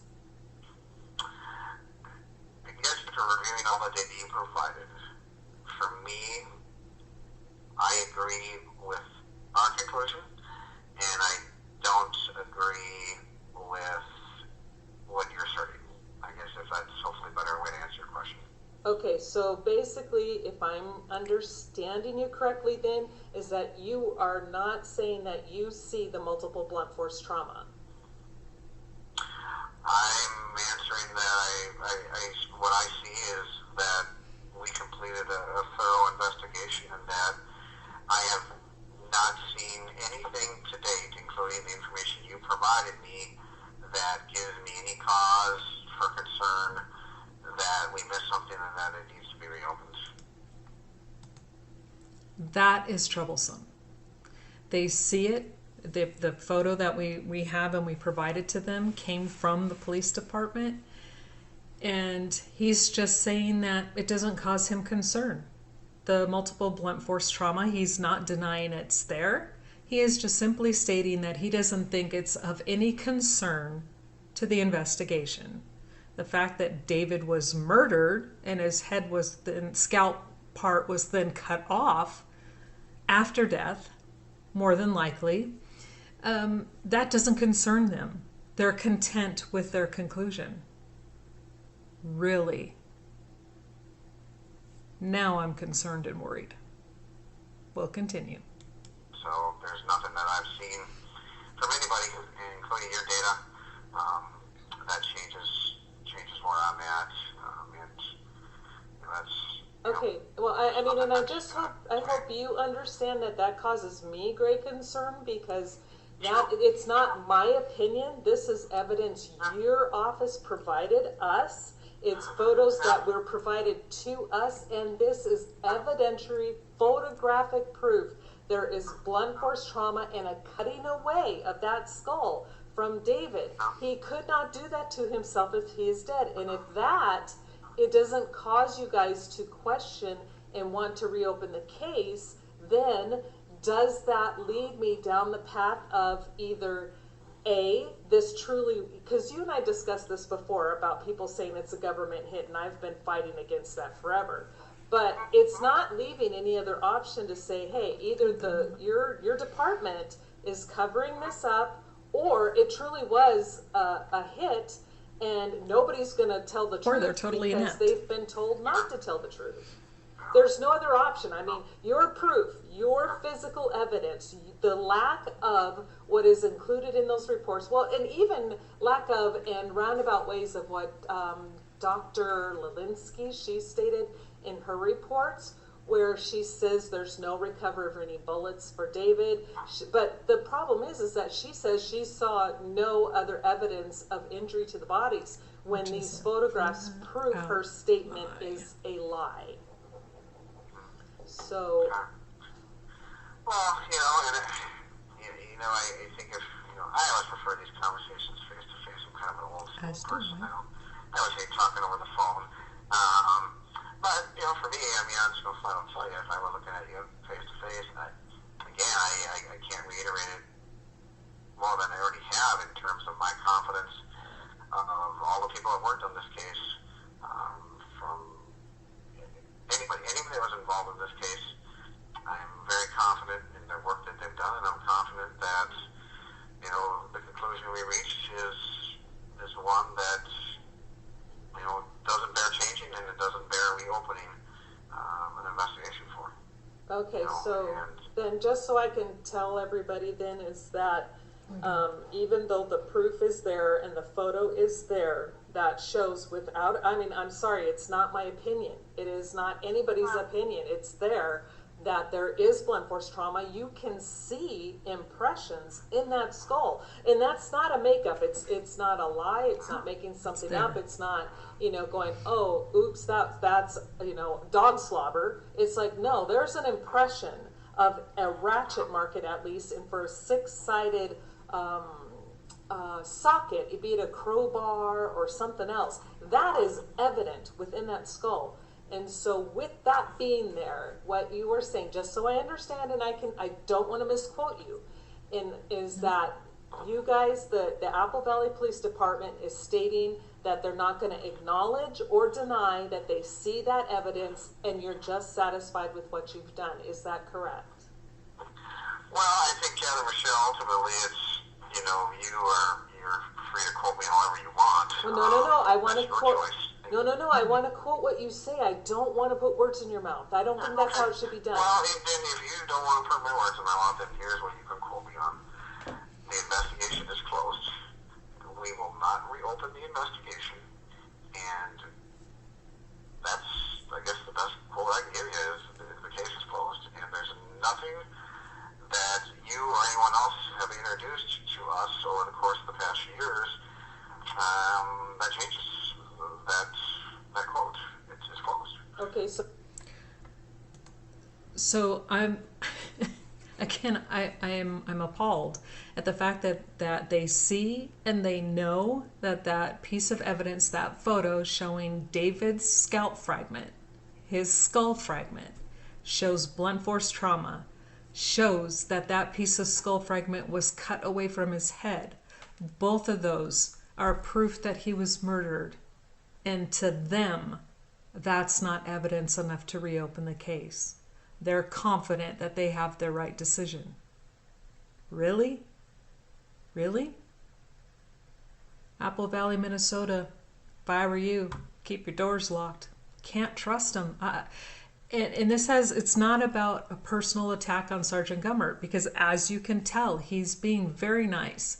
And he did take the time to talk to me. However, being nice doesn't mean you're doing the right thing. He's not doing the right thing. The entire department has not done the right thing. Not by David, not by Kamel, and not by Rania. And not by the extended family and friends of the Crowleys. For some reason, they refuse to look at their own evidence, and they refuse to reopen or look at it again. But that doesn't mean we're going to stop. We're going to continue. I told them, and like I told you guys before, the fight has only just begun. This is not over by a long shot. This is where we need to dig our heels in more, and we need to constantly put this in front of them. But let's finish up the conversation I had with him. So including that, and I know I'm trying to pin you down, because to me this is the vital information. This is the piece of evidence that proves David himself was murdered, and these murderers are walking free. These murderers who have threatened me and somebody else and some of my other friends, which I don't take kindly. So if I'm going to be upset about this, you better believe it, because if they come after me, then you guys are now going to be liable. Yeah. But I'm telling you, this is not a joke. I don't take this as 1 ounce of being funny. Not one bit. But that goes down to that piece of evidence, and that 2 people that and I've sent you their photos, I've sent you the proof of their animals, I've sent you the evidence of that skull damage, I've even given you the tools that are consistent with those impressions. So basically, and that was David's skull, he was beat in the head, he was obviously murdered. So despite that, the case will still remain closed. Is that correct? Yes, the case will stay closed. Correct. Okay, well, I'm going to still continue, and I'm sorry, and please don't take it personally. And one of these days, I really do. My goal is to actually come up and speak with you guys, like you said, face to face. I would much rather do it face to face. I think, you get a better understanding of the person you're talking to when you see body language and everything like that. And so I will not stop on this. I am going to send this I've sent it to everybody I can think of, and now I'm sending it to the congressman, and I'm going to be then giving it to the news stations. And I've sent it to the Dakota County Attorney, which I'm sure you're already aware of. I've sent it to the Minnesota State Attorney, and I'm going to send it to the mayor and to the news stations and to the people who have written articles online. I've contacted almost everybody, just because the man was murdered. If he was guilty, trust me, I wouldn't care. I would be all on you guys' side saying, you know what, they're right, but he was murdered, and it's proven. But truly, thank you for getting back to me. I really appreciate it. Yeah, again, I apologize for the delay, and again, thank you for your time. It's been nice to talk to you. I wish you the best. You certainly have my contact information. If down the road you need to contact me for any reason, please feel free. I absolutely will. Thank you so much, and you have a great day. Thanks. Okay, bye. You too. Take care. Bye-bye. There you have it, out of his own mouth. They're not denying that the evidence is there. They're not. They will not admit or deny any of the evidence. All they are saying is that we came to a decision, and we're going to stick to our decision, regardless. It doesn't matter. And they're saying that no one has given them any evidence or any proof to make them think anything different. If David's skull fragment that has multiple blunt force trauma and evidence of being cut away from his head is not evidence to them that he was murdered. A dead person cannot cut their head off. A dead person doesn't, the force that these impressions left, He was hit extremely hard. He probably was rendered unconscious, if not by the first hit, then probably by at least the second hit. There are at least 10 distinct blows to the head. He couldn't have done this, so he's going to beat himself in the head, so they say, which is impossible. Cause impressions to go from the top of the skull to be imprinted on the inside. Cause bleeding of some sort, on hemorrhaging or whatever, on the inside of his brain. Then he's going to shoot himself in the head, and then he's going to cut off this piece of scalp. I mean, it scares me. It scares me that these officers are allowed to not look at evidence. I'm frightened for Apple Valley, Minnesota. You guys, this is your police department. These are the people who were sworn to protect you, and they didn't protect their citizens before. What makes you think they're going to protect you now? Why is it covered? Why do they refuse to look into it? Why do they refuse to reopen it? And I did. I sent them Sean Wright's information, and I sent them Danny August Mason's information. Both of them had motive. Sean Wright's motive was he was on Facebook. His little text and spiel is all over. You know, don't put out the rise because you're going to send me to prison. You don't think that's a motive? What about Danny August Mason, who was not cooperating with David at all? David had been trying to get him to release whatever it was he felt he in the legalities of things. When you're a writer and you're getting stuff done, and I'm not even going to go into it. You need to research that yourself, for those, and not for those who are listening, but for those who want to argue this point. I am a published author. I know what I'm talking about. So you have to oftentimes go to an extreme to get a release. This is what David was doing, trying to get from Danny. Danny knew that he could hold up David, and was holding up David on purpose. And then he had the nerve to show up to Ranya's birthday party. My words, my opinion. And then you wonder why there was tension. The tension wasn't between David and Kamel and Ranya. The tension was between David, Danny August Mason, Sean Wright, Mason Hendricks, Dan Jr., and who knows, could it be Dan Sr.? Don't know. But, and not only that, Danny August Mason, not only was he angry and totally ignoring signing off on the release, but Danny August Mason also posted a photo of his dog. Now, we know on the blue blanket, and it's even written in the officer's reports, multiple white dog hair.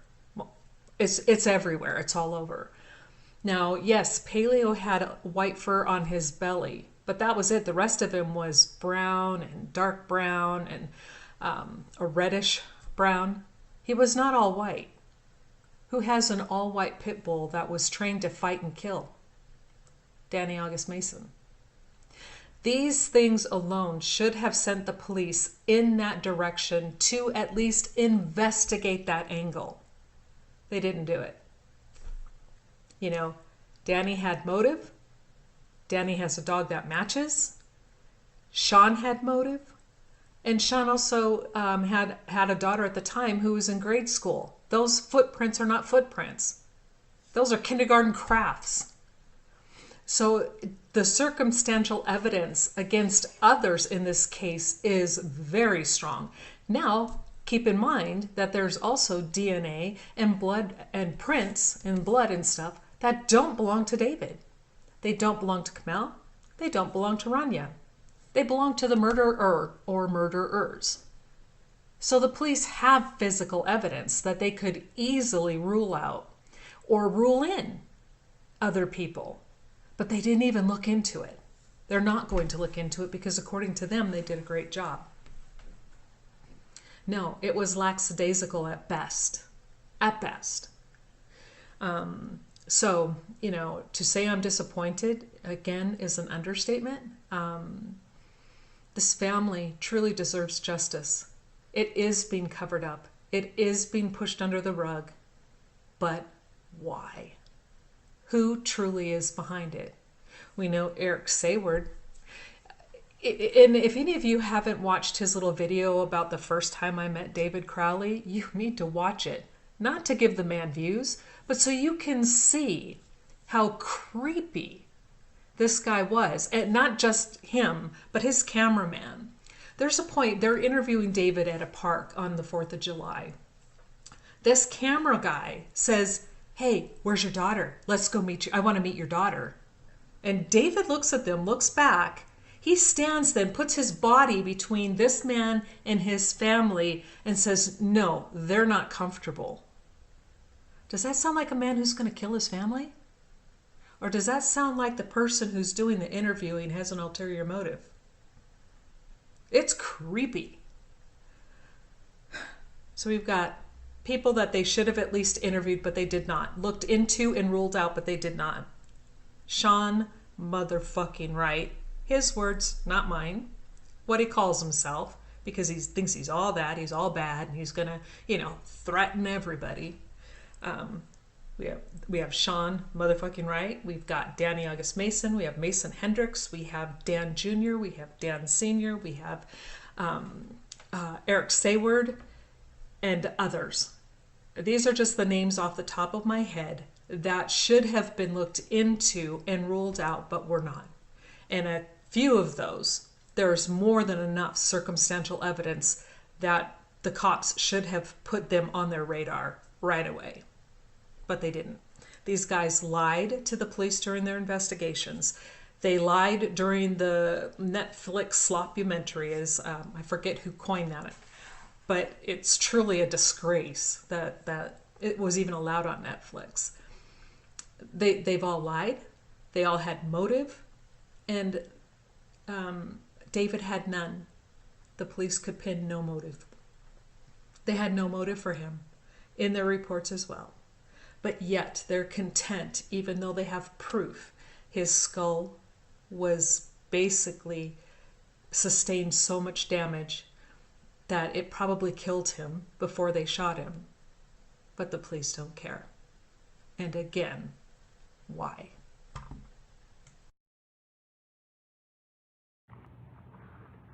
Hello, my name is Dan Hennon. Today is November 7th, 2019, and this episode is called Crowley Case Updates, Getting a Visual. Tonight's episode is going to bring closure to about a half a dozen topics on the David Crowley case. And I've been jotting down some notes, and I think it's best, some people learn better with the visual rather than going through tons of forensic reports, lab reports, crime scene photos and things like that they're presented with, and then to actually see it in laid out physically. And so what I've done today is set up a couple of couches near a wall to make it look like the Crowley living room wall, because I want to start off first by talking about the blood writing on the wall and show you where there's inconsistencies with this story. Now here's a picture of the wall in the Crowley home with a sectional sofa in front of it. The question is, who did the writing and how did they do the writing? According to the official theory, David Crowley did the writing in Comel's blood using his hands. Now the question, the discrepancy with that is this. There were no fingerprints found of anyone's blood, no bloody fingerprints on that wall. Markings were done on the wall. Someone obviously performed writing the phrase Allahu Akbar on that wall. But if you use your fingerprints to write the letters, the actual fingers would leave fingerprints behind, which would be able to be identified as to who the culprit was, to actually who did the writing. So there's speculation if someone used gloves. There's speculation if David's right hand was missing at the scene, if his hand was perhaps cut off and his hand was used to do or perform the writing. And so here's what we got, some of the problems with some of this story here from the official narrative. The first question that many people ask is, there should be tons of blood dripped onto that cloth sofa from doing the writing and going back and forth from the body to do the writing. And so I'm going to do the experiment here today just to give you a visual of what that would look like for whoever did this job. So here is a sofa and a wall. Allegedly, the person would have had to get up here and write Allahu Akbar on the wall with their, I'm not saying right or left hand, I'm just saying whichever hand they used to write it, they had to get onto the sofa and write it. Now the body of Comel,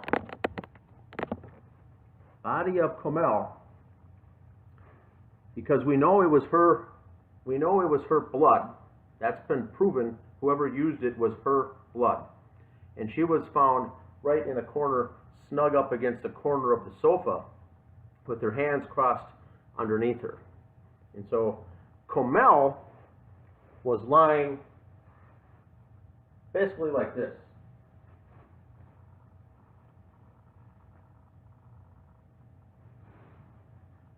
So that presents the other story, which we'll get into later.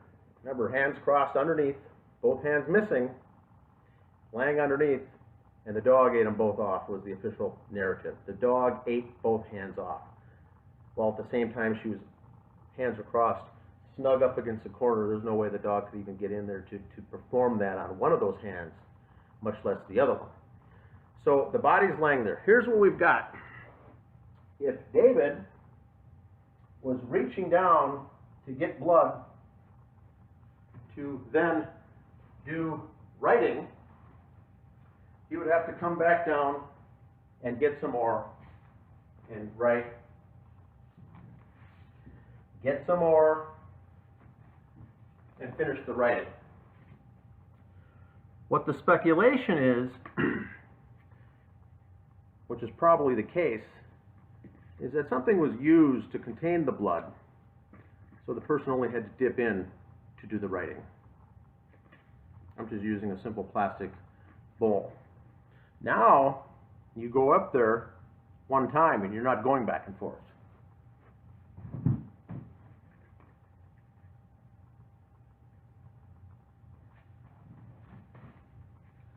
The problem is, if something like this was used, we've got two problems.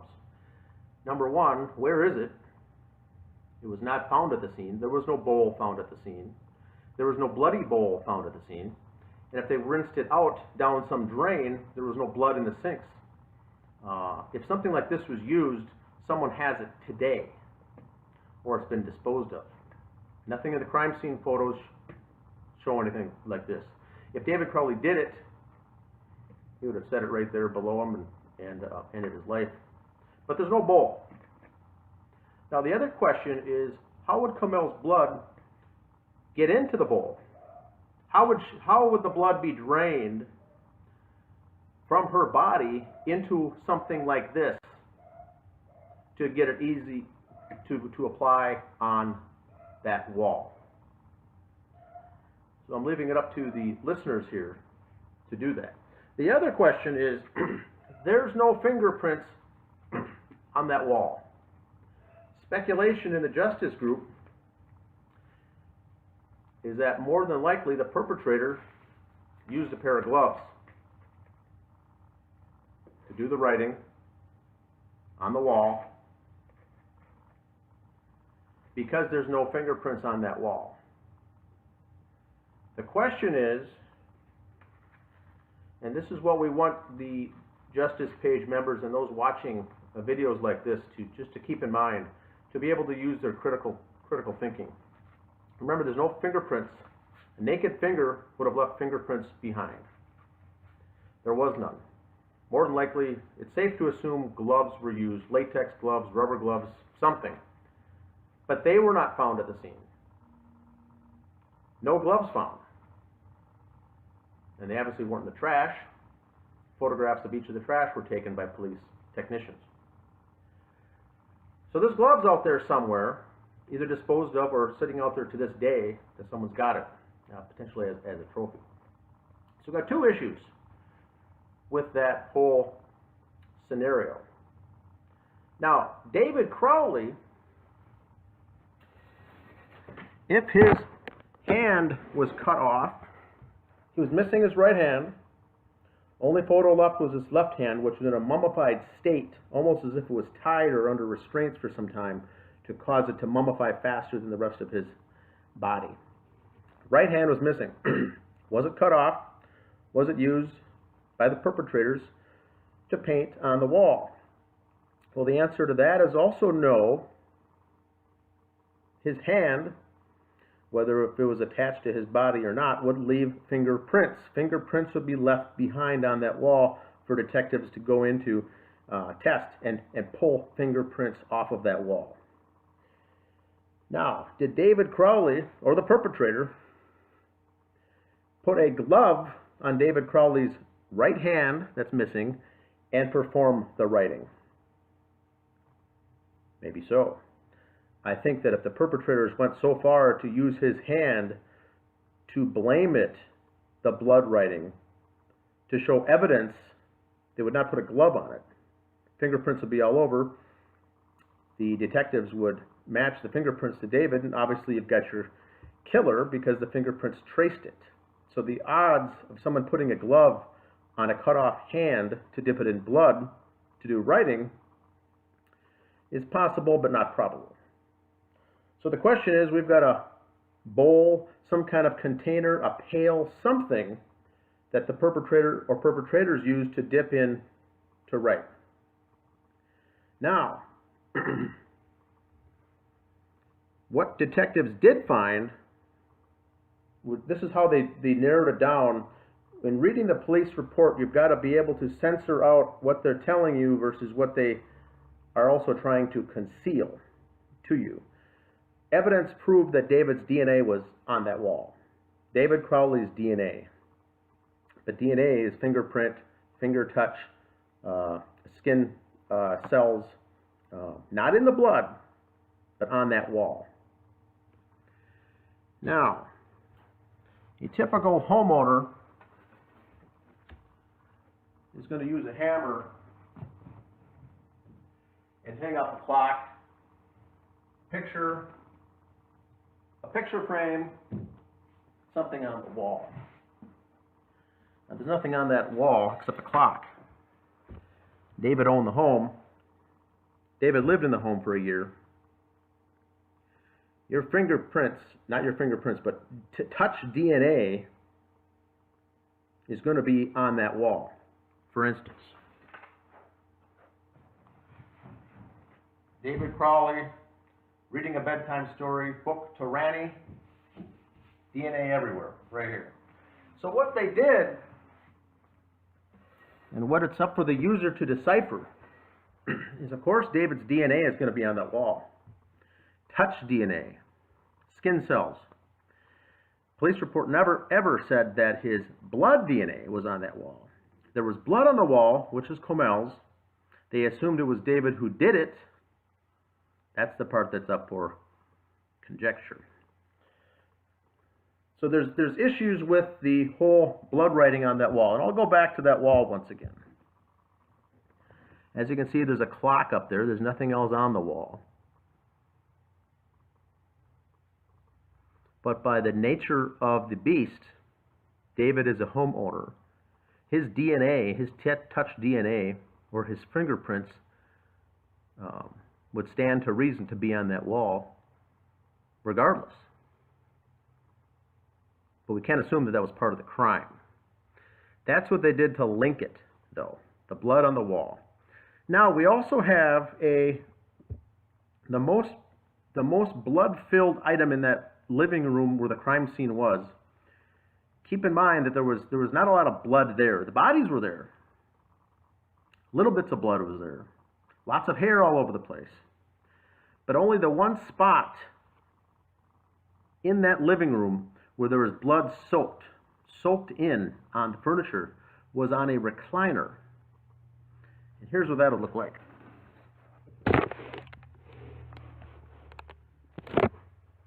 For instance, the edge of the recliner was the bottom portion down by the floor.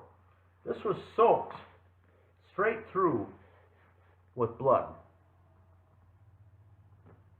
Keep in mind, Comel was over here, Ranny was over there, and David was farther away yet. There was no body here. And this is just, once again, this is just the couch, but where the recliner was, there was no body. So the question there, no body, it looked, the blood-soaked furniture, that recliner cushion, I would assume, someone else can point me out if I'm wrong, but I'm assuming that's where someone's head was at one point after being shot and blood was pouring out and soaking into that cushion. The crime scene showed that no body was there, but obviously body was there at one point, unless the recliner was moved or a person was moved. What we know, or what it's alleged, is that none of the bodies were moved. So that we can rule out right away. Someone's body was there on that crime scene photo at one point. The blood just wouldn't get there by itself. Very unlikely that the recliner was moved. But someone's head was up against that recliner at some point. Now the question is, who moved the bodies and why? There's some speculation that police did it after they arrived at the scene. There's some speculation that the killers did it. And there is some speculation that David Crowley did it before he killed his family. For some reason, staging the scene, moving things around. The fact of the matter is, someone's body was up next to that recliner. But we don't see any information in the detective reports, no further research on whose it was, no testing of the blood to determine whose blood it even was. And so these are the things we want you to look for. Use your brain, use critical thinking when you go through these reports, these lab tests, reports. I know it seems intimidating to go through hundreds of pages of lab and forensic reports, but just look for the easy things like that. Someone's head was obviously against that cushion on the recliner, but when? Police arrived at the scene, allegedly, and no one was there. The bodies were already laid out. So the scene was staged to some extent. We already know that.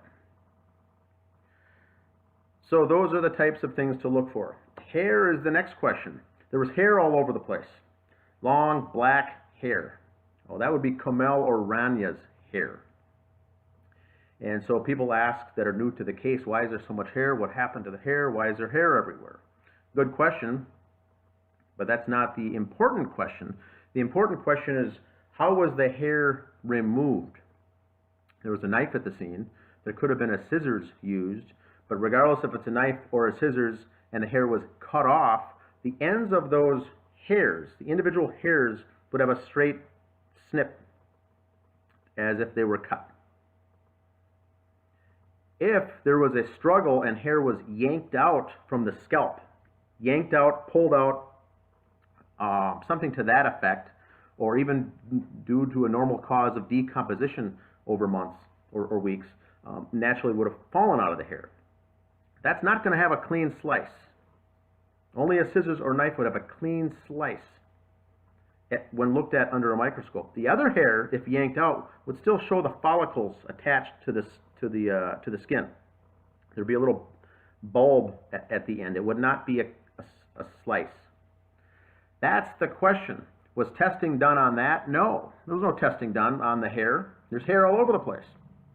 The first question is, was it yanked out, pulled out, or cut off? How it got there, I don't think matters. Why it's there, I don't think it matters. It's all part of staging the scene. But the question we need to ask is, where the hair pieces have the follicles attached, as if they were yanked in clumps, or were they cut? Now we know a dog was left at the scene, Paleo, the family dog. The dog could have yanked with the dog's teeth and possibly pulled it off. Possibly. But with the dog being there, the dog certainly wouldn't, there would be no straight edge snipping, unless of course Paleo got the scissors out or the knife. So we've got to think of things in that context, in that stage.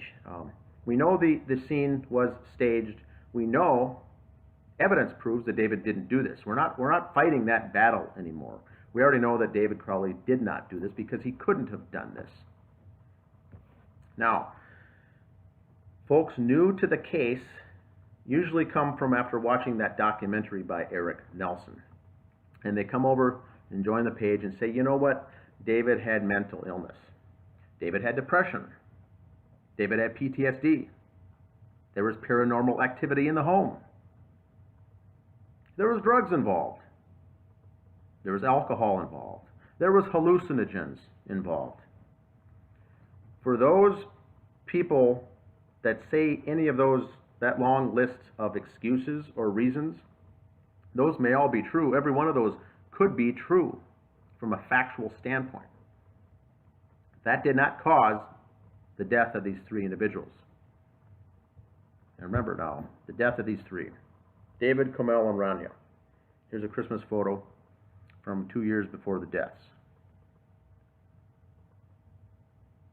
Now they want you to believe that these things happened, and they'll lead you down the rabbit hole of searching on a never-ending goose chase as if, did David drink? Did he use drugs? Was there hallucinogens? That's got nothing to do with anything in this case.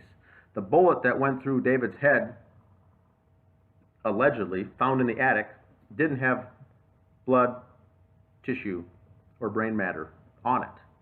Just had his touch DNA, like he handled it. He would have handled each bullet when loading the magazine. So all of his bullets would have his touch DNA on it. So police cannot conclude, without having the bullet that killed the man, that he did it. And also keep in mind, a side note, no fingerprints found on the gun. So someone wiped down the gun, someone planted or staged a bullet hole in the ceiling that has nothing to do with anything. And so these are all forms of distraction to keep people focused on other things instead of focusing on the real deal. So we got the hair issue, we've got the body issue of Comel in the corner, hands missing underneath her, blamed on the dog eating them. Bullet in the attic wasn't found until the next month. February of 2015, the bullet in the attic was found. It's known as the infamous item number 57. It was fired. It was found in the attic. I don't know where it was fired, but it came from that gun, and it had touch DNA on it only. So there's a hole in the ceiling that Chris Klein tells police about a month afterwards. Police come, look at the ceiling when they come into the entranceway. Remember now, mind you, this is in the living room where the entire crime scene took place.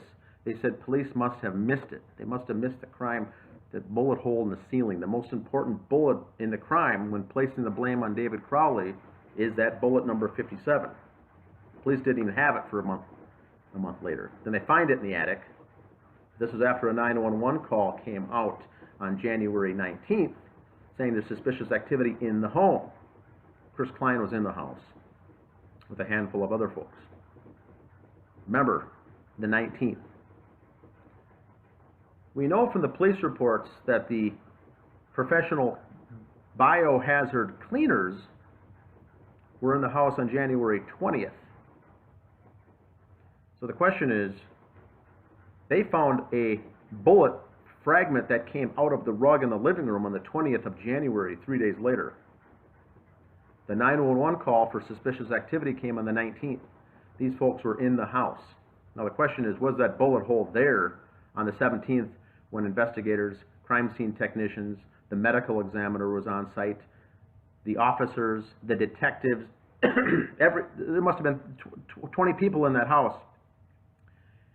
And the Gray State guys are claiming, Gray State guys, the alleged friends of David Crowley, are claiming that police and everyone in that house must have simply missed that bullet hole in the ceiling.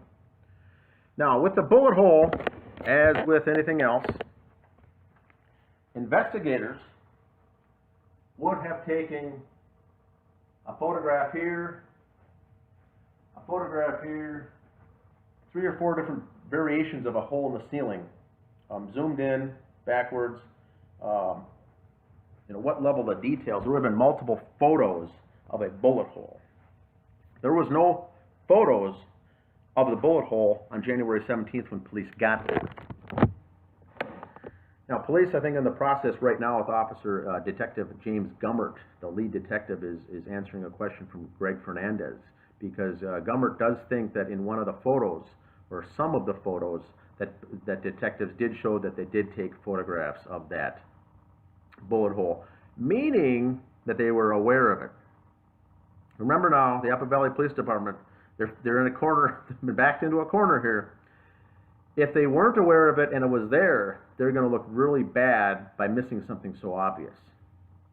If it was planted later, and it legitimately wasn't there on January 17th when detectives got there, then they just find themselves getting duped again by the perpetrators, whoever made the hole there a couple days later, which is the Gray State team and David Crowley's brother and potentially his father. They were in the house on the 19th. This is their own statements. This is not me making it up. This is per the police reports and per the testimony given to detectives. They were in that house on January 19th. Now, what were they doing? I don't know. Officially, they were helping organize some things for the family and help getting things ready for the funeral and memorial service. But you have to ask yourself the question. You have to ask yourself the question, what was so urgent to get into that house to start preparing for the memorial service and start getting things arranged on the 19th of January after a triple homicide took place at that very location 2 days earlier? Keep in mind, the cleaners weren't there. They may have been there already, but they weren't done because they still came back and were cleaning on the 20th of January. So I think the cleaners wrapped up on either the 20th, 21st, 22nd, sometime in that time frame. The cleaners professionally cleaned the house and then opened it up to the public or to the family. But while cleaners are in the house, no one's supposed to be in that house doing anything. And that's a key point to remember. If the cleaners are in that house after the police open it up to the cleaners to clean, there still should be no one coming through that house, much less 5 or 6 guys helping organize things for the family's memorial service. So now you have to ask yourself the next question, why was there such an urgent need to get into that house? Well, mistakes were made in the staging of this crime. The perpetrators realized that it wasn't a nice, tidy crime scene. There was no bullet that killed David Crowley. There was no bullet. He died of a suicide. They knew that when the autopsy took place and they didn't find the bullet in the head, they didn't find it laying at the scene, and they didn't find it in a wall or a ceiling, it had to have been in that house. There was no bullet. The bullet wasn't there. Police didn't find the bullet. So there comes a need now, a requirement for the perpetrators to get back into the house to plant that evidence so everything ties out. Now, the detectives are already duped once. They wrapped up this whole crime scene on the 17th, kind of put the finishing touches on it the 18th, and I think by that 18th or 19th day, the press releases were already going out as they were treating it as a double homicide followed by a suicide by David Crowley, a crazed lunatic from the alt-right, which is not true. I created the Justice for David Crowley and Family Facebook page on January 19th, that morning, when things already didn't make sense to me, and I lived 30 minutes away.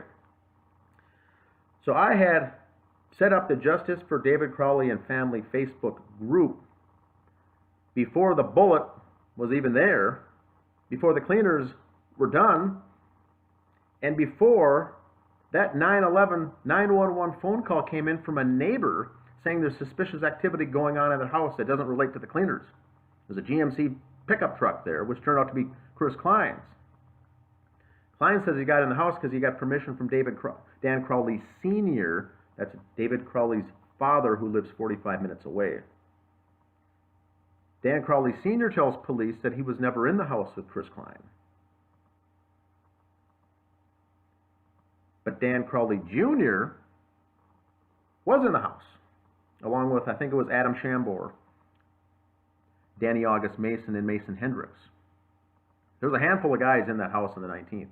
So why, the question now comes down to, why aren't police focusing on those guys in the house before the cleaning was done? But they're too busy trying to find photos of a bullet to avoid themselves from looking bad from missing it. And I don't think that bullet hole was there till the 19th. They came in there on the 19th, my opinion, fired the round into the ceiling, left the attic, gone bullet roll around up in the attic, let the police find it when they came on in February, and said, here's the missing bullet, this is the thing that ties it all together, David did it. So now we're getting into he said, she said, official story, distraction story, misinfo, disinfo, and then we've got shills and trolls hitting the justice page, keeping everyone off track on purpose. So keep an eye out for those types of things and that type of behavior and that type of storyline, because it's all done on purpose. Everyone here is playing a role, the bad guys, the perpetrators. They're playing a role. The cast of characters each have a role, and they're playing it. And some are playing it very, very well. So once you see through that charade and see what's really going on and ask the real questions, you'll know. Was Apple Valley Police actually covering it up? Or were they trying to avoid having a black eye after treating this case so horrendously? Or what's worse yet, are they actually in on the cover-up? Either way, it's a lose-lose situation. So we got the blood, we got the ceiling. So now the question with the ceiling is something that hasn't been done yet. We need some help from the members of the Justice page. We need a volunteer to do a test experiment for us. Because the bullet hole in the ceiling, we want to find out if that bullet hole was fired directly into the ceiling, or if it potentially went through someone's head and then subsequently through the ceiling. The easy key for this is the nice little fact that David Crowley allegedly used hollow point bullets in his .40 caliber Springfield handgun. Hollow point bullets, for those new to this case, are something that gang members use. They're used for killing, not hurting, not injuring, but killing things. It's not just a slug that flies through and hits you like a small round caliber small round that can come in and out of the body and you could live through it. This is a .40 caliber, large caliber, and a hollow point, which means that once it strikes the object, it mushrooms out and spins through, mushrooming out into the sharp edge coming out and spinning through, grabbing everything in its wake. Skin, brain matter, tissue, blood. It leaves a small hole opening if you were to shoot yourself in the head, and a much larger hole coming out. Now David's head was not there, so we couldn't tell how small the opening was in relation to how big the exit wound was. But we do know that hollow point bullets were used. If David did what the official narrative said, was shot himself with his left hand through his right temple, head down, shot up, bullet goes through the ceiling, that is plausible. Not probable. That's why we get the whole remember the Gray State guys were saying that David was on his knees, killed himself on his knees after performing some kind of ritual ceremony deal. He must have been on his knees looking down. The key word these guys keep saying is that David was looking down when he shot himself. That's the only explanation for the bullet to get into the ceiling. That's another mistake that these individuals made. Bullets in the ceiling. The trajectory of the bullet needs to come from somewhere very low to go very high at that angle. The next question for police is, was trajectory testing done in that bullet hole? In the ceiling bullet hole, was a trajectory test done? And there's two ways to do it. There's a long, straight, firm rods that you can stick in at that angle to see where the shooting took place, or you can use a string to see what angle it entered that ceiling is versus where it came from. That should, in that room, identify exactly where that shot took place. Doesn't matter who fired it, what weapon it was, they'll know where that shot originated from. And right now, they can't get it down to that low from someone on the ground in a kneeling position shooting himself this way. Now, David was right-handed. Right hand was missing. The gun was found near the left hand, which means the perpetrators, whoever staged the scene, wanted us to believe that David used his left hand, shot himself through the right temple, up here. Another mistake is they laid the gun next to his left hand, within inches of his left hand. David wasn't left-handed, never fired a gun from his left hand ever. The problem is, his entrance wound was somewhere on the right side of the head because the exit wound was back on the left side. So what we need someone to do, because what I'm getting at is the hollow point, when it hits the first thing it hits, it mushrooms out. If that weapon was fired by someone staging the scene just to shoot the hole up there and it didn't go through anything, it's going to be a very small a hole. I'm not sure how many millimeters big into that ceiling.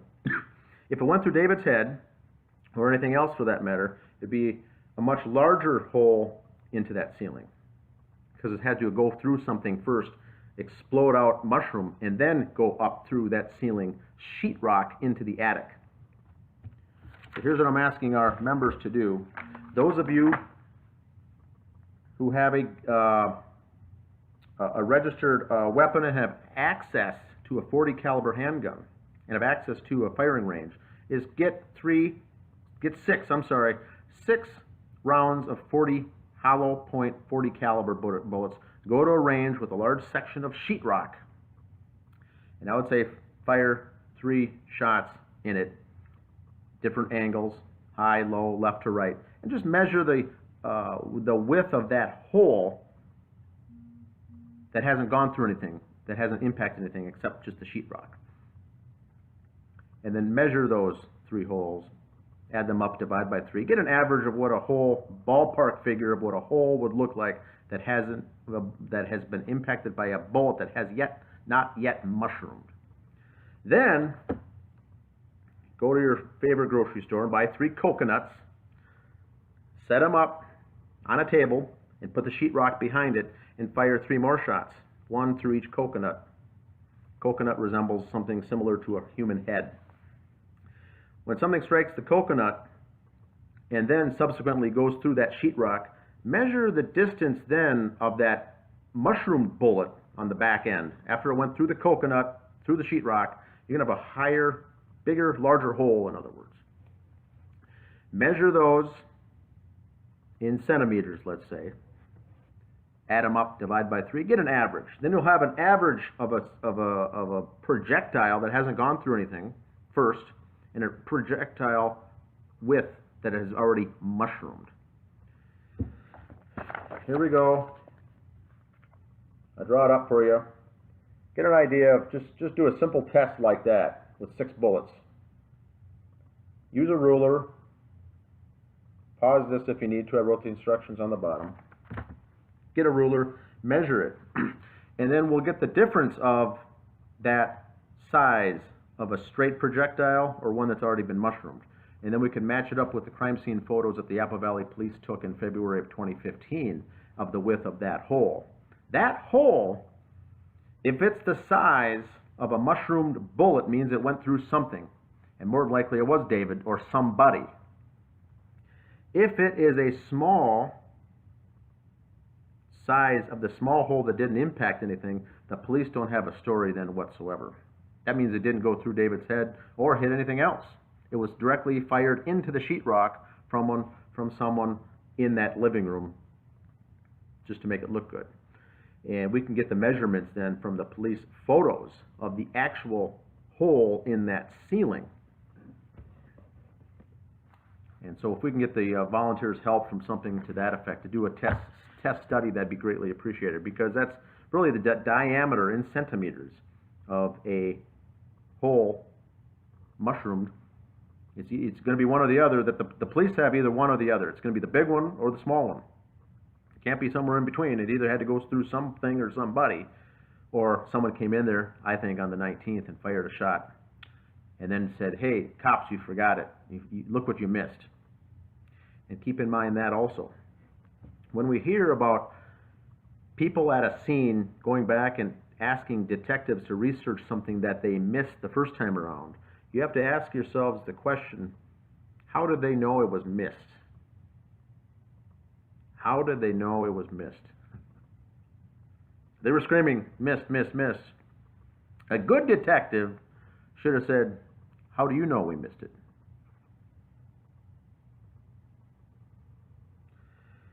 Now, when the family came after the cleaners were done to go in that house, speculation was, there was the section of the blood writing was painted in white.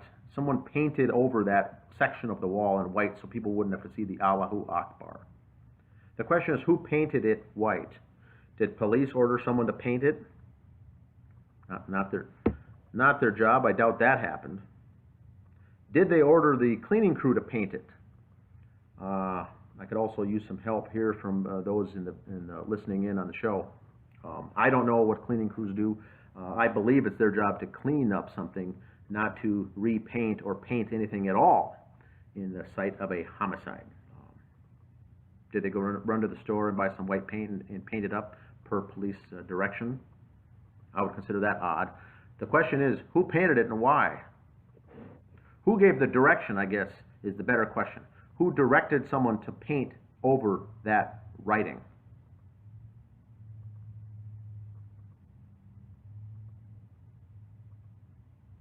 Now, it could have came from the family too. It could have come from the Alam family, the Crowley family, to say, you know what, we don't want to get into that whole Allahu Akbar Muslim slant.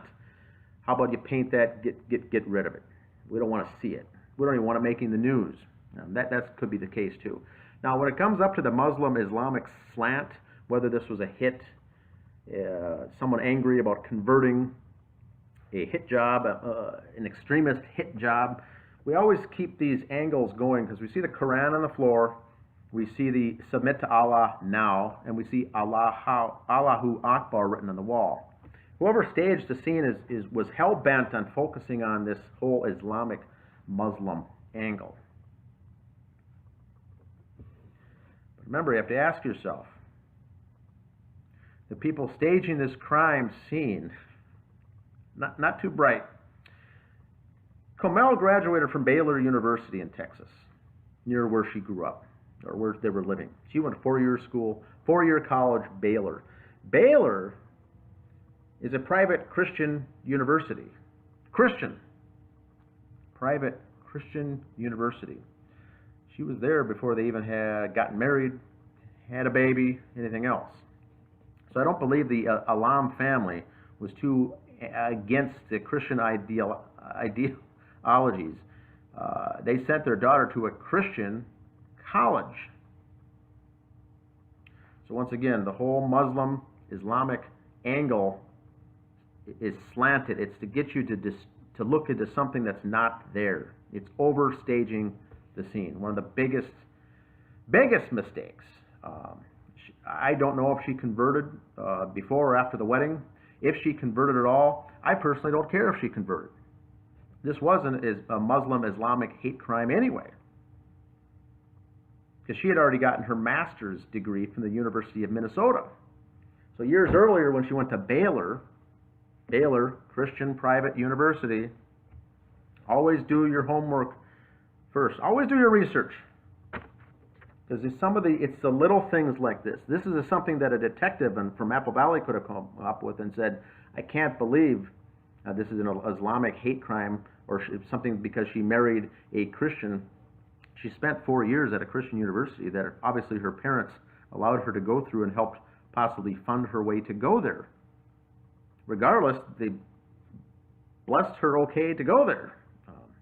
So that's a sidetrack. It's all it is to sidetrack, and it's all distraction. And it's the little things is how these folks are running up to problems here with their poor staging of the crime scene. Now, the last thing before I let you go tonight is we know one of the perpetrators. I can't say perpetrators. One of the Gray State friends, David Crowley's alleged best friend, is Sean Wright. Now, Sean Wright is this gentleman right here. Sean Wright was very active in the Gray State Project, very active in the documentary. He's the one that told David Crowley on Facebook, please don't push this stuff out there in the documentary. I can go to prison for this. The tax stuff. And he went on to say, by the way, call me, and left a cell phone number. And this cell phone number was left on a Facebook post. Not an instant message, not a private messenger. He left it on his comment saying, please call me. So you have to ask yourself the question, if you consider someone your best friend, would you give them your phone number on a Facebook post and say, please reach out and call me? So Sean Wright being a best friend of David Crowley is another far-fetched illusion. That is certainly not the case, and I think when David Crowley saw his inner circle as exposing this very inner circle of potential alleged friends as the very snakes within his project, that's when he decided to gain a new trustworthy group and he's working by himself essentially and wanted to get all new layer of friends that were trustworthy. He had some trust issues with these gentlemen, and it wasn't too good. Now back to Sean Wright. Sean Wright is the only person of the group was to have had allegedly crime scene photos on his cellular phone of the Crowley family. And when I say crime scene photos, these are not police crime scene photos. These were photos of the crime taken on a cell phone and later shared with others. Now the question you have to ask yourself is, why would Sean Wright be in possession of any crime scene photos? I can't imagine a scenario where someone would forward him the actual police crime scene photos and then he would show them off to other people on his smartphone. The photos, alleged photos of these 5 or 6 crime scene photos from the crime scene that were not taken by crime scene detective photographers, but someone who was actually at the crime scene. Now we know no one would be eligible to be at the crime scene once police got there. It's cordoned off, it's roped off, and the bodies are taken out. There's no chance for a civilian to have any kind of photographic options to take photos of the bodies. The one in particular is the one of a hand at the crime scene, a human adult hand. Now, once we hear this information of Sean Wright having photos of a hand at the crime scene, you have to go back and ask yourself a question. Comel didn't have any hands. David only had one hand. That hand was the popular image we all saw on the crime scene photos. A mummified left hand that looked like leather. The image he was showing off of a human hand was not that hand. So if you do your critical thinking, narrow down how he would have in his possession a photo of a human hand at the crime scene, adult, not of the child. The only way he'd have the hand is if someone who took that photo was there at the crime scene. So keep that in mind. My name is Dan Hennon. This is Crowley Case Updates. Getting a visual on November 7th, 2019. Thanks for listening, and please leave your comments below. Hello, my name is Dan Hennon. Today is December 19th, 2018, and I'll be doing an episode on the Crowley Case Updates. Tonight's episode is called Facts and Speculation, Facts versus Speculation. And the reason I'm doing this episode tonight is we're getting a lot of new members to the page, a lot of new members on the group, and a lot of people following this case. And I mean a lot. There's been a whole influx of new people, and what I find is a lot of the various questions and comments, and some of the messages that I get directly, and some of the posts on other Facebook pages and on YouTube, is asking some questions that we now have answers to. So since the 4 years now that this has been going on, we've got lab results, we've got FOIA requests, we've got police reports, we've got BCA information, we've got new people coming forward with shedding lights on things, we've got new records, and we've got new information. And with that comes a lot of theories, speculation, facts, and I think it's hard for the new members. This is an overwhelming case. There's no other easier way to put it. There's a lot of tentacles of things going on in a case like this, and it's very, it's a lot to deal with. So don't take it personally if you're new to the page, new to the site, and new to this investigation. And if you're feeling overwhelmed, you will be, and so that's nothing on you. This is a case, and hopefully this episode tonight will bring forth what is facts versus what is speculation, because with a case like this, we need to separate the two and start focusing on what the actual facts are of the case. Tonight's broadcast will be done in 3 parts. Part 1, the deal. Part 2, the crime scene. Part 3, banking irregularities.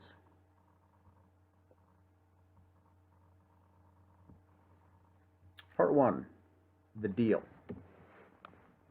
We'll start with this, and I'll preface each statement here with, is it a fact or speculation? Fact. Let's start the first one. David did have a deal. David had a deal. That's a fact. Back in July, he had signed on with this deal for a movie, a feature film movie, web series, whatever it was ultimately going to be. He had a deal. And so that is a fact, that is not speculation. The narrative given by many members of the Gray State team was that there was no deal, there was never a deal, there was no Hollywood deal, there was no movie deal, there was whatever you call it. The narrative given by these individuals is that there was no deal and there never was a deal. And so the fact is, let's just start off right off the bat that there was a deal. Also, fact, the deal was tabled until both Mitch Heil and Danny August Mason signed over their rights. The information was sent out, I think, with an August 1st cutoff date to transfer their rights, to relinquish their rights in the project. And so this was August 1st of 2014. He had the deal basically done in June, solidified at the end of July. Recent paperwork has shown that. And then he sent out the information with these two. The two individuals that I'm talking about had partial business dealings with David and had some overlapping business connections. And so in order to move forward, David wanted to cut the ties from a legal standpoint with both of these individuals so he could move forward with this project. And so until he had the signatures from the legal release from both of these individuals signing away their rights to the project, he couldn't go forward. So David wasn't working on the film, the project, and it was, I would call it, the fact of the matter is that the project was tabled. Now we do also know that the MEG team, the Michael Entertainment Group, or the two Mikes, along with David Crowley, along with David's attorney Adam Gislason, all three of these groups and partnerships were moving forward with this project. And so never was it canceled or what have you. It was moving, they were moving forward in the terms of doing it. Next fact, Ranny's birthday. Ranny's birthday was in August of that year, around the same time, and it was awkward. The party was awkward, and that's a fact. We've got that from the documentary, from the people that were there, the commentary that David and Comel were quiet, they weren't talking. We have to remember that Danny August Mason was at that party. He had recently received this legal paperwork to distance himself from the project. So obviously he didn't bring it up. David Crowley didn't bring it up. And yes, it would have been quite awkward at a party at the setting for a little girl's 5-year-old birthday party. And so he had already, we know what the timeline shows that Danny August Mason had received that letter. And I think that's why it was awkward. Comel knew that Danny would be there. She didn't say much. David was aware that they didn't want to really actually bring it up at the party, but it is what it is. And so he was invited and he came. I also would tend to agree that it would have been a very awkward situation. Now, the other Gray State Project members more than likely weren't aware of anything going on behind the scenes, as David kept that quiet also. And so they weren't probably aware of the deal or the legal request and all this stuff going back and forth. Now, the narrative that was pushed, this is important when you watch the documentary or read things out there as far as speculation, that the narrative pushed was that David and Comel were going through some troubling times, and both were quiet that day. And so that information is speculation. That's a narrative that's being pushed. It was an awkward setting, and they were quiet. It had nothing to do with going through problems. Fact, David and Comel were considering buying a home in Burbank, California. This was per an email that was released recently. So after he had the deal, and the deal was moving forward, and after these two individuals would have relinquished their rights, who knows where they would have been? Would they have been living in Minnesota? Would they have 2 homes? Would they have moved to California? But this is also, once again, it's a fact, and that shows, and there's proof that it shows that they were looking forward and excited for the future. Fact, Mitch Heil signed off quickly on his piece of the legal paperwork. And so Mitch received his, signed off, moved forward. Fact, Mason never signed off on his. Now, evidence shows with the email string that was going back and forth that there was a back and forth email string between Danny August Mason, who was a co-creator and lead actor in the trailer and the movie, and David Crowley. They were going back and forth from the months of September, October, November, and December. And so when the bodies were found, Danny August Mason still had never signed off. So we know that to be true as a fact, that the paperwork was never signed off. Fact, David Crowley was working on The Rise in the meantime. The Rise is the documentary portion, side project of the Gray State feature film movie. And so because he couldn't move forward because the project was tabled, because he couldn't do anything on that signed contract deal with Hollywood until Danny August Mason relinquished his rights. Mason ignored that and tabled it and pushed it and pushed it and pushed it and didn't want to face the facts. David couldn't do anything. He was stuck. He decided to put all his time into The Rise, the documentary The Rise, which had nothing to do with the Hollywood film, and he wanted to get that done and get that out. And in fact had a self-imposed deadline, I think, in the middle of December, to say I wanted to get it done in 2 weeks was one of his posts. He was working on that and wanted to get that out. So we know that he was actively working on The Rise. Fact, the movie was to be worked on as a web series.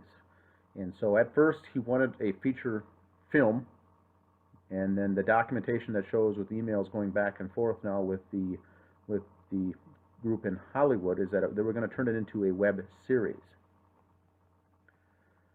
Fact, David Crowley gave Danny Mason a deadline of 12/16/14. So one of the emails, it did say, I've been waiting around for your answer. Yes or no, are you going to sign off or are you not? Nothing, nothing, nothing. And it was the 9th of December when an email said to, forwarded to Danny August Mason that says, the deadline's the 16th. He gave him essentially a week.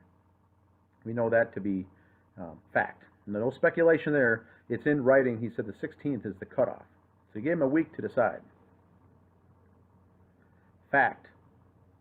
David was taunting Danny August Mason with an online post that same day, December 9th, that said he would consider giving away the documentary for free. This is the documentary called The Rise. He wanted to give it away for free. Now, the email exchange also shows, previous to this, that Danny August Mason countered the offer with saying, if I'm going to release my rights, I'm going to get something in return. How about you give me the rights to The Rise, the documentary The Rise, in exchange, and I'll consider relinquishing my rights.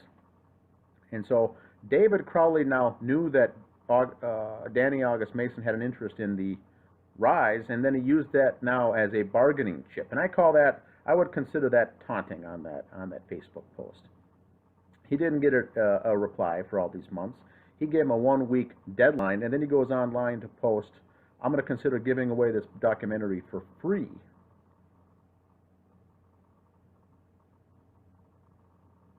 And then Danny August Mason also said, I put in a lot of time and hours and work on this documentary. I want something in return.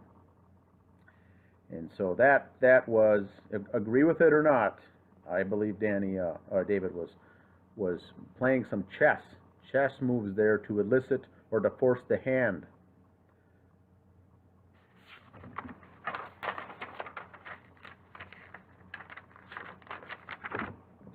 Fact. Sean Wright wanted to get the documentary The Rise available for the public to purchase or to buy. He was tight on funds and had an upcoming trial for his felony tax charges pending. And so that's a fact. He was charged and he pled guilty in March of 2015 with that.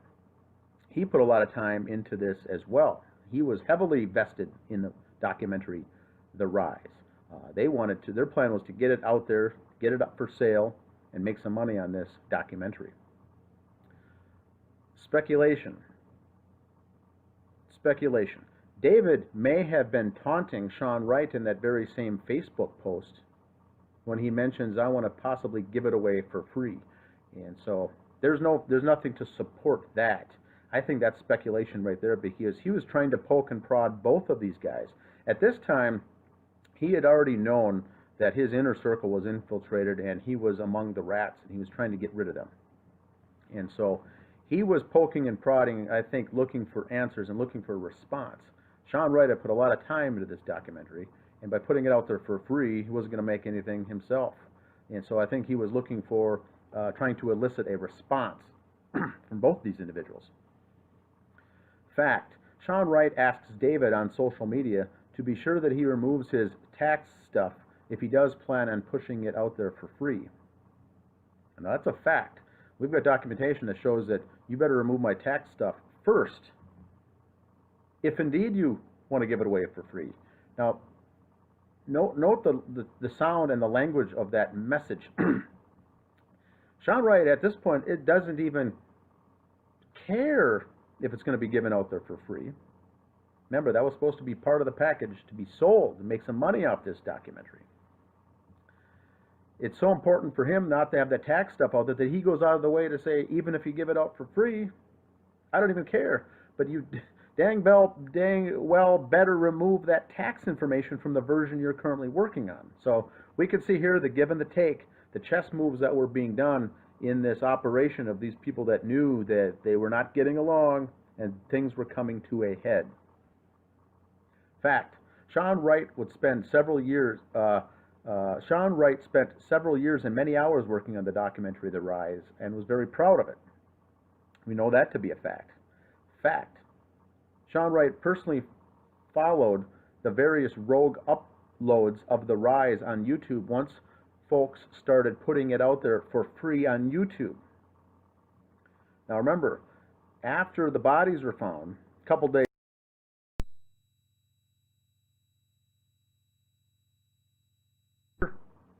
version of the rise, not the final version, they called it the rough cut, and it had the tax information in that version. Mike Pachesny threw it out there. Once that got out there, fans of Gray State thought that was the original, the final version, and started copying it, dumping it onto mirror websites, and posting it themselves. So guess who personally made sure that that didn't go on? It was Sean Wright. Sean Wright said on a Facebook post that it was him himself going out there and removing it. So he was working with YouTube to pull this version down off of the internet under the guise of copyright infringement. And so, and remember, this was the initial version of the Rise. People can get the Rise version out there right now. That's cleaned up, edited. It's a little shorter, and it's out there, and it's available, and it is for free. It doesn't have the tax stuff removed. It does have the tax stuff removed, but this original one did not at the time. And Sean Wright was out there working with YouTube to get those videos pulled down. That really, and I think that really yanked his chain, the fact that Pachesny put it out there. Speculation. Now this is speculation. Sean Wright may have wanted to salvage anything he could from the documentary The Rise, as that would have been a big chunk of income for him, as he had no regular job at the time. And so that's speculation. That he was, I think, banking on that to come true, and also the fact that he was waiting on these. He had some back taxes that he owed with the state of Minnesota, part of his felony lawsuit. And so I think he was hoping that would make some money and then be able to repay some of that back. That's, once again, that's speculation on my part. Speculation. It has been almost proven that Sean Wright was/is a federal informant of some sort. He has a criminal past and began working with the We Are Change movement in roughly 2009. In 2009, when that movement became infiltrated. He moved to Minnesota and didn't seem to hold down any regular job, but always carried cash, and may have been assigned to infiltrate the Gray State Project from within, and then report back to his handler on what David Crowley's been up to. That's speculation. And even if that were true, I don't know if there would even be ever a way to prove it to be true, even if it was true. So when he came in at some odd times, he came into David Crowley's life on some coincidental dates and times and came to Minnesota. And so if that was the case, he very easily could have been some sort of informant. Wright has violent tendencies. Speculation. Sean Wright had a motive to kill Crowley, as he had a vested interest in the project and could have used the additional cash. By having a handler at the federal level, he may have even counted on escaping any charges if he did get caught. He may have even considered himself protected in a sense. That's speculation. Fact. Sean Wright had a Twitter account. Fact. Sean Wright wasn't active on Twitter. Wright posted an image of a Christmas tree on Christmas Eve, 2014. Fact. The neighbor across the street from the Crowleys, named Brett Millay, said he saw a figure in the window at the Crowley home on Christmas Eve. That's a fact. Now, the speculation is, here's speculation, was that at the Crowley home David Crowley, or was it not David Crowley? All we know is that Brett Millay saw a figure. Speculation.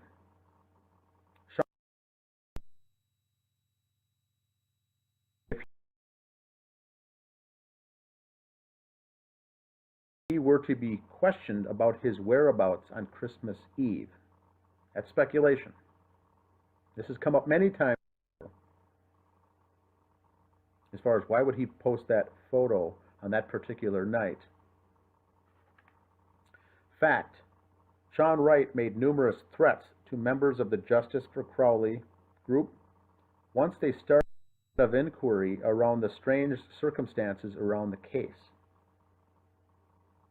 Speculation: Sean Wright felt safe in making these threats. Why? His threats were on voice recordings, audio, social media, Facebook Messenger programs.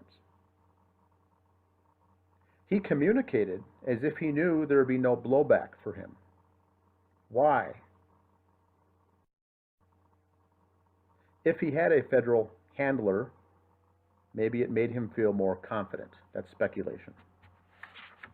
But he certainly was nervous about going to jail or prison about the tax information, but yet making threats and acting in a violent behavior to myself and several others, he didn't seem to have issues with that. And those are all criminal in nature as well.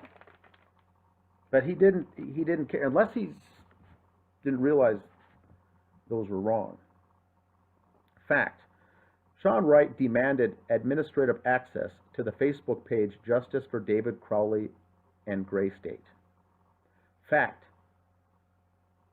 sections of threads and comments were deleted from that page after Sean Wright was granted administrative access to that page. Speculation: Sean Wright personally deleted the data. Not sure if there's a way to prove that, but that's what the speculation is. Fact: Sean Wright demanded admin access to the Facebook group Justice for David Crowley and Family.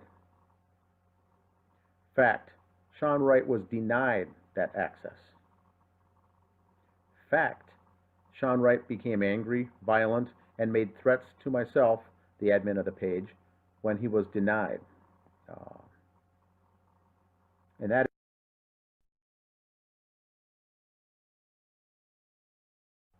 speculation. Sean Wright needed to control the narrative of the case and thus took charge in removing discussions that didn't fit and could have potentially landed him in prison.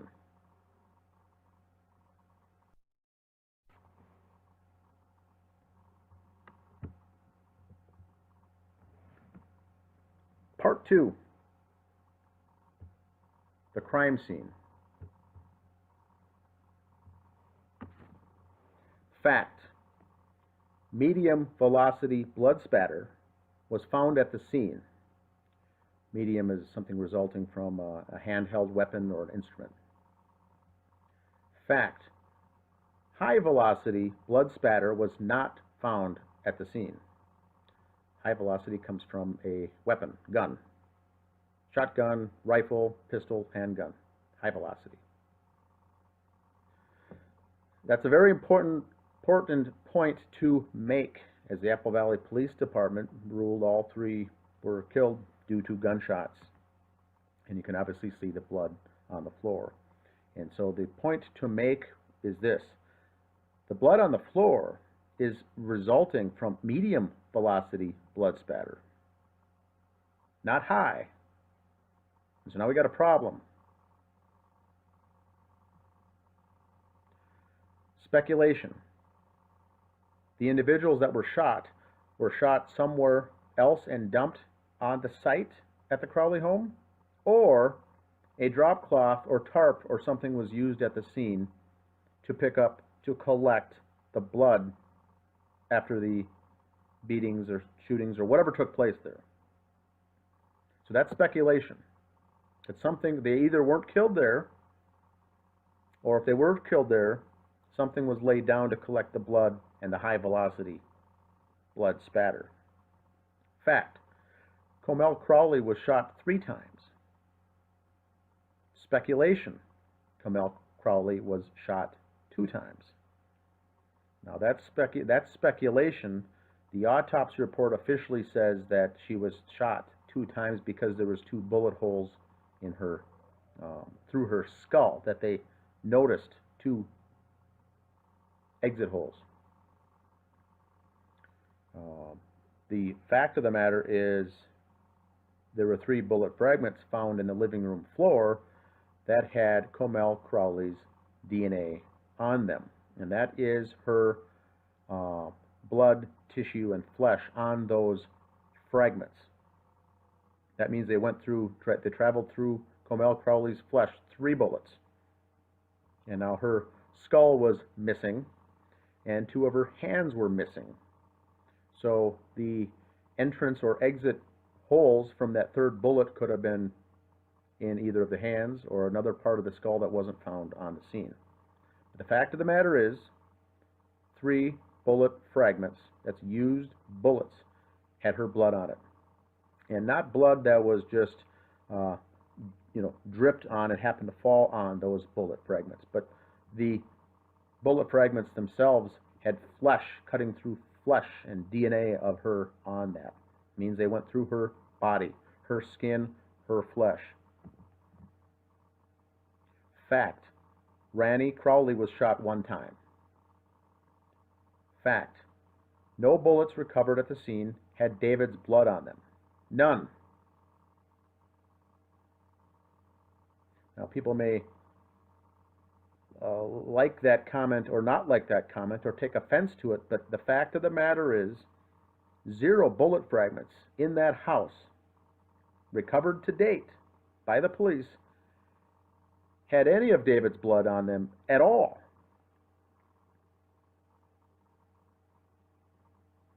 Speculation. David's bullet fragment has either not yet been found or it was removed from the scene. That's the only 2 options. It wasn't found in the house. The one found in the attic didn't go through his head. In fact, that one didn't have blood on it at all. So we got a problem there. Fact, David Crowley's fingerprints were not found on the gun. That's interesting for more than one reason. Number one, you can't put the gun in his hand to do the shooting of anybody that day. And the fact that he owned the gun, that was his gun. There should be David Crowley fingerprints all over that gun. So, was it wiped down? That is speculation. Not a single fingerprint of David Crowley was on that weapon. Fact, the bullet fragment found in the attic never went through any human flesh. Remember, no blood on it through anybody. So whoever fired that shot into the ceiling we can speculate all we want as far as how that got there. But for police to attribute that bullet fragment as to being the bullet that killed David Crowley is ridiculous. Fact, the bullet fragment found in the attic went through the living room ceiling without impacting anything on the way. Now that's a fact. It didn't hit anything. It wasn't ricocheted, didn't go through anybody's body, any flesh, didn't hit anything else. It went directly to the ceiling.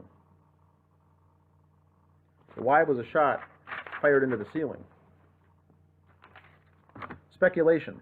The bullet fragment found in the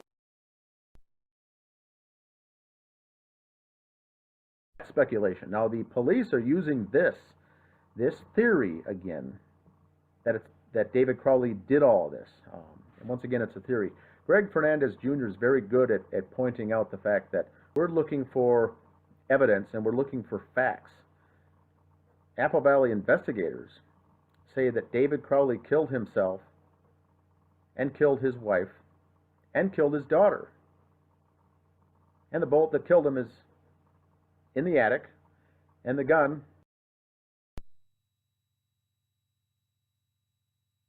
theories.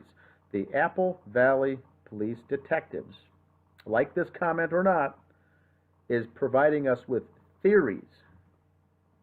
And I think they're incorrect, but they're nothing other than theories. Fact, the bullet fragment found in the attic had David's DNA on it. It's different than blood, different than flesh. His DNA was on that bullet fragment. They call it, it's from Touch DNA, or when he first purchased the ammunition. The gun was his, he purchased it, and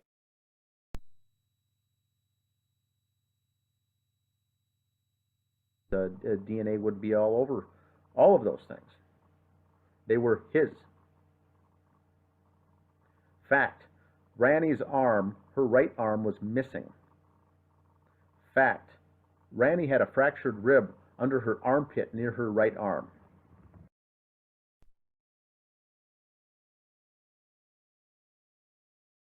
The fact. Speculation. Ranny's right arm was pulled off by a human, and a rib being fractured in the process by a person's foot being used as leverage. That's speculation. There's nothing to prove that fact at all. It'll never be proven. But the speculation under her armpit like that, and her arm missing, more likely pulled off by somebody, a human.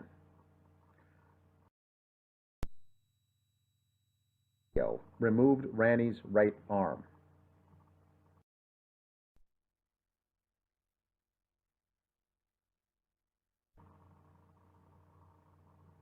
That's speculation. That's not a fact. That's not even possible.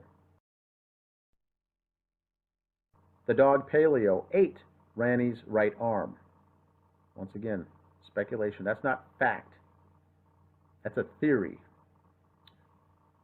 Speculation. Ranny's right arm was taken by the killer or killers as a trophy. Was it? That's conjecture. We don't know. It was missing. It was gone. The dog didn't eat it. Where is her arm? Fact. Comel's skull had 2 bullet holes in it. Fact. 3 bullet fragments found on the scene had Comel's blood on it.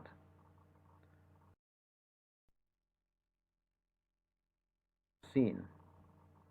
Speculation. The dog Paleo ate both of Comel's hands.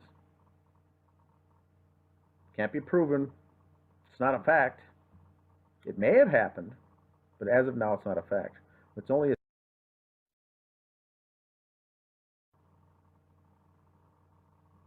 fact. David's right hand was missing from the scene.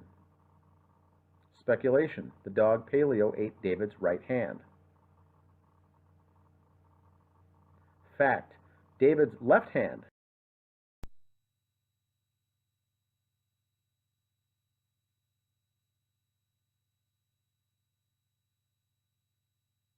of the back of his head in the remaining portion of his skull. So that's an exit wound coming from the front, exiting out somewhere near the back. That's a fact. Speculation is that David shot himself in the forehead. Suicide in the forehead. David shot himself in the mouth. Suicide in the mouth. Fair enough. That's speculation. Speculation also.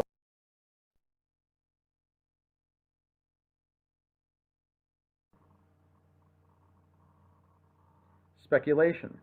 David's left hand was tied up, resulting it in being in an advanced state of decomposition. Can't prove it. It's speculation. The question is, why was it in an advanced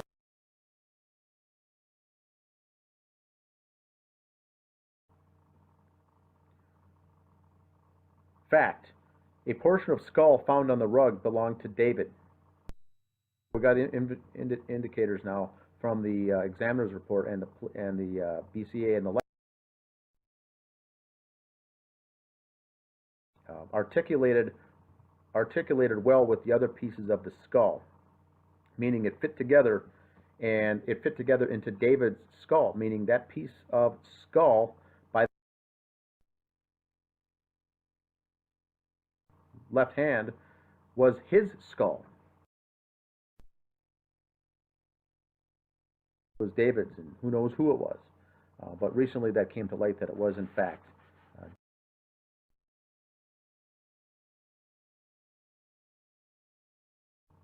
Fact, that portion of skull had indentations on it, roughly 10 of them. That would not be normal in a normal situation, normal setting. That's a fact. Roughly 10 on that small little articulated skull was indentations. Speculation. David was beaten with a hard-surfaced object. That's speculation. What would cause the indentations? Hard-surfaced object. Speculation. David was beaten while still alive. Speculation. David was beaten after he was killed.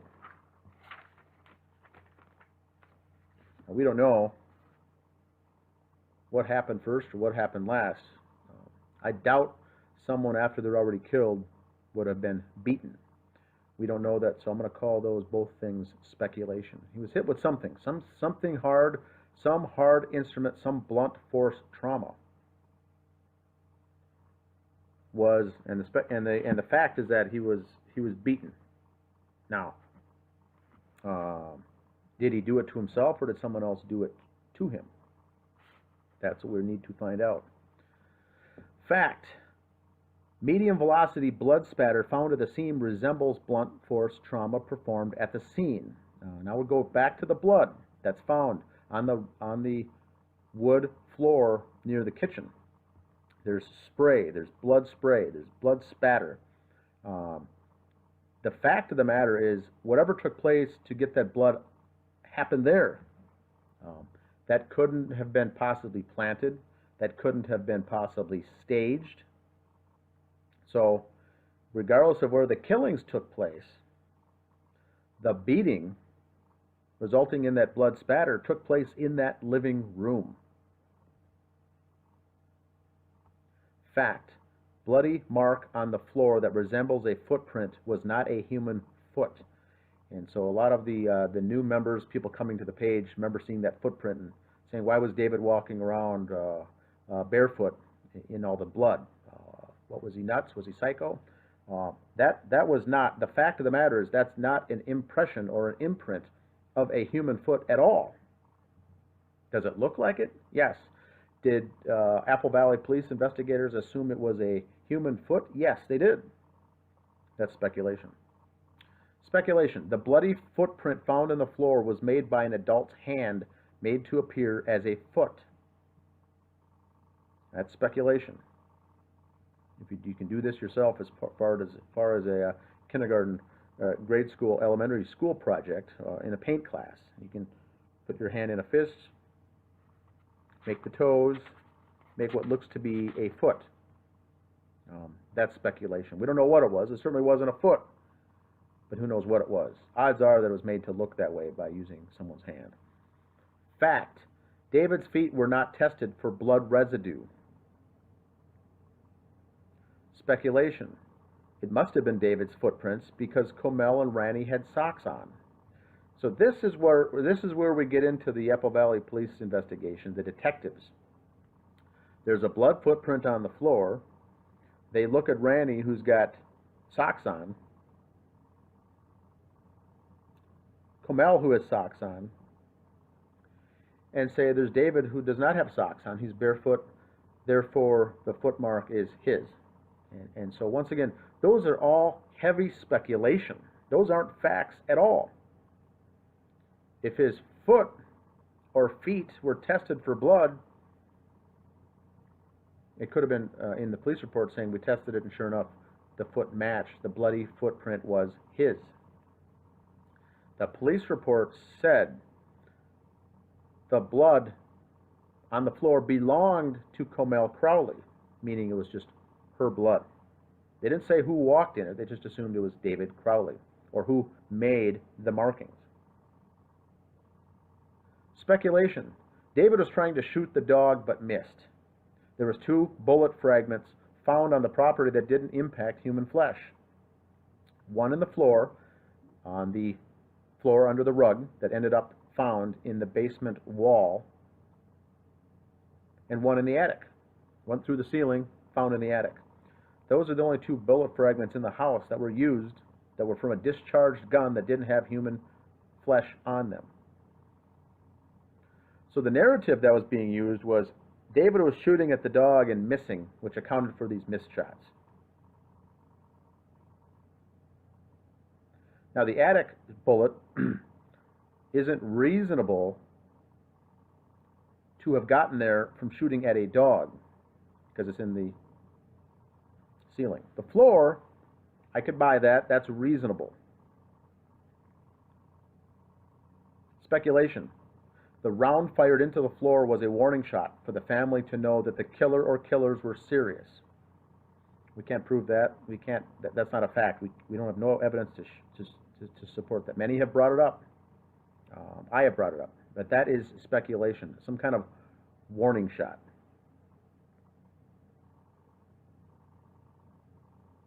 Speculation. The firing at the dog theory was only inserted into the theory as a way to account for the error made by the killer or the killers. Remember, a suicidal man wouldn't fire a warning shot into the floor. Also, David was a good shot. He wouldn't have missed the dog if he truly was aiming for it. The entire reason that this topic came up is suspect in and of itself.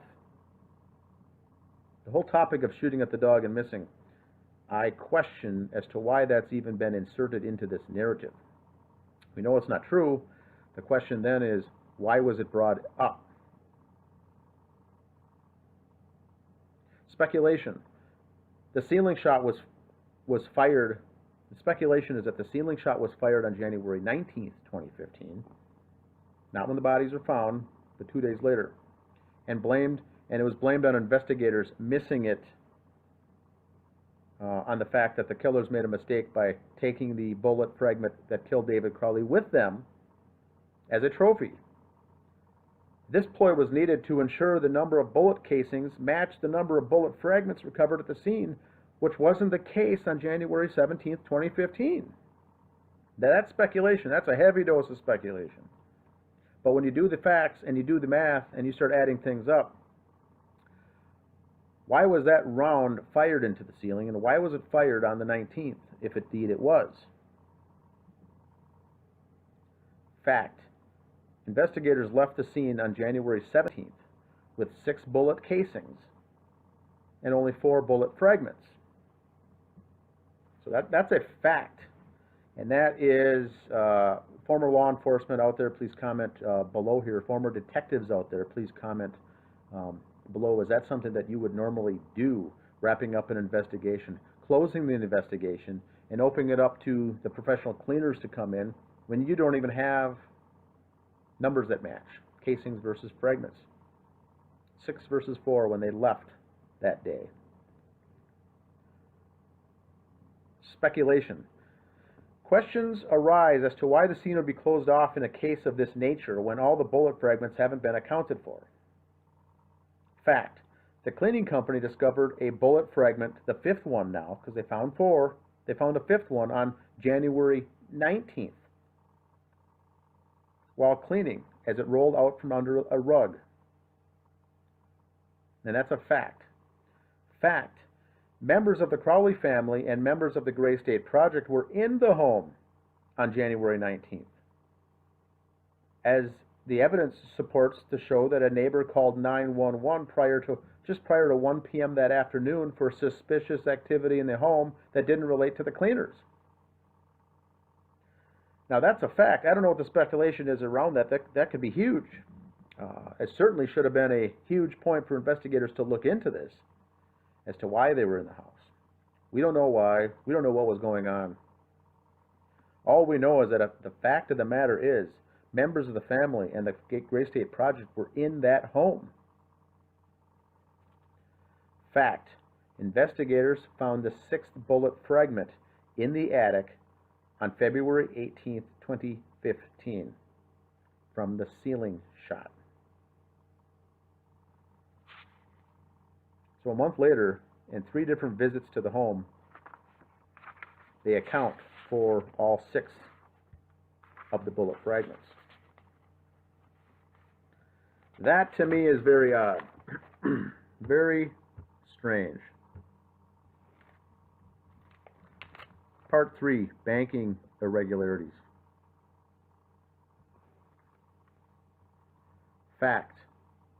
$50,000 was withdrawn in cash at a Wells Fargo branch location in the middle of October by a member of the Crowley family. Fact. Dan Sr. spent the month of October 2014 in Germany for business. Those are his own words according to police testimony. He was in Germany the entire month.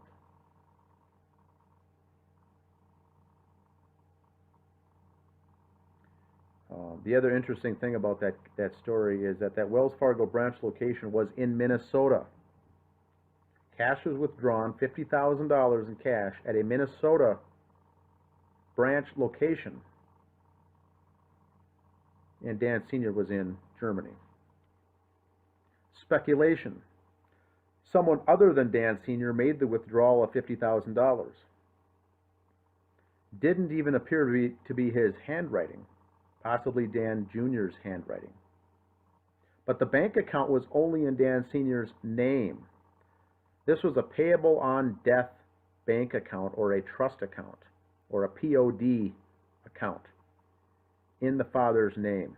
It was a trust, so when the funds would have been payable on death upon the death of Dan Sr., the father of Dan Jr. and David Crowley, when he dies, then the children would have access to this trust fund or trust account.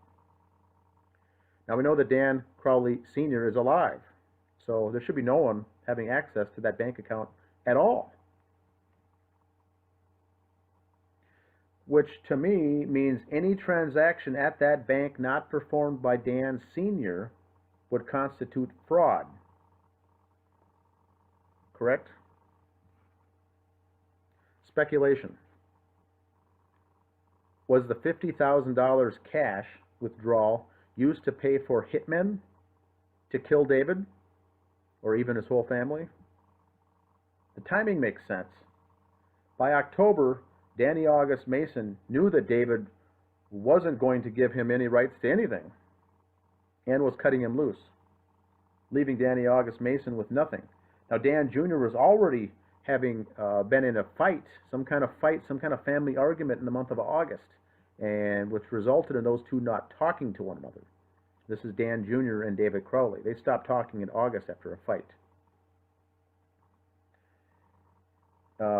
At this time, and Dan Jr. may have already figured that things were never going to be, the relationship repaired, or things were never going to get better. Remember, it was serious enough that caused David Crowley to cry per an email that Comel wrote. Whatever they had, whatever happened in August really hit David Crowley hard. Now, Danny Jr. may have known this, and he may have figured that the relationship was never going to be, it was past repairable. And although Dan Jr. may have liked Comel and liked Ranny, he may have been possibly presented with an option of killing his brother, and he simply agreed. Now that's speculation. That is speculation. A lot of times a case like this, the plan might be part of killing one person, and then multiple people get killed. And now you're really back against the wall, because now you've got to cover up the whole thing because you were involved in only one portion of it. Which I think is fair to say from a speculation standpoint. It seems with the cover-up in this case, something like that probably went down, where multiple people are covering this whole case up for multiple different reasons. Speculation. Here's speculation. Did Dan Jr. remove the $50,000 from that bank account, knowing one day he would have much more than that and would be able to replenish it back into his father's account? Whether his father knew about it or not, or if he got in trouble for taking it out, the plan could have been to put it back in and say problem solved. Or maybe his father wouldn't even notice. We don't know how closely the father monitored that bank account. Speculation. Did Dan Jr. create the GoFundMe campaign for a goal of $6 million, that's $6 million, to raise funds for the medical issues for Comel Crowley's mother, Nyla Alam? Or was it to raise funds under the direction of his father, who found out about the missing $50,000 and wants it back? So the speculation is, did he create the fund to raise money for insurance medical issues for the mother with cancer? Or was he to pay off someone? Was he looking to do it himself? Was he looking to pay that money back to his dad? Did his dad find out and didn't like the fact that the money was gone? And all of a sudden, because it wasn't right away, it was several days later, within the week though, that Dan Crowley Jr. created that GoFundMe page. Keep in mind, Dan Crowley Jr. didn't know Comel's mother that well at all. Why would he create a $6 million fund for someone he hardly knew who lives down in Texas? Speculation. Was Dan Sr. quiet about the murders because he knew the possibility of it coming to light that he funded the killings and his remaining son committed bank fraud to do so? You know, that would be one of the only very small reasons I would ever suspect a parent to go along with a false narrative about a family member of yours. And that situation would be only if something worse was to come out, if it was exposed. Now we know Dan Crowley does not seem to be authentic in any of his interviews on the documentary, any of his communication and how he's acted, and his behavior does not seem to be authentic. That's speculation though. But if he was covering up this, if it got out that the money was used out of his bank account to fund the murders, the hitmen, and his son did it illegally, his son would now be in jail, and he would be himself responsible for aiding and abetting, or conspiring. You know, even if it's indirectly. So that would be reason enough for him to toe the line of the official narrative and get this case swept under the rug and moved along. That's the end of part 3. I'll do a follow-up presentation with the additional parts here, as there's a lot to go over yet, but I just wanted to get the first 3 done. Now today is December 19th, 2018, and I wanted to do this 4 years ago today. 4 years ago today was Ranny's last day of school. David and Comel, her parents, both went to the Montessori school, picked her up at the end of the day, and drove her home. And it was a Friday, and Christmas break was coming up. Ranny never went to school again. 4 years ago today. This is Crowley Case Updates. My name is Dan Hennon. Thanks for listening. Hello, my name is Dan Hennon. Today is December 29th, 2018, and I'll be covering Crowley Case Updates, Facts versus Speculation, Part 2. Now, last week on December 19th, 10 days ago, I did a Part 1, Facts versus Speculation. And on the Crowley case investigation, the reason I'm putting this together is there's a lot of new members on the page, Justice for David Crowley and family. And there's a lot of new people coming on. And there's a lot of confusion as far as theories, speculation, and what the actual facts are in the case. And so last time I broke down some of the information to help clarify, and I'll be doing the same thing today. Now today, Part 2, here's the topics.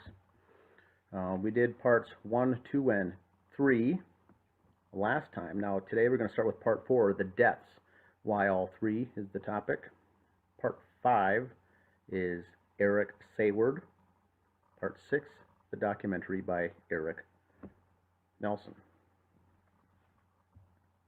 So we'll cover these points today, and please feel free to leave your comments and questions below in the comment section of this video.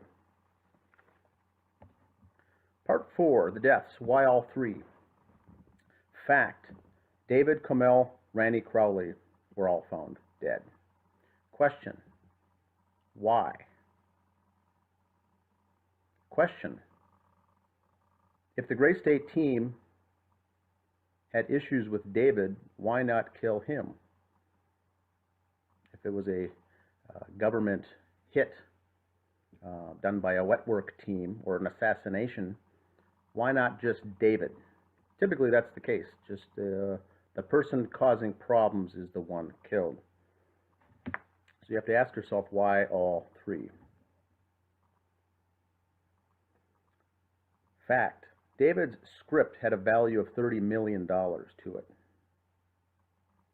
Speculation: were all the remaining heirs killed on purpose?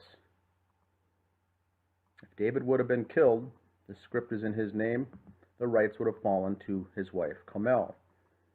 If David and Kamel both would have been killed, the rights would have fallen to the descendant, to the child, Rani. So the speculation is that all three were killed on purpose and needed to be killed, so the rights would fall into the family, meaning Dan Sr., Dan Jr., possibly the sister Allison, but at least it would be out of the hands of David and Kamel. Fact: David Crowley's personal Facebook had content deleted / hidden from his wall after his death. After the bodies were found, content, which means posts, comments, likes,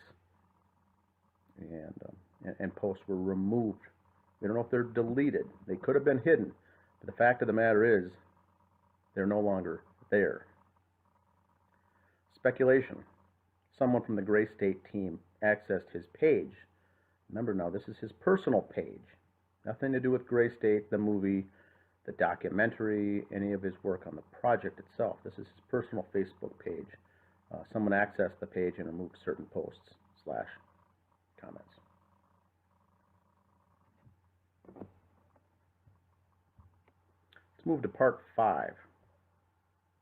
Part 5. Eric Sayward. Eric Sayward was a friend of Shawn Bright's, was living in Wisconsin, was a self-described best friend of David Crowley, was helping with the project more on I'm guessing a minimal role, not a main player, but was involved. Fact: Eric Sayward was evicted, homeless, and had at least one warrant out for his arrest in the state of Wisconsin.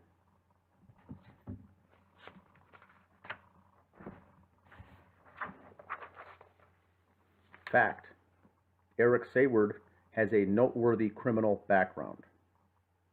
Fact: Eric Sayward has a violent temper. Fact: Eric Sayward was discharged from the U.S. military because of mental illness. Speculation: Eric Sayward is a possible paid informant for the federal government. He hasn't held a job, carries only cash, and doesn't have a bank account.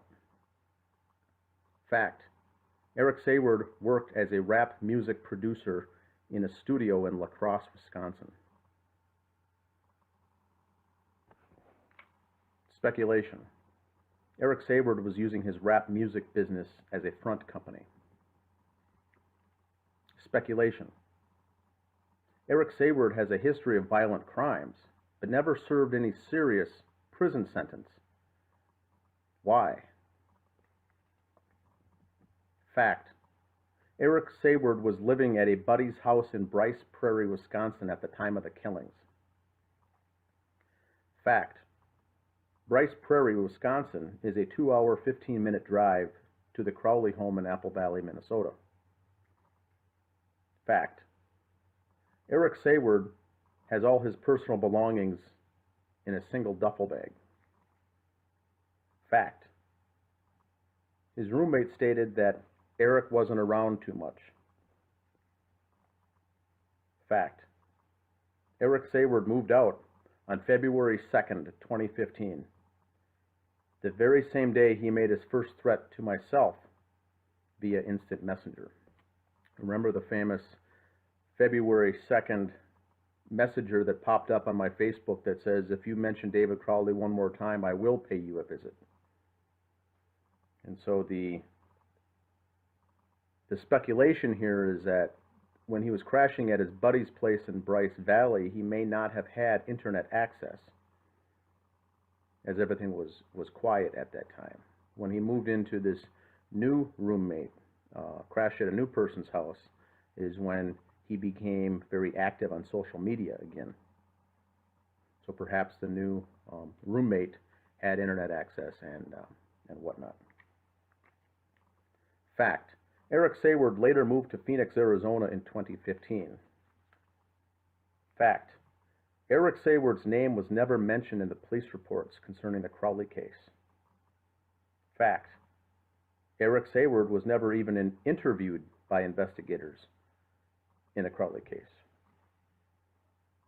Speculation: Eric Sayward didn't have a permanent residence at the time of the murders and may have been living in the Crowley home for the 2-week period and then left after the murders. Remember, there's this 3-week window that one could argue that the family was in there being tortured and or beaten and or killed for a 2-week period, and then whoever was in the house left a week. The bodies were there by themselves for a week. The dog was alone for a week. The body's decomposition state progress was roughly 7 to 10 days. It wasn't 3 weeks. There's a 3-week window. If the bodies are only there for a week, what happened in those 2 weeks? Speculation is Eric Sayward didn't have a home. He could have been in there. Fact: Eric Sayward didn't have a girlfriend at the time of the murders and didn't have custody of his children at the time. Therefore, he wasn't accounted for by anyone. So he was, and that's a fact. Now we can put the speculation as far as where we think he was, we think he was doing. But the fact of the matter is he wasn't accountable to anybody. And so, did he have an alibi for the time of the killings? Fact: Eric Sayward was working with Madison, Wisconsin-based truther Kevin Barrett as early as 2010, I believe. So he was active working with him. Another truther. He was active in We Are Change, and Kevin Barrett's well known in the truth community as far as 9/11 and various staged events. Fact: Eric Sayward was the administrator of Kevin Barrett's website at one point. Speculation: Eric Sayward infiltrated Kevin Barrett's business to monitor him. We don't know how those two got put together, but was it part of his job? Fact: Eric Sayward took over the website hosting for a website called MemoryHoleBlog.com, a site run by truther and Florida professor James Tracy. Fact: once Professor James Tracy's website was under the control of Eric Sayward, it never went live. That's a fact. Never went live. Fact: Professor Tracy paid Eric Sayward for website services. Fact: Eric Sayward didn't contact Professor Tracy after he had control of his website. Fact: Eric Sayward didn't return phone calls from Professor Tracy after he had control of his website. Fact: Professor Tracy didn't have his data backed up.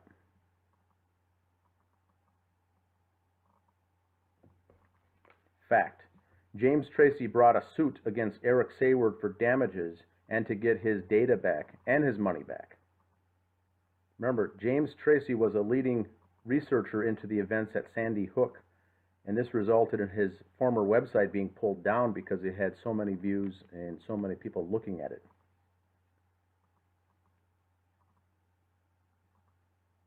The case was, this was done, he was sued in a Florida district court. Eric Sayward was. Fact: Kevin Barrett recommended Eric Sayward as a web admin for Professor James Tracy. Speculation. Eric Sayward was hired to shut down Professor Tracy's website by his handler. Speculation. The feds knew that Professor Tracy didn't make regular backups of his data and could easily subdue him and his work if they got a hold of his website. Speculation. Eric Sayward was unwittingly part of a larger operation to take down James Tracy. So how Sayward ties into this whole thing is very interesting. We know he's very active in truther-type movements, but we also know by his actions that he's not a truther whatsoever.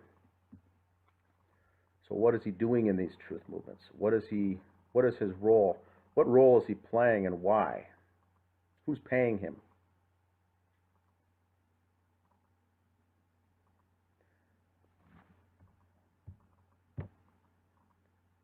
Part 6, the documentary by Eric Nelson. This is the documentary that came out called A Gray State. Not to be confused with the Gray State movie that was never made, never produced by David Crowley. Not to be confused with the documentary called Gray State: The Rise, which David Crowley did and was released later by Sean Wright. This is a documentary that came out and is on release right now on Netflix and A&E Network, called A Gray State. This is where things really get interesting. Part 4. On October 30th, 2014, the documentary shows Comel having a rapture. So if you remember seeing the movie, there's a rapture scene where she's hallucinating, dreaming. Something happens to her back then. Fact, the rough cut of the documentary A Gray State did not include this scene in the rough cut.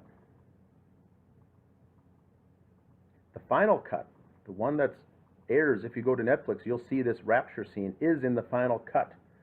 This scene was used without permission from the Alam family. So a little background here. When the documentary film crew came, they wanted to get the Alam's input. This is Comel's parents, Anjum and Naila Alam, along with Comel's sister Sidra. They said, yes, we will take part in your documentary under one condition. You send it to us first before it gets released so we can view it or review it and make sure we want to be in it. And so they did do that. Fact, Sidra and Anjum Alam pulled out, never signed anything after they viewed the rough cut. So they backed out. Mr. Alam and Sidra said this is not going in the direction it should go. This documentary is really painting David and now Comel in a very bad light. Basically propaganda, and I agree with Mr. Alam. They cherry-picked video footage from all this information and used the bad footage to shed David and Comel both in a bad light, as if they both were going crazy, both were nuts, just to discredit them both. Didn't have a lot of facts in that movie at all. And so you see later on the final cut, there was a lot of interviews with Comel's girlfriend in the Twin Cities in Minneapolis. Those weren't in the original cut, but they added that back in later after Anjum specified which scenes to cut out of the movie that he didn't want in. So they cut out some scenes, added the new footage of the girlfriend, but then also added the rapture without his permission. So this may have been a jab from Eric Nelson, the documentarian, the director. Why would you add that back in if you know that you don't want to, the family member, the father, already wants to cut out scenes that include making your daughter look bad, being shed in a poor light? He adds that in. The first ending, the rough cut, the movie ended showing clips of the sister Sidra's pregnancy. She was pregnant and married at the time and about to give birth to her child. That was cut out, and instead they added in the scene at the end of the documentary with the dog Paleo running around in a backyard of a home. And so They swapped that out. Now the other thing, fact, is Anjum Alam says, let me know when it airs. Let me know when it's finally done, when it premieres, and when it goes on to TV, because I want to see this final version. The fact of the matter is the Alam family was never told, and Eric Nelson just released it. Fact, the Alam family did interviews at a hotel in Texas. That's where they're from. They live outside of Waco, Texas. On the scene was Mason Hendricks, Chris Peck, and Eric Nelson. They helped do the interviews down on the location in Texas at a hotel. They wanted to pick a neutral site instead of doing it in the home. Nelson and Mason Hendricks wanted them to do separate interviews with Anjum and Sidra, doing interviews separately. Anjum, the father, Kamel's father, only wanted to take part in the documentary if the interviews were done together, him and his daughter Sidra together. So there were some issues with the documentary, even with the filming back then, as far as how they wanted to frame it, how they wanted to push it, and how they wanted to steer this documentary.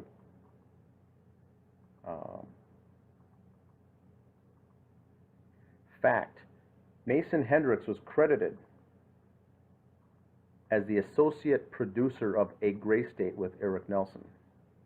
This was David Crowley's friend and a member of the Gray State team, now being credited as the associate producer of this film.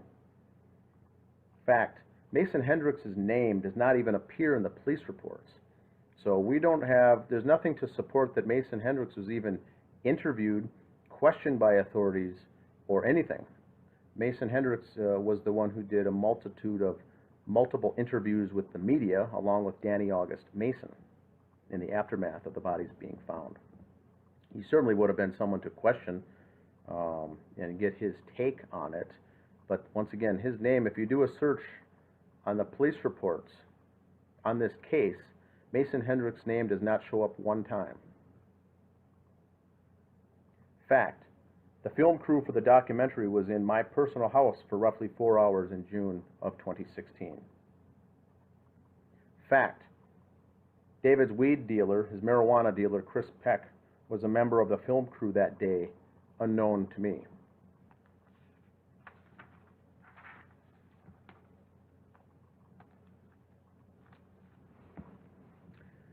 Fact, Mason Hendricks wanted to be on site for the filming along with the film crew in June of 26 in my home. Eric Nelson thought it wasn't a good idea because I know I was familiar with Mason Hendricks at this point, and he says it wouldn't have been a good idea to be on site. I did not know Chris Peck at the time, and so they agreed to have him on site, as I think he was the audio technician that day. So Mason Hendricks was not in my home, as he was not allowed to from Eric Nelson. Fact, my wife's portable DVD Blu-ray player went missing that day. Fact, I discovered that someone took a shit in the bathroom toilet's upper tank that day in my house. Not in the toilet bowl, but in the water tank itself above the bowl. Speculation. Did Chris Peck leave the surprise in the bathroom and take the DVD player? I have no reason to suspect it was anyone else.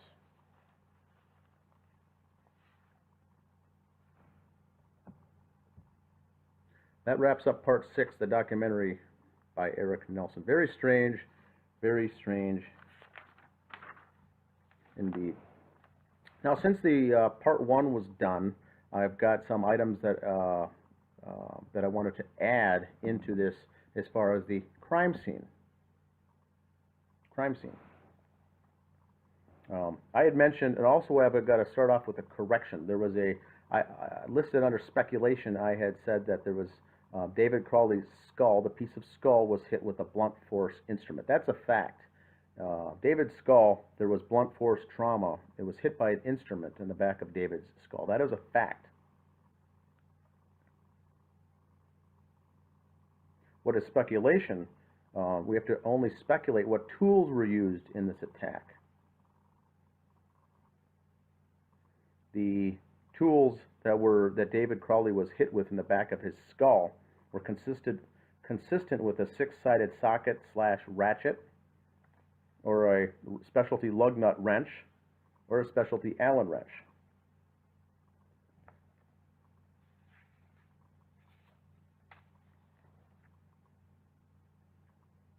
Speculation. A silencer was used on the weapon for the killings. Speculation. The killer or killers weren't too concerned about being noticed in that home and felt comfortable there, doing the blood writing on the wall, staging the scene, setting up the laptop to play the music in a loop, leaving behind notes, perhaps even sleeping there. So it's not a fact to say a silencer was used, but it's heavy speculation. The weapon used was a .40 caliber hollow point handgun, which would have been very loud. Would have sounded like, in a neighborhood of that size, sounded like a cannon going off. So the neighbors would have heard, neighbors would have been alerted. It would have piqued interest and raised suspicion in the neighborhood if something else was going on there. By the actions or the behaviors of the killers, we can speculate that a silencer or some sort of suppressor was used because the killers weren't too worried about being noticed or being surprised. Speculation. The family was bound or gagged during the torture and the beatings. Keep in mind, neighbors didn't hear screams, yelling, dog barking, nothing neighbors heard, not let alone the gunshots. They never heard anything coming from that house. So that's a speculation that they were bound and or gagged during this 2-week time period. Speculation. The dog Paleo was kept downstairs in the basement for possibly both of those 2 weeks. Most of the dog feces in the house were in the basement. The toilet lid in the bathroom was left up and the water was gone. One could speculate that the dog drank out of the water, all the water out of that basement toilet, as the bowl was empty. The photographs show the bowl was empty, the toilet bowl.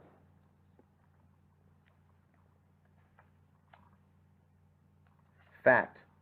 Marijuana or weed was left out on the bedroom dresser. That's crime scene photographs show that weed was left out. Fact. The results from both David and Comel's autopsy shows that there was no marijuana in their system. It is well known that marijuana stays in a human body for up to 30 days, and it's detectable within a 30-day period that marijuana is in your system if you smoked it. Now, fact, David bought marijuana on December 19th from Chris Peck and allegedly smoked it that day. If he did, 30 days would be January 19th of 2015, that it would still be in the system. Not to mention if David or Comel would have smoked marijuana after the 19th, meaning smoking marijuana multiple times during that 30-day window. If you assume that they didn't smoke it at all after the first time, after the 19th, there still should be something in the system on January 19th. Keep in mind the bodies were found on January 17th. Autopsy was performed. No weed found in either of the bodies at all. Not even a slight trace.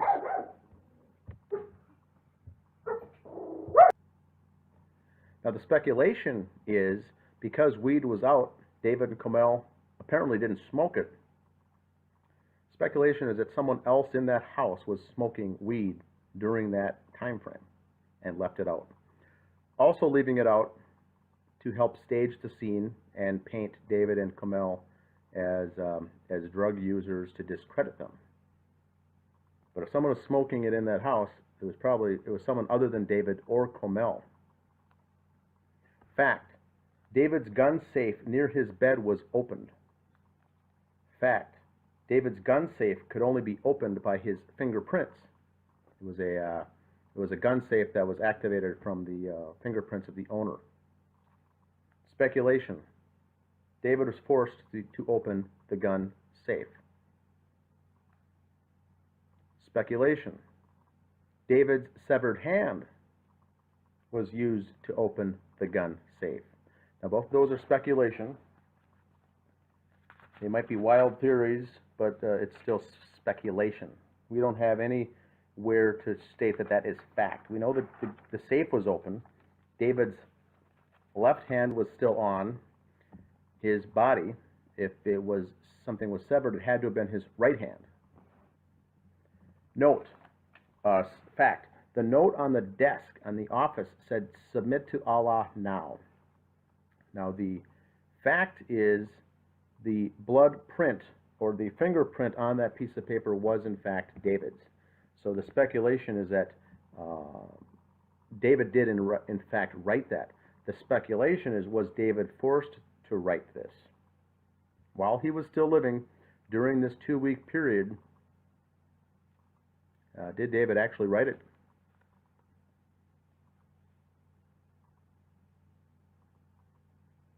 Fact. There were no water bowls for the dog found in the home. Fact. There were no food bowls for the dog found in the home. So all these 400 photos taken from the crime scene, there's not a single water bowl for the dog Paleo in that home. There's no food bowl. Now there's dog food found in the home. But the interesting thing is to look at when you see the crime scene photos is always to look for things that are strange, not a place, and also look for what's missing. 400 crime scene photos, every inch of that house was photographed. There is not a single water bowl or a dog bowl in that home. Who took them? They obviously would have had them at some point. Why were they removed? Speculation. The basement door was opened once the killers left the scene, as there was small amount of dog feces in the upper main level floor of the home. Most of it was downstairs. So if the dog was down there, locked up, door shut for a 2-week period, was there 2/3 of the feces in the house found in the basement? Yes. Looks to me like it was. And then was the dog let back up after the killers left? Speculation, but the amount of feces supports that.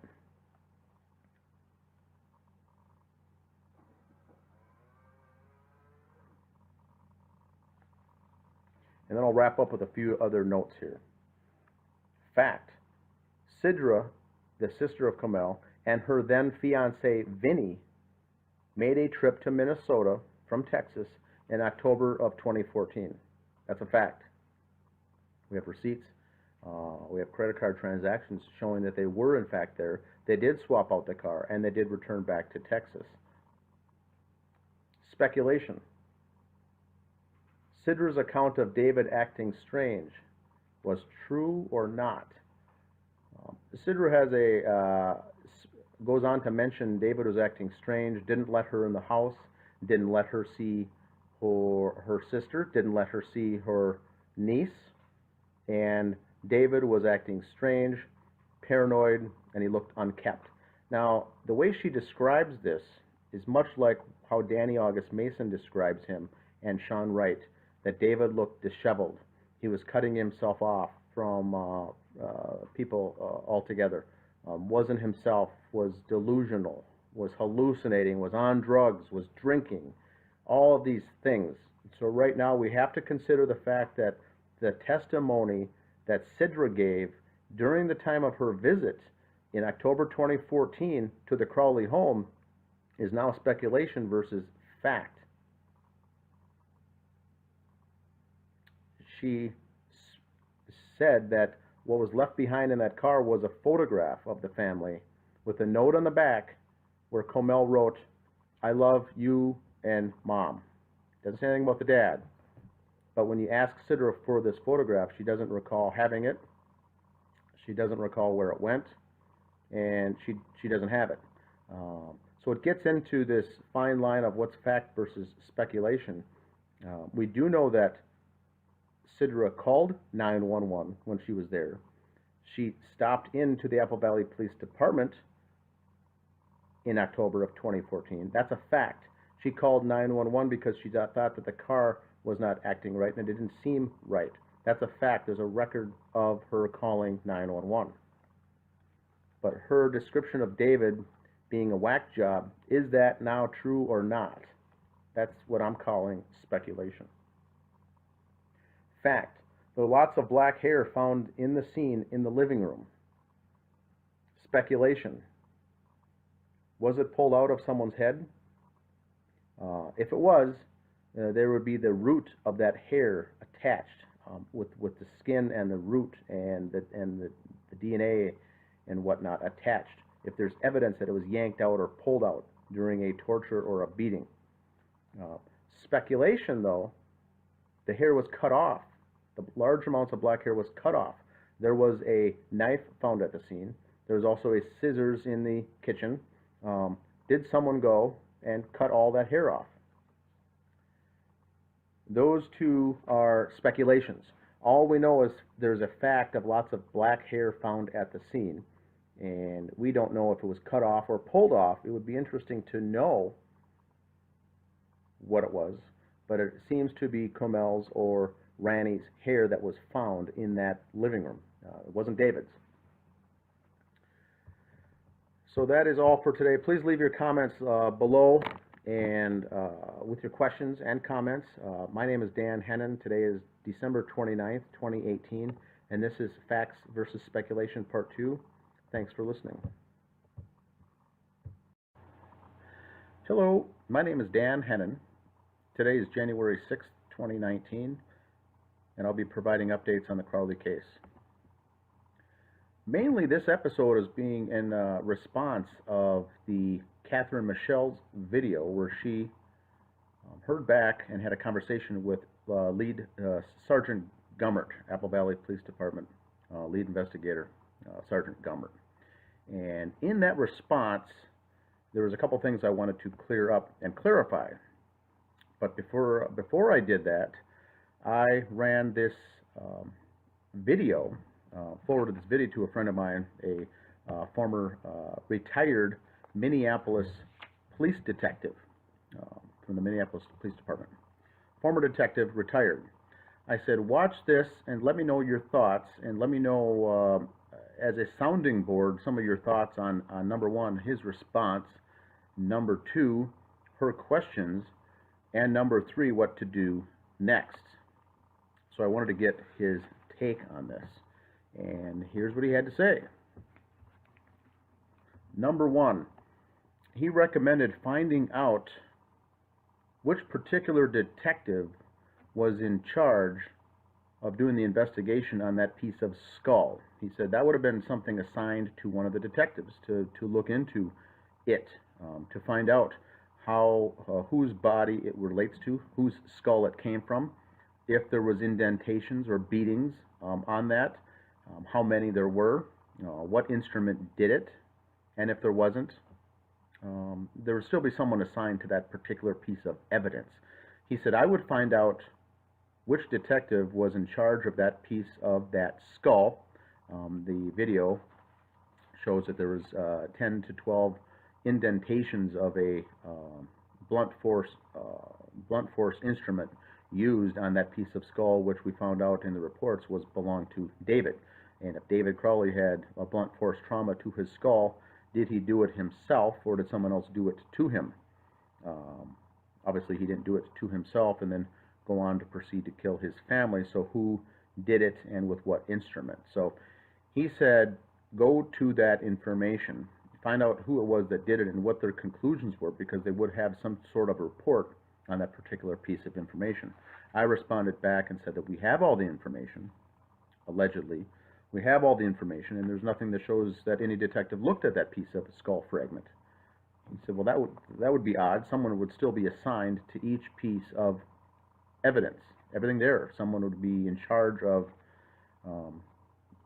or having ownership of, a responsibility or accountability for that piece of evidence. So he said, check that first.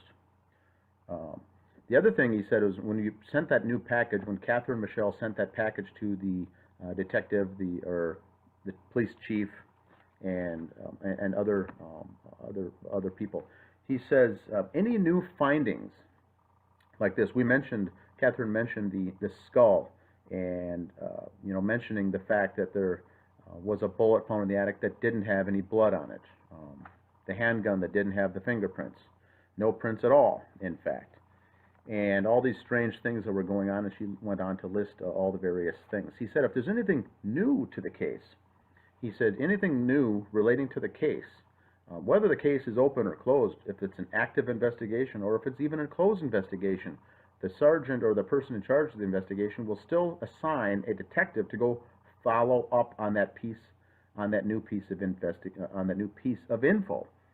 So, in a perfect world, Catherine Michelle's information that she sent to the police chief, they would look at that and say, oh wow, this is a new piece of David's skull that has indentations of a beating that took place. Someone would still be assigned to look into that to see if it's true or not, or to vet it. And so he says, find out who that was. Once again, I said, I don't think anyone was assigned to it. I think they looked it over and said it doesn't have any value to the case, and the case is closed, so we're moving forward. He says, well, that also doesn't make sense. He said, we get leads all the time back in the day, and we'd have to follow up on those leads. Number one, it's part of the log that says we received a package in the mail or an email with this information. Someone exposed the fact that there's anomalies in this skull. We're going to assign John Doe to investigator John Doe to look into it, and then here's his response. Not enough to go on. Yes, we'll investigate it further, or hey, we'll go call that person back and see what they have, and then we'll go check into it. But there's always going to be some follow-up done on any new pieces of information. He said that's just the order. That's just how things work. You'll always follow up on something that's important, whether it was true or not, or whether there's anything, if they deem it that there's not enough to go on or nothing to go on, they're still going to do a follow-up, contact and reach out to that person and say, you know what, we don't think there's enough there. But there'll certainly be a follow-up. It never gets ignored or disregarded, even if the case is closed. They will follow up on any piece of information. So I thought that was very interesting.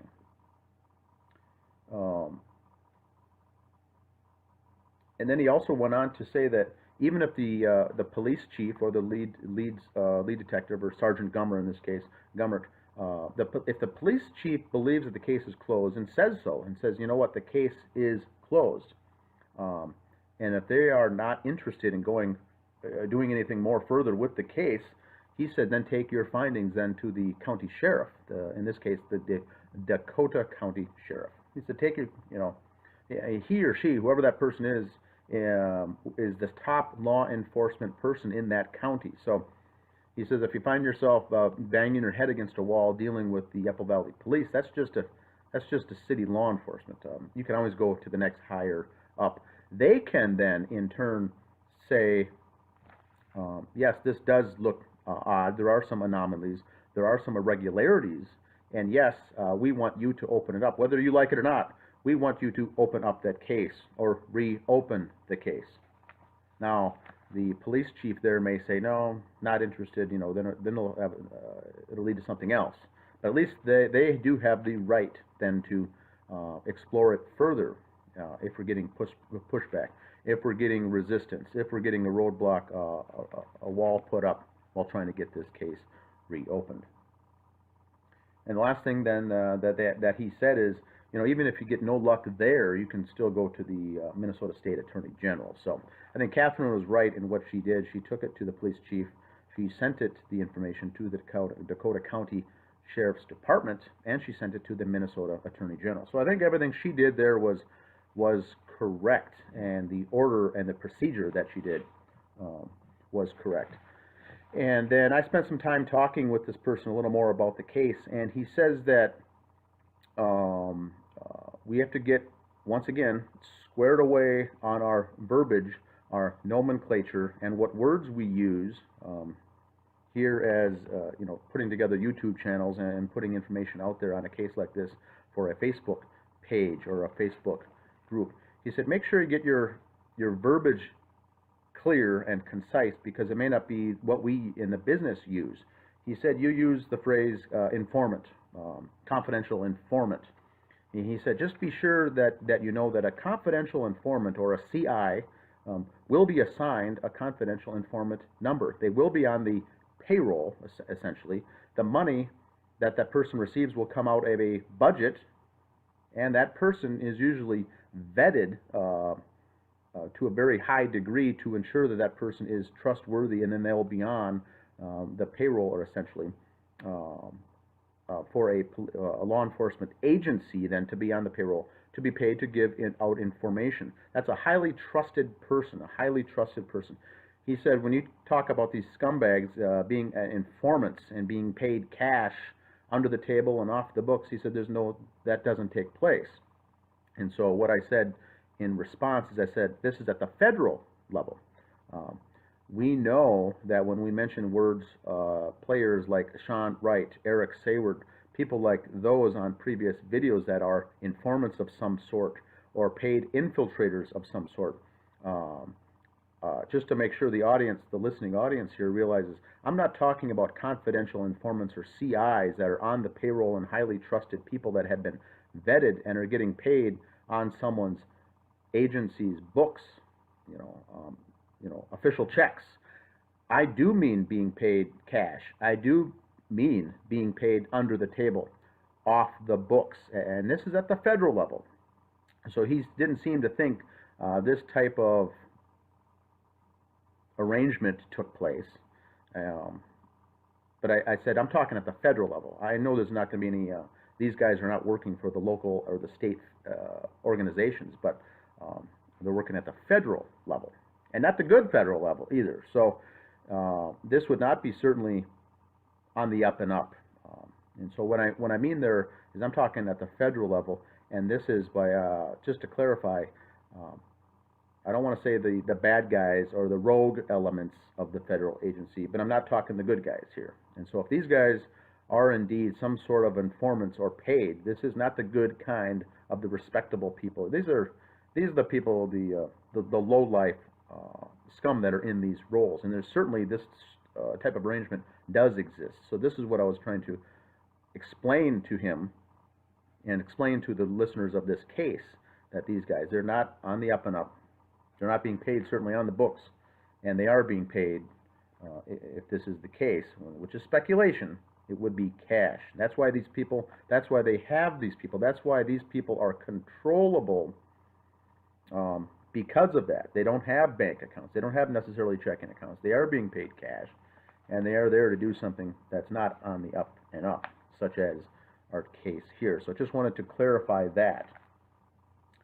He also said that if this case, the Crowley case, if it was being actively covered up, he said the case would remain open. The investigation would remain open.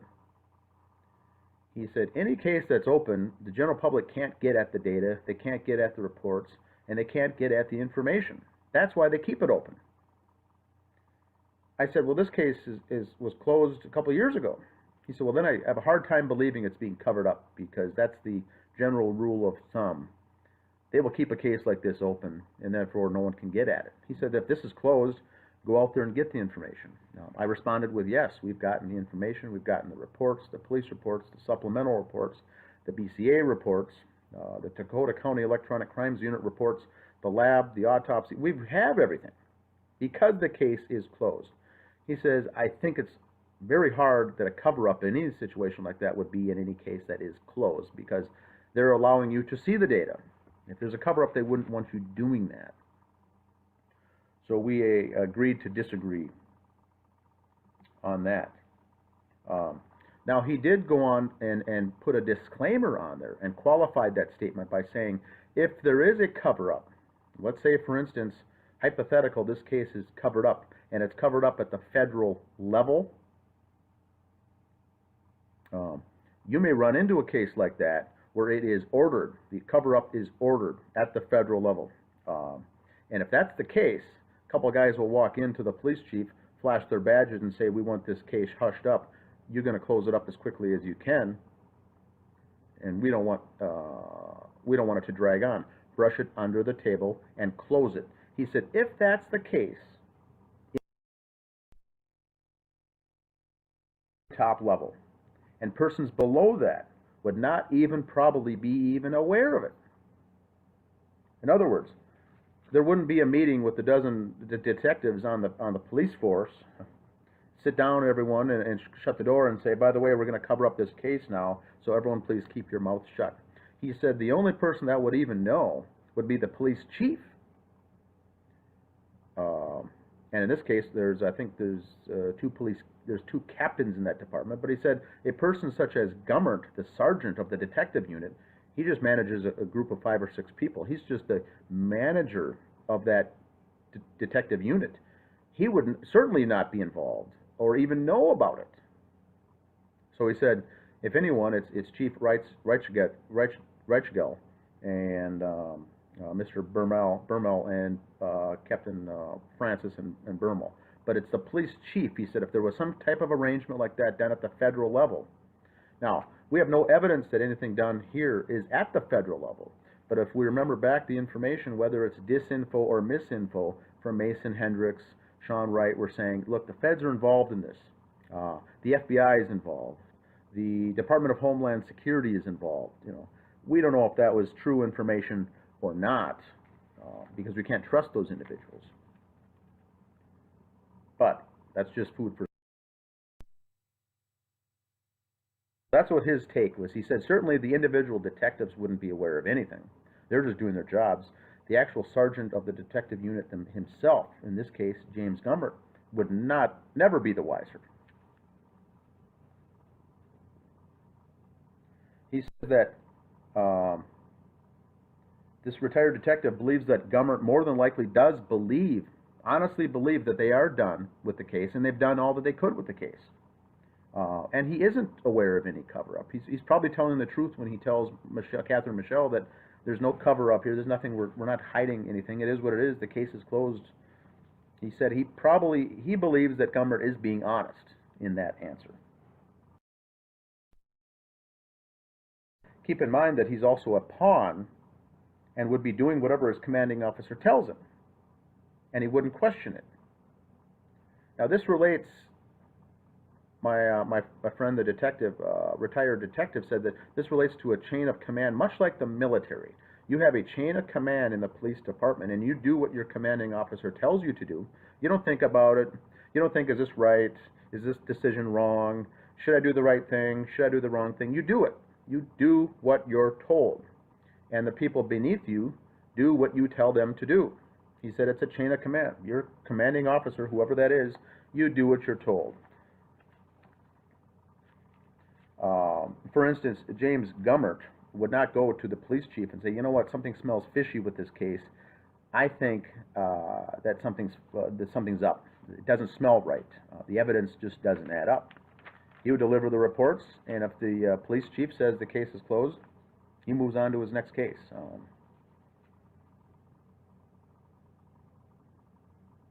Now, he also says that because of the chain of command, much instilled very much like the military, you never go off course and you don't do what your commanding officer tells you. Don't go off, you don't change course. That's just something you don't do. The other thing is that you're simply told, you do what you're told and you do your job. He said your job would be in jeopardy if you ever went off course or ever disobeyed, essentially direct orders. So I thought that was interesting. Now, this detective, former detective, also says that he believes that if the department did make a mistake in the investigation or missed something related to the case, that he said you would expect them to dig their heels in and not admit it, ever. He said even if there is a mistake, they're not going to come out and say, look, we're going to do a press conference, we made a mistake, let's reopen this Crowley case investigation because we have several mistakes that were made. Some things weren't followed up on. He laughed at me. He said, you would never, he says, no, Dan, you would never admit your mistakes. He says, there's such a thing called respect, and the other thing to keep in mind, he says, with police and law enforcement in general, much like the military, you're very proud. You also have a sense of control. Control is big with these people. He says, you're giving up control if you're coming out to admit that you're wrong. He said, you'll never see that.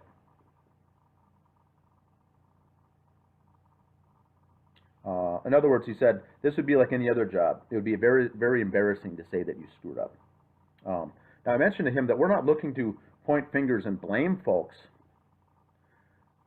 What I try to keep getting across on our page and with the members on our page is that we want the truth and we want justice.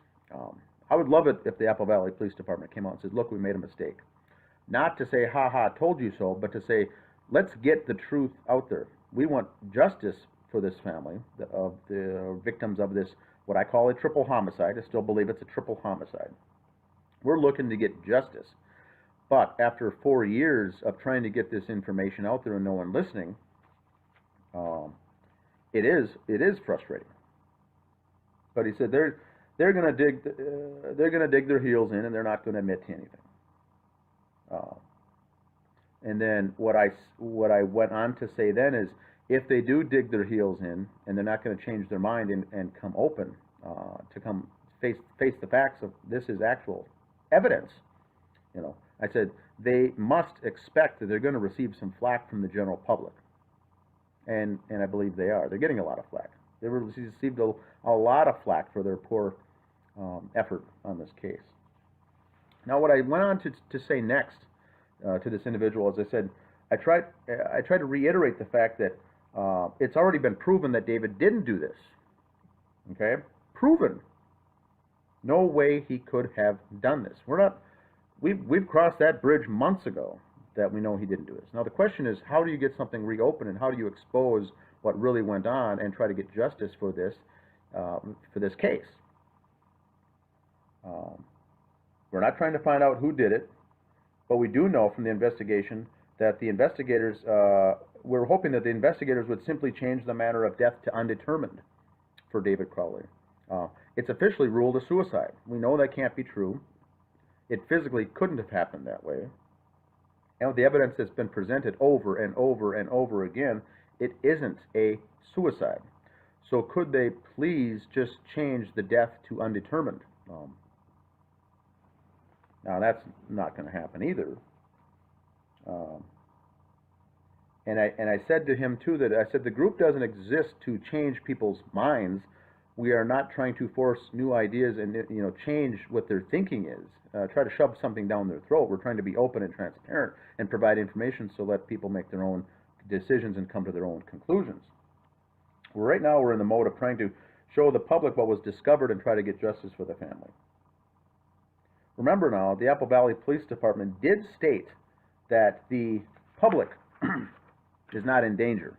There's not criminals on the loose, there's not killers on the loose, and the public is not in danger. These are their words, not my words. These are their words. Now, if David didn't do the killings and didn't kill himself, that can't be true. The public is in danger, and the killers are on the loose. And so that's the point. We're trying to give the thrust, the main message of this entire process is the public is in danger, the killers are on the loose. And so if their job is to serve and protect the citizens of Apple Valley, Minnesota, are they doing that? This former detective also went on to state that there's other agencies involved in a case like this with 3 dead bodies. He said, for instance, you've got the Minnesota BCA, you've got the Dakota County Sheriff's Department, you've got the Dakota County Electronic Crimes Unit, and the Hennepin County Medical Examiner Office, the coroner. These are all very different agencies that are not out to cover the other agencies. They are independent agencies that aren't trying to kiss ass for anyone else. He said it would be extremely hard for a cover-up to happen that would include the commingling of all these agencies coming together to assist in a cover-up. He said that would be the almost impossible to do.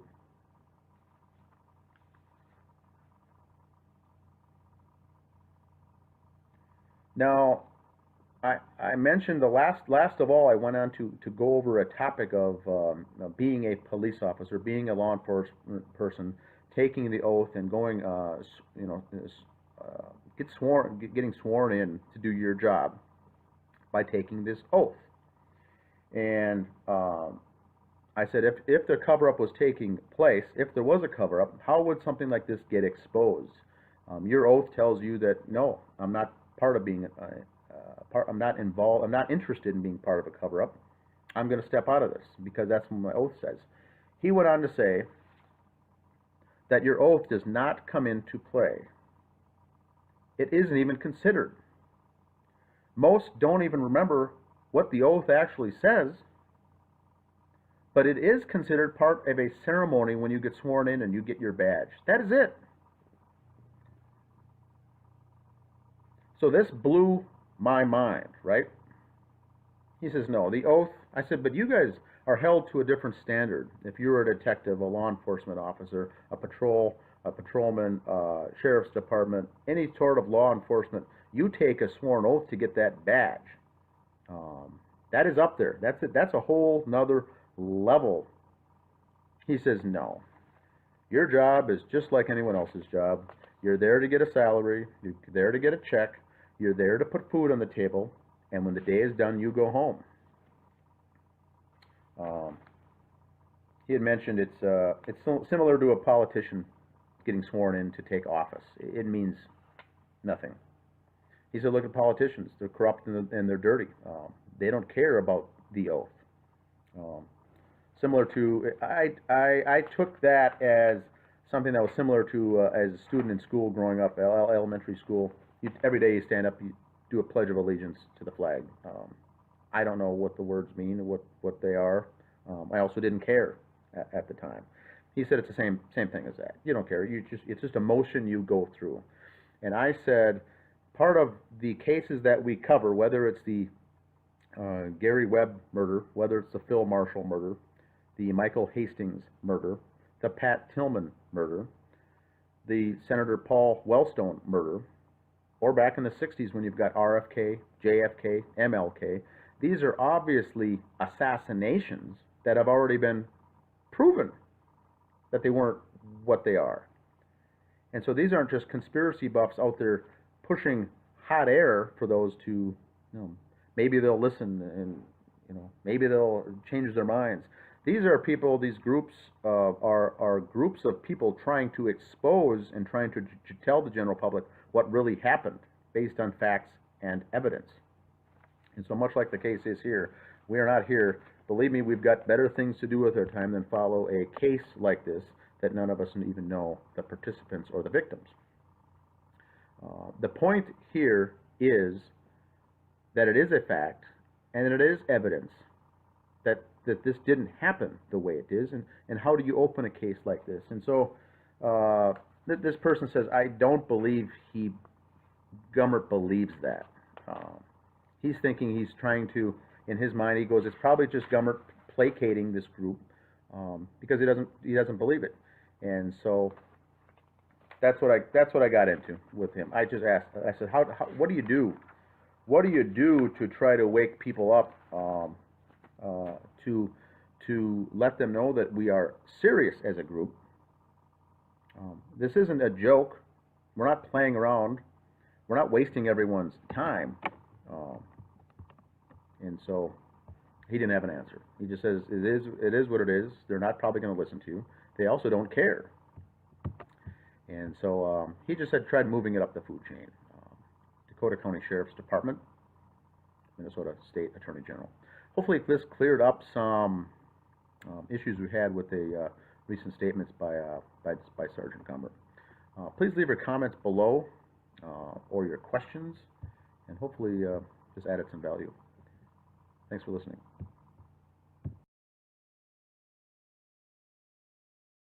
Hello, my name is Dan Hennon. Today is July 11th, 2017. I'll be joined with guest host Greg Fernandez Jr., and between the both of us, we're going to review the movie documentary called A Gray State by Eric Nelson.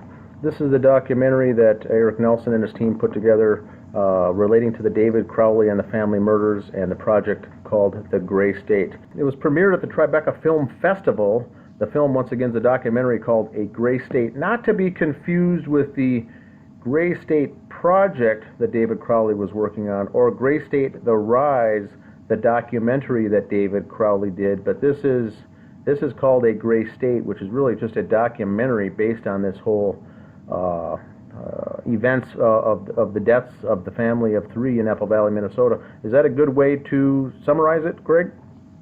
Yeah, it's basically a documentary of the documentary and of the life of David Crowley, and more so, not really his life, but his death is kind of what it seems to really be focused on. And this whole alt-right thing, the key word that I keep hearing is alt-right, right wing, you know? It's like, wait a minute. Yeah, those are the it's really pushing the envelope there on some of these reviews of the movie. Yeah, and there's no facts to really back up any of this alt-right crap, so... Yeah, and the movie was, the documentary that Eric Nelson directed was taking, I think it was up to 13,000 hours of different footage and audio and home movies and selfies, and, David awfully seemed to film a lot at home all the time. Anything that came up, it seemed to film. So once they got a hold of all of this footage and video and photographs and video, they really went to town on making this movie, and it really brought out some new things. Now, I haven't seen it myself, and neither have you, but it just came out. It was previewed in the Tribeca Film Festival. Now, lately, it was shown in the Nantucket Film Festival, and then I think next month it makes its premiere in the Australian Film Festival. Now, tonight's show topic will really be the reviews that we're seeing on this website called the Rotten Tomatoes movie review website, and the reason that we're dedicating this section tonight for this episode is there's only 5 reviews out there on this movie, and all I think were added in a 1 week time period, and they all say basically the same thing with a little different verbiage, and then nothing's been added since, and all the 5 reviewers give it 2 thumbs up, or in this case 100% really on the tomato meter. As this great documentary, but yet there's no poster on the movie, there's no information on it, the audience has it written in, there's no other comments, there's just 5 critics, and they say what a great movie it is. So tonight's episode will be basically on this, and what I'll do is I'll pull this up, Greg, and there's only the 5 reviews, and we're going to go through one at a time and basically bring them up. How does that sound for you? Cool, sounds good. Yeah, I think people should, check out this site, and if they want to, start leaving comments. I think I might just leave a comment here in a day or 2. Yes, good idea. And the other thing too is reviewing these comments and reviewing these reviews. Keep in mind too, as many of us talk about the compromised media and the mass media as tools and slaves and basically working for the man. These reviews, as I read them, do not seem to be authentic reviews. There still seem to be pushing a narrative. So, for the listeners out there, when you watch this, leave comments yourself below this video when we publish it, because hopefully it'll open your eyes and ears when you read reviews in the future. Right off the bat, we'll start with Frank Scheck. Frank Scheck wrote a Gray State film review for the Tribeca Film Festival. Although several self-identified citizen investigators, he's referring to us here, by the way, attempted to prove that the family was murdered, the quote, credibility means nothing to me, one of them ironically comments. And that's a shot towards you, Greg, there. I believe I was wondering who that was about. That was exactly, and I'll get to that too, because this is a good one to start with, because I know exactly what you meant when you said that, but he obviously took it the wrong way. It goes on to say the film makes its case methodically and persuasively. Nelson, who's produced such Werner Herzog documentaries such as Grizzly Man, Herzog returns the favor by serving as this film's executive producer, clearly knows his way around obsessive personalities, and in Crowley he's found a compelling textbook example of obsession descending into madness. And so right off the bat, Frank Scheck goes in and makes a couple, I wouldn't say condescending, but comments, and then really throws Crowley under the bus as an obsessive person here who has descended into madness. And that's a common theme on these reviews too, is painting, I would call this the David Crowley case, going down that path of the movie The Shining, the Stephen King movie The Shining is what I'm kind of referring to, is they're painting David Crowley into this person who's gone off the deep end.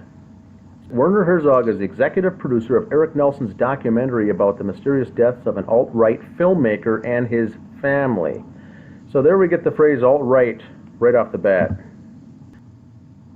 Right-wing media provocateur Alex Jones recently admitted in court that he's merely playing a character.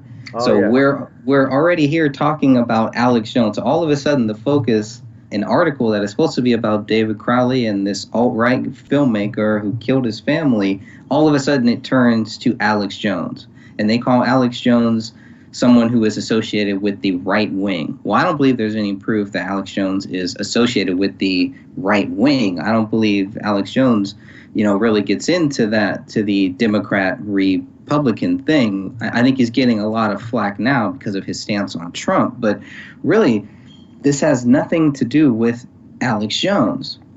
It goes on again, talking about exploring the alt-right phenomenon through the prism of a conspiracy theory involving its subject's demise. A gray state in which Jones makes a brief appearance provides timely political commentary along with a fascinating true-life crime tale.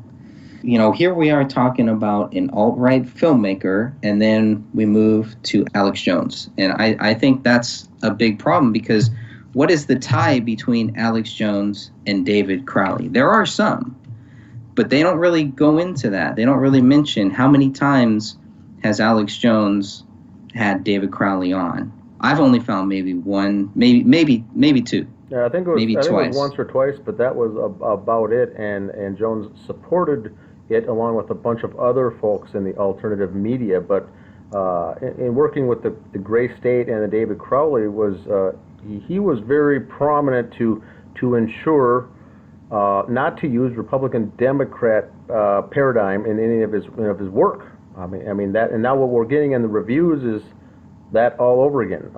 The shoving the left side, right side, divide and conquer, and that was not Crowley's aim. I think from being a libertarian standpoint on this project, is to mainly open up their eyes and educate the people, not left-right paradigm, not left, alt-right and everything else. But the review right away goes into this Alex Jones connection, and as a discrediting attempt. Eric Nelson has also said he would consider David Crowley, and I think we're going to find that too. It's like, well, where is this alt-right thing coming from? Like, why are these articles so slanted? I don't think that this movie is going to solve what really happened, but maybe I'm wrong. Wouldn't be the first time. Now the self-identified citizen investigators, I think he's referring to you and I. Why do you think that's us? That's so funny. That is exactly because one of your quotes on your exchange with Sean Wright right at the beginning on an instant message was, "You're gonna lose all credibility if you go down this road." And you said back to him, "My credibility means nothing to me. I'm not out for how I'm viewed down the road. I'm out for the truth," is what you said. Okay. And that, I think, is what he's driving at here by saying how ironic it is.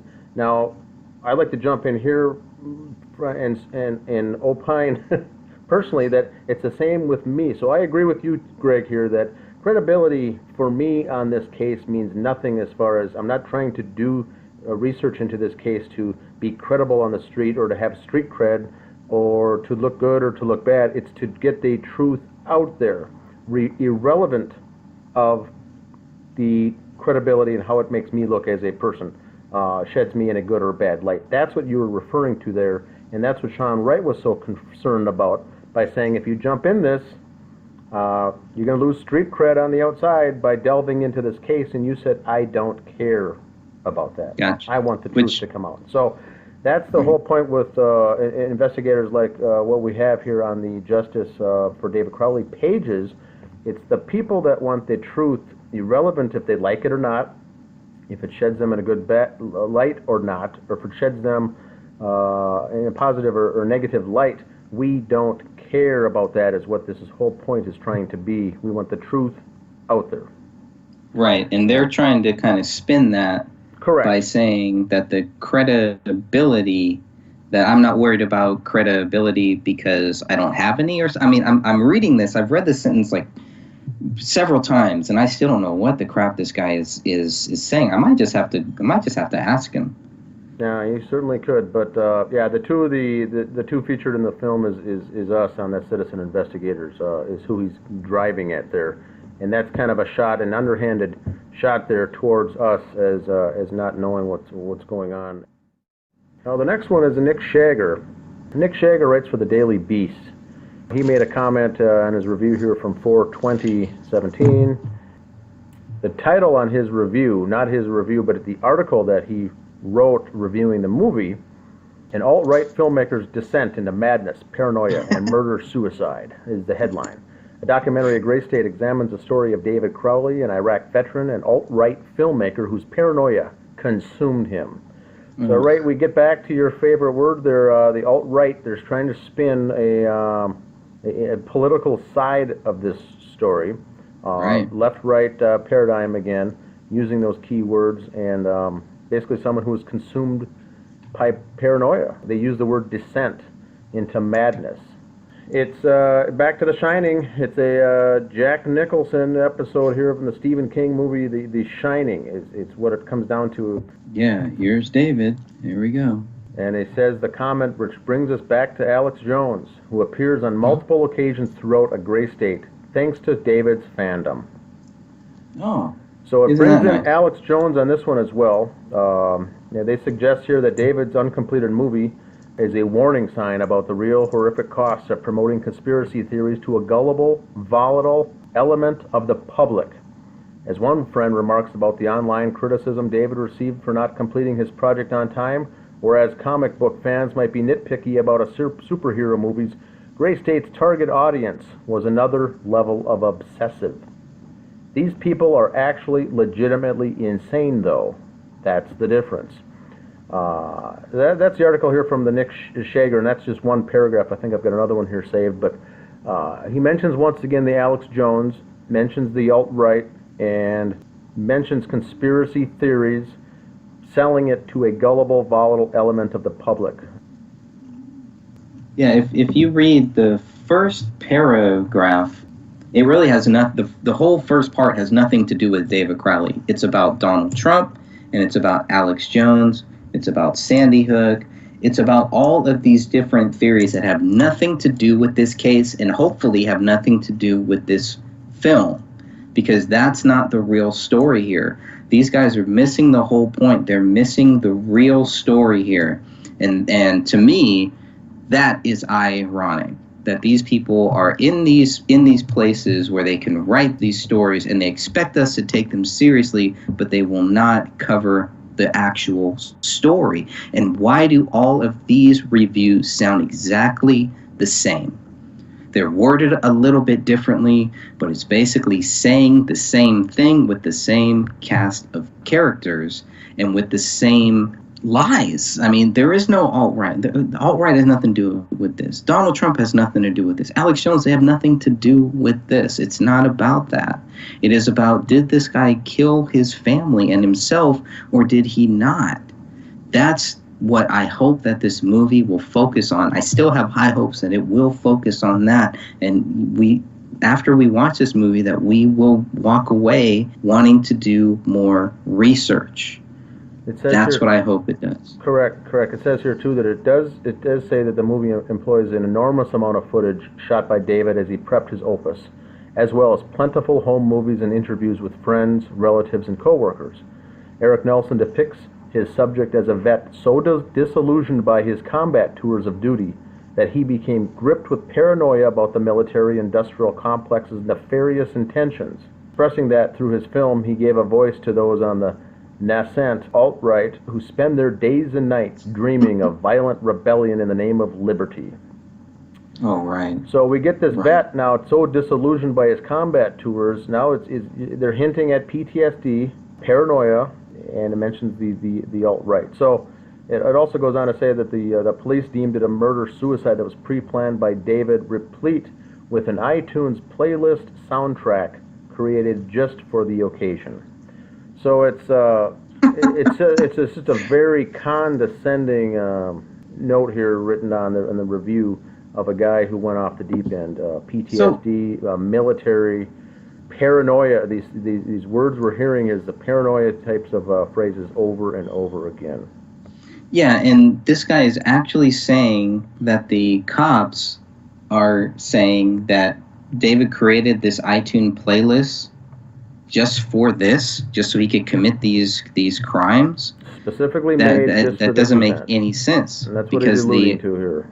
That's kind of what it sounds like. Yeah, I mean, if I'm reading this right, and it says the word pre-planned. So a soundtrack created just for the occasion leads the reader once again to premeditated events and things that were done way in advance to come up with this murderous rampage.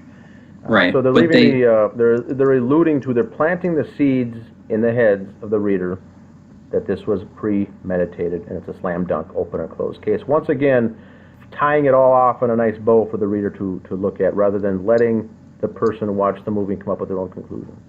Right, because they never take the time to explain why they think this was pre-planned, and yet at the same time, David snapped. Correct. How do they explain that? Well, they just don't talk about it and hope nobody asks about it. But, of course, people are going to ask about it. They know that a lot of people are asking. They have a responsibility. The police, from the beginning, had the responsibility to give the public as much facts as possible, so that way a lot of people wouldn't be jumping to conclusions and wouldn't, have all of these outlandish theories, blah, blah, blah. But it's just like...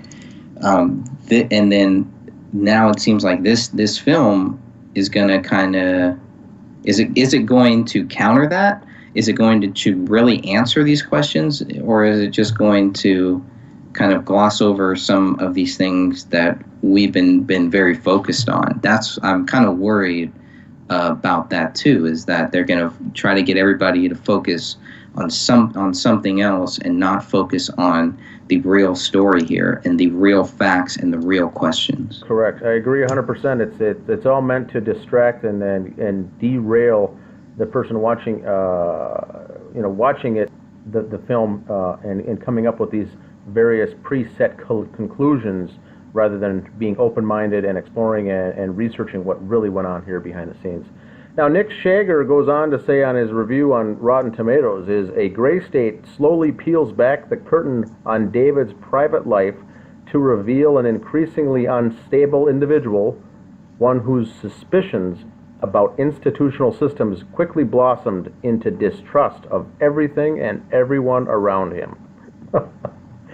So once again, we see the words, we see the suspicions, the unstable individual, leading here to the psycho, to the person who's lost touch with reality, a sociopath, essentially, distrusting everything and everyone around him. So there are some other key words there from Nick Shager. Did the police see this stuff? Or is there stuff that people withheld from the police, or just didn't bother to tell them? Well, didn't think that it was relevant. That's a good question, because of this 13,000 hours of information. I don't believe the detectives and the investigators went through all that stuff. It sounds like Eric Nelson and his group got their hands on this information and grabbed all of these hard drives and went through them and came up with the good stuff that was gleaned and put it into a movie in the format of a documentary. So I think they went through and picked and chose the good items there and turned it into a movie that would sell, that would keep people entertained, but not really tell the story of what happened in that home relating to the murders. Yeah, and this writer has got to be one of the worst. First of all, this was published on 4/20. I think he should have waited and sobered up. Correct. Because this whole article begins with Alex Jones and it ends with Alex Jones. Why is he trying to push so hard this tie between Alex Jones and David Crowley? Maybe because a lot of people know who Alex Jones is, or at least have some false sense of who Alex Jones is. And the readers of these websites, you know, the ones who actually go there, doesn't sound like they're, you know, fans of Alex Jones. They actually might have some ill will, some hatred towards Alex Jones. So if the author can psychologically, you know, tie David Crowley with Alex Jones, then the people that don't like Alex Jones, well, maybe they won't like David Crowley either, and maybe they won't really look into what happened with David Crowley and his family. They'll just write it off. And I think they've been trying to write this off since day one. I think a lot of people have been. Yeah, it's more modus operandi, the MO of these critiques, trying to slam home the fact that David Crowley was a nut job who lost touch with reality. That's it. It's just that's what they're trying. It's a discredit campaign, I think, is what these articles are setting out to do. I think the good thing is at least he doesn't talk about our credibility, right? So that's good. Yes. Now, Anthony Kaufman is the next one. He writes for Screen International. Anthony writes, a tantalizing and fascinating real-life story. Now, keywords, real life, throw that out with the word truth, true, real life, trying to send the message home that the case is closed, it's a done deal. A highly topical and resonant trip down the alt-right rabbit hole produced by Werner Herzog. This is what Kaufman writes there. Alt-right comes up again, the word rabbit hole. Only took them 2 sentences. That's it. And the alt-right is back. And it's right on back. Oh, boy. There it is. The alt-right rabbit hole. Okay, I don't know. I guess I'm going to have to figure out who is really a part of this alt-right and why are they connecting David Crowley to this alt-right thing. Now, he writes on this article that I did a screenshot, says, but if the documentary begins as some kind of American movie for the alt-right, keyword, portraying a dedicated outsider, filmmaker's efforts to make his very own blockbuster, the story abruptly turns darker. In January 2015, Crowley was found dead along with his wife and daughter in their Minnesota home. Crowley's fans and devotees were quick to call foul play, suggesting that the U.S. government assassinated one of their would-be leaders. But the truth, as Eric Nelson reveals in his carefully plotted out and sympathetic investigation, is more tragic and sad than shadowy. What are some key words that jump out for you, Greg, on this one? Well, so Eric Nelson has the truth. So basically they're saying this guy's saying this film is the truth. Everybody has their theories, and he's going to lump all of the fans, he's lumping them all into one small little box and saying this is what they all thought. Correct. Which is totally BS. I mean, there's so many different people that have so many different views or that don't have a conclusion. They haven't come to that point where they've said, okay, this is what happened. Yeah, there are many that have, but I think there are many more that have not. And this guy doesn't even address those. It's just, well, this is what the fans think. This is what these people think. And it's not true. And then he's going to actually use the keyword true in this. That's ironic too, to me. I mean, come on. Doesn't get any more ironic than that. And it always comes back down to the theory that the government killed him, which they know that is a key word for many people that are just going to go, that are going to roll their eyes and they're not going to want to dig any deeper. Yep. And what I see here, Greg, is the phrase Hegelian dialectic jumps right out at me. It's suggesting two sides once again on everything that this Anthony Kaufman writes. He says Crowley's fans and devotees were quick to call foul play. That to me shows that the only people what he's subliminally messaging here is the only people that call foul play in this entire case were Crowley fans and devotees. Now, I myself am not a Crowley fan before this case happened. I never heard of David Crowley, and I wasn't devoted to his work and even never heard of the Gray State Project. But I, on day one, was quick to call foul play on this case. There's many others like me and and yourself out there that called foul play that were not fans and devotees. So the article shows that the only people calling foul play were his big fans and supporters, what it makes the reader assume. Then he goes on to say that those who called foul play suggested it was the U.S. government that did it. Once again, Hegelian dialectic, one way or the other. If someone did kill him, it was the U.S. government. That is not what many of us are suggesting, that it was a top-level assassination. It could certainly be an option, but there's lots of different scenarios here. But this article is really pushing down the reader's throat that there's two sides. You're either with them or you're not. You're a nut job like Crowley's fans, or you're not. Everything that he's presenting here in this carefully crafted article is suggesting we, they, us, them, good, bad, law, left, right paradigm. Now, he also goes on to say, but the truth, as director Eric Nelson reveals, is more tragic and sad than shadowy. So once again, it's bringing conclusion, it's bringing closure to this case, that Eric Nelson has done the work with his team, investigated all the scenarios, and has put the truth here in one nice documentary that someone could watch and solve this case. The word truth is used, and that's what jumped out at me after reading this one. If I was a fan, I'd be pretty pissed off. It also says, it calls David a would-be leader, one of their would-be leaders, as if these people really need leaders. It wasn't really about leaders. I don't see anywhere where David, at least publicly, considered himself a leader, or where other people considered himself their leader. So it's always about, we need some type of a leader, Then he has to talk about truth. You don't know what the truth is. Eric Nelson will tell you he does not know what the truth is.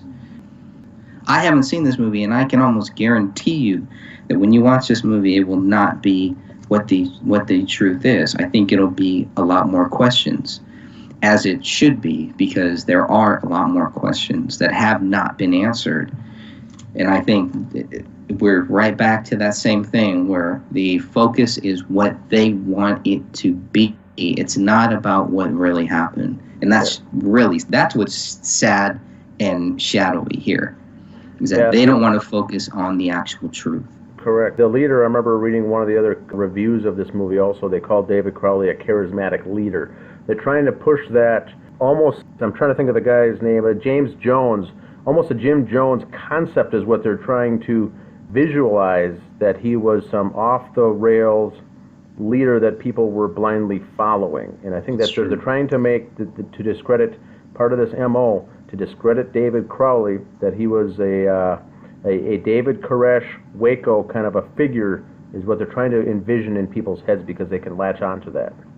That's how I see these articles coming off, when they use the word leader, that is. Yep, you're absolutely right. All right, Jason Bailey is next. He doesn't talk about alt-right too, right? He takes it a little easier on us. Let's see what Jason writes. This is a harrowing portrait, how easily our own darkness can take us over if we let it. Jason Bailey, who writes for Flavor Wire. Once again, darkness, this whole dark, it can easily take it over. It's called a harrowing portrait. Jason writes about that, and I got a clip here, and let's see what phrases he uses. On Christmas Day, 2014, an independent filmmaker named David Crowley killed his wife, 5-year-old, and himself. On Christmas Day. Right there, it's written as if it's a fact. It's written as truth and fact. And really, that's an opinion and a theory. But because of a cryptic clues that he left behind, and the fact that he was making a libertarian fringe thriller for the Alex Jones set, this horrible tragedy became fodder for conspiracy theorists who believe he was silenced for his anti-government leanings. Eric Nelson's sad and often chilling documentary argues that it was far less dramatic or extraordinary than that. Theirs was a sad story of a couple succumbing to despair and to the same kind of paranoia that infused his work. It's a hard movie to watch, as his private audio and video recordings serve as journals of a descent into madness. Ooh, there's that word again. But this is a harrowing portrait how easily our own darkness can take us over if we let it. So there's so many things on this phrase by Bailey here that it seems he got the script, tweaked it a little bit from what he was supposed to write, and then published his review. But once again, it's almost copy-paste items. Yeah. It sounds like this. It states to the fact that he did the killing. He left clues behind. He uses the phrase libertarian as a fringe thriller, mentions Alex Jones again as an attempt at discrediting the fans, and then he uses the phrase conspiracy theorists who do believe he was silenced for his anti-government leanings. Now, and fodder. Don't forget fodder. The word fodder there is another belittling, bemeaning word here for those. But Hegelian dialectic, once again, if you do believe that he was silenced and someone did it, it was killed by the government because of his anti-government leanings. Right. And that's it. That's all you get. It's either that or he's guilty. It also mentions that the story is sad. It's a sad story of a couple succumbing to despair. And it goes on to say the word paranoia that was infused in his work. And they serve as journals. These audio and video recordings serve as journals of a descent into madness. It's back to The Shining. It's back to that Jack Nicholson character descending into madness. But is it him now, or is this review calling him and Kamel both descending into madness? You know, we've got this one theory where there's a pact that they both agreed to do this. There's people talking that David went mad and took Kamel with him. There's theories that David and Kamel both went mad at the same time. I mean, I can't even keep up with all these goofy scenarios going on here from what could have happened. All we know is that they had a descent into madness. Oh boy, that was a tough 3 sentences. I think it's just like, yeah, that's really tough. First, he's telling us when they were killed, which nobody knows. Police don't even know that. And then he's talking about a libertarian fringe thriller. I've never even heard that term. I don't even know what that means. Oh, now they're talking thriller instead of it's talking that the movie was made to be sold as a thriller on the fringe. You know, this fringe group conspiracy theories once again. That are libertarians, right? That are within the libertarians. There's a total of 5, and no one seemed to put any more reviews out there or comments on there for the last 2 months now. So it's been these 5 jokers right off the bat, and then it's kind of gone silent. Nothing out there. We get Chris Barsanti next. Barsanti writes for the Playlist, and he on April 27th writes on Rotten Tomatoes, a stingingly emotional portrait of an outwardly confident and well-rounded man who is actually descending into madness. Keywords, look for the keywords now. Madness, descent. It's all a little more of the same here with this one. Now, Barsanti writes, here's the headline he used for the Tribeca Review. When fantasies kill, the murderous madness of an alt-right paranoiac in a gray state. There's our same words again here. We're throwing in the alt-right, paranoid, and the word madness. And check out the first sentence and see how accurate this sounds to you. Discussing a December 2015 murder-suicide. There we go. Not long into Eric Nelson's tightly packed and disturbing documentary, A Gray State, discussing a December 2015 murder-suicide in a Minneapolis suburb that left filmmaker David Crowley, his wife Kamel, and their 5-year-old daughter Rania dead. Local journalist Corey Zarowski noted that it was catnip for conspiracy theorists, unquote. Why? Because for several years, Crowley had been trying to make a feature film called Gray State that looked like something cooked up by a room full of Alex Jones fans after a 3-day Red Bull and Googling marathon. What is that? Sorry, go ahead. Please continue. It only gets better. The idea that Crowley, an Army veteran, habitué of alt-right sites, would murder his family and write Allah Akbar in blood on the walls of their home before turning the gun on himself just wouldn't compute. So this is, now we get into some very condescending conspiracy theorists as considered morons, nerds, and geeks. They throw everything together here, even using the Corey Zarowski. Zarowski had the article in the City Pages that talked about the case that actually was pretty good, pretty well-rounded, I should say, not too good, but a well-rounded article in the City Pages in the Minneapolis-St. Paul area. But he did throw the word in that he said that he thought that this story was catnip for conspiracy theorists.